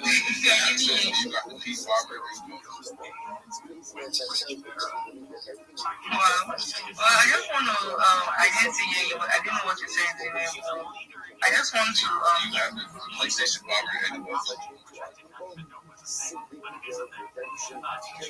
I don't have any of them. I thought it was a gamer station. Yeah, that's what I want to do. They don't even know about this space, this community for people that just continue. And I think your other account got suspended. That account was like, your other account, so I have to give you a follow for this one. So yeah, hey Wise, how you doing? Wise, GM, welcome to this amazing space, and every other person in this space, GM, guys. So yeah, this space is all about, because Ali is a very massive man, and even amazing person here. So in this space, we just play games, we watch anime. From our own part, that brought into this beautiful community is anime. Like, God, I love anime so much. I love anime. So you're in this space.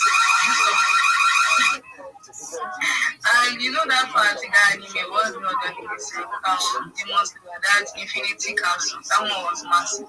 So yeah, if you want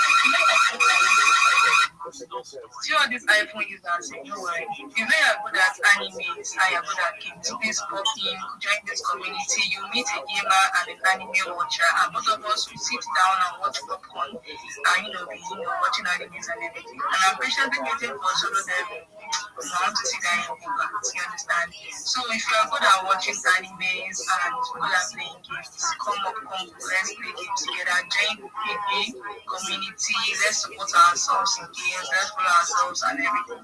So that's why I hope by giving a little intro about this community, because somebody was asking, I think it was GM that was asking, and I'm seeing why it's in this case, even the work, NG something.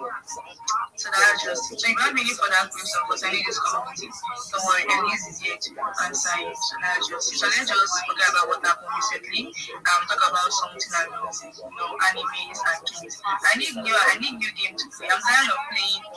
What game am I even playing? There's even one I'm playing with my phone, Mortal Kombat. That one is rubbish. I need new games to play. And I watch those animes. I need new animes to watch. I need new things to watch and to play. So if you need interesting game, just let me know. Since you can check out the games that Restream, the Game Pass games. But I'm going to subscribe with one. You may hear now. You may hear, right? I was here and I was about to ask a question concerning the game I was talking about. But I think Ali and you were discussing about something else. So that's why I thought like into my mind. And I was able to say something about Ali. Ali, I was telling you about how girls are rocking. See, let me tell you something. I was playing game on my Call of Duty. So when they were saying about something is coming, that thing should touch you, you die, something like that. And there was one guy that was shooting. That guy was lying. So as soon as I just committed my mind, I told the guy that please don't shoot me. Like, as soon as the guy hears my voice, the guy says me, he's looking down full, so he was please let's pack the mic. This guy has this zero. Yeah, I'm not about it. The rambling guy, he needs to come back to you definitely. Because the end of saying this thing like how many times it gets to how it's enough. Again, I think it's enough. Okay? Yeah. So that guy, are you there? I am. Thank you so much for the opportunity. I've done my best to follow every single person in this space. I'd appreciate a follow back. I know many of the people in here already have. I am really pretty close to my limit of the amount of people who I can follow. So if you aren't following me back, please do, or else I don't want to have to unfollow you and you be on the naughty list. I love the game. I have a server where we game. It's discord.me/rabbi. It's in my name. It's in my profile. It's in my pinned post. We play mini games, things like Go, chess, checkers, those kinds of games. But also we play things like Fortnite and certainly Rainbow Six and Madden, any kind of game that you can think of in there. Additionally, you should know I'm very proud that I've been hosting 24/7 X Spaces for now more than 350 days straight, 24/7 on video. And I've been live streaming on YouTube for more than 4 years. I have over 50,000 followers who watch me on Twitch. So I'm a Twitch streamer as well. So with that being said, I'm Rabbi Rothschild. If you don't know who I am, you will. I stream my life 24 hours a day, 7 days a week, 365 days a year for world peace. I've been doing so for more than 4 years. My streams go back to the pandemic. We've seen the death of a queen, the birth of AI, the coronation of a king, and everything in between. This is a real-life Truman Show, a real-life Big Brother. This is a timeline and a time capsule of human achievement. In the 1990s, the phrase, content is king was coined, and I'm making it true today. In my own way, I'm king of the internet. This is the biggest event in global history, and here's why. In 2018, The Economist magazine stated that data had overtaken petroleum as Earth's #1 resource, and I have more data archived on the internet than any person ever. So it's a very cool project that I have been doing for more than 4 years. If you want to check it out, feel free to send me a follow and connect with me if you want. Thank you so much for the opportunity. Wow, that's massive. Like, that's massive. So, Rabbi, you're doing something very great. I have to check through. I'm definitely going to check out your Discord. I'm also looking into, like, integrating with Switch and the rest. Definitely after exams. I'm supposed to already be streaming on X, but I guess it gets caution that app again for me. I need an alternative because I can't use it. So yeah, rather good to have you here. I hope to see more of you. So let's hear from Jen side. I can see David there. Sorry, but was the guy just talking about Eve? Okay, Eve, okay. I think I don't know if you just knew Eve or Elise. I was like, actually, for any that you're looking at for newer games, aside from COD, I think you should actually check out some new games. But that's why I actually think if you actually I think music is she's actually interested in streaming or going fully into gaming.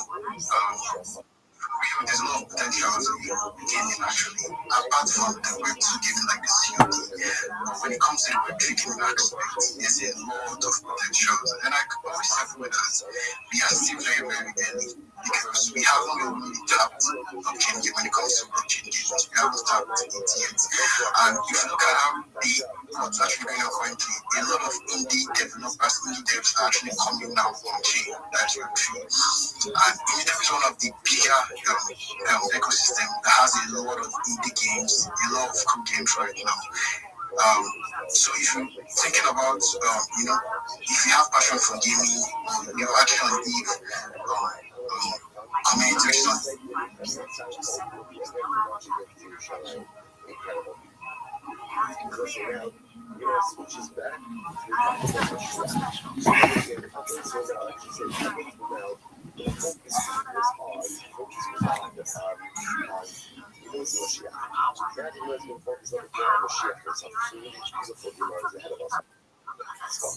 Chi boy, how you living, pimp? Chi boy, that's my man. How you living? When I met you, you had 700 followers. Now you have more than 2,000. What's good, son? How you living, big man? What's good?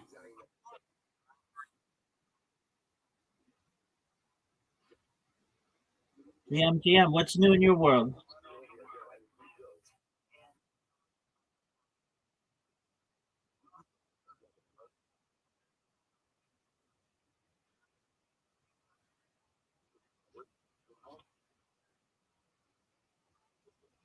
All right. Is that why you haven't been spaces?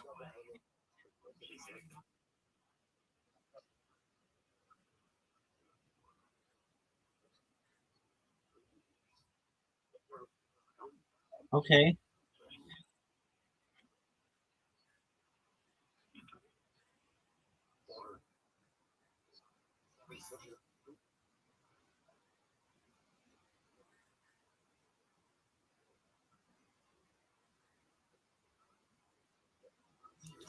Mm-hmm.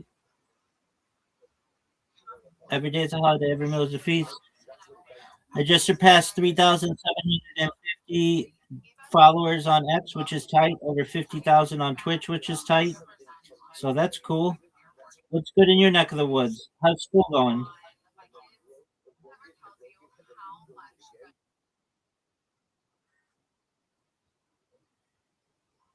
It is massive. What are you studying? Oh, that's good. Okay, excellent. And what are your plans? Are you want to be an accountant?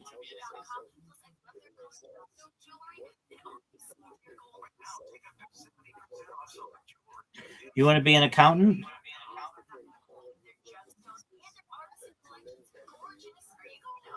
Yo, baby. Do you want to be an accountant?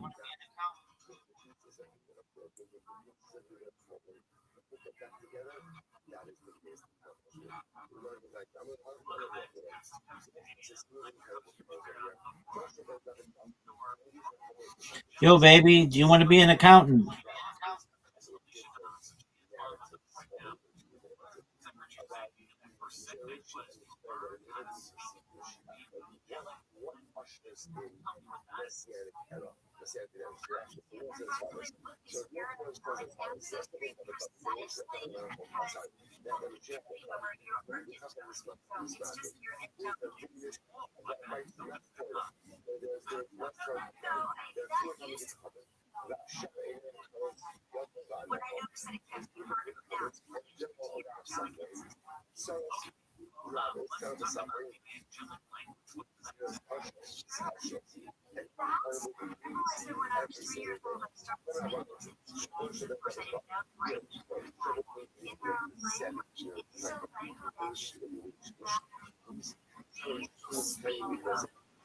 This is the 7-year period before Mashiach comes.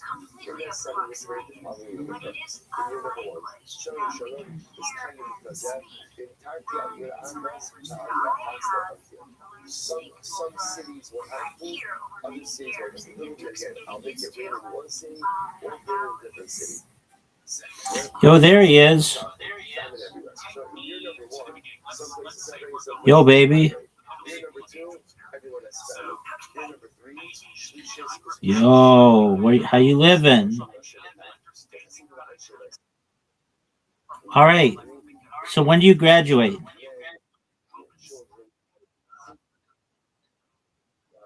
Okay. And do you want to be an accountant? You don't think that position's going to be, like replaced by AI pretty easily?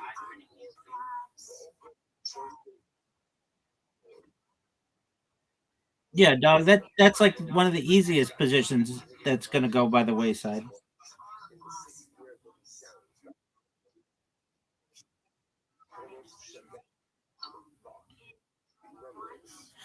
I know, but you're already, down the line. I get it. All right, so you are gonna be an accountant. All right, how's the Web3 game been treating?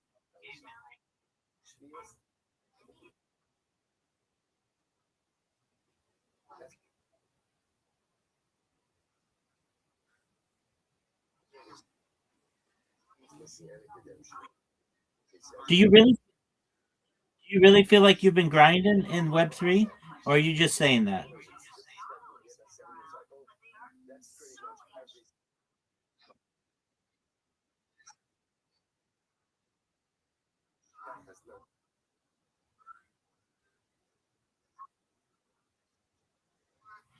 All right. When's the last time you hosted a space?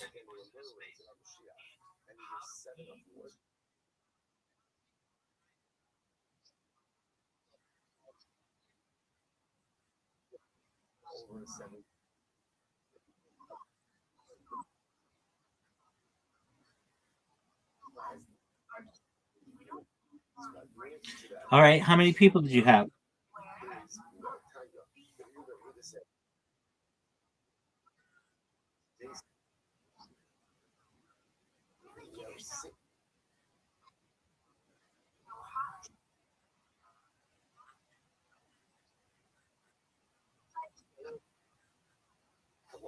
All right, baby. I understand that. Are you going to do Twitter Spaces today?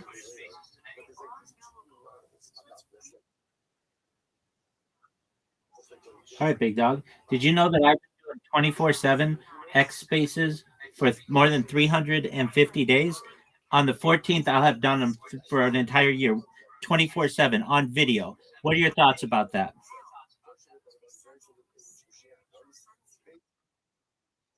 Okay, I've been doing 24/7 spaces, hosting them for 355 days.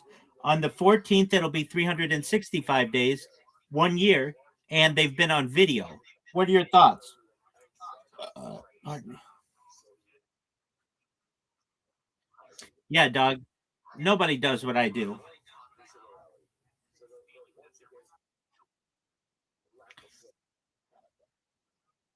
Yeah. Yeah. So I'm closing in on 365 days of 24/7 spaces. Yeah, it's pretty baller. Yeah. Every conversation that we've ever had has been archived on video on MySpace.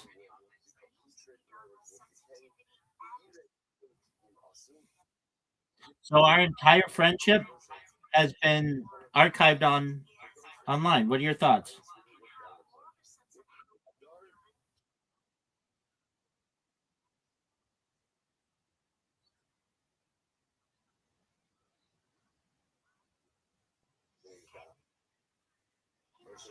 Exactly.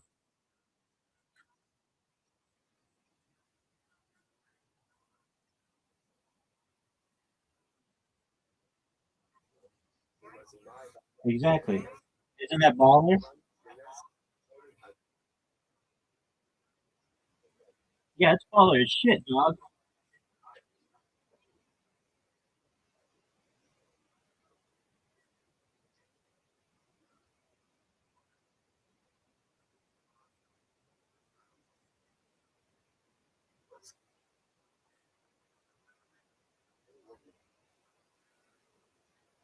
Chi boy, chi boy, chi chi chi boy, chi boy, chi boy. Why think hard when I have to go and reach out to you? Why aren't you just in the free airdrop community on X?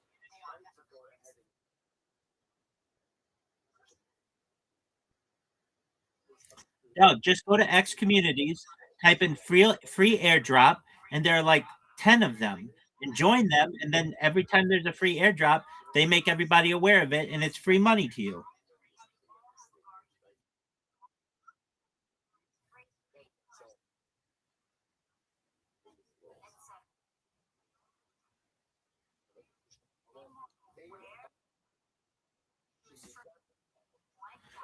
Isn't that baller as shit?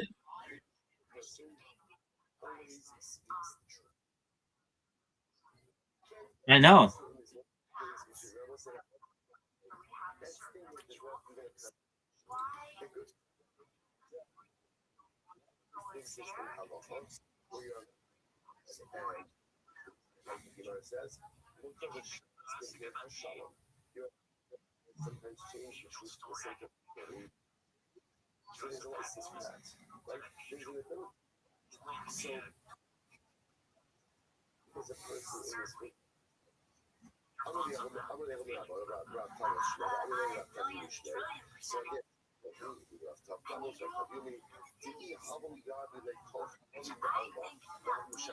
Did you join them? Okay, well, what are you waiting on, baby?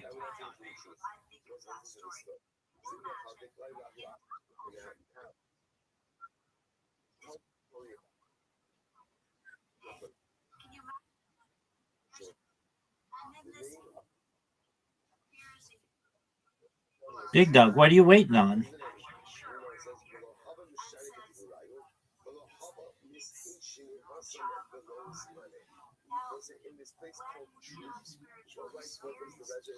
Big Dog, what are you waiting on?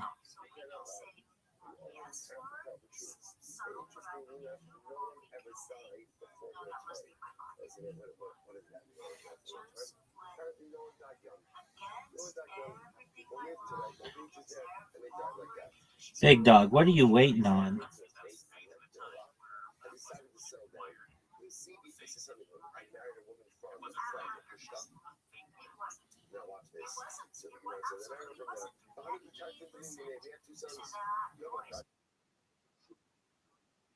Yes, sir.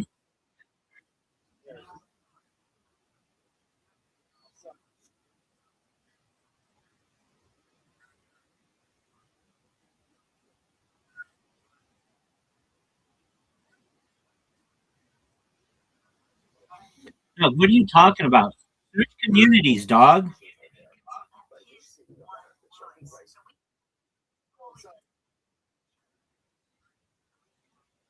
No. On the left side, there is a place. It's called community.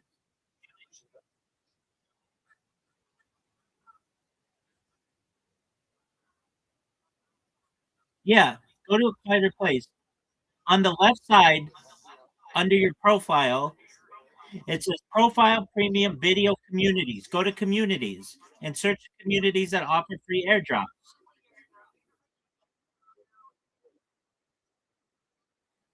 Do you see where communities are?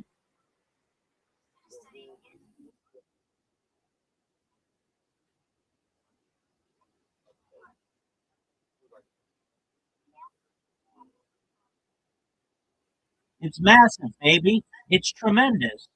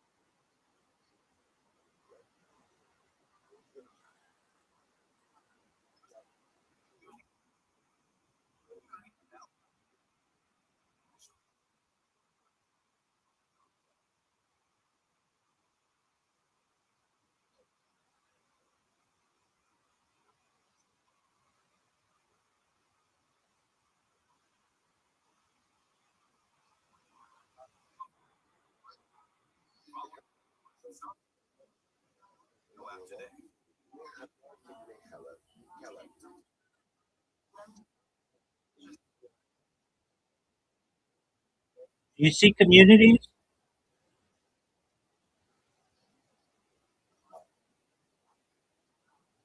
Okay, do you see the search?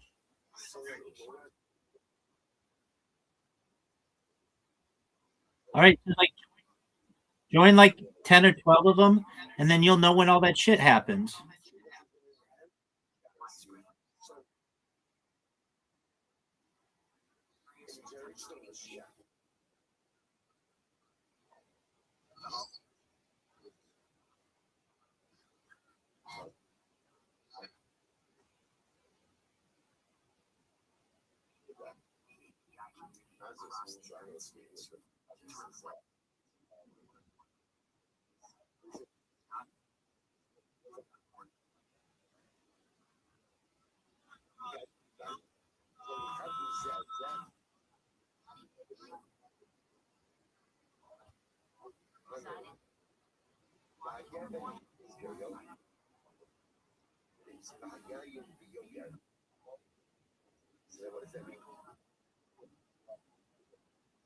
Very expensive.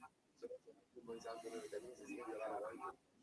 Otherwise, it's an urgent heuristics.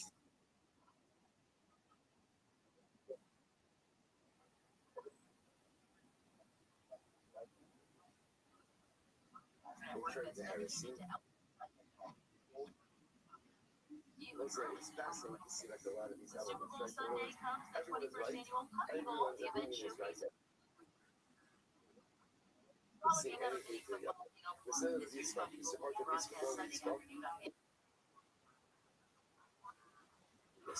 Okay, we'll refresh, close your app, reopen it, and try again.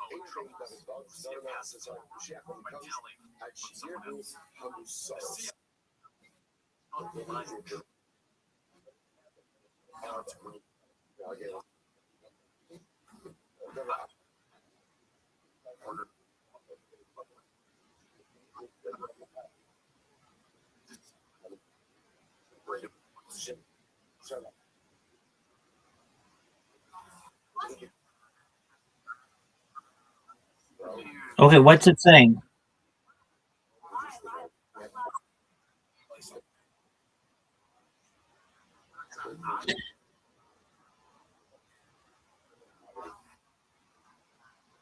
All right, well then just try again later.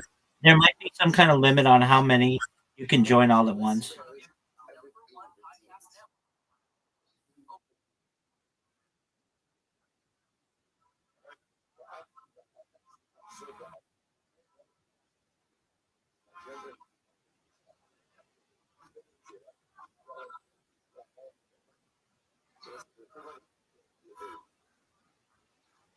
Yeah, dog. Dude, you know when you come here, the most alpha from the biggest pimp of all time? I said, you know when you come in here, you're going to get the most alpha from the biggest pimp of all time?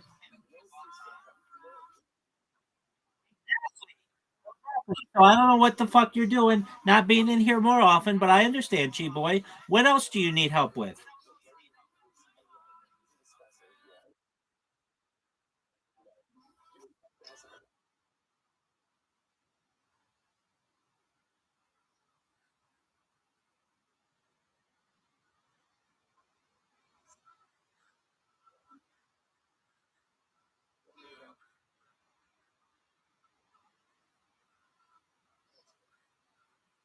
Yeah, baby, and I gave you a solution.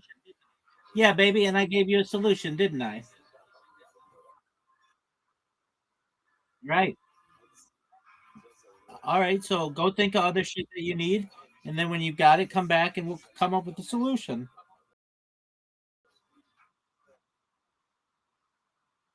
All right, big man. Word, dog. Anytime, big man. I'm here to help you. All day, every day. You're welcome, big man. All right, come back when you have another problem, okay? You're welcome, my friend. Best wishes in school. Absolutely, big man.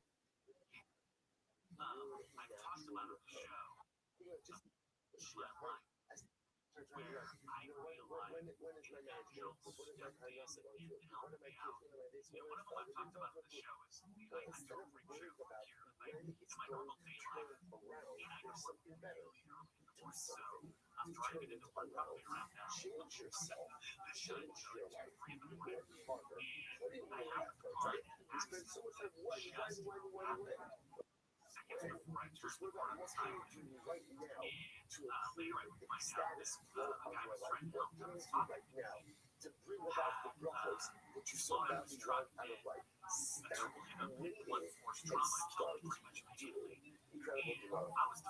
So what's your pick? Have you tried any of the Latinas, the whites? What are we going with nowadays? Tall whites. Tall whites. Tall women, white women.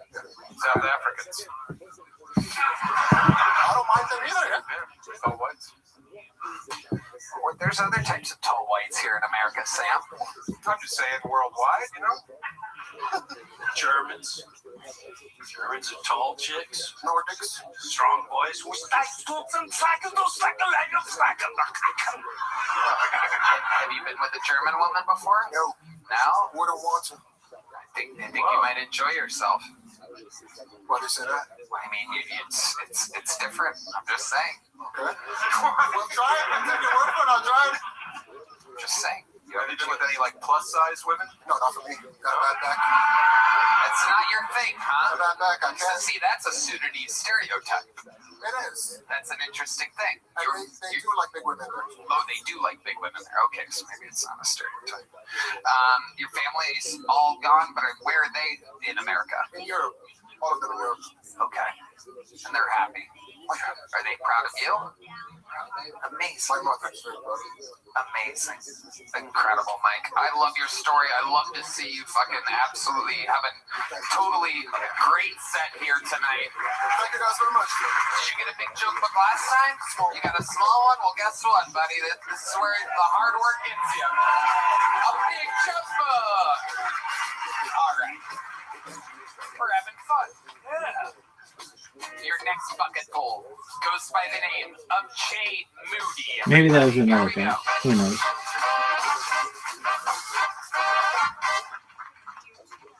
You guys have been microdosing a lot? A lot? Probably too much? Just a little bit throughout the day, you know, that's how they say microdose. I've been microdosing cocaine. Because that's how you do it. If I could afford a macrodose, I would. I can't. They said P. Diddy had 1,000 bottles of lube. P. Diddy had 1,000 bottles of lube left.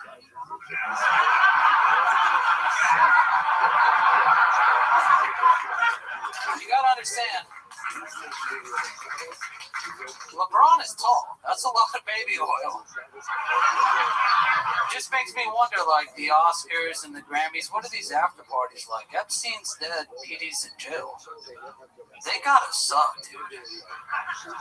Those actors are like, I'm not going. The after parties. He's only got like 1,000 bottles left. This isn't gonna be that fun. Okay, Jay Moody. Welcome, Jay. What's up, brother? How long you been doing stand-up? Like 9 years. Okay, where at? Lake Charles, Louisiana, mostly through Louisiana. All right. Hey, there they are. You still live there? Yes. Nice. So you came here just for this? Yeah, a couple guys have been coming to this. They were like, hey, you got to come. They've been coming a bunch. This is my first time. So what do you guys do? You like get in the car and then make the drive day up and then go back that night no matter what, or are you guys staying in town? We're staying in town. We've got a hotel room. It's pretty much 6 hours of just dick jokes. And then, yeah. Do you take a car or do you take a fan boat? How'd you get here? Oh, Lake Charles stuff. Yeah. We took a Toyota Tacoma to get here. Oh, wow. Yeah, 4 guys or 3 guys, and then a ton of backpacks for some reason. And then a bunch of fitted hats that none of them wore. I was in the back seat. It sucked. Hey, there you go. What do you do for work, Jay? I'm an audio engineer. Oh, okay. At a sound company. All right, at a sound company. Very cool. You married? No. Girlfriend? Yes. How long you been with her? 4 years. What does she do? She is a fine dining server. Oh, a fine dining server. Charles? Yeah. Not just a server. There's like one of them. Yeah. She works there. It's pretty nice. She naggy? No. What's the restaurant? Sizzling? It's a very nice Chili's, thank you. We have 2-for-1 margaritas. It's a nice establishment. Amazing, Jay. How Saying grip. Don't need like every grip and every production. Like, hey, what's going on? Doing stand-up at night too. Cool. Yeah. Same to me. Yeah, he's got a look. He's got a look. This looks like it could be our second backup cornerback of the night. Yeah. It's the jogging pants that really do it. Are those for jogging or? No, I don't fucking jog, dog. I don't think those are jogging pants. Coming from over there to over here, I was like, oh, I don't know if I'll be able to tell a joke. I'm out of breath. They're not for jogging. No. You don't know what the fuck they're for, honestly. Sleeping, perhaps. They look like pajama pants. They look cozy. They load that pocket keeps his hard-boiled eggs warm. Jay, do you have any special skills or talents that would surprise us? No. I play a lot of bass guitar pretty well, but that's about it. Oh, okay. Well, I wouldn't know where we could find one of those. Jay, have you ever done anything crazy in your life? You ever like almost die? Oh yeah, a lot. Yeah, tell us about that. I used for like 8 years of my life, I just did cocaine every day in Louisiana. And that's enough. I've been on like just doing bumps, like, hey, stop the airboat, so we can do a lot of cocaine because it's very hard to do them on airboats. Let's talk about those 8 years. So, like, can you take us through a routine of like what a day in the life of Lake Charles, Louisiana, doing cocaine? Well, I was also working fine dining. Yeah. If you were my waiter, bro, I would leave. All right. Sorry.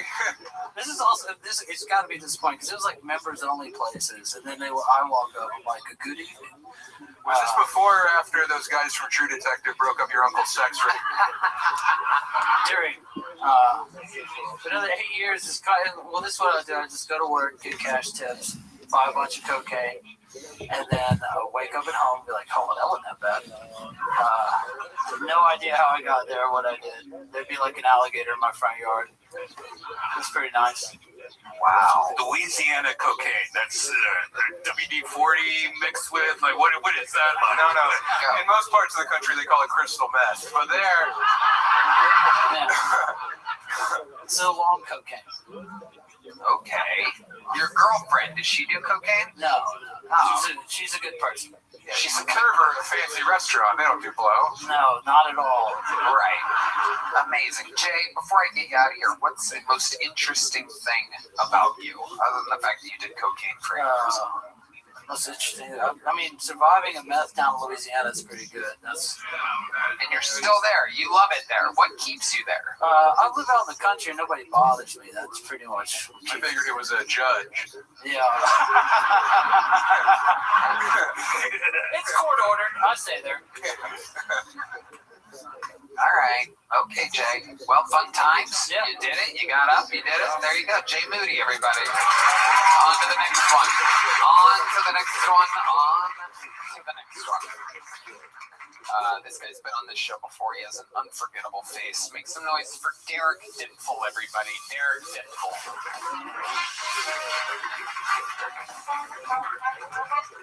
Comedy Mothership, make some noise if you're having a good time. Let me hear you go, woo! Let me hear you go, oh. 'Tisn't my habit. Could you tell? Something that doesn't totally make sense about me being on the spectrum is my favorite kind of adult videos have lots of eye contact. Thank you. Thank you. Don't you fucking look away. Thank you. I'm hard as a rock right now. Thank you. I got 4 eyes. Look at them. Eyes up here, ladies and gentlemen. I got 5 eyes. Look at them. I got 6, 7 eyes. Look at them. So now, from here to here, I just look like a hot lady in one of those Renaissance paintings. Oh my lord! Is my position not pleasing to you? Thank you very much. Wow. Wow.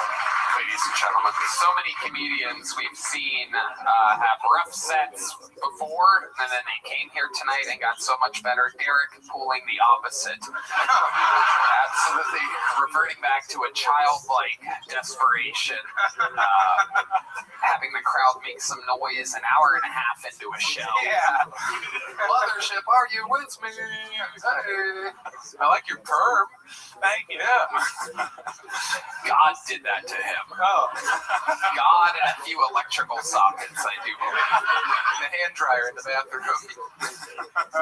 Your glasses are so Sally Jesse Raphael. I don't know if you know. There you go. Wow. Crush. Totally. Keep going, Red Man. Keep doing it. Keep saying what comes to your head tonight, Red Man. You're doing so good. The Sally Jesse Raphael reference was amazing. You fucking idiot. Shut up. God, I wish I was dead on an airplane next to you right now. Jesus fucking Christ. Put the mic down. Focus on the soundboard. Pick your moments. All right. Derek, has anything interesting happened since the last time you were on this show? Oh my God. I was in Vegas a month and a half ago, and I had sex with 3 different people on 3 consecutive days. Wow. I noticed you said people. I'm a mathematician, Tony. I like to keep the terms as general as possible. Okay, so tell us about this run you went on, Derek. Oh, yeah. The legendary heater. Yeah. Just imagine of all the regrets that people wake up with in Vegas. Imagine being a woman that wakes up next to this. Oh my God, so look, I know I look like the Friesmeister, but come on. He's the Heat Miser, I'm the Friesmeister. No, wrong again. Okay, tell me, how did you get laid in Vegas? Exactly what? Are you charmed? Take us through. Can you give us an example of how you pulled this off? Yeah, well, I got pulled off, but on Tuesday night, there was a lady who was interested in me, and I went back to her hotel room at the Strat, and she was a black lady named Mahogany. Are you serious? Yes, absolutely. Yeah. You hooked up with a black woman? Better believe it, baby. My God, right when you think it couldn't be any worse for those people. Right when you think life couldn't get any harder as a black woman in today's society. Next thing you know, this is who they have on top of it nowadays. On top to the side. Oh, hell no. I must have been fucked up last night. What the fuck? Looking like a motherfucking Back to the Future ass motherfucker. Oh, great Scott. Oh, my God. So tell us about this experience with a black woman. I cannot fucking picture this at all. This is crazy. It's like a deleted scene from The Nutty Professor. The Nutty Professor. All right. Derek, stick with us here. Answer the question. So, you and a black woman. Was this your first time with a black woman? Yes, it was. I bet it fucking was. Yeah. So, what made her? Where did you meet her? No, I was doing a show. You were doing a show, and she's like, Was it for refugees? Did they give you a place to stay? Oh, Derek, you are so sexy. Okay. Don't do All right, voice. Derek. Stop trying to be funny. It's not working out for you tonight. Let's stick with honest answers here. So you met her where? At the roulette table? At the... No, it was sort of... yes. Wait, what was it called? Hola Habibi. Doesn't matter the name of the place. Oh, it was like a restaurant. There you go. So it was at a restaurant, and then what happened? Oh, and then I got her number, and then we were texting, and she was like, I'm here. She invited you back to her hotel room. She definitely did. And what time of the night is this exactly? Just a ballpark will work, Derek. Jesus fucking Christ, dude. 1 a.m. 1 a.m., 2 a.m., okay. And then you go to her place, and what's it like? What's going on? She has the room to herself? No. Okay, she has a roommate. There's 2 twin beds there. 2 queens. Okay, 2 queens. But enough about them. What kind of... Man, I was... So Latifah and... All right. So there's 2 queen beds. So there's 2 black women in the room. Am I correct? No. Okay, there's 1 black woman and... A Latina. Ooh, a Latina woman. There you go. All right. And then what happens? Take us moment by moment here, Derek. The world wants to know how the fuck you had sex with a black woman. With ease. Okay, keep going. Well, we were talking. We were kind of getting cozy, and I was also like, let me ask you this: Are you standing? Are you in bed with her? Are you like sitting in the weird desk chair? Well, first I took my shoes off. Ooh, bold maneuver. What the fuck that smell be? Yo, your BB stinking. All right. You took your shoes off at the door? Yeah. Crazy. Yeah. But there were those weird toe shoes, too, for climbing. No, they were these shoes. Oh, these are my lucky fucking shoes. Those are prescribed by a doctor. They definitely aren't. Okay, so you take your shoes off, and then what happens? Well, we start chatting. And again, where are you? You're just standing there? She's sitting on a bed? Floor 14 of the stratosphere. No, again, in the room. Yeah, oh. Are you standing there? Is she sitting? Hotels are so awkward, especially... Yeah, standing talking at first, and then the shoes come off, and then we sit on the bed. Yeah. And you hear a little beep. Yeah.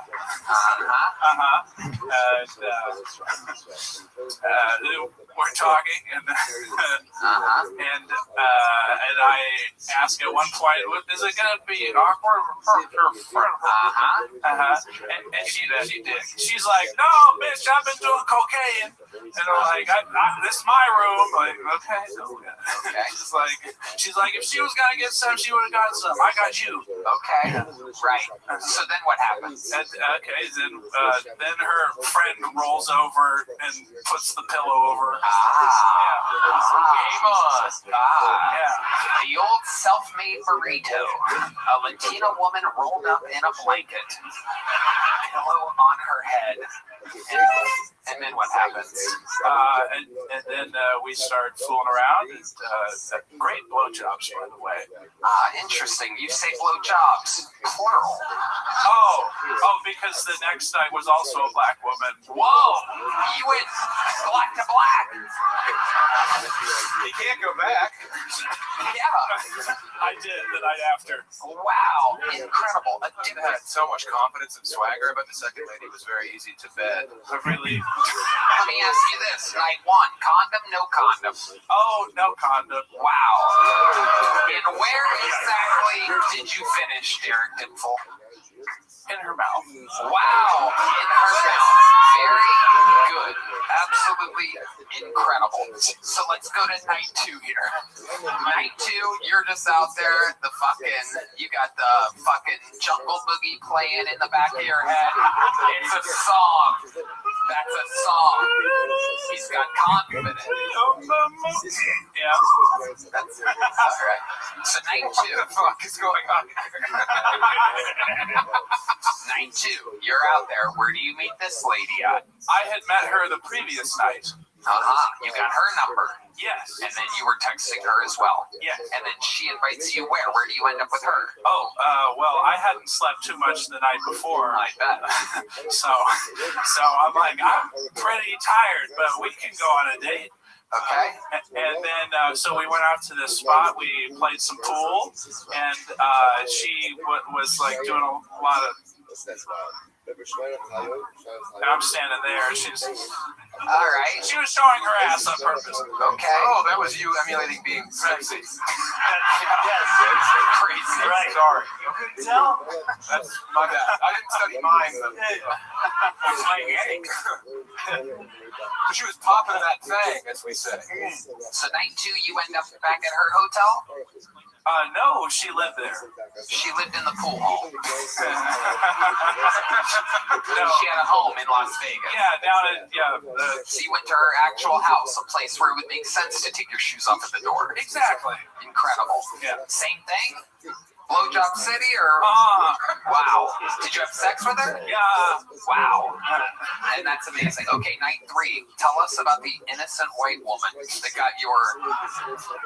Well, the lady from night two and I were at a bar, and she wanted to get a third involved in the situation, and so... And so keep going. Yeah, and so we the sun had already gone up. The bar was 24 hours, and so then we drove over to night two's place, and then we had a threesome. Wow, you had a threesome. This sex was the incredible. This should give every single human hope. No, I think God is dead. This is proof of chaos reigning. You had a threesome with how many women, right? Yeah. 2 women. Yes. Oh, man. Coming on Netflix, Billionaire's Kid. Incredible. You're having threesomes? He's done listening to Mom and Dad. I don't care about the cat. He's the bad boy of the Borgata. What was the craziest part of the threesome? Was there a part where you were overwhelmed or amazed? Overwhelmed almost constantly. Tell us a moment in which that took place. Was there something that happened? But the greatest part. Oh, that's what I'm asking about. You could just say it instead of resetting the question. The white chick was riding my face and the black chick was sucking my dick.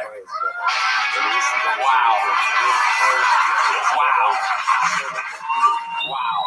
Derek. It's called the Austin Scuba Mask right there. Incredible, Derek. Well, I'm pissed, honestly. Yeah. I've been happily married for 15 years. I could be getting so much cool gash if you're out there slanging. Derek Dipful. All that hot 3 days of sex. You're leaving here with a little joke book. Congratulations, Derek. There you go. Thank you. Amazing, ladies and gentlemen. Perhaps one of the ugliest human beings on planet Earth. Just out there just fucking everything that moves. Absolutely incredible. It's a drug like It's just a face. A face of shock. It's like if Jimmy Neutron could molest himself. Yeah. It's incredible. Sally. All right. Make some noise for your next bucket full, ladies and gentlemen. It is Sheik Ahmed, everybody. This looks like a new name to me. Oh my goodness. It's Sheik Ahmed.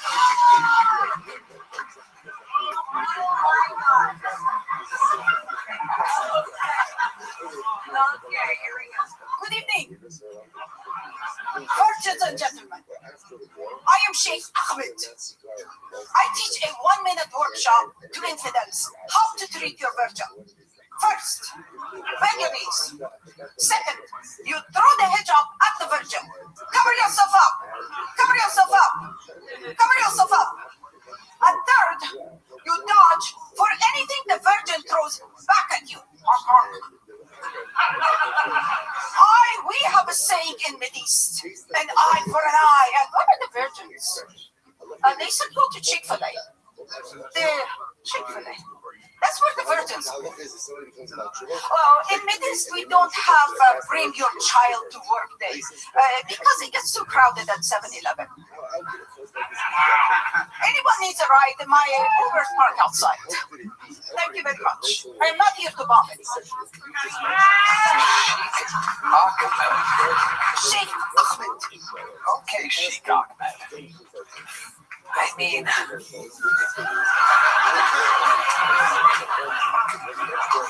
you basically.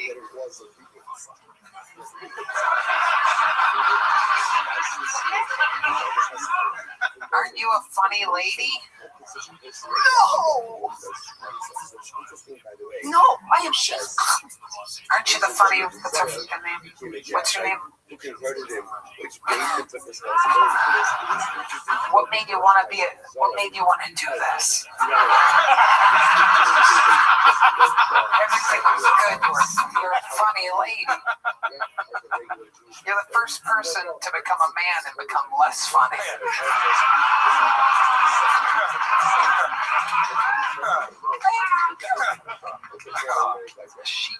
Oh God! It's like I died on the drive here. Like everything's so surreal about this show. And then you come out in this and say, "Great outfit," you know. It's very authentic. Yeah, great penis. But just all the effort put in without the jokes, it's insane. Yeah. The look is great. It's a lot of confidence. Yeah, I like the confidence. Yes, I like a bold swing, man. I love the Harlem Globetrotters, you know, but shit, this is the kicker. Yeah. The chest hair. Okay. I'm not exactly sure how to interview Sheikh Ahmed. You're a tough interview. I feel like I'm in Guantanamo Bay right now. You got the wet t-shirts over my face. Yes, very much. I mean, waterboarding joke, ladies and gentlemen. All right.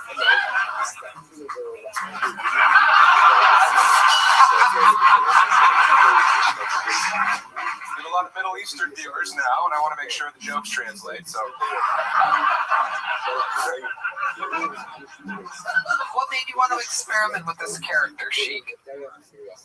I am being Sheikh Ahmed or I am being Sheikh? Well, I think Sherry should step in here for a second. I think we should talk to Sherry. Very funny. Well, I write jokes about Middle Eastern men and Middle Eastern women and whatnot, so I thought, let me give those lines. It's funny hearing you talk like a woman like that. Should have just done that voice. This is actually much funnier.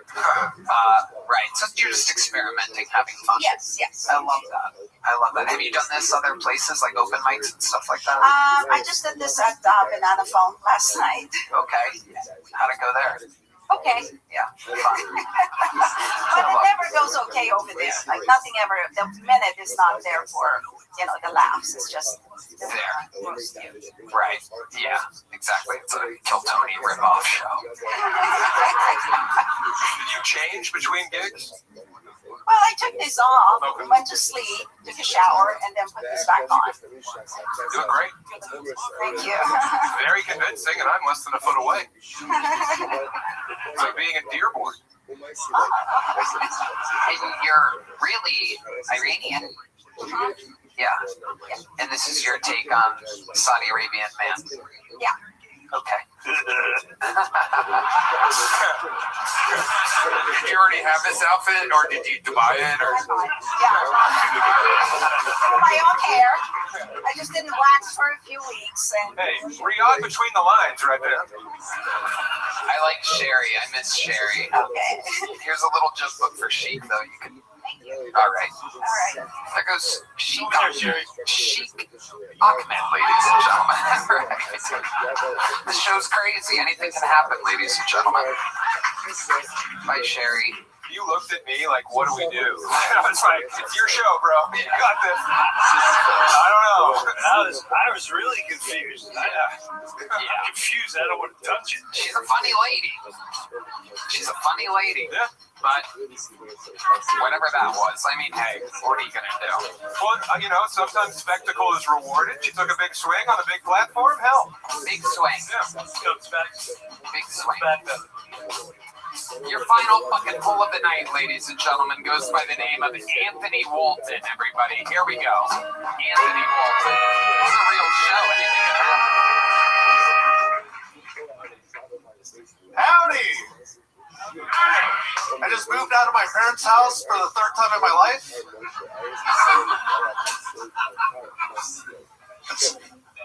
It's great because I had to go outside every time I wanted to masturbate. Let me tell you something. Drinking off in a car really sucks. Especially when you don't own one. Whole lot of door jangling, It's a whole new meaning to carjacking. Are y'all familiar with Clifford? Yeah, hell yeah. We got some readers here in the mothership. It's a good thing he was neutered, right? Can you imagine his big red balls just swinging?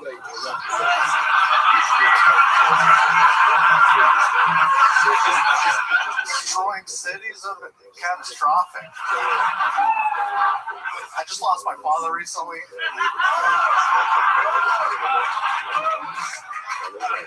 Don't worry, we found him. He was just in the next room dead. Fuck yeah, Anthony Walton. You've been on this show before. Yeah. Numerous times. My third time at the mothership. Yeah. It's been a year. Yeah. Awesome. Much better than ever before, correct? That's it. Yeah, that's they've all been solid. So oh wow, okay. I guess we remember them differently, Anthony. Well, this time, Tony. Yeah. This time I'm way less nervous, and I'm fucking ready. Yeah, that's it. So you agreed that this was the best set. Sure. Very good. There you go. All right. They've all been solid. This is Dead Parent Night on Kill Tony. Is it really true? Did you really lose your father? Yeah, so yesterday it was 3 years since he passed. What happened to him 3 years ago? Heart attack. He was like 80. Oh, okay. 84. He was ready to go. Cool. Awesome. How do you know if he was ready to go? Because one time he was going out and my mom resuscitated him and he was like, damn. Get your hands off me, bitch. Oh, my 72 virgins. Wait, that was the last guy. Incredible. So, Anthony, it's been a year since you've been on the show. What's been going on with your life? What have you been up to? Oh man, it's been roller coaster. Like breakups and then getting back together and then breaking up, and then now it's just like I went through like a depression phase where I was just like, the world's dark. I don't want to make people laugh and do comedy. But then I was like, I fucking love this shit. So like, and making people laugh. So I got back to it. My fucking car broke down, and then I got a new car. I don't know, just up and down. So let's talk about it. Let's start with this girlfriend that kept breaking up with you. Why were you guys breaking up? What was the problem? It was just long distance, basically. Where's she at? Back in Denton. So like where I'm from, so like 3 hours away. So 3 hours. I made the drive today. It was very easy. So, well, it was just like complicated and shit. And, like, tell us about it. What do you mean complicated? I don't want to put like business out there. I mean, this is the show that you're on. So, this is the life that you chose, Mike. What would your dad want? Cheech or Chong? So she was also married. Oh, there you go. See, that's great, compelling stuff. But like, they're polyamorous. Slid on stuff. A lot of oozing off. So, did he know about you? Yeah, we're cool. Like, okay. He was cool with some fucking Eskimo banging his wife. But he's also Latino and shit, so. Okay. Hey, the roadie's here to fuck you, honey. So, I'll be at my Oculus. Let me know. Yeah. Let me know when he's done. I'll get the towel. Yeah. Have fun with bloated Dave Grohl. Yeah. Bloated Dave. Stuck by bees. The food fighter.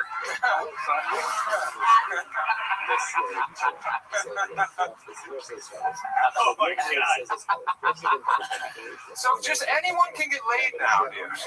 Yeah. Cool. You gotta get a divorce, Sam. You gotta. No, I love my wife very much. She's very pretty, but it's just it's flummoxing looking at the data set that I've aggregated this evening. That's all. You're about to say something there. What are you gonna say? I was just saying, like, another literally shitty thing. I had like a wonderful Thanksgiving, and then it just ended horribly. Just me shitting myself in my car. You shit yourself in the car. Yeah. So like, take us through this moment. So I got invited to this wonderful Friendsgiving, comics, socializing, ate shrooms, ate food, like wonderful time. Something I wish I knew was if you eat a fuck ton of cranberries, it works as a laxative.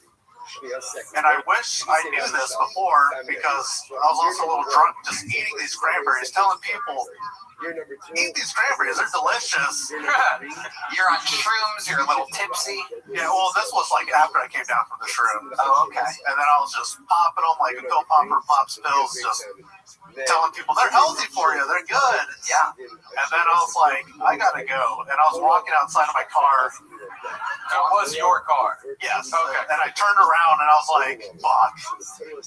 I was like, if I go back, they're gonna know. And I should have just been an adult and shit in his house. Yeah, by the way, the shrooms had not worn off yet. Yeah. So much. They're all gonna know it's shit. Yeah. I ate all the cranberries. That was weird enough. They're like back to shit. Torches. I can tell you that the cranberries are healthy. They probably fucking knew that. Everyone fucking knows that. My dad is dead. I thought I had discovered cranberries. I thought I was the first. You guys tried these cranberries? They're covered in sugar. They're fucking delicious. Wow. But so there you are. You're walking to your car from Thanksgiving. Is this your family's Thanksgiving? No, my friend Spencer Boone invited me to his other friend. Wow, name drop. Shout out Spencer with the shit your pants cranberry. Amazing. Yeah, so like So I didn't go home for the holidays, and then I was just like trying to make it, and I made it to a 7-Eleven, but they were fucking cleaning it, and they wouldn't let me use the restroom. And I begged, I was like, please, I'm gonna shit myself. They're like, no, you know. Is that what they sounded like at 7-Eleven? It's a lady, and she's cleaning it, and I was like, they won't let me, and she'll get mad, and I was like, fuck this. So, Bro, they lied. They saw you come in, Thanksgiving pie covered in cranberry juice. You waddle in. That lady fucking dove for the mop bucket. She's like, there's a pie. No seekers here. So I was gonna take a shit behind the 7-Eleven, revenge, but there was a fucking cop car chilling, so I was like, I can't get a ticket for this. And then I was driving and I saw Circle K, but then I was too late. It just let go. It was like Drove by a Circle K in your car. No, like as soon as I saw it, I turned and saw it, and that's when it happened. Yeah. You started crying. You're like, oh! And it was like the first few seconds felt fucking incredible. It was like, See, that's what they don't tell you about shit in your pants. I bet that. You know the power. You drop the juice in your pants. Yeah. There's a few seconds before the shame just takes over. And then I still have you're like, I'm the smartest man alive. Your veins are killing you. And then I just need the restroom. And then I still had 30 minutes to drive back home. It got cold. And then it just went 2 more. I was like, it's already too late, so I just shit myself 2 more times.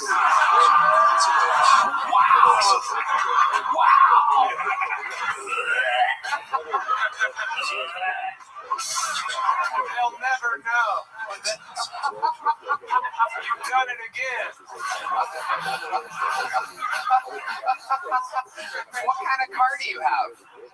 2015 Honda Civic. What color is the interior?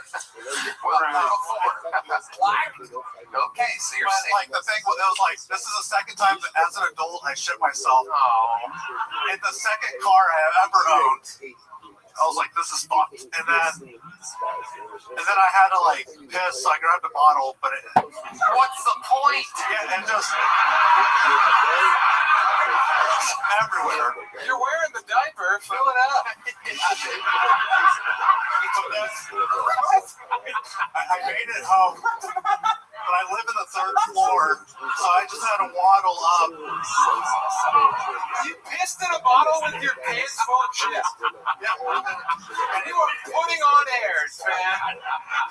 That's like taking off your shoes in a hotel room. Yeah. It's pointless.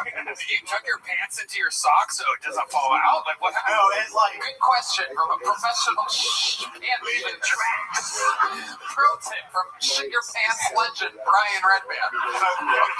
Tuck your pant legs into your socks so that it doesn't fall out in your hallway of your apartment building. Get on your kicks. That's a veteran move. Yes. The black belt of brown belt. Brian Redman. The sultan of shit. The prince of poop. Yeah, it was a fucking mess. It was everywhere. Like, it looked like blood, right? Because of the cranberries? What kind of pants were they? Were they jeans? Were they... Please tell me they were khakis. Please. So... wait a second. Don't let your eyes line up. Those are the pants? Oh my God. Ladies and gentlemen, what a legend. You are an icon. This is Hill Tony. Wow. I'm for sure keeping the pants. I'm not made of money. Wow. I just watched it like 3 times.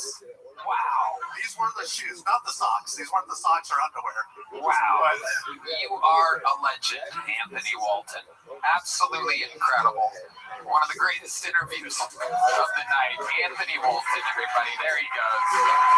That is how you shit your pants. If you're going to shit your pants, you fucking multiple times. Multiple places. He shit his pants in different area codes. Wow. My goodness. All right. He may be shitting his pants right now, ladies and gentlemen. This is new news. There he goes, Anthony Walton, everybody. Wow. There he goes. He's still going, everybody. He's still there. He's still there, ladies and gentlemen. There he goes. All right. What an episode this has been. Did you guys have fun tonight? Well, I got news for you. There's just one person left, and it's the only guy that could possibly close a show like this. He has the record for all-time appearances on the show, all-time interviews. He's a living member of the Kill Tony Hall of Fame. Ladies and gentlemen, some people call him the Memphis Strangler, the Vanilla Gorilla, the Big Red Machine. This is William Montgomery.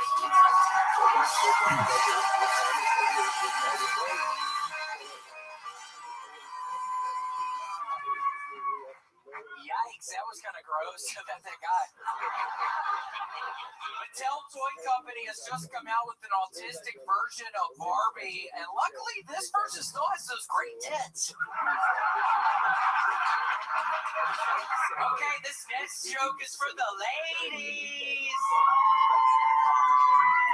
You're like, hey, if they don't have Monostat 1, just get Monostat 3. Yeah, that's like saying, hey, if the video store doesn't have Godfather Part 1, just read Godfather Part 3. Are you kidding me? One of those is a pharmaceutical masterpiece, and the other one, it has its flaws.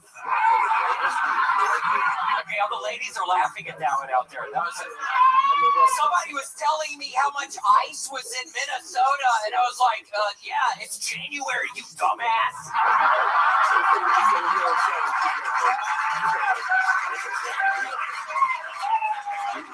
This weekend I got a new Mercedes in Mario Kart. If you get hit by a green shell, it costs twice as many coins. The mechanic said it's the German design. Okay, that's my time. Thank you, William. Lights out. Montgomery has arrived back on his royal throne. It's been a while. It seems like it's been a little while, Tony. No doubt about it. It's been a while. And I'm still not rowing. And I've discovered, I almost feel like I don't even need to tell you, I've discovered this new type of video game that Tony, I think it may be a retarded person or like a little child. I've been playing like these games that are like for little kids, I think, but I play them all day long, Tony. Tell us about it. What? Well, I've been playing something called Nuclear Gladiator 3000. I played it for 3 days the other day straight. I'm not even kidding. 3 days straight. You're basically looking down at the map, and you're this little person, and you're shooting all the little characters around you, and you're slowly upgrading your stuff. Sounds sick. Yeah, it's so fun. But doing that, I've been neglecting the row machines, and I got to figure it all out, Tony. I'm not doing great at the beginning of this new year, so I got to figure it out. Why do you think this is all happening? Why do you think you kind of stopped working out and getting on video games all of a sudden? I don't know, Tony. There's a problem. I have some sort of problem in my head, I think. I mean, I'll be okay. But yeah, you're agreeing with that one, right, man? Nobody else did. Why did you fucking agree with that? So what's wrong with me then, Red Man? What do you do? Well, the game you're playing is not called Nuclear Galaxy Man 3000 or whatever you said. Yeah, Nuclear Gladiator 3000. It's called Vampire Hunter or something, right? Yeah, that's another one. Vampire Hunters, that's another fun one. This is great. Thanks for throwing a wrench into that. Tony's already been hating your ass tonight. I've been hating your ass tonight. Anytime we take a little vacation like we did, he comes back just terrible and needs a complete reset. Timing's off, interrupting stories, asking absolutely the dumbest questions ever. But that's my buddy. This is my little, everybody likes it. It's my little buddy, everybody. Anyways, are you doing okay with the passing of Bob Weir? Yes, it's very, yes, rest in peace to Bob Weir. That was a big deal for you, right? Yeah, I think I was listening. Based on how you look all the time. Yeah, no, I always was a bigger fan. I think I'm going to be more devastated when the guy from Beach Traveler passes on. Hey, man, people keep sending me pictures. I look like that guy before and after, and it sucks. I look like you're looking good. You lost a bunch of weight. Thanks, man. Yeah. You look cool too. I'm so happy for you. Hey, two friends, you know. Incredible. Yeah, Tony, I'll figure it out. Jim Brewer, what do you think? It reminds me of, no disrespect, when I see you, I feel like Ron Howard's, like the one brother no one knows about, really angry. I got way more talent than Ron. No one knows the real director. Remember Gallagher? You're like, who's this guy? No, this dude. Are you serious? You look like Howard now. You look like Clint Howard. Yeah, Clint Howard. Clint Howard. All right, that one duck like the joke. Good. Yeah. She's a real pretty daughter. I think I was in that situation. You know, talking to her or something. Yeah. Exactly. So, William, we've been on for a couple weeks. Other than the video, did some idiot say, oh my god, because it was really funny? Or what did some idiot say, oh my god, right there? What did you not fucking hear me? I have not been feeling it recently. I think there's some dumbass and some kind of weirdness like there's an oh my god. I hope that was a nice oh my god. Seriously, I've been on the edge for the past number of days. I'm not even kidding. So I hope that was a nice oh my god. I'm not kidding. William, what would you do? Well, what did the idiot say? Was it not? What would you do if I surprised you by putting that guy in the trunk of your car? I would get the knife out of my pocket and I would stab him a couple of times in the stomach and then fucking wrap some chains around his hands. That's what I would do. And then what? You'd wrap the chains around his hands. And then what would you do? Now that his hands are chained and he's bleeding from his stomach, then what would you do? I'd say, look at you now, dumbass, and then fucking do the fucking thing now. Slide over Moses. Alright, there's nothing gay about what he's saying. Yeah, there's nothing gay about that red bag. What? Why would you chain his hands? He's already stabbed in the stomach in the trunk of your car. That's like overkill, William. Yeah, well, I do overkill when I'm mad, and I'm mad. I'm sorry. Was that from Poltergeist 6? What was that? What do you think would bring you some joy, William? I don't know. I need to get back on the row machine. I have to start exercising. Have you been doing any puzzles? I hit 7 and now I've hit a wall. I would like to start another one. I have a bunch of them. I've been buying on eBay, and there's a couple of very nice vintage ones I've got. And I'm like, I'm just putting this one up on my dresser. I'm not even opening this one up because it has the original price tag. I have a couple of those. Okay, so hoarding is entered your. I have 20 puzzles right now. Oh my goodness, what are they up?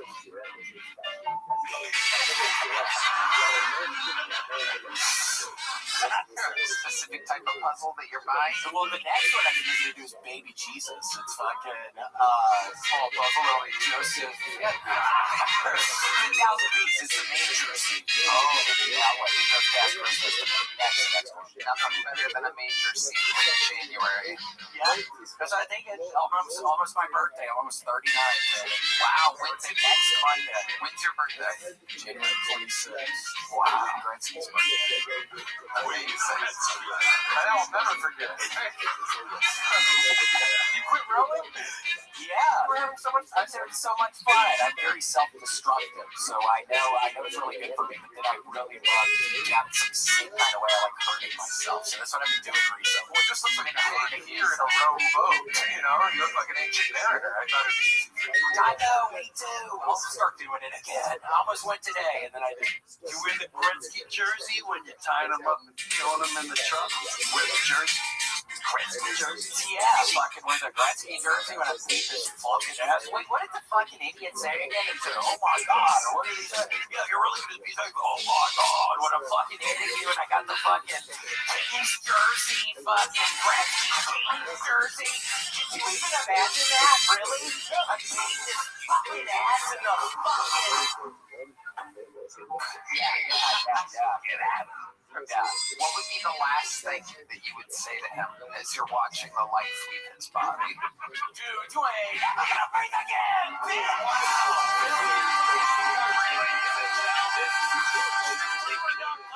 Find the money. Catch him on tour. SamTalent.com with 2 L's. He's on tour as well. Thank you guys so much for being here. So much fun. Thank you. How about the legend Jim Brewer, everybody? The legend Jim Brewer. Come on, you guys can do better than that. The great Jim Brewer, ladies and gentlemen. Are you seeing this shit? Bluetooth, Shopify, Talkspace, Dakota's the best damn band in the land. The drawing from Ryan J. Ebel that said, let's see what Chris drew over there. Oh, Jim Brewer. Look at that. That's you. He painted you. That's amazing. Red Man? Check out Cherry Root Beer on YouTube. Love you guys. Yes, we love you so much. A lot of fun stuff happening. A huge announcement. A huge announcement coming tomorrow or last week. Last week. You'll see it. All right. We love you guys. Thank you. Good night, everybody.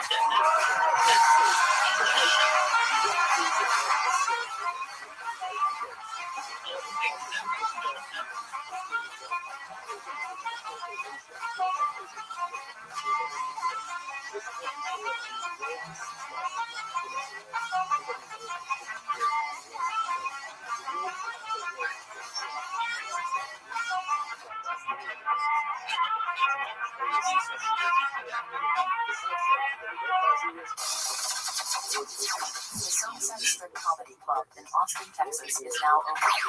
Check out Red Man's secret show every Thursday. Go to sunsetstripatx.com for tickets. People are close for you. They're known as the Crick.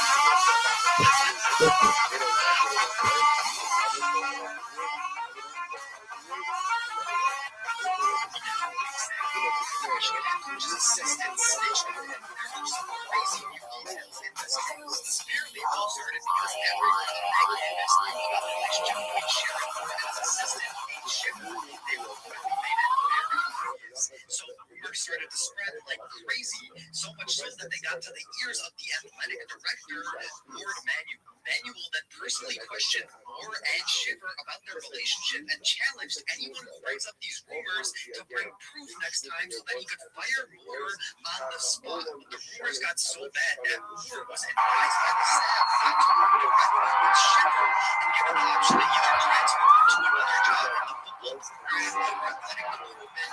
He chose to fire Shipper straight to Manuel and says, I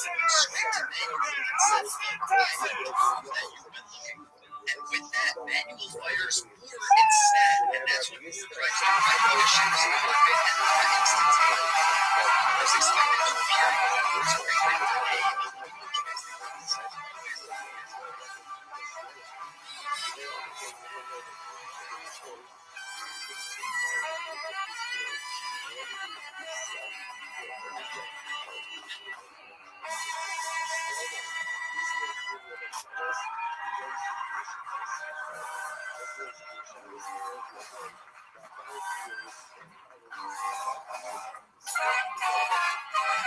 Hey, this is Rabbi coming live from the Comedy Mothership here in Austin, Texas, for a brand new episode of Kill Tony. Get up, recorded. It's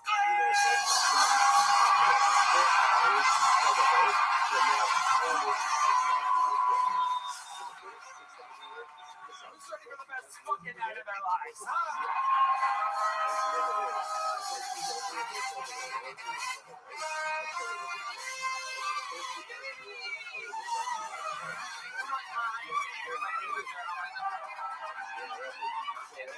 The best in all of the land. Make some fucking noise for them, everybody. There they are. Fernando Castillo, Carlos Sosa, Michael Gonzalez, Nachos Belgrande, Matt Mueling on the electric, John Dees on the keys, and that's D Madness on the bass guitar. Hell yeah. What an episode we have for you. This is brought to you by Netflix, where we are currently right now in the top 10 with our hit new episode, Once Upon a Time in Texas, live on Netflix. It was taped here on New Year's Eve. Go watch it on Netflix if you haven't already. Tell your family to watch it. Just keep it rolling over and over again. And that's all good. You guys excited to be here? Very good. Very exciting stuff. Before we get started, here's a little bit more from the amazing sponsors that made tonight's episode available for you right here, right now. Red Band uploaded the wrong episode to YouTube this week. He literally uploaded last week's episode to YouTube. So right now there's just about 750,000 people angry on the internet right now. So Red Band is going to leave and go upload the episode. I, for the first time ever in the show's history, will be on sound effects, and it's going to be an exciting start to the show.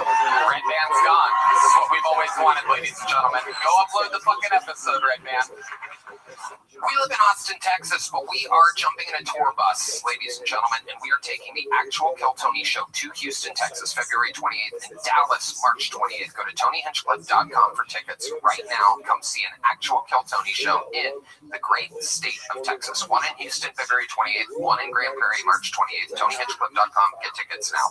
Are you guys ready to start tonight's fucking show or what? Hell yeah. Rain or shine, the fun never ends. Ladies and gentlemen, every single week I book two of the funniest people on the world on the show. This week's no different. Make some fucking noise for Steve Byrne and Tommy Pope, everybody. Here we go. Yes, Steve Byrne. He's the man. Tommy Pope, live in the flesh. We are going to have some fucking fun tonight, ladies and gentlemen. It's been a while since Steve Byrne's been on the show. Comedy Store legend, one of the people that when I started, one of the few people there was to look up to back in the day. Fun fucking guy. We spent each night drinking here in Austin, having a blast. And welcome. Yes. Steve's man. Tommy, you and I get drunk all the time together, right?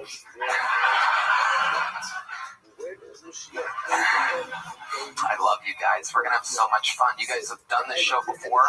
Obviously, you know how it works. Over 300 people have signed up. I mean, this thing it might be more than usual. The more you drink, upwards of 300, above 300.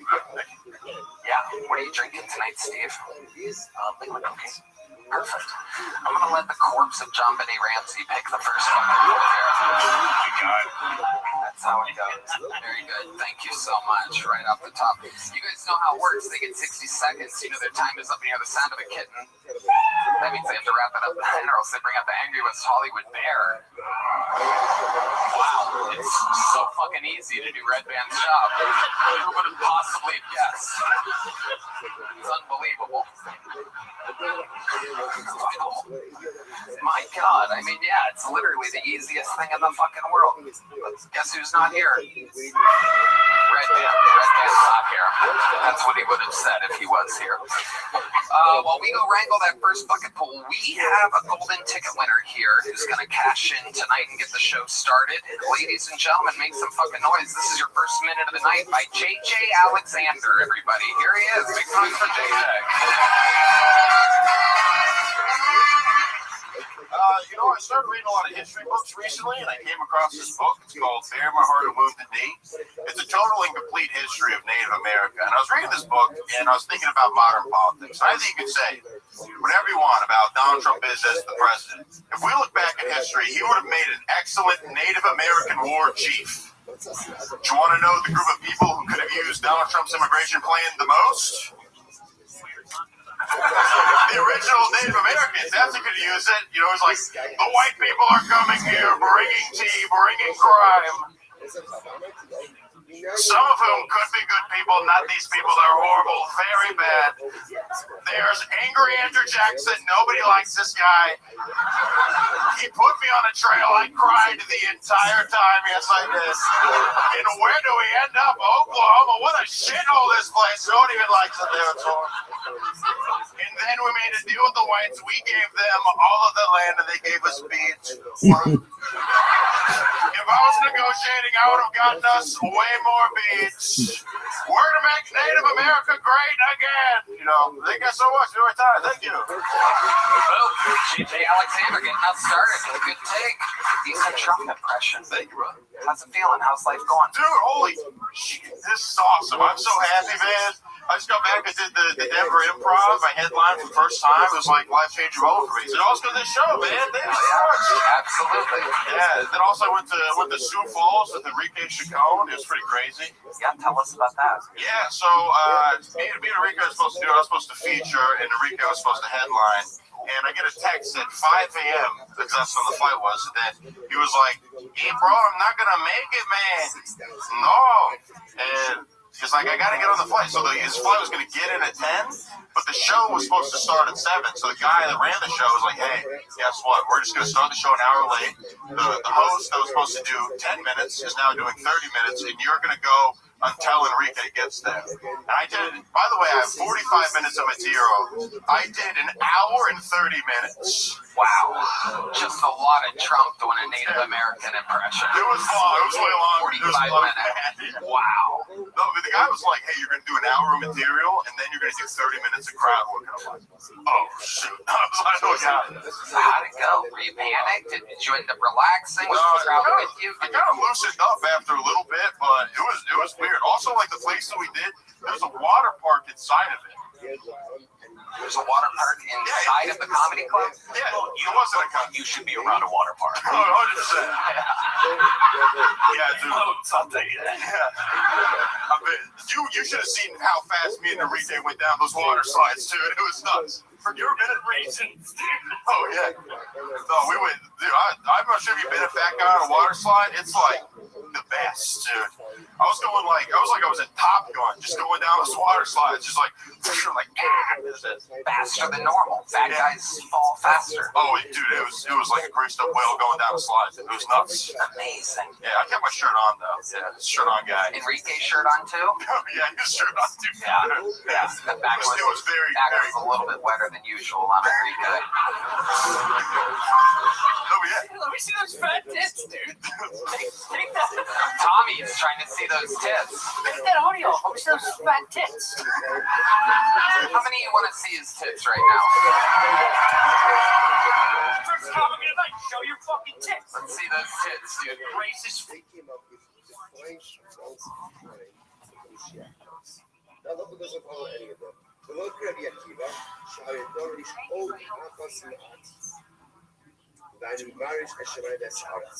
So as I saw to again, and it's not Rabbi Akiva either.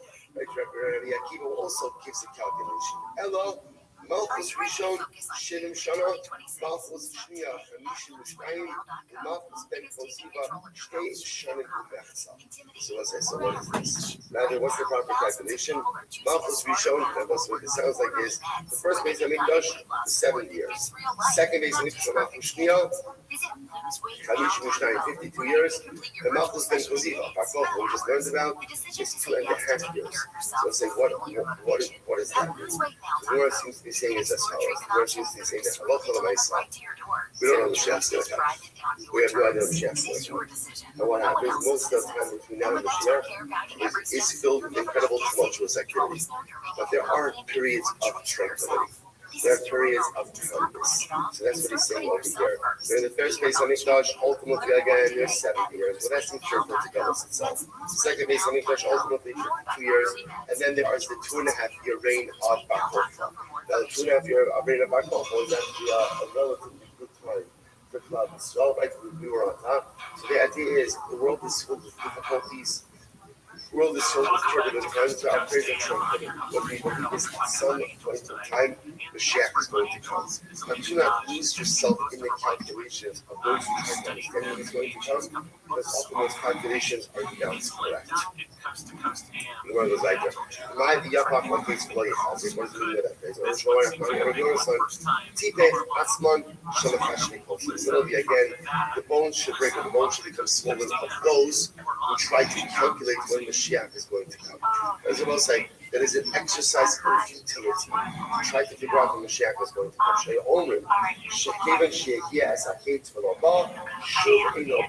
Because what happens for those who go ahead and try to calculate when Mashiach is going to arrive? What happens? They calculate, they come up with a time, and then when Mashiach doesn't come, what do they say? You see, he's not coming. It's dangerous to calculate the date of Messianic arrival. Ella, what says Ella? What is our avodah of Mashiach? What's our avodah? Wait. That is our avodah to wait. Shneimar, even if he's delayed, just wait. Shema Tomar. Maybe you'll say ultimately again that we wait, but he doesn't wait. No, we're waiting. The Baruch is waiting. Everybody's waiting. So again, if we're waiting for Mashiach, and Mashiach is waiting to come, so why doesn't he just come? Who's holding me back? Midas Hadin. They'll say ultimately again, Midas Hadin. In other words, that the attribute of strict justice says Klal Yisrael is not yet deserving of Mashiach. So the Gemara says,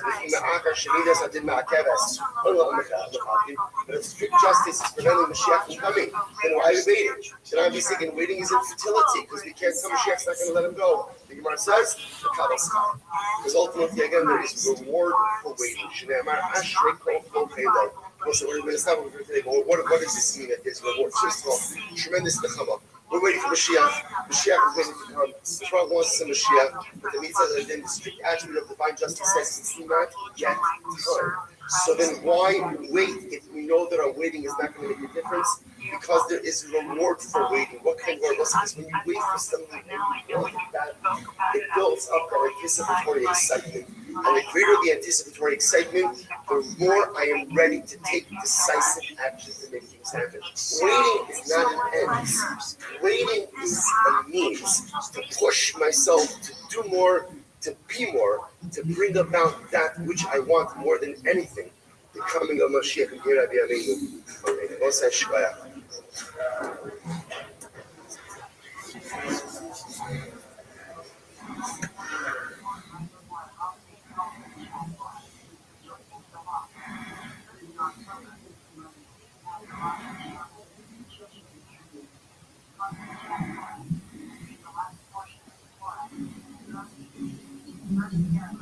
Support every spiritual path, and certainly Christianity.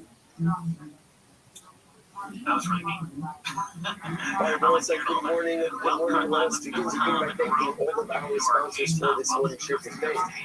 Our annual commentary sponsors for Kafshin Raymond, Toxic Baka, the dedicated overture of churches this year, as it's close from so from Saturday on Israel. Commentary sponsors for the month of August, Tiny Steve's in, the long memory of Tiny Father, Seabush, Ben Yosef Hakoy, the Ziba Mugin, and Grandma Family's memory of Mr. Reagan, Zeb Shmuel, Ben Yisrael, and the Brachal, the learning sponsors, Nick Daniel Adler, and memory of Judy Bergen, the Special Pass, I love it, the Brachal, and I've got learning sponsors for today, Matt and Diane Marks, and memory of Matt's father, Charles Marks, Sheldon Bennett, Mordecai, supporting the Brachal, Ben of America, all of our commentators, all of the Shalasava area, the families in the all those who are for Shalom, and Kelly as well.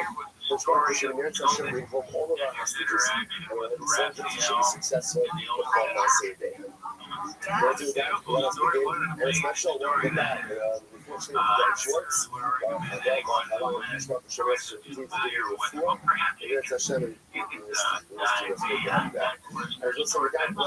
a lot to do today about Hashem. Again, also, by the way, this is it until we get to the end, right? This is Baruch Hashem. This is beautiful Gemara after Gemara.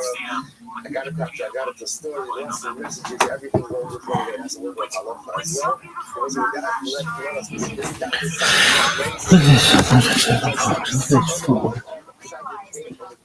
95, so we're here today, but we have to wish a mazel tov to our beloved Chaver, Dr. Rabbi Elbaum,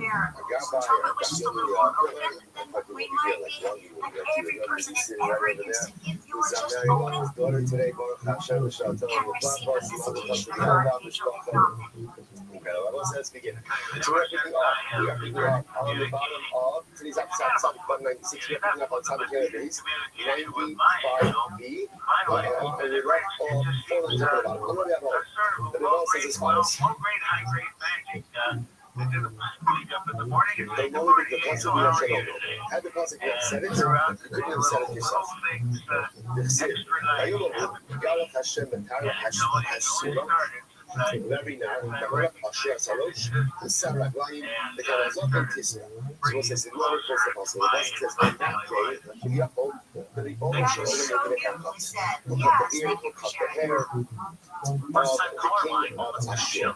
So what is this talking about? So the Gemara says, also, maybe they can gather a Saba. So Moses says, remember again, Sancheriv has been defeated. We saw that story already.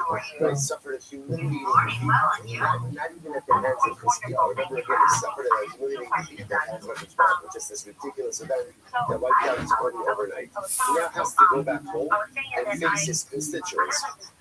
So the Rosh appears to him as an old man. But you know, the God of Sabbath, he also forgot not what's Mizrah. Not the Mizrah tonight. The Isinu, the man that had the sinner, my other friend. So the man, when it comes to Sancheriv, says, okay, when you have to go back home, and you have to talk to all the kings, when they get Sancheriv raised a huge army. Those were armies from neighboring kingdoms as well. So you have to go back home and face all of those kings whose sons who you convinced to come out and to battle with you. And now those sons are dead. What are you going to say to them?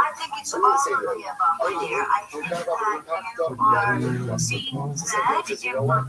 I'm afraid. I don't know. I do not know what to say. How about I get you something? So Sancheriv says to the old man, what should I do? So he said, question, what's so interesting about this? Remember again, that day had been changed. Sancheriv was this general in charge of everyone. And now what happens?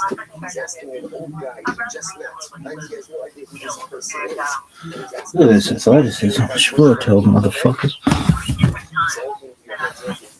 old man says to Sancheriv, you should really change. You should really change. She says,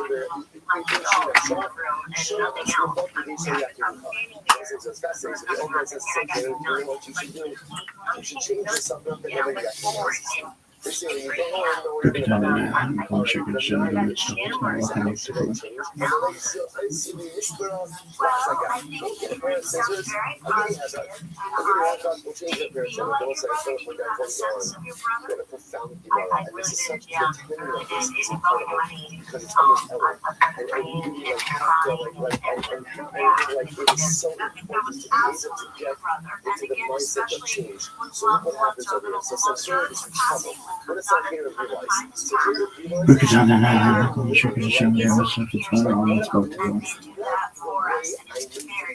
Almost like we all have those hypothetical moments, right? When I realize that this is not the way it should be. It's just not the way it should be.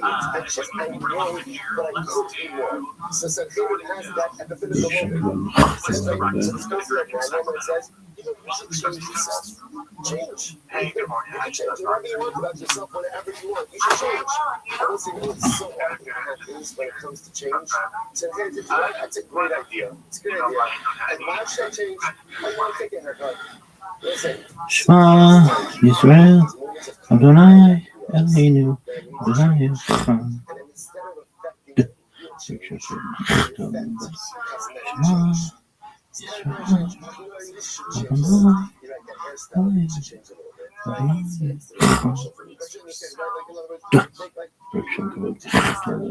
Focusing on real change, cathartic change, personalistic change, we just content ourselves with cosmetic change. And that word that could have been so transformative simply goes by with little or nothing contribute to show forth. Such a metaphor. Anyway, and once the bad guys don't work out, that's what's happening with Sankhya over here. So we're going to see this come out a little bit more. Sankhya is sometimes just humiliating the peak. We'll say there's nothing that gets you to think about change more in life than humiliating the peak. We've all had it, we've all experienced it. Those of us who are all coming most open to anything and everything. Okay, so get a haircut. I'm not in the haircut, I see. So Sankhya just feel that, well, what am I supposed to get a pair of scissors from? I'm like, all of them, so I see. So what happened? So he says to Sankhya, there's a house over there. Get a pair of scissors from there. So as Sankhya goes in, he finds scissors. Also, I love the insurance, gave me the kick out. So it says, this is a tremendous setup over here. I love people come into that house, and they have like people. They were grinding kashiasa. They were grinding kashiasa. We have date seeds. So they were grinding this up. So I'm like, how about this bar? So Sankhya says, can I buy a pair of scissors? And they're like, the kashiasa. So they said, okay. I like this free scissors, right? So you want scissors? Going the Genuah of big hits with us. Okay, work a little bit, we'll give you scissors. Talk on the Chad Genuah. Gotcha, so I have a lot of them to start though. So here we the big hits, right? And then he gave me some another time was supposed to ask him. This is Sankhya, right? The largest army in the civilized world at the time. And I will say, it's incredible, like, desperation, failure humbles you, and desperation, when a person is desperate, you do whatever you have to do to get the job done. Isn't that incredible? When we're riding high, so there's certain things that are beneath me that I'm not going to do. When I'm in trouble, we recognize you do whatever you have to do in order to get the job done. So now it's a database of people back home. He needs to get a haircut, he needs a pair of scissors, he's got to grind big hits. You're going to do what you got to do in order to get the job done. All right? So by the time Sankhya come back with the scissors, the old man already came dark. I see you. Now the old man says, the old man is pissed off. He says, listen, I can't get a haircut in the dark. So bring me a fire. So the Gemara says, so also I see Nuna, but I think the Kanafa play after the Nuna beginning. So what happened? So as I was bringing back the lantern, the fire, his beard caught fire a little bit, and it turned out it ended up singeing his beard. So ultimately, the old man ends up cutting off his beard and his hair. And you can see the Games has a autistic. Which is what people say. Releasa are not Shakirei. It's the Lemura, the Dikine Sabas who come away. So this apparently birth this famous adage. Rashi says, Releasa are not Shakirei. And I can carry as Aramoi, the Hood of Beino, if you go ahead and you set fire to an Arami and he likes it, you can also go ahead and singe his ears. And it will be an unending source of entertainment. Okay, you can look at it more, right? There's a I don't know anything on it, right? So once again, the idea is, talking about also, I think the takeaway from this entire Gemara, in a certain sense, is life change so dramatically. And we experience this in different ways. That a person can be on the top of the world one moment, and literally at the bottom of the bottom the next. And what's so profoundly scary, and again, two centimeters, I think the centimeters cut it a little bit. You have to be able to roll with it. You have to be able to hit it. You have to be able to know the commander of the army, and you have to know what to do with a humble individual. And if you notice again, so that's just a sense of getting haircuts, it's hard, but whatever you need to do. Listen, there are some people in life when life doesn't go their way and the plan doesn't materialize, they simply get paralyzed. They don't know what to do. They're stuck. They can't get over the fact that life did not materialize the way that I wanted it, and they don't understand the power of the pivot. And I think you see the Shur Sankhya, to his credit, you don't become the commander of the largest army in the civilized world by just being a regular guy. Sankhya must have had ridiculous co-hosts. Part of those co-hosts is the power of the pivot. You've got to be able to move into whatever life throws your way and recognize that whatever it is, figure it out. geht weiter. Also anstatt Rambo, die müssen wir noch, das ist incredible. So Santana is journeying home. As he's journeying home, what does he find? He goes to one of the stories. He finds a plate from Noah's table. From Noah's table. That was like very graphically, you know, that whenever they get the table, has a what's the word? Nice sense of it. Yeah, landing. I can't say there's one per se. Grounded, it's like a wash, it's like when it washes ashore, whatever. Grounded, it stopped. Right? Right? Which actually, by the way, interestingly enough, geographically, works along this idea as heading back to our shore. See, we find a frame from North to State of Sex. This is incredible. Like again, just to understand, this is quite a day for Sankera. He ran into a Baruch, and what's about to find out? I want to find out. The Ribono shall only appear to Sankera. They don't say what that means. They don't say what that means. Because again, Sanherib, it's just being like remember, it's because we saw last week. Sanherib was on a divine mission. His mistake was that he went after Yerushalayim. That was his mistake. That was out of bounds for him. He defied the divine mandate. He was a Shaliach of Hashem. But he overstepped. You don't become a Shaliach of Hashem without possessing some type of responsibility. See, Melech HaMishpach, he met the Ribono Shalom. Next, he finds a place from North Stable. Amar. Also, Ashka, davon, mit die Gute Gelacht. Amar, eine Alakot Rabba, verschissene the North, which is not. And he begged, he said, oh, this is the great God, who saved Noah from the flood. Amar, it's all the God of not to believe the train enough to know. So Sanherib says, you know, if I go on successful, in other words, if I go around to be able to survive and reclaim my former greatness, I will offer up my 2 sons as a sacrifice to the God of Noah. God of Noah, it seems to be, it is ascribing some type of divine power to the actual day itself. Anyway, because the Lord also have his 2 sons. One was I was over there, and Shem of the Lord, his sons heard about this, and we're overly excited about this promise. And then the continuity, they killed him. So he was assassinated by his own sons. Now, I would say, by Yehu, which got that based on Sur Halakot, but Adamelech, which I also called Bahereth. Sanherib is worshipping his deity, and as he's worshipping his Avodah Zarah, his own sons go ahead and kill him. Say, by the way, it's also interesting, you know, when you think about this imagery, Sanherib is trying to hold on to a plague from Noah's stable. So when the Medrash tells us who else held on to Noah's stable and was saved, the Medrash says that right, was held on to the cable and was saved.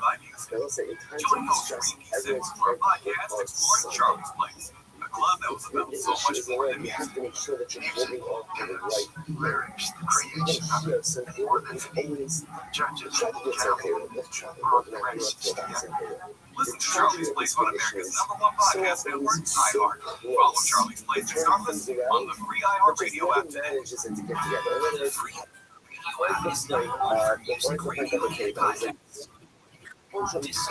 Yo.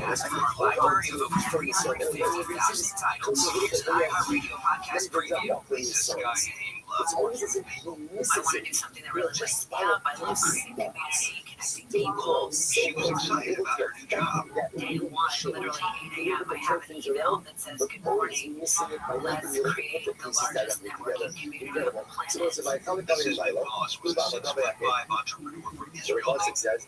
switching gears here, just a brand new startup called. But this is inspirations. Whoever again was the battle of the 4 forces against the 5. It's 4 to people 5. How do goes to war against the 4? By telling the way of Bible, literally again, the little translation is they split the night, cover their servants, and they smoke. They smoke the orphans. Right? Once the Malachim come already, and then the Irish there's actually angels who is helping the Irish to fight this battle. And the angel's name was Irish. And I'm other apologies. And this is that says,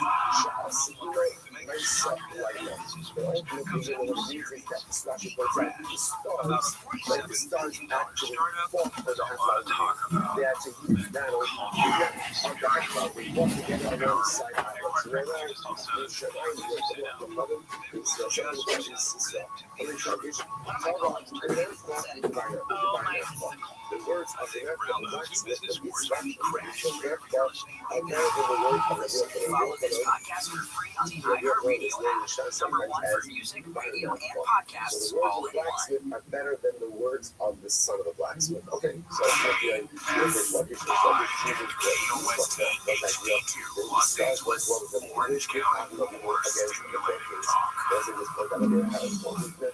Search continues. Another worker live from the Invite 24-hour newsroom. Search for Nancy Guthrie has now entered its eighth day. NBC's Eric Turkey says Today Show host Amanda Guthrie and her siblings have made another desperate plea to the people they believe are responsible, saying they will pay.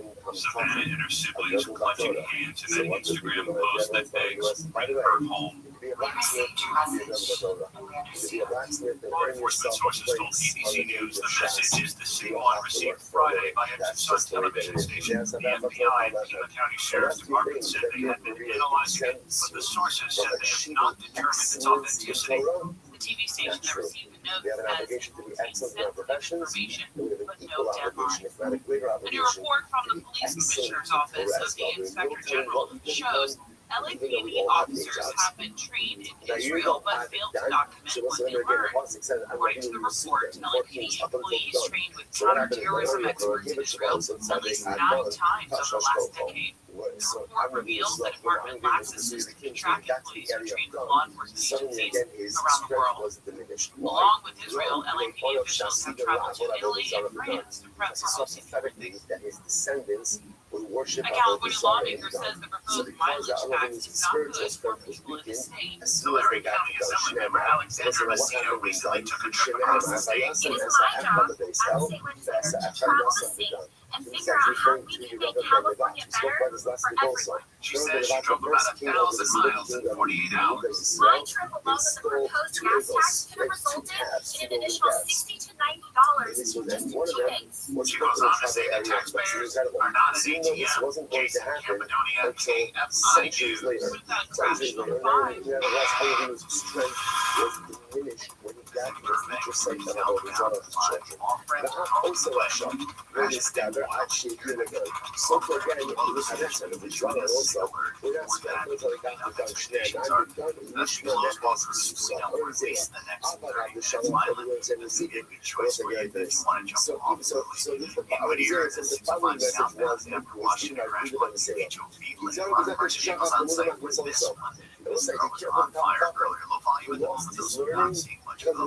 circumstances. Sometimes in life, the person gets older, they forget their learning. Whether it's because of something like dementia or Alzheimer's, whether it is just part of generally good shape, mostly for early Sunday. I rode that drive at 405. This is 13 minutes from 10 to 101, the reverse drive. Looking about the same as we hit it through the valley down to downtown.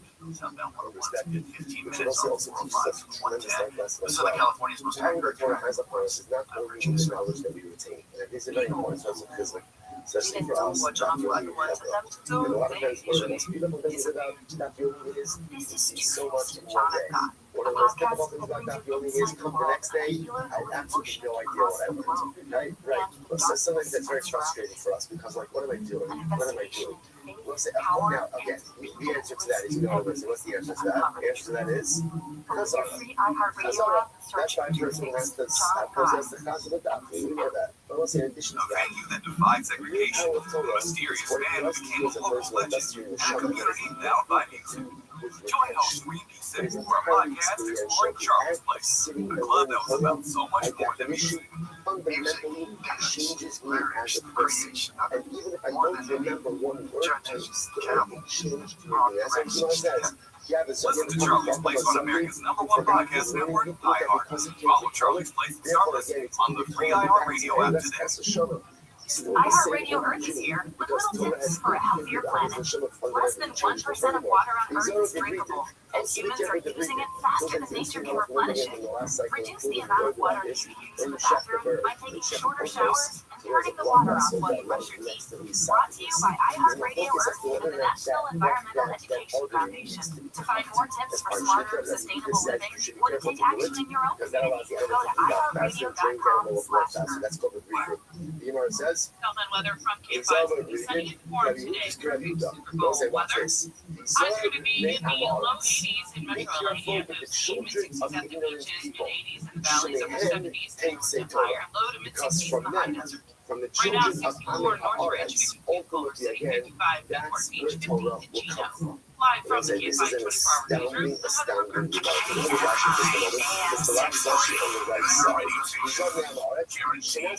report. He's talking about over here children who grow up for children of Americans, but children of ignorant people. Never said earlier in this context, Americans is not using a disparaging way.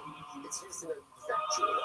Like a person grows up in a home where his parents are highly ignorant. And ignorant doesn't have to mean they're not ignorant, just means they don't know what to say. So Rashi says it is. And those children who grow up in a home of Americans become to be a glasses not covered. Make sure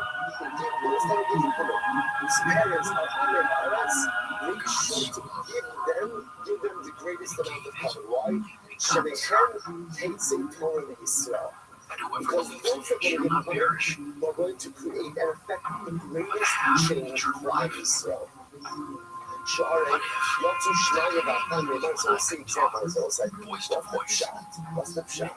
That is the children of Amin Haaretz will create the greatest impact in Klal Yisrael. Not the children the children whose fathers are coming from Yavaz and it's like, what's the shot?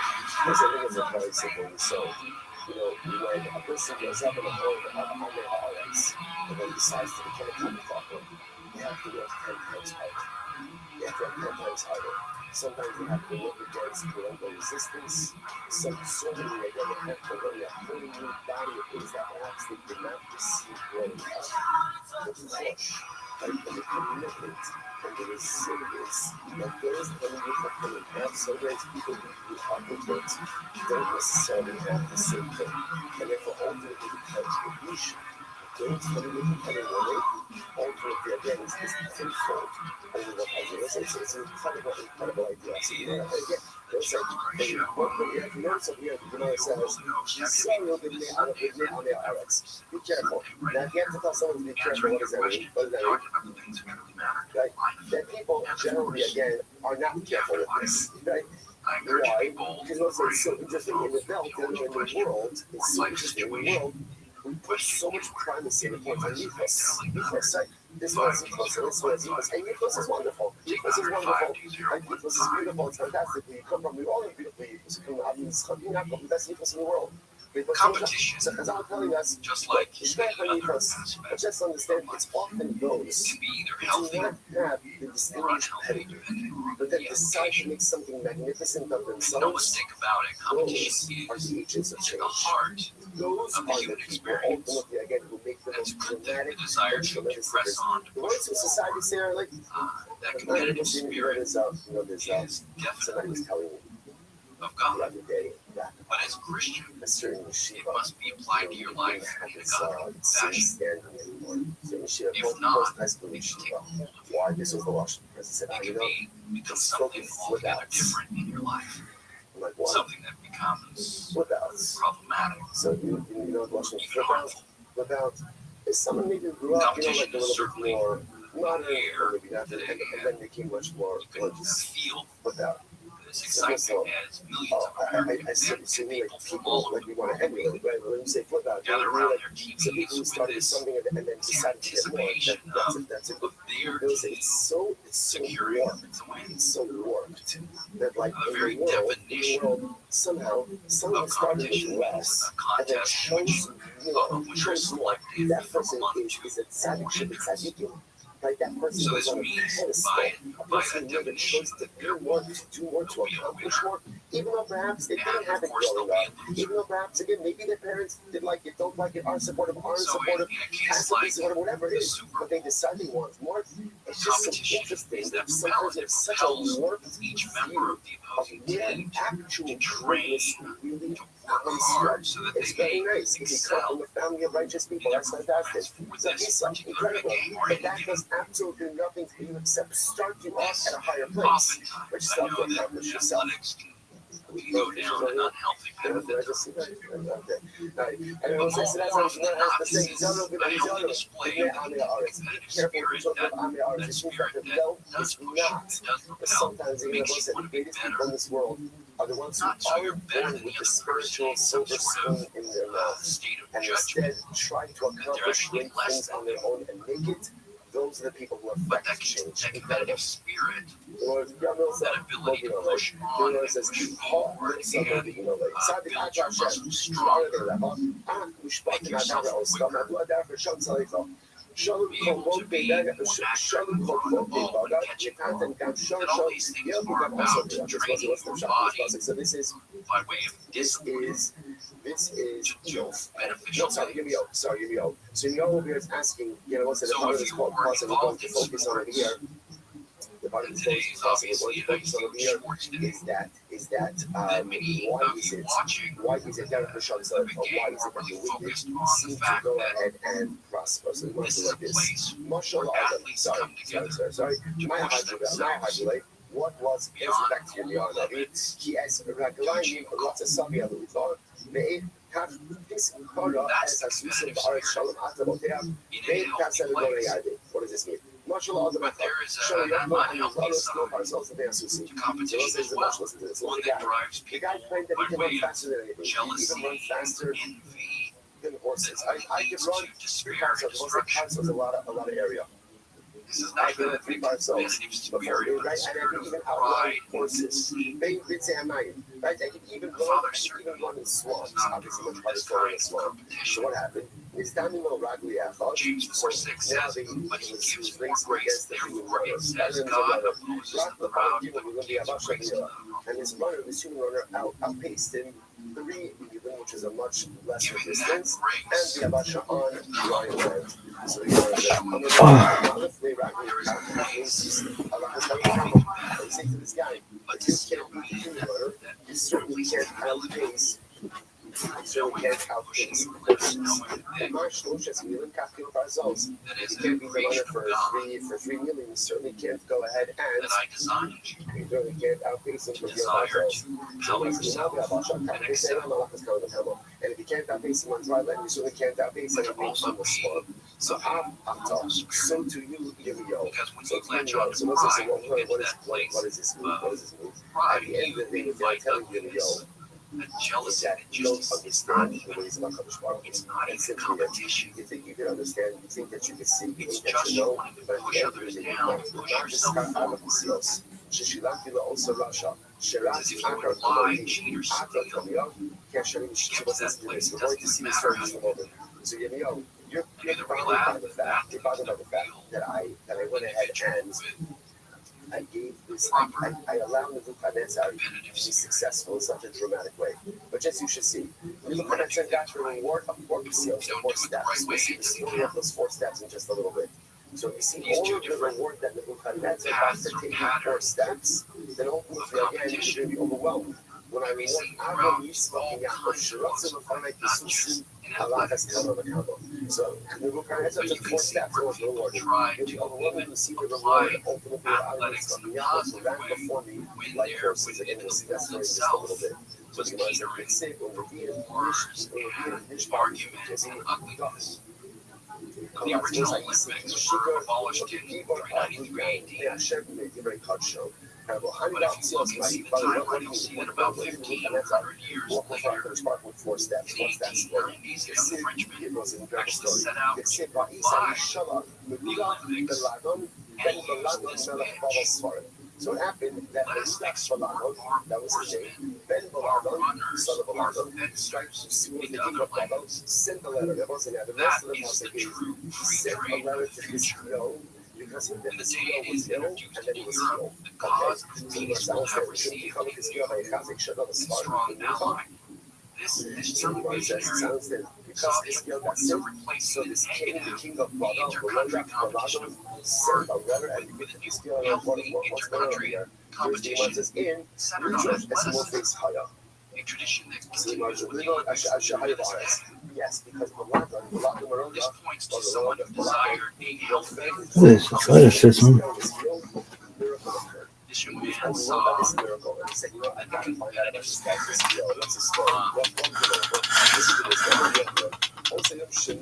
All right, babies. This athleticism.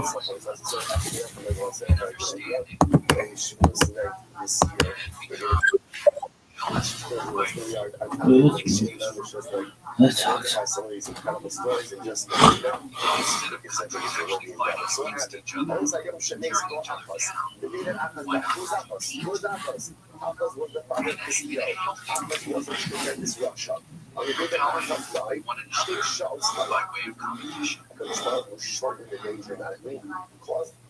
What's up, sluts? This is day 44 of this bitch. Really? Oh, for sure. Alright. Let's just get down to brass tacks, Rabbi. Give me that Yiddish. Really? What are we reviewing today? I don't know if we'll do it, but we'll see. Alright, Amachai. That's something so pleasurable. It can revivicate the dead. Halavai means I wish. That's what the Rebbe told us. That's all. That's what the Rebbe said at once. Amachai, that's what we do. That's what she says after we shoot. Yiddish cop. Again, that's kind of a fetish of mine. It's a toxic bitch. Tackless brass tacks. Nosh, that means snacking on pussy. Basher, that's a soulmate. Basherda is female soulmate. Basherda is a male soulmate. Mishmash, I was taking a bath. That's mixed. Bub kiss means beans. Nothing. Good night. Good holiday. L'chaim, to life. Par, neutral, flat, kosher. Smooth. Mensch, it's a man. He's a good guy. And then you could have Zedekias, Roy, and Ishat Chayil. You can also Gidel, Oide. What does that mean? It means like Stettel, the little village of Stettel, Strymel, and Shettel, Scheidel. Milkpig, Fleischig, Parb. Milkpig's meat, Fleischig's. No, milkpig's milk. Fleischig is meat. Parb is neutral. What does Heimish mean? Heimish. Hamish, dog. Hamish. Or Heimish. Based on Yiddish word Heim, means home. It describes things that are homey or familiar. Make yourself at home. Going back to Abraham, the first Jew, the very first Jew. Our people have always valued inviting others into our homes. The mitzvah is known as Knesset, or him bringing in guests. When inviting in guests, the host may say, Machzek Heimish, make yourself at home. Nice and informal. If the guest finds that the home is the informal type where everyone is welcome or to just be themselves and no one stands on ceremony, he may say that it's a Heimishi type of place. What is this Oh, fuck! What is this bullshit? Stupid asshole. That fucking paper reject nice and informal. Guest finds a home is an informal type where everyone is welcome to just be themselves and no one stands on ceremony. Here might see he may say it's a Hamish type of place. Home cooking, since Heim means home, home cooked food or baked goods can be referred to as Hamish. Speaking broadly, Yiddish speaking Jews can be divided into two groups, Litvaks on the one end and Polish Jews on the other end, each group having many subcategories and branches. Those of the Litvak camp use the first pronunciation of Hamish, while the Polish Jews and their Hungarian cousins will say Heimish. In fact, Hungarians will refer to their fellow Hungarian Hasidic Jews as Haimish because they can trace their roots back to Der Heim or Der Hem, as the country is known to first generation immigrants. What about the whole country? Thus, a retail establishment belonging to Heimische Fellow, in which only kosher items are sold, of course, will be referred to as a Heimische store. Note that in this context, only the Polish pronunciation of Heimish is used. Challah in a pan. Challah is Hebrew for loaf, however, in Yiddish it refers specifically to the braided loaves that grace festive Shabbat and holiday tables. These two loaves remind us of the double portion of manna that God would provide for our ancestors in the desert every Friday. For reasons that are not clear to the author of this article, challah that has been baked in an oval pan with walls is sometimes called Heimish challah, also limited to Polish pronunciation. Heimish, yeah. Heimish challah. Do you have something to add? Yeah, let's find out why the fuck that is. You're gonna find this out? Dog, we're gonna fucking find this out. And I might even send it into Chabad.org. Be like, hey peeps, get your shit together. That aren't cleared. Nobody was like, oh yeah, it's good. Or they were just like, yeah, it's good. Throw it up on the fucking site. Nobody was like, well, why don't we answer this fucking question?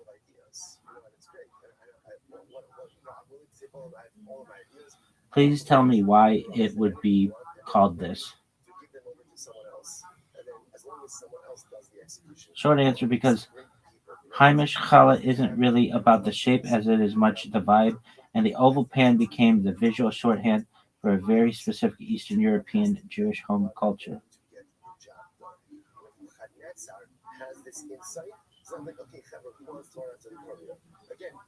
Longer unpacked answer. What Heimish actually means. Heimish, Yiddish, home-like, warm, familiar, old school, doesn't mean traditional in the abstract. It means not fancy, not showy, not bakery perfect, something your bubby grandmother would make at home, not something bought. So when something gets labeled Heimish, it's being contrasted with modern decorative braided French-influenced challah. The oval pan with walls equals Eastern Europe home baking. In Poland, Galicia, and nearby regions, home ovens were inconsistent, shallow, and not great for free-form baking. As a result, challah was often baked in oval or round pans with walls.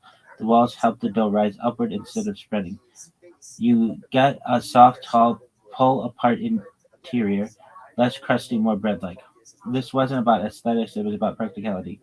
Why the specific pan became the marker. Once the braided challah became popular in bakers, especially in Germany and later in America. In contrast emerged. Freeform bread baked in a pan, freeform bread was glossy photogenic company challah. Freeform braid is glossy photogenic company challah. That's baker challah, and then Hamish challah, baked in a pan, plain, thick, soft, family table challah.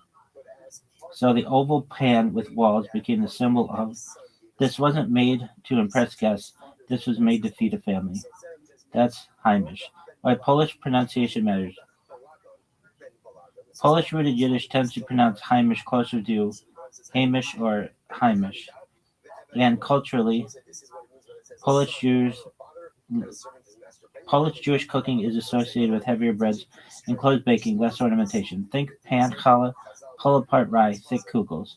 So the terms stuck specifically in Polish descended communities, even though other Jews baked similar breads. It's retrospective label. Here's the key thing the article probably missed. No one in 1880 said, I'm not breaking Hamish challah. The term comes later, once braided challah became dominant and people needed a word for the old way, the home way, the before bakers took over way. So the shape didn't cause the name, the shape became the evidence of Heimishness. TLDR, it's called Heimish challah because the oval walled pan reflects The oval walled pan reflects Eastern European home baking. It signals non-fancy, family-style, pre-bakery Judaism. Polish Jewish culture preserved the style that Polish Jewish culture preserved that style longest. The name describes a feeling, not a halakhic Jewish legal category. All right, that's cool. We forgot to say all our shit. So it's 44 days. Today is 21st of Shvat, 5786, Sunday, February 8th. It's Super Bowl Sunday. That's a big fucking deal. Why? Oh, it's Super Bowl. Super Bowl is giant in Judaism and everything. All right. And it's Super Bowl 60. That's big time. All right. Here we go. Gay kaken afen yam. That's Yiddish. Go piss in the ocean. Like tis Diane. Go. That's Hebrew. Go piss in the ocean. And then I got the wrong fucking thing. Juris means problems in Yiddish. That one fucking snail or whatever is Kalazon Murex trunculus. Golis refers to the Jewish diaspora or exile. Alright, so that's cool. But what about that one thing? I'm never gonna fucking get this.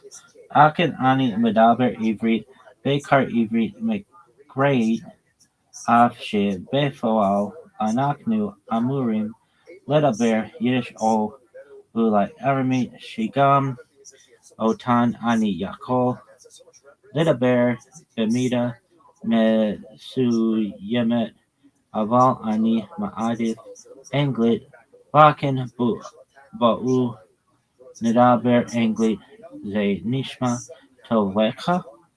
Indeed, I speak mainly biblical Hebrew. In practice, we're supposed to speak Yiddish or perhaps Aramaic. Well, I can also speak to some which I can also speak to some extent. But I prefer English, therefore, let's speak English. Does that sound good to you? Okay. Alright, are you done? Hey, Kay, are you done? This is Kabbalah and coffee. Coffee and Kabbalah. Coffee. We're gonna have a chocolate.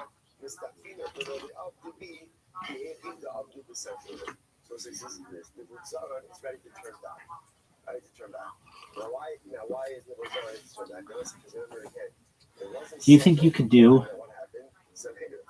a Brooklyn accent or a New Jersey accent or a Manhattan accent to talk about Nita? I think we could figure out a way. Alright. Shit sucks. Okay, hopefully this shit isn't that long today. Not gonna wrestle up. He's got some great fucking motivational speeches or whatever.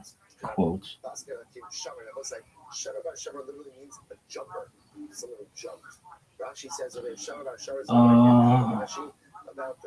10 lines into the short lines.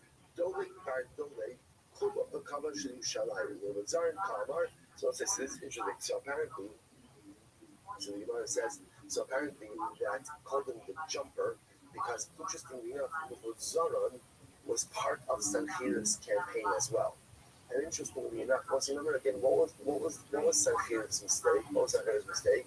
He missed the window. So apparently the Rizal was the one who was urging Sanchiriv, attack now. That's why it's called the jumper. Like he was ready to leap into battle, to jump into battle. So other Hasidic commentaries on Kabbalah. Do their shit love 1, 2, 3, 4, 5, 6, 7. We'll do 4 of them today. Why? We got other shit to cover, folks. So ultimately, again, it is time for the Beis Hamikdash to be destroyed. They will say, but it's going to point out that this bitch is short. Jude doesn't know we're busy. Eli ben Solomon Tyrer, Hebrew, was an important Hasidic rabbi and Kabbalist, and is today remembered for several well-known Hasidic works. He is also known as Hayayim of Cernowitz, after his time there. He was a pupil of Rabbi Yechiel Michael, the Maggid of Slotchet, as well as of the Maggid of Mezrich, both in turn direct pupils at the Baal Shem Tov. After he had been rabbi of 5 different towns, among them Monileth, Cernowitz, and Badawani, he settled in Jerusalem. In 1812, he founded the great synagogue on Isaiah Street on the right bank of the River Pig, no later than 1812. He also founded the first Jewish hospital in the city. He died in Jerusalem in 1813, and was buried in a cave in the Jewish cemetery of Saint. He was the author of. He is mentioned by Rabbi Sender Margiliev in his responsa on Shulchan Miraj, even Geser. Streets named after him are Bir Main Kayim, as the name of his better known book, in Rehoboth and in Ramad Elchanan neighborhood in Bnei Brak, as well as Mayo Bir Main Street in the Beit Dagan neighborhood in Jerusalem. Okay, let's do this one again. Hayyim ben Solomon Tyrer, Hebrew, was an important Hasidic rabbi and Kabbalist, and is today remembered for several well-known Hasidic works. He is also known as Hayyim of Sernowitz, after his time there. He was a pupil of Rabbi Yechiel Michael, the Maggid of Zlotchet, as well as of the Maggid of Mezrich, both in turn direct pupils of the Baal Shem Tov. After he had been rabbi in 5 different towns, among them Mogilef, Zernowitz and Badawani, he settled in Jerusalem. In 1812, he founded the great synagogue on Asiai Street on the right bank of the river Big, no later than 1812. He also founded the first Jewish hospital in the city. He died in Jerusalem in 1813, and was buried in a cave in the Jewish cemetery of Seth. He was the author of. He is mentioned by Rabbi Sandor Margiliev in his response on Shulchan Aruch, even Geser. Streets named after him are Bir Main Hayyim, as the name of his better-known book, in Rehoboth and Ramat Elchanan neighborhood in Neri Brad, as well as Mariel Bir Main Haim Street in the Beit Baden neighborhood in Jerusalem. He was the author of. Shur Shel Shabbat, Kabbalistic homilies on Shabbat. The hit subjects: Portrait, 1818, Be'er Mayim Hayim, Novelai on Pentateuch, in 2 parts, Zernowitz, Part 1, 1820, Part 2, 1849, Sha'ar HaTefillah, Kabbalistic Reflections on Prayer, Sudiko, 1837, Eretz HaHayim, in 2 parts, a homiletic commentary on the prophets, and Hagiographa, and 2, that was it, 1, and then 2 novella on the tractate Barachot. Okay, that's a cool story. Boring.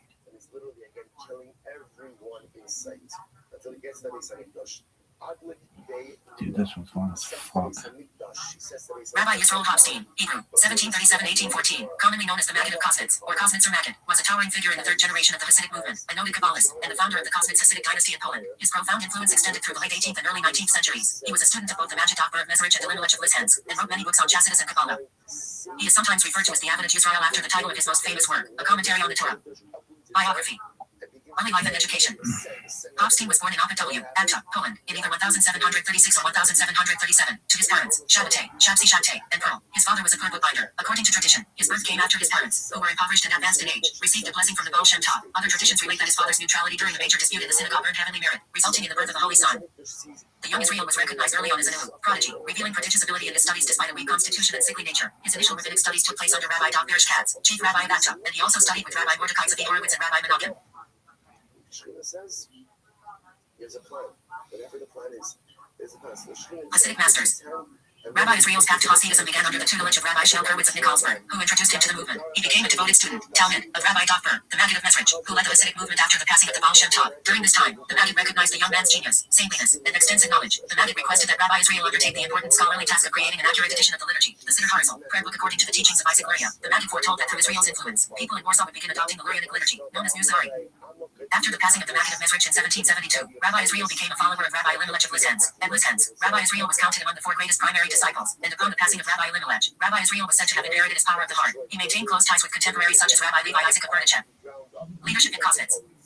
Rabbi Israel served as a Melamed, teacher, for youths initially, eventually adopting the style of Orator or Maggid. In approximately 1766, 5525, he was formally appointed as the Maggid of Kosnitz, Kozinus, and its surrounding villages, including Magnishov and Gritza. He also established a yeshiva there. He became Rebbe in 1785, 5546, with the possible exception of the Chazan, Sir of Lublin. The Kosnitzer Maggid was regarded as the central authority of Hasidism in Poland in his generation. Teachings and mysticism. Scholarly depth. The Kosnitzer Maggid was considered a Gaon, genius in both the revealed, Talmudic, and even Kabbalistic parts of the Torah. He was a great Talmudic scholar who wrote the Veliant Responsa. Even before he met the Maggid of Mezrich, he had studied over 800 works of Kabbalah. His knowledge of the revealed Torah, including the entire Talmud Yerushalmi, was attested to by Rabbi Hayyim of Volozhin, a foremost disciple of the Vilna Gaon and opponent of Hasidism. Core Hasidic concepts. His foundational work, Avinat Yisrael, is considered one of the most complex and penetrating Hasidic classics, drawing heavily on his Kabbalistic knowledge. He provided profound, creative exegetical insights characterized by stylistic elegance and clarity.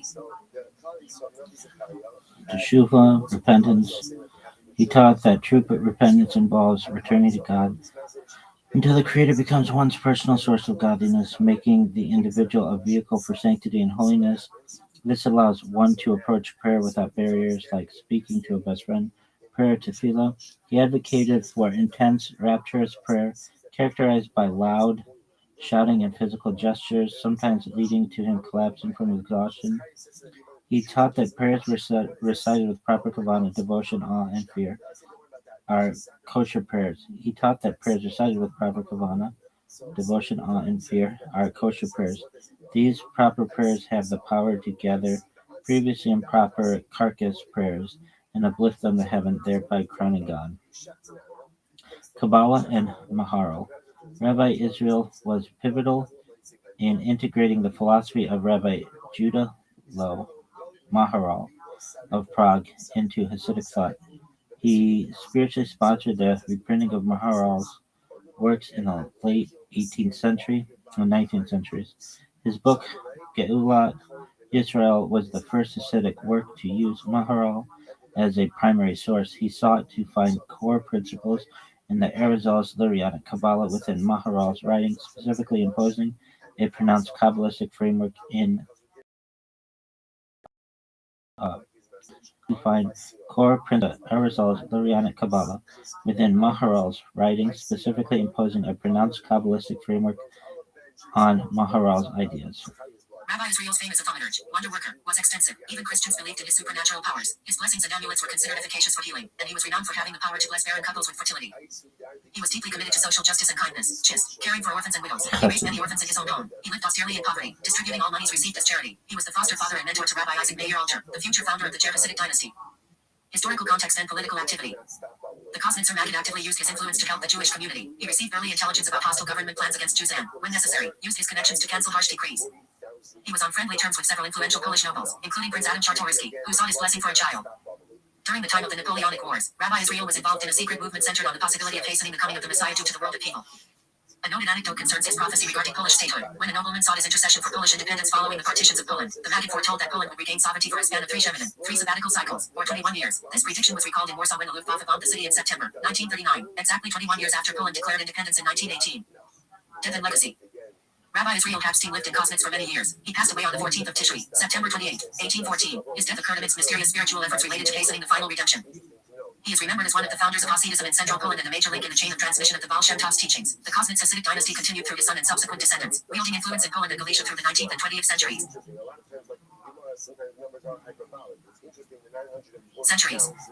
Disciples. The Kosnitzer Maggid attracted scores of students. Almost all the great tzaddikim from the courts of Mezrich and Lysensk in the next generation were counted among his disciples. Notable students included Rabbi Simcha Bunim of Krisisacha and Rabbi Shalom Roki of Vels. Family and dynasty. Rabbi Israel Kapstein was married to Royce. They had 3 children, 2 sons and 1 daughter. Notable descendants include Rabbi Chaim Meir Yehiel Shapiro of Majonitz, known as the Seraph of Majonitz, Pearl son, and Rabbi Kalonimus Kamish Shapiro of Pisexna, a great-grandson, who became prominent for his teachings in the Warsaw Ghetto during the Holocaust. Literary works.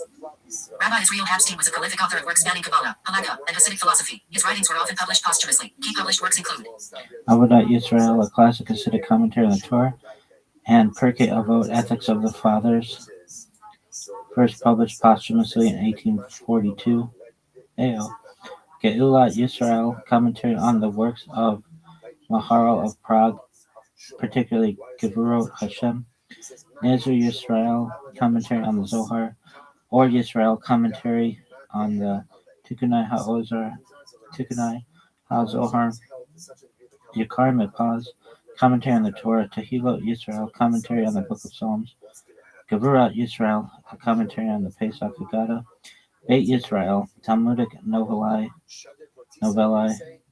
Agunat Yisrael, responsa. Focus on cases regarding Agunot, women chained to inaccessible husbands, demonstrating his expertise in legal matters. Chidushai Maggid Mishnah, innovative interpretations of the Mishnayot. Sha'eri Yisrael, commentary on Midrash. Ner Yisrael, commentary on Uktai, Rav Hai Gaon, and Shar Hashemayim of Joseph Gatil. That's tight. That was a really great story, Rabbi. Thanks, friend. Dolversh Nuri. Dr. Nuri, November 13, 1773, November 16, 1827. OS was the second Rebbe, spiritual leader of the Chabad Lubavitch Hasidic movement. Rabbi Dr. was the first Chabad Rebbe to live in the town of Lyubavitchy, in present-day Russia, the town for which this Hasidic dynasty is named. He is also known as the Middle Rebbe in Yiddish, being the second of the first 3 generations of Chabad leaders. Biography. Rabbi Nuri was born in Lyazna, modern-day Belarus, on 9 Kislev 5534. His father, Rabbi Sher Zalman of Lyady, was Rebbe of the community there, and of multiple Hasidim in White Russia and Lithuania, and other parts of Russia. His father named him after his own teacher, Rabbi Dopper of Mezrich, a disciple and successor of the Baal Shem Tov, the founder of the Hasidic movement. The Yiddish first name Dopper literally means bear, traceable back to the Hebrew word Dopper and the German word bear. It is thus an example of a bilingual tautological name.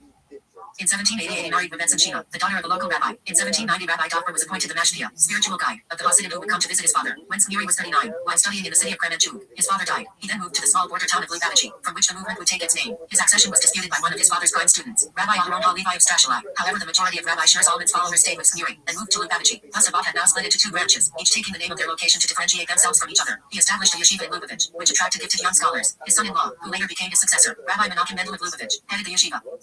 Like his father, Snuri considered it a sacred task to help the Jews of Russia, whether they were Hasidim or not only spiritually but also economically. The position of the Jews under the Tsars was never easy, but it became much worse when Tsar Alexander I was succeeded by Tsar Nicholas I in 1825. The restrictions against the Jews increased in number and severity, and the Jews continued to be confined to the Pale of Settlement. They had no right to live, work or do business outside the Pale, where conditions had become difficult in the wake of the Franco-Russian War. Snuri thus launched a campaign, in 1822, or 1823, to urge Jews to learn trades and skilled factory work. He urged communities to organize trade schools. He also encouraged the study of agriculture, dairy farming, and the like, reminding them that once upon a time, when the Jewish people lived in their own land, they were a people of farmers, fruit growers, and herdsmen. He urged that boys who did not show promise of becoming Torah scholars should, after the age of 13, devote part of their time to the learning of a trade, or work in the fields, to help support the family. In 1815, with government permission and sponsorship, he set up Jewish agricultural colonies. He took to the road to raise funds for this purpose, and he visited the Jewish farmers and encouraged them in their pioneer work, also seeing that their spiritual needs and the education of the farmers' children should not be neglected. He was active in the collection and distribution of financial aid from Russia to the Jewish population in the Holy Land. He intended to settle in Hebron himself, believing that this was the gate of heaven, and prayers to be particularly effective there. He instructed Chabad followers living in the Holy Land to move to the city for this reason. Like his father, he was informed upon by his enemies, accused of being a danger to the Russian government. He was arrested on charges of having sent 200-300 rubles to the Sultan, and was ordered to appear for a trial in Vivets. However, due to the efforts of several non-Jewish friends, he was released before the trial. The day of his release, 10 Kislev 5587, is celebrated joyously to this day by the Chabad Hasidim. Death. He died in Nisan on November 16, 1827, on his Hebrew birthday, 9 Kislev. Family. He had two sons, Menachem Nahum and Baruch, and 7 daughters. The oldest of his daughters, Rebetza Chai Mushka, was married to her cousin Menachem Mendel Sneerson, another grandchild of Snur Zalman of Levi. Menachem Mendel succeeded his father-in-law Uncle Israel. Another of his daughters was Menachem Rachel Slonim. Works. Snuri wrote multiple works on Chabad philosophy and Kabbalah. His Hasidic works tend to be long and intricate. 19 of his works have been published so far, a number of them during his lifetime. He wrote a commentary on the Zohar, the Yuri HaZohar. Chassidic philosophy is based on Kabbalah, but interprets it in light of Chassidic thought. It seeks to uncover the inner soul of Kabbalah. I think previously I just wasn't thinking and said Lubavitch or Rebbetzin Chana, and I meant Chaya. Really, yeah. He wrote a commentary on the Zohar, the Yuri HaZohar. Chassidic philosophy is based on Kabbalah, but interprets it in light of Chassidic thought. It seeks to uncover the inner soul of Kabbalah by relating it to the inner consciousness of man. This can then allow Jewish mysticism to be grasped inwardly. The mystical revival and popularization of Chassidism allowed the Jewish mystical tradition to be expressed outside of the language of Kabbalah by uniting and spiritualizing other dimensions of Judaism. Nonetheless, the more evolved Chassidic texts interpret Kabbalistic ideas extensively and relate them to personal spirituality. The different schools in Chassidic thought gave alternative articulations of Chassidic mysticism. Snur Zalman of Levi, the founder of Chabad, differed with general Chassidism by seeing the mind as the road to the heart. A number of the historic works of Chassidic thought across the movement comprise collected teachings and explanations of Torah, often delivered orally and compiled by the disciples. As Chabad sought to express Chassidus in systematic philosophy, its writings are usually more structured than other schools. Snuri expanded on the elucidation of Chabad philosophy, so that his followers could understand and internalize its spirituality. The path of Chabad demanded and valued inner depth and refinement over external emotional fervor. In the devotion of Chabad, the service of prayer became the central time for self-transformation. Through the unique Chabad approach of profound intellectual meditation, his fondness on Chassidic philosophy during prayer, why businessmen could fulfill their weekday prayer obligations in a regular way. In the early generations of Chabad, it was expected that the Sabbath could offer individuals time to extend their prayers in mystical rapture. In Chabad lore, stories are related of legendary Chassidim who would spend hours devoted to personal prayer, through meditation accompanied by Chassidic melody. Nikan, in his Conjures Hoghispalis, Trapped on Ecstasy, now translated into English Archive 2017-0731 at the Wayback Machine. Snuri writes a documented Jewish thought, while personal accounts of the mystical life are rare in Judaism. In this work, Rabbi Doppler guides the devotee through the intellectual and emotional levels of Chabad meditation. It differentiates between the external emotional fervor of general Chassidism, with the Chabad ideal of inner ecstasy and prayer. It is related that Rabbi Snur Zalman's prayers were so ecstatic that he could not contain their outer emotional expression, and without self-awareness, would roll on the floor or end up in a different location. His son Snuri, meanwhile, would pray for hours in static ecstasy, until all his clothes would be soaked in perspiration. One of his most famous works, entitled Shor HaYichim, The Gate of Unity, now translated to English, describes the creation and entire makeup of the world according to Kabbalah. The work begins with the essence of GT, and traces the creation of the universe down to the physical world itself, using complicated parables to illustrate difficult points. The book also describes, in its first 10 chapters, the proper way to meditate on these Kabbalistic ideas. List of works. Citations. Books. Cool. He wrote some books. Ma'armei Admir Hameretzai, Hasidic Discourse on the Torah and the Festivals, 20 volumes. Berui HaZohar, Explanation of the Zohar. Perush HaMilos, Hasidic Explanation of the Liturgy. Kuntras HaHisbalus, on meditation and ecstasy in prayer, also known as Kuntras HaHisboneus. HaHisbonenus, HaHisbonenus, Sha'ari Teshuvah on Teshuvah, repentance, Der Chaim, continuation of Sha'ari Teshuva, Torah Chaim, Hasidic discourses on the books of Bereshit and Shmos, Teres Rosh, Hasidic discourses on the days of awe, Sha'ar HaEmunah, explanation of the mitzvah of faith and the festival of Pesach, Sha'ar HaYichud, explanation of Seder Kishta Shelus, Sha'ari Ora, on the festivals of Hanukkah and Purim, Emrei Bina, explanation of the mitzvah of reading of the Shema and dining the Sefer. Oh, and also, don't forget kids. We'll get this bitch memorized one of these days. No one really knows for sure. Elu Ve Elu, Divrei Elokim Chayim, but this is the Mazor we live by. Do whatever the fuck you want, kids. Just don't fuck up. Alright, that's 4 of those bitches. What a profound Gemara, and this is such, the timing of this is incredible because it's almost Elul, and we really have to and how it is so important. Rabbi Yaakov Yehuda Aryeh Frenkel, died June 12, 1940, also known as the Jewish Army after his major work, was Rabbi of Pirks and a renowned Kabbalist. He authored many scholarly works. Rabbi Frenkel's year of birth is variously cited as 1850 or 1855. His father was Rabbi Yom Tov Tzvi. Rabbi Yom Tov Tzvi was the son of Rabbi Yaakov from the town of Ashur. In his youth, Rabbi Frenkel was a disciple of Rabbi Yechezkel Yehuda Teitelbaum, 1808-1883, who was known as the Yed of Lev. When Rabbi Frenkel matured and needed to earn a livelihood, he assumed the teaching position in Spinka, upon the recommendation of Rabbi Teitelbaum. In Spinka, Rabbi Frenkel became the study partner of Rabbi Yosef Meir Weiss. Subsequently, Rabbi Frenkel was appointed to serve as the town rabbi of Pirks, Hungary, a position that he held for over 50 years. When Rabbi Frenkel retired, he moved to Satmar, Satumir, in Romania, where he was regarded as a rabbinical authority. Works. Although Rabbi Frenkel authored numerous works due to financial difficulties, only 5 books were ever published. The rest of his manuscripts were destroyed in the Holocaust. In 1909, Rabbi Frenkel anonymously published the book entitled. In 1909, Rabbi Frenkel anonymously published his book entitled Magid Sheni, a Kabbalistic work on the second volume of the Mishnah Chassidim. The book was republished during the author's lifetime in 1930. Since then, the book has been republished numerous times. In 1915, Rabbi Frenkel published the first volume of his work entitled Gevuras Aryeh, a Kabbalistic work on the Rambam's commentary on the Torah. The second volume was published in 1924. Both volumes were then reprinted as a single book in 1932. The book was reprinted again in 1990 by Machon Sharei Ziv of Yeshiva Shar Hashemayim, a Kabbalah yeshiva in Jerusalem, where the book is studied regularly. In 1927, Rabbi Frenkel published his book dedicated to Chochos Trefos entitled Migdinos Maharil. The book was printed in Simleu Sylvane. In the book, Rabbi Frenkel writes that the large book is actually only the first part of his manuscripts on the subject. Rabbi Frenkel explained that he could not publish the rest due to his manuscripts at the time. That time due to financial reasons. Furthermore, he expressed his desire to publish the rest of his work in the future, as he had done previously with the book entitled Gevuras Aryeh. Rabbi Frenkel's dream never materialized, and the manuscripts were destroyed during the Holocaust.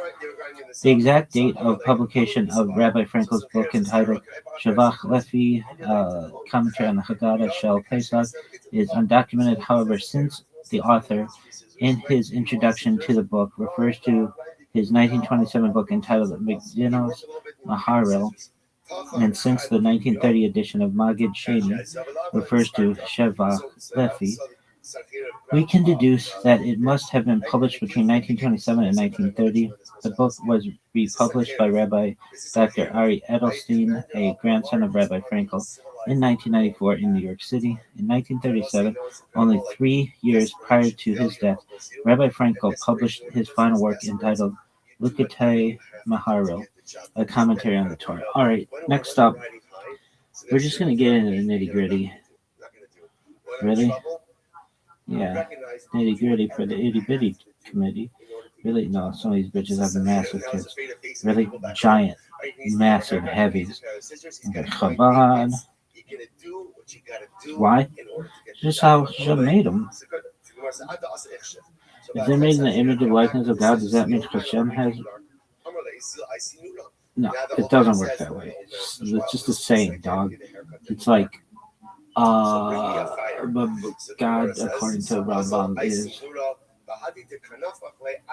incorporeal. So what happened? All right. So as Al-Khair was bringing back the lantern, the fire, his beard caught fire a little bit, and it turned out it ended up singeing his beard. So ultimately, again, the old man ends up cutting off his beard and his hair. Oh, this is a Jewish woman. Hi. All right, we can read this. I'll just say this. At one time of my life, I would just read on Shabbat the Jewish woman. I downloaded it all so that I had copies of it. And all Shabbat, I would just read these stories of these women who lost their children, and it was just heartbreaking, and I just felt for them. And if you know about the jewishwoman.org, it's like this website that this lady started that she donated to Chabad or some shit like that. And it's just a really special website to me. It's one of my top 10 favorite websites in the world. The period of Niddah is a time usually lasting 12 days to 14 days when Jewish law forbids conjugal relations. Niddah begins with the onset of menstruation. That's a key word that a lot of people just roll over. There are a couple key words. Clitoris, not clitoris. It doesn't rhyme with thesaurus. It rhymes with almost like Icarus, clitoris, and there's some people in life when life doesn't go their way. And menstruation. It's menstruation. It's 4 syllables, not menstruation. That's not right. Really? Yeah. And it's February, not February. All right. My rabbits would be very happy. I was a criminal record. Clarified all that shit. Niddah begins with the onset of menstruation and is completed with a woman's immersion in a mikveh, a ritual pool of water. The Niddah period and the mikveh immersion have recently seen a renaissance of observance in the Jewish community.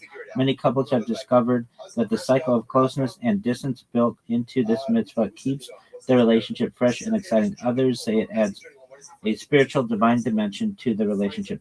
Like most good things, keeping the Niddah period is not always easy, but the payoff is well worth it. Here's a brief overview of the practices associated with Niddah and mikveh. Please note that this is very far from a comprehensive guide. Jewish brides and grooms traditionally study the laws that govern Jewish marriage with specifically trained teachers who guide them through this cornerstone of Jewish life.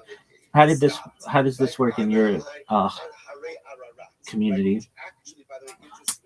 I mean, generally, it is a responsibility of the rabbi to ensure that the congregation knows these laws, but I know that rabbis, my rabbinical colleagues have just basically said, it's your own business. We'll have the Rebbitzin talk to you about it, but handle it on your own. Really? How would you do it? Dog, I don't want to see your fucking jar of Smuckers and a fucking Bounty paper towel. Calm down with that shit. Really? But it's just not a thing. I mean, it is a thing, which is really, you're your own person. It's like a part of Judaism that a lot of women hate.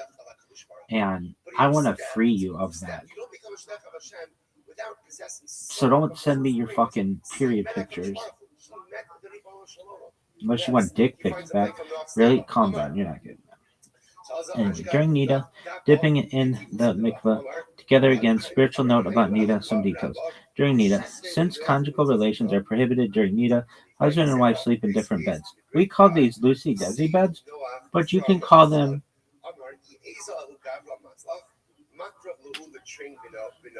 So Sanhira says, if I go on success, what is that fucking show from the 1950s? Daddy. Father Knows Best. You can call them Father Knows Best beds. I call them Lucy Desi beds. Since conjugal relations are prohibited during Niddah, husband and wife sleep in different beds. Many other practices have been instituted to ease the temptation for a sexual relationship. What would you do? His sons heard about this and weren't overly excited about it. I mean, I don't really give a shit. Really? No. Allegedly, this is just an alleged story. Some bitches have still won it because they're super horny during this time, and they wanted to play in the back door, which we've gone through. Okay, fine, and then they just made them so unbelievably horny that they're just like, you got a condom, allegedly, throw that bitch on and go to town. Really? I mean, I don't know. Allegedly, it's this fucking story. I'm telling stories here. All right? All this is just blah, blah, blah, blah, blah. Really? Yeah. Was it red? What did it look like?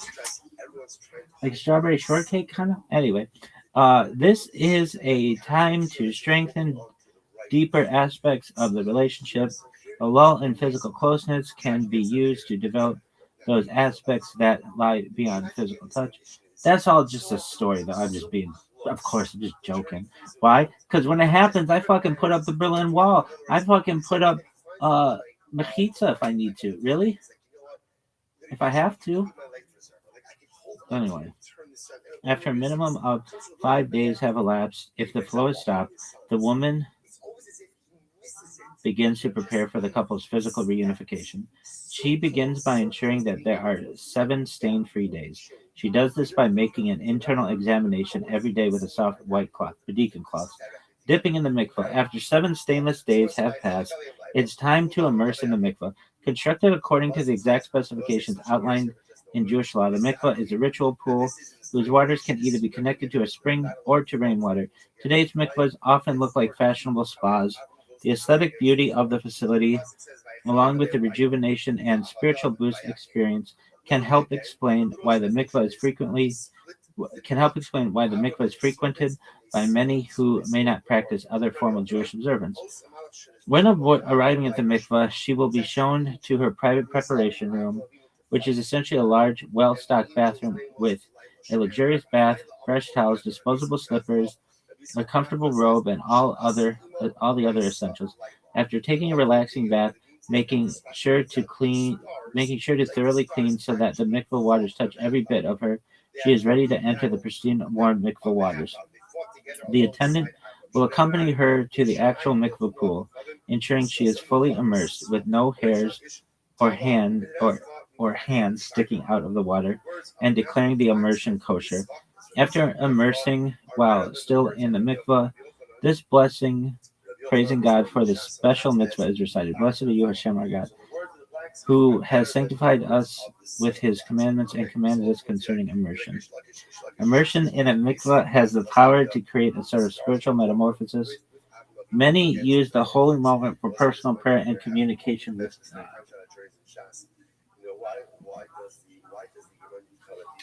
Together again. When the wife returns from the mikvah, marital relations may resume. And it's like immediate. That night is especially auspicious for the intimacy between the couple. Judaism views the physical union between a husband and wife as sacred. The couple can and should continue to be together as often as they wish for the duration of that time, especially on Shabbat, a day of delights. Spiritual note about Nida.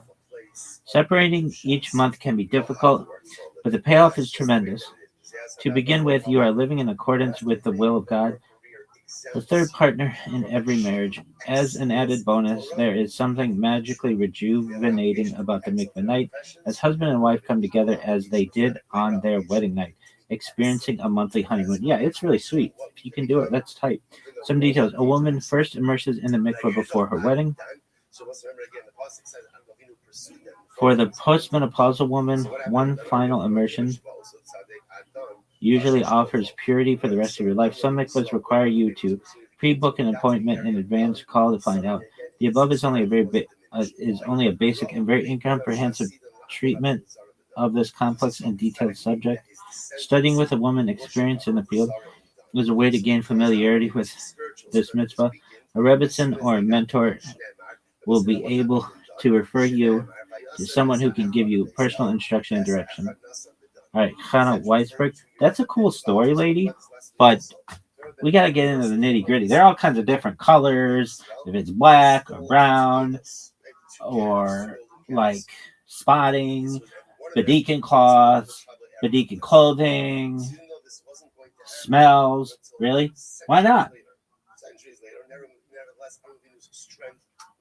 Kids, I got a story to tell.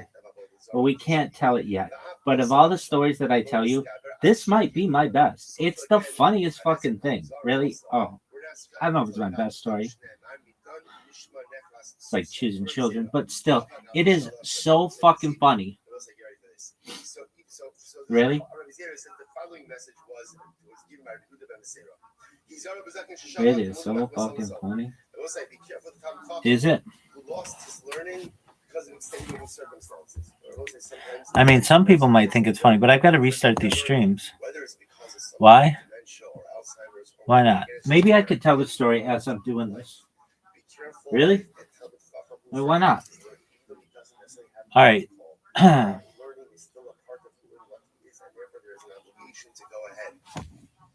So many schools keep separation between the boys and the girls, or they're completely separate schools. Just depending.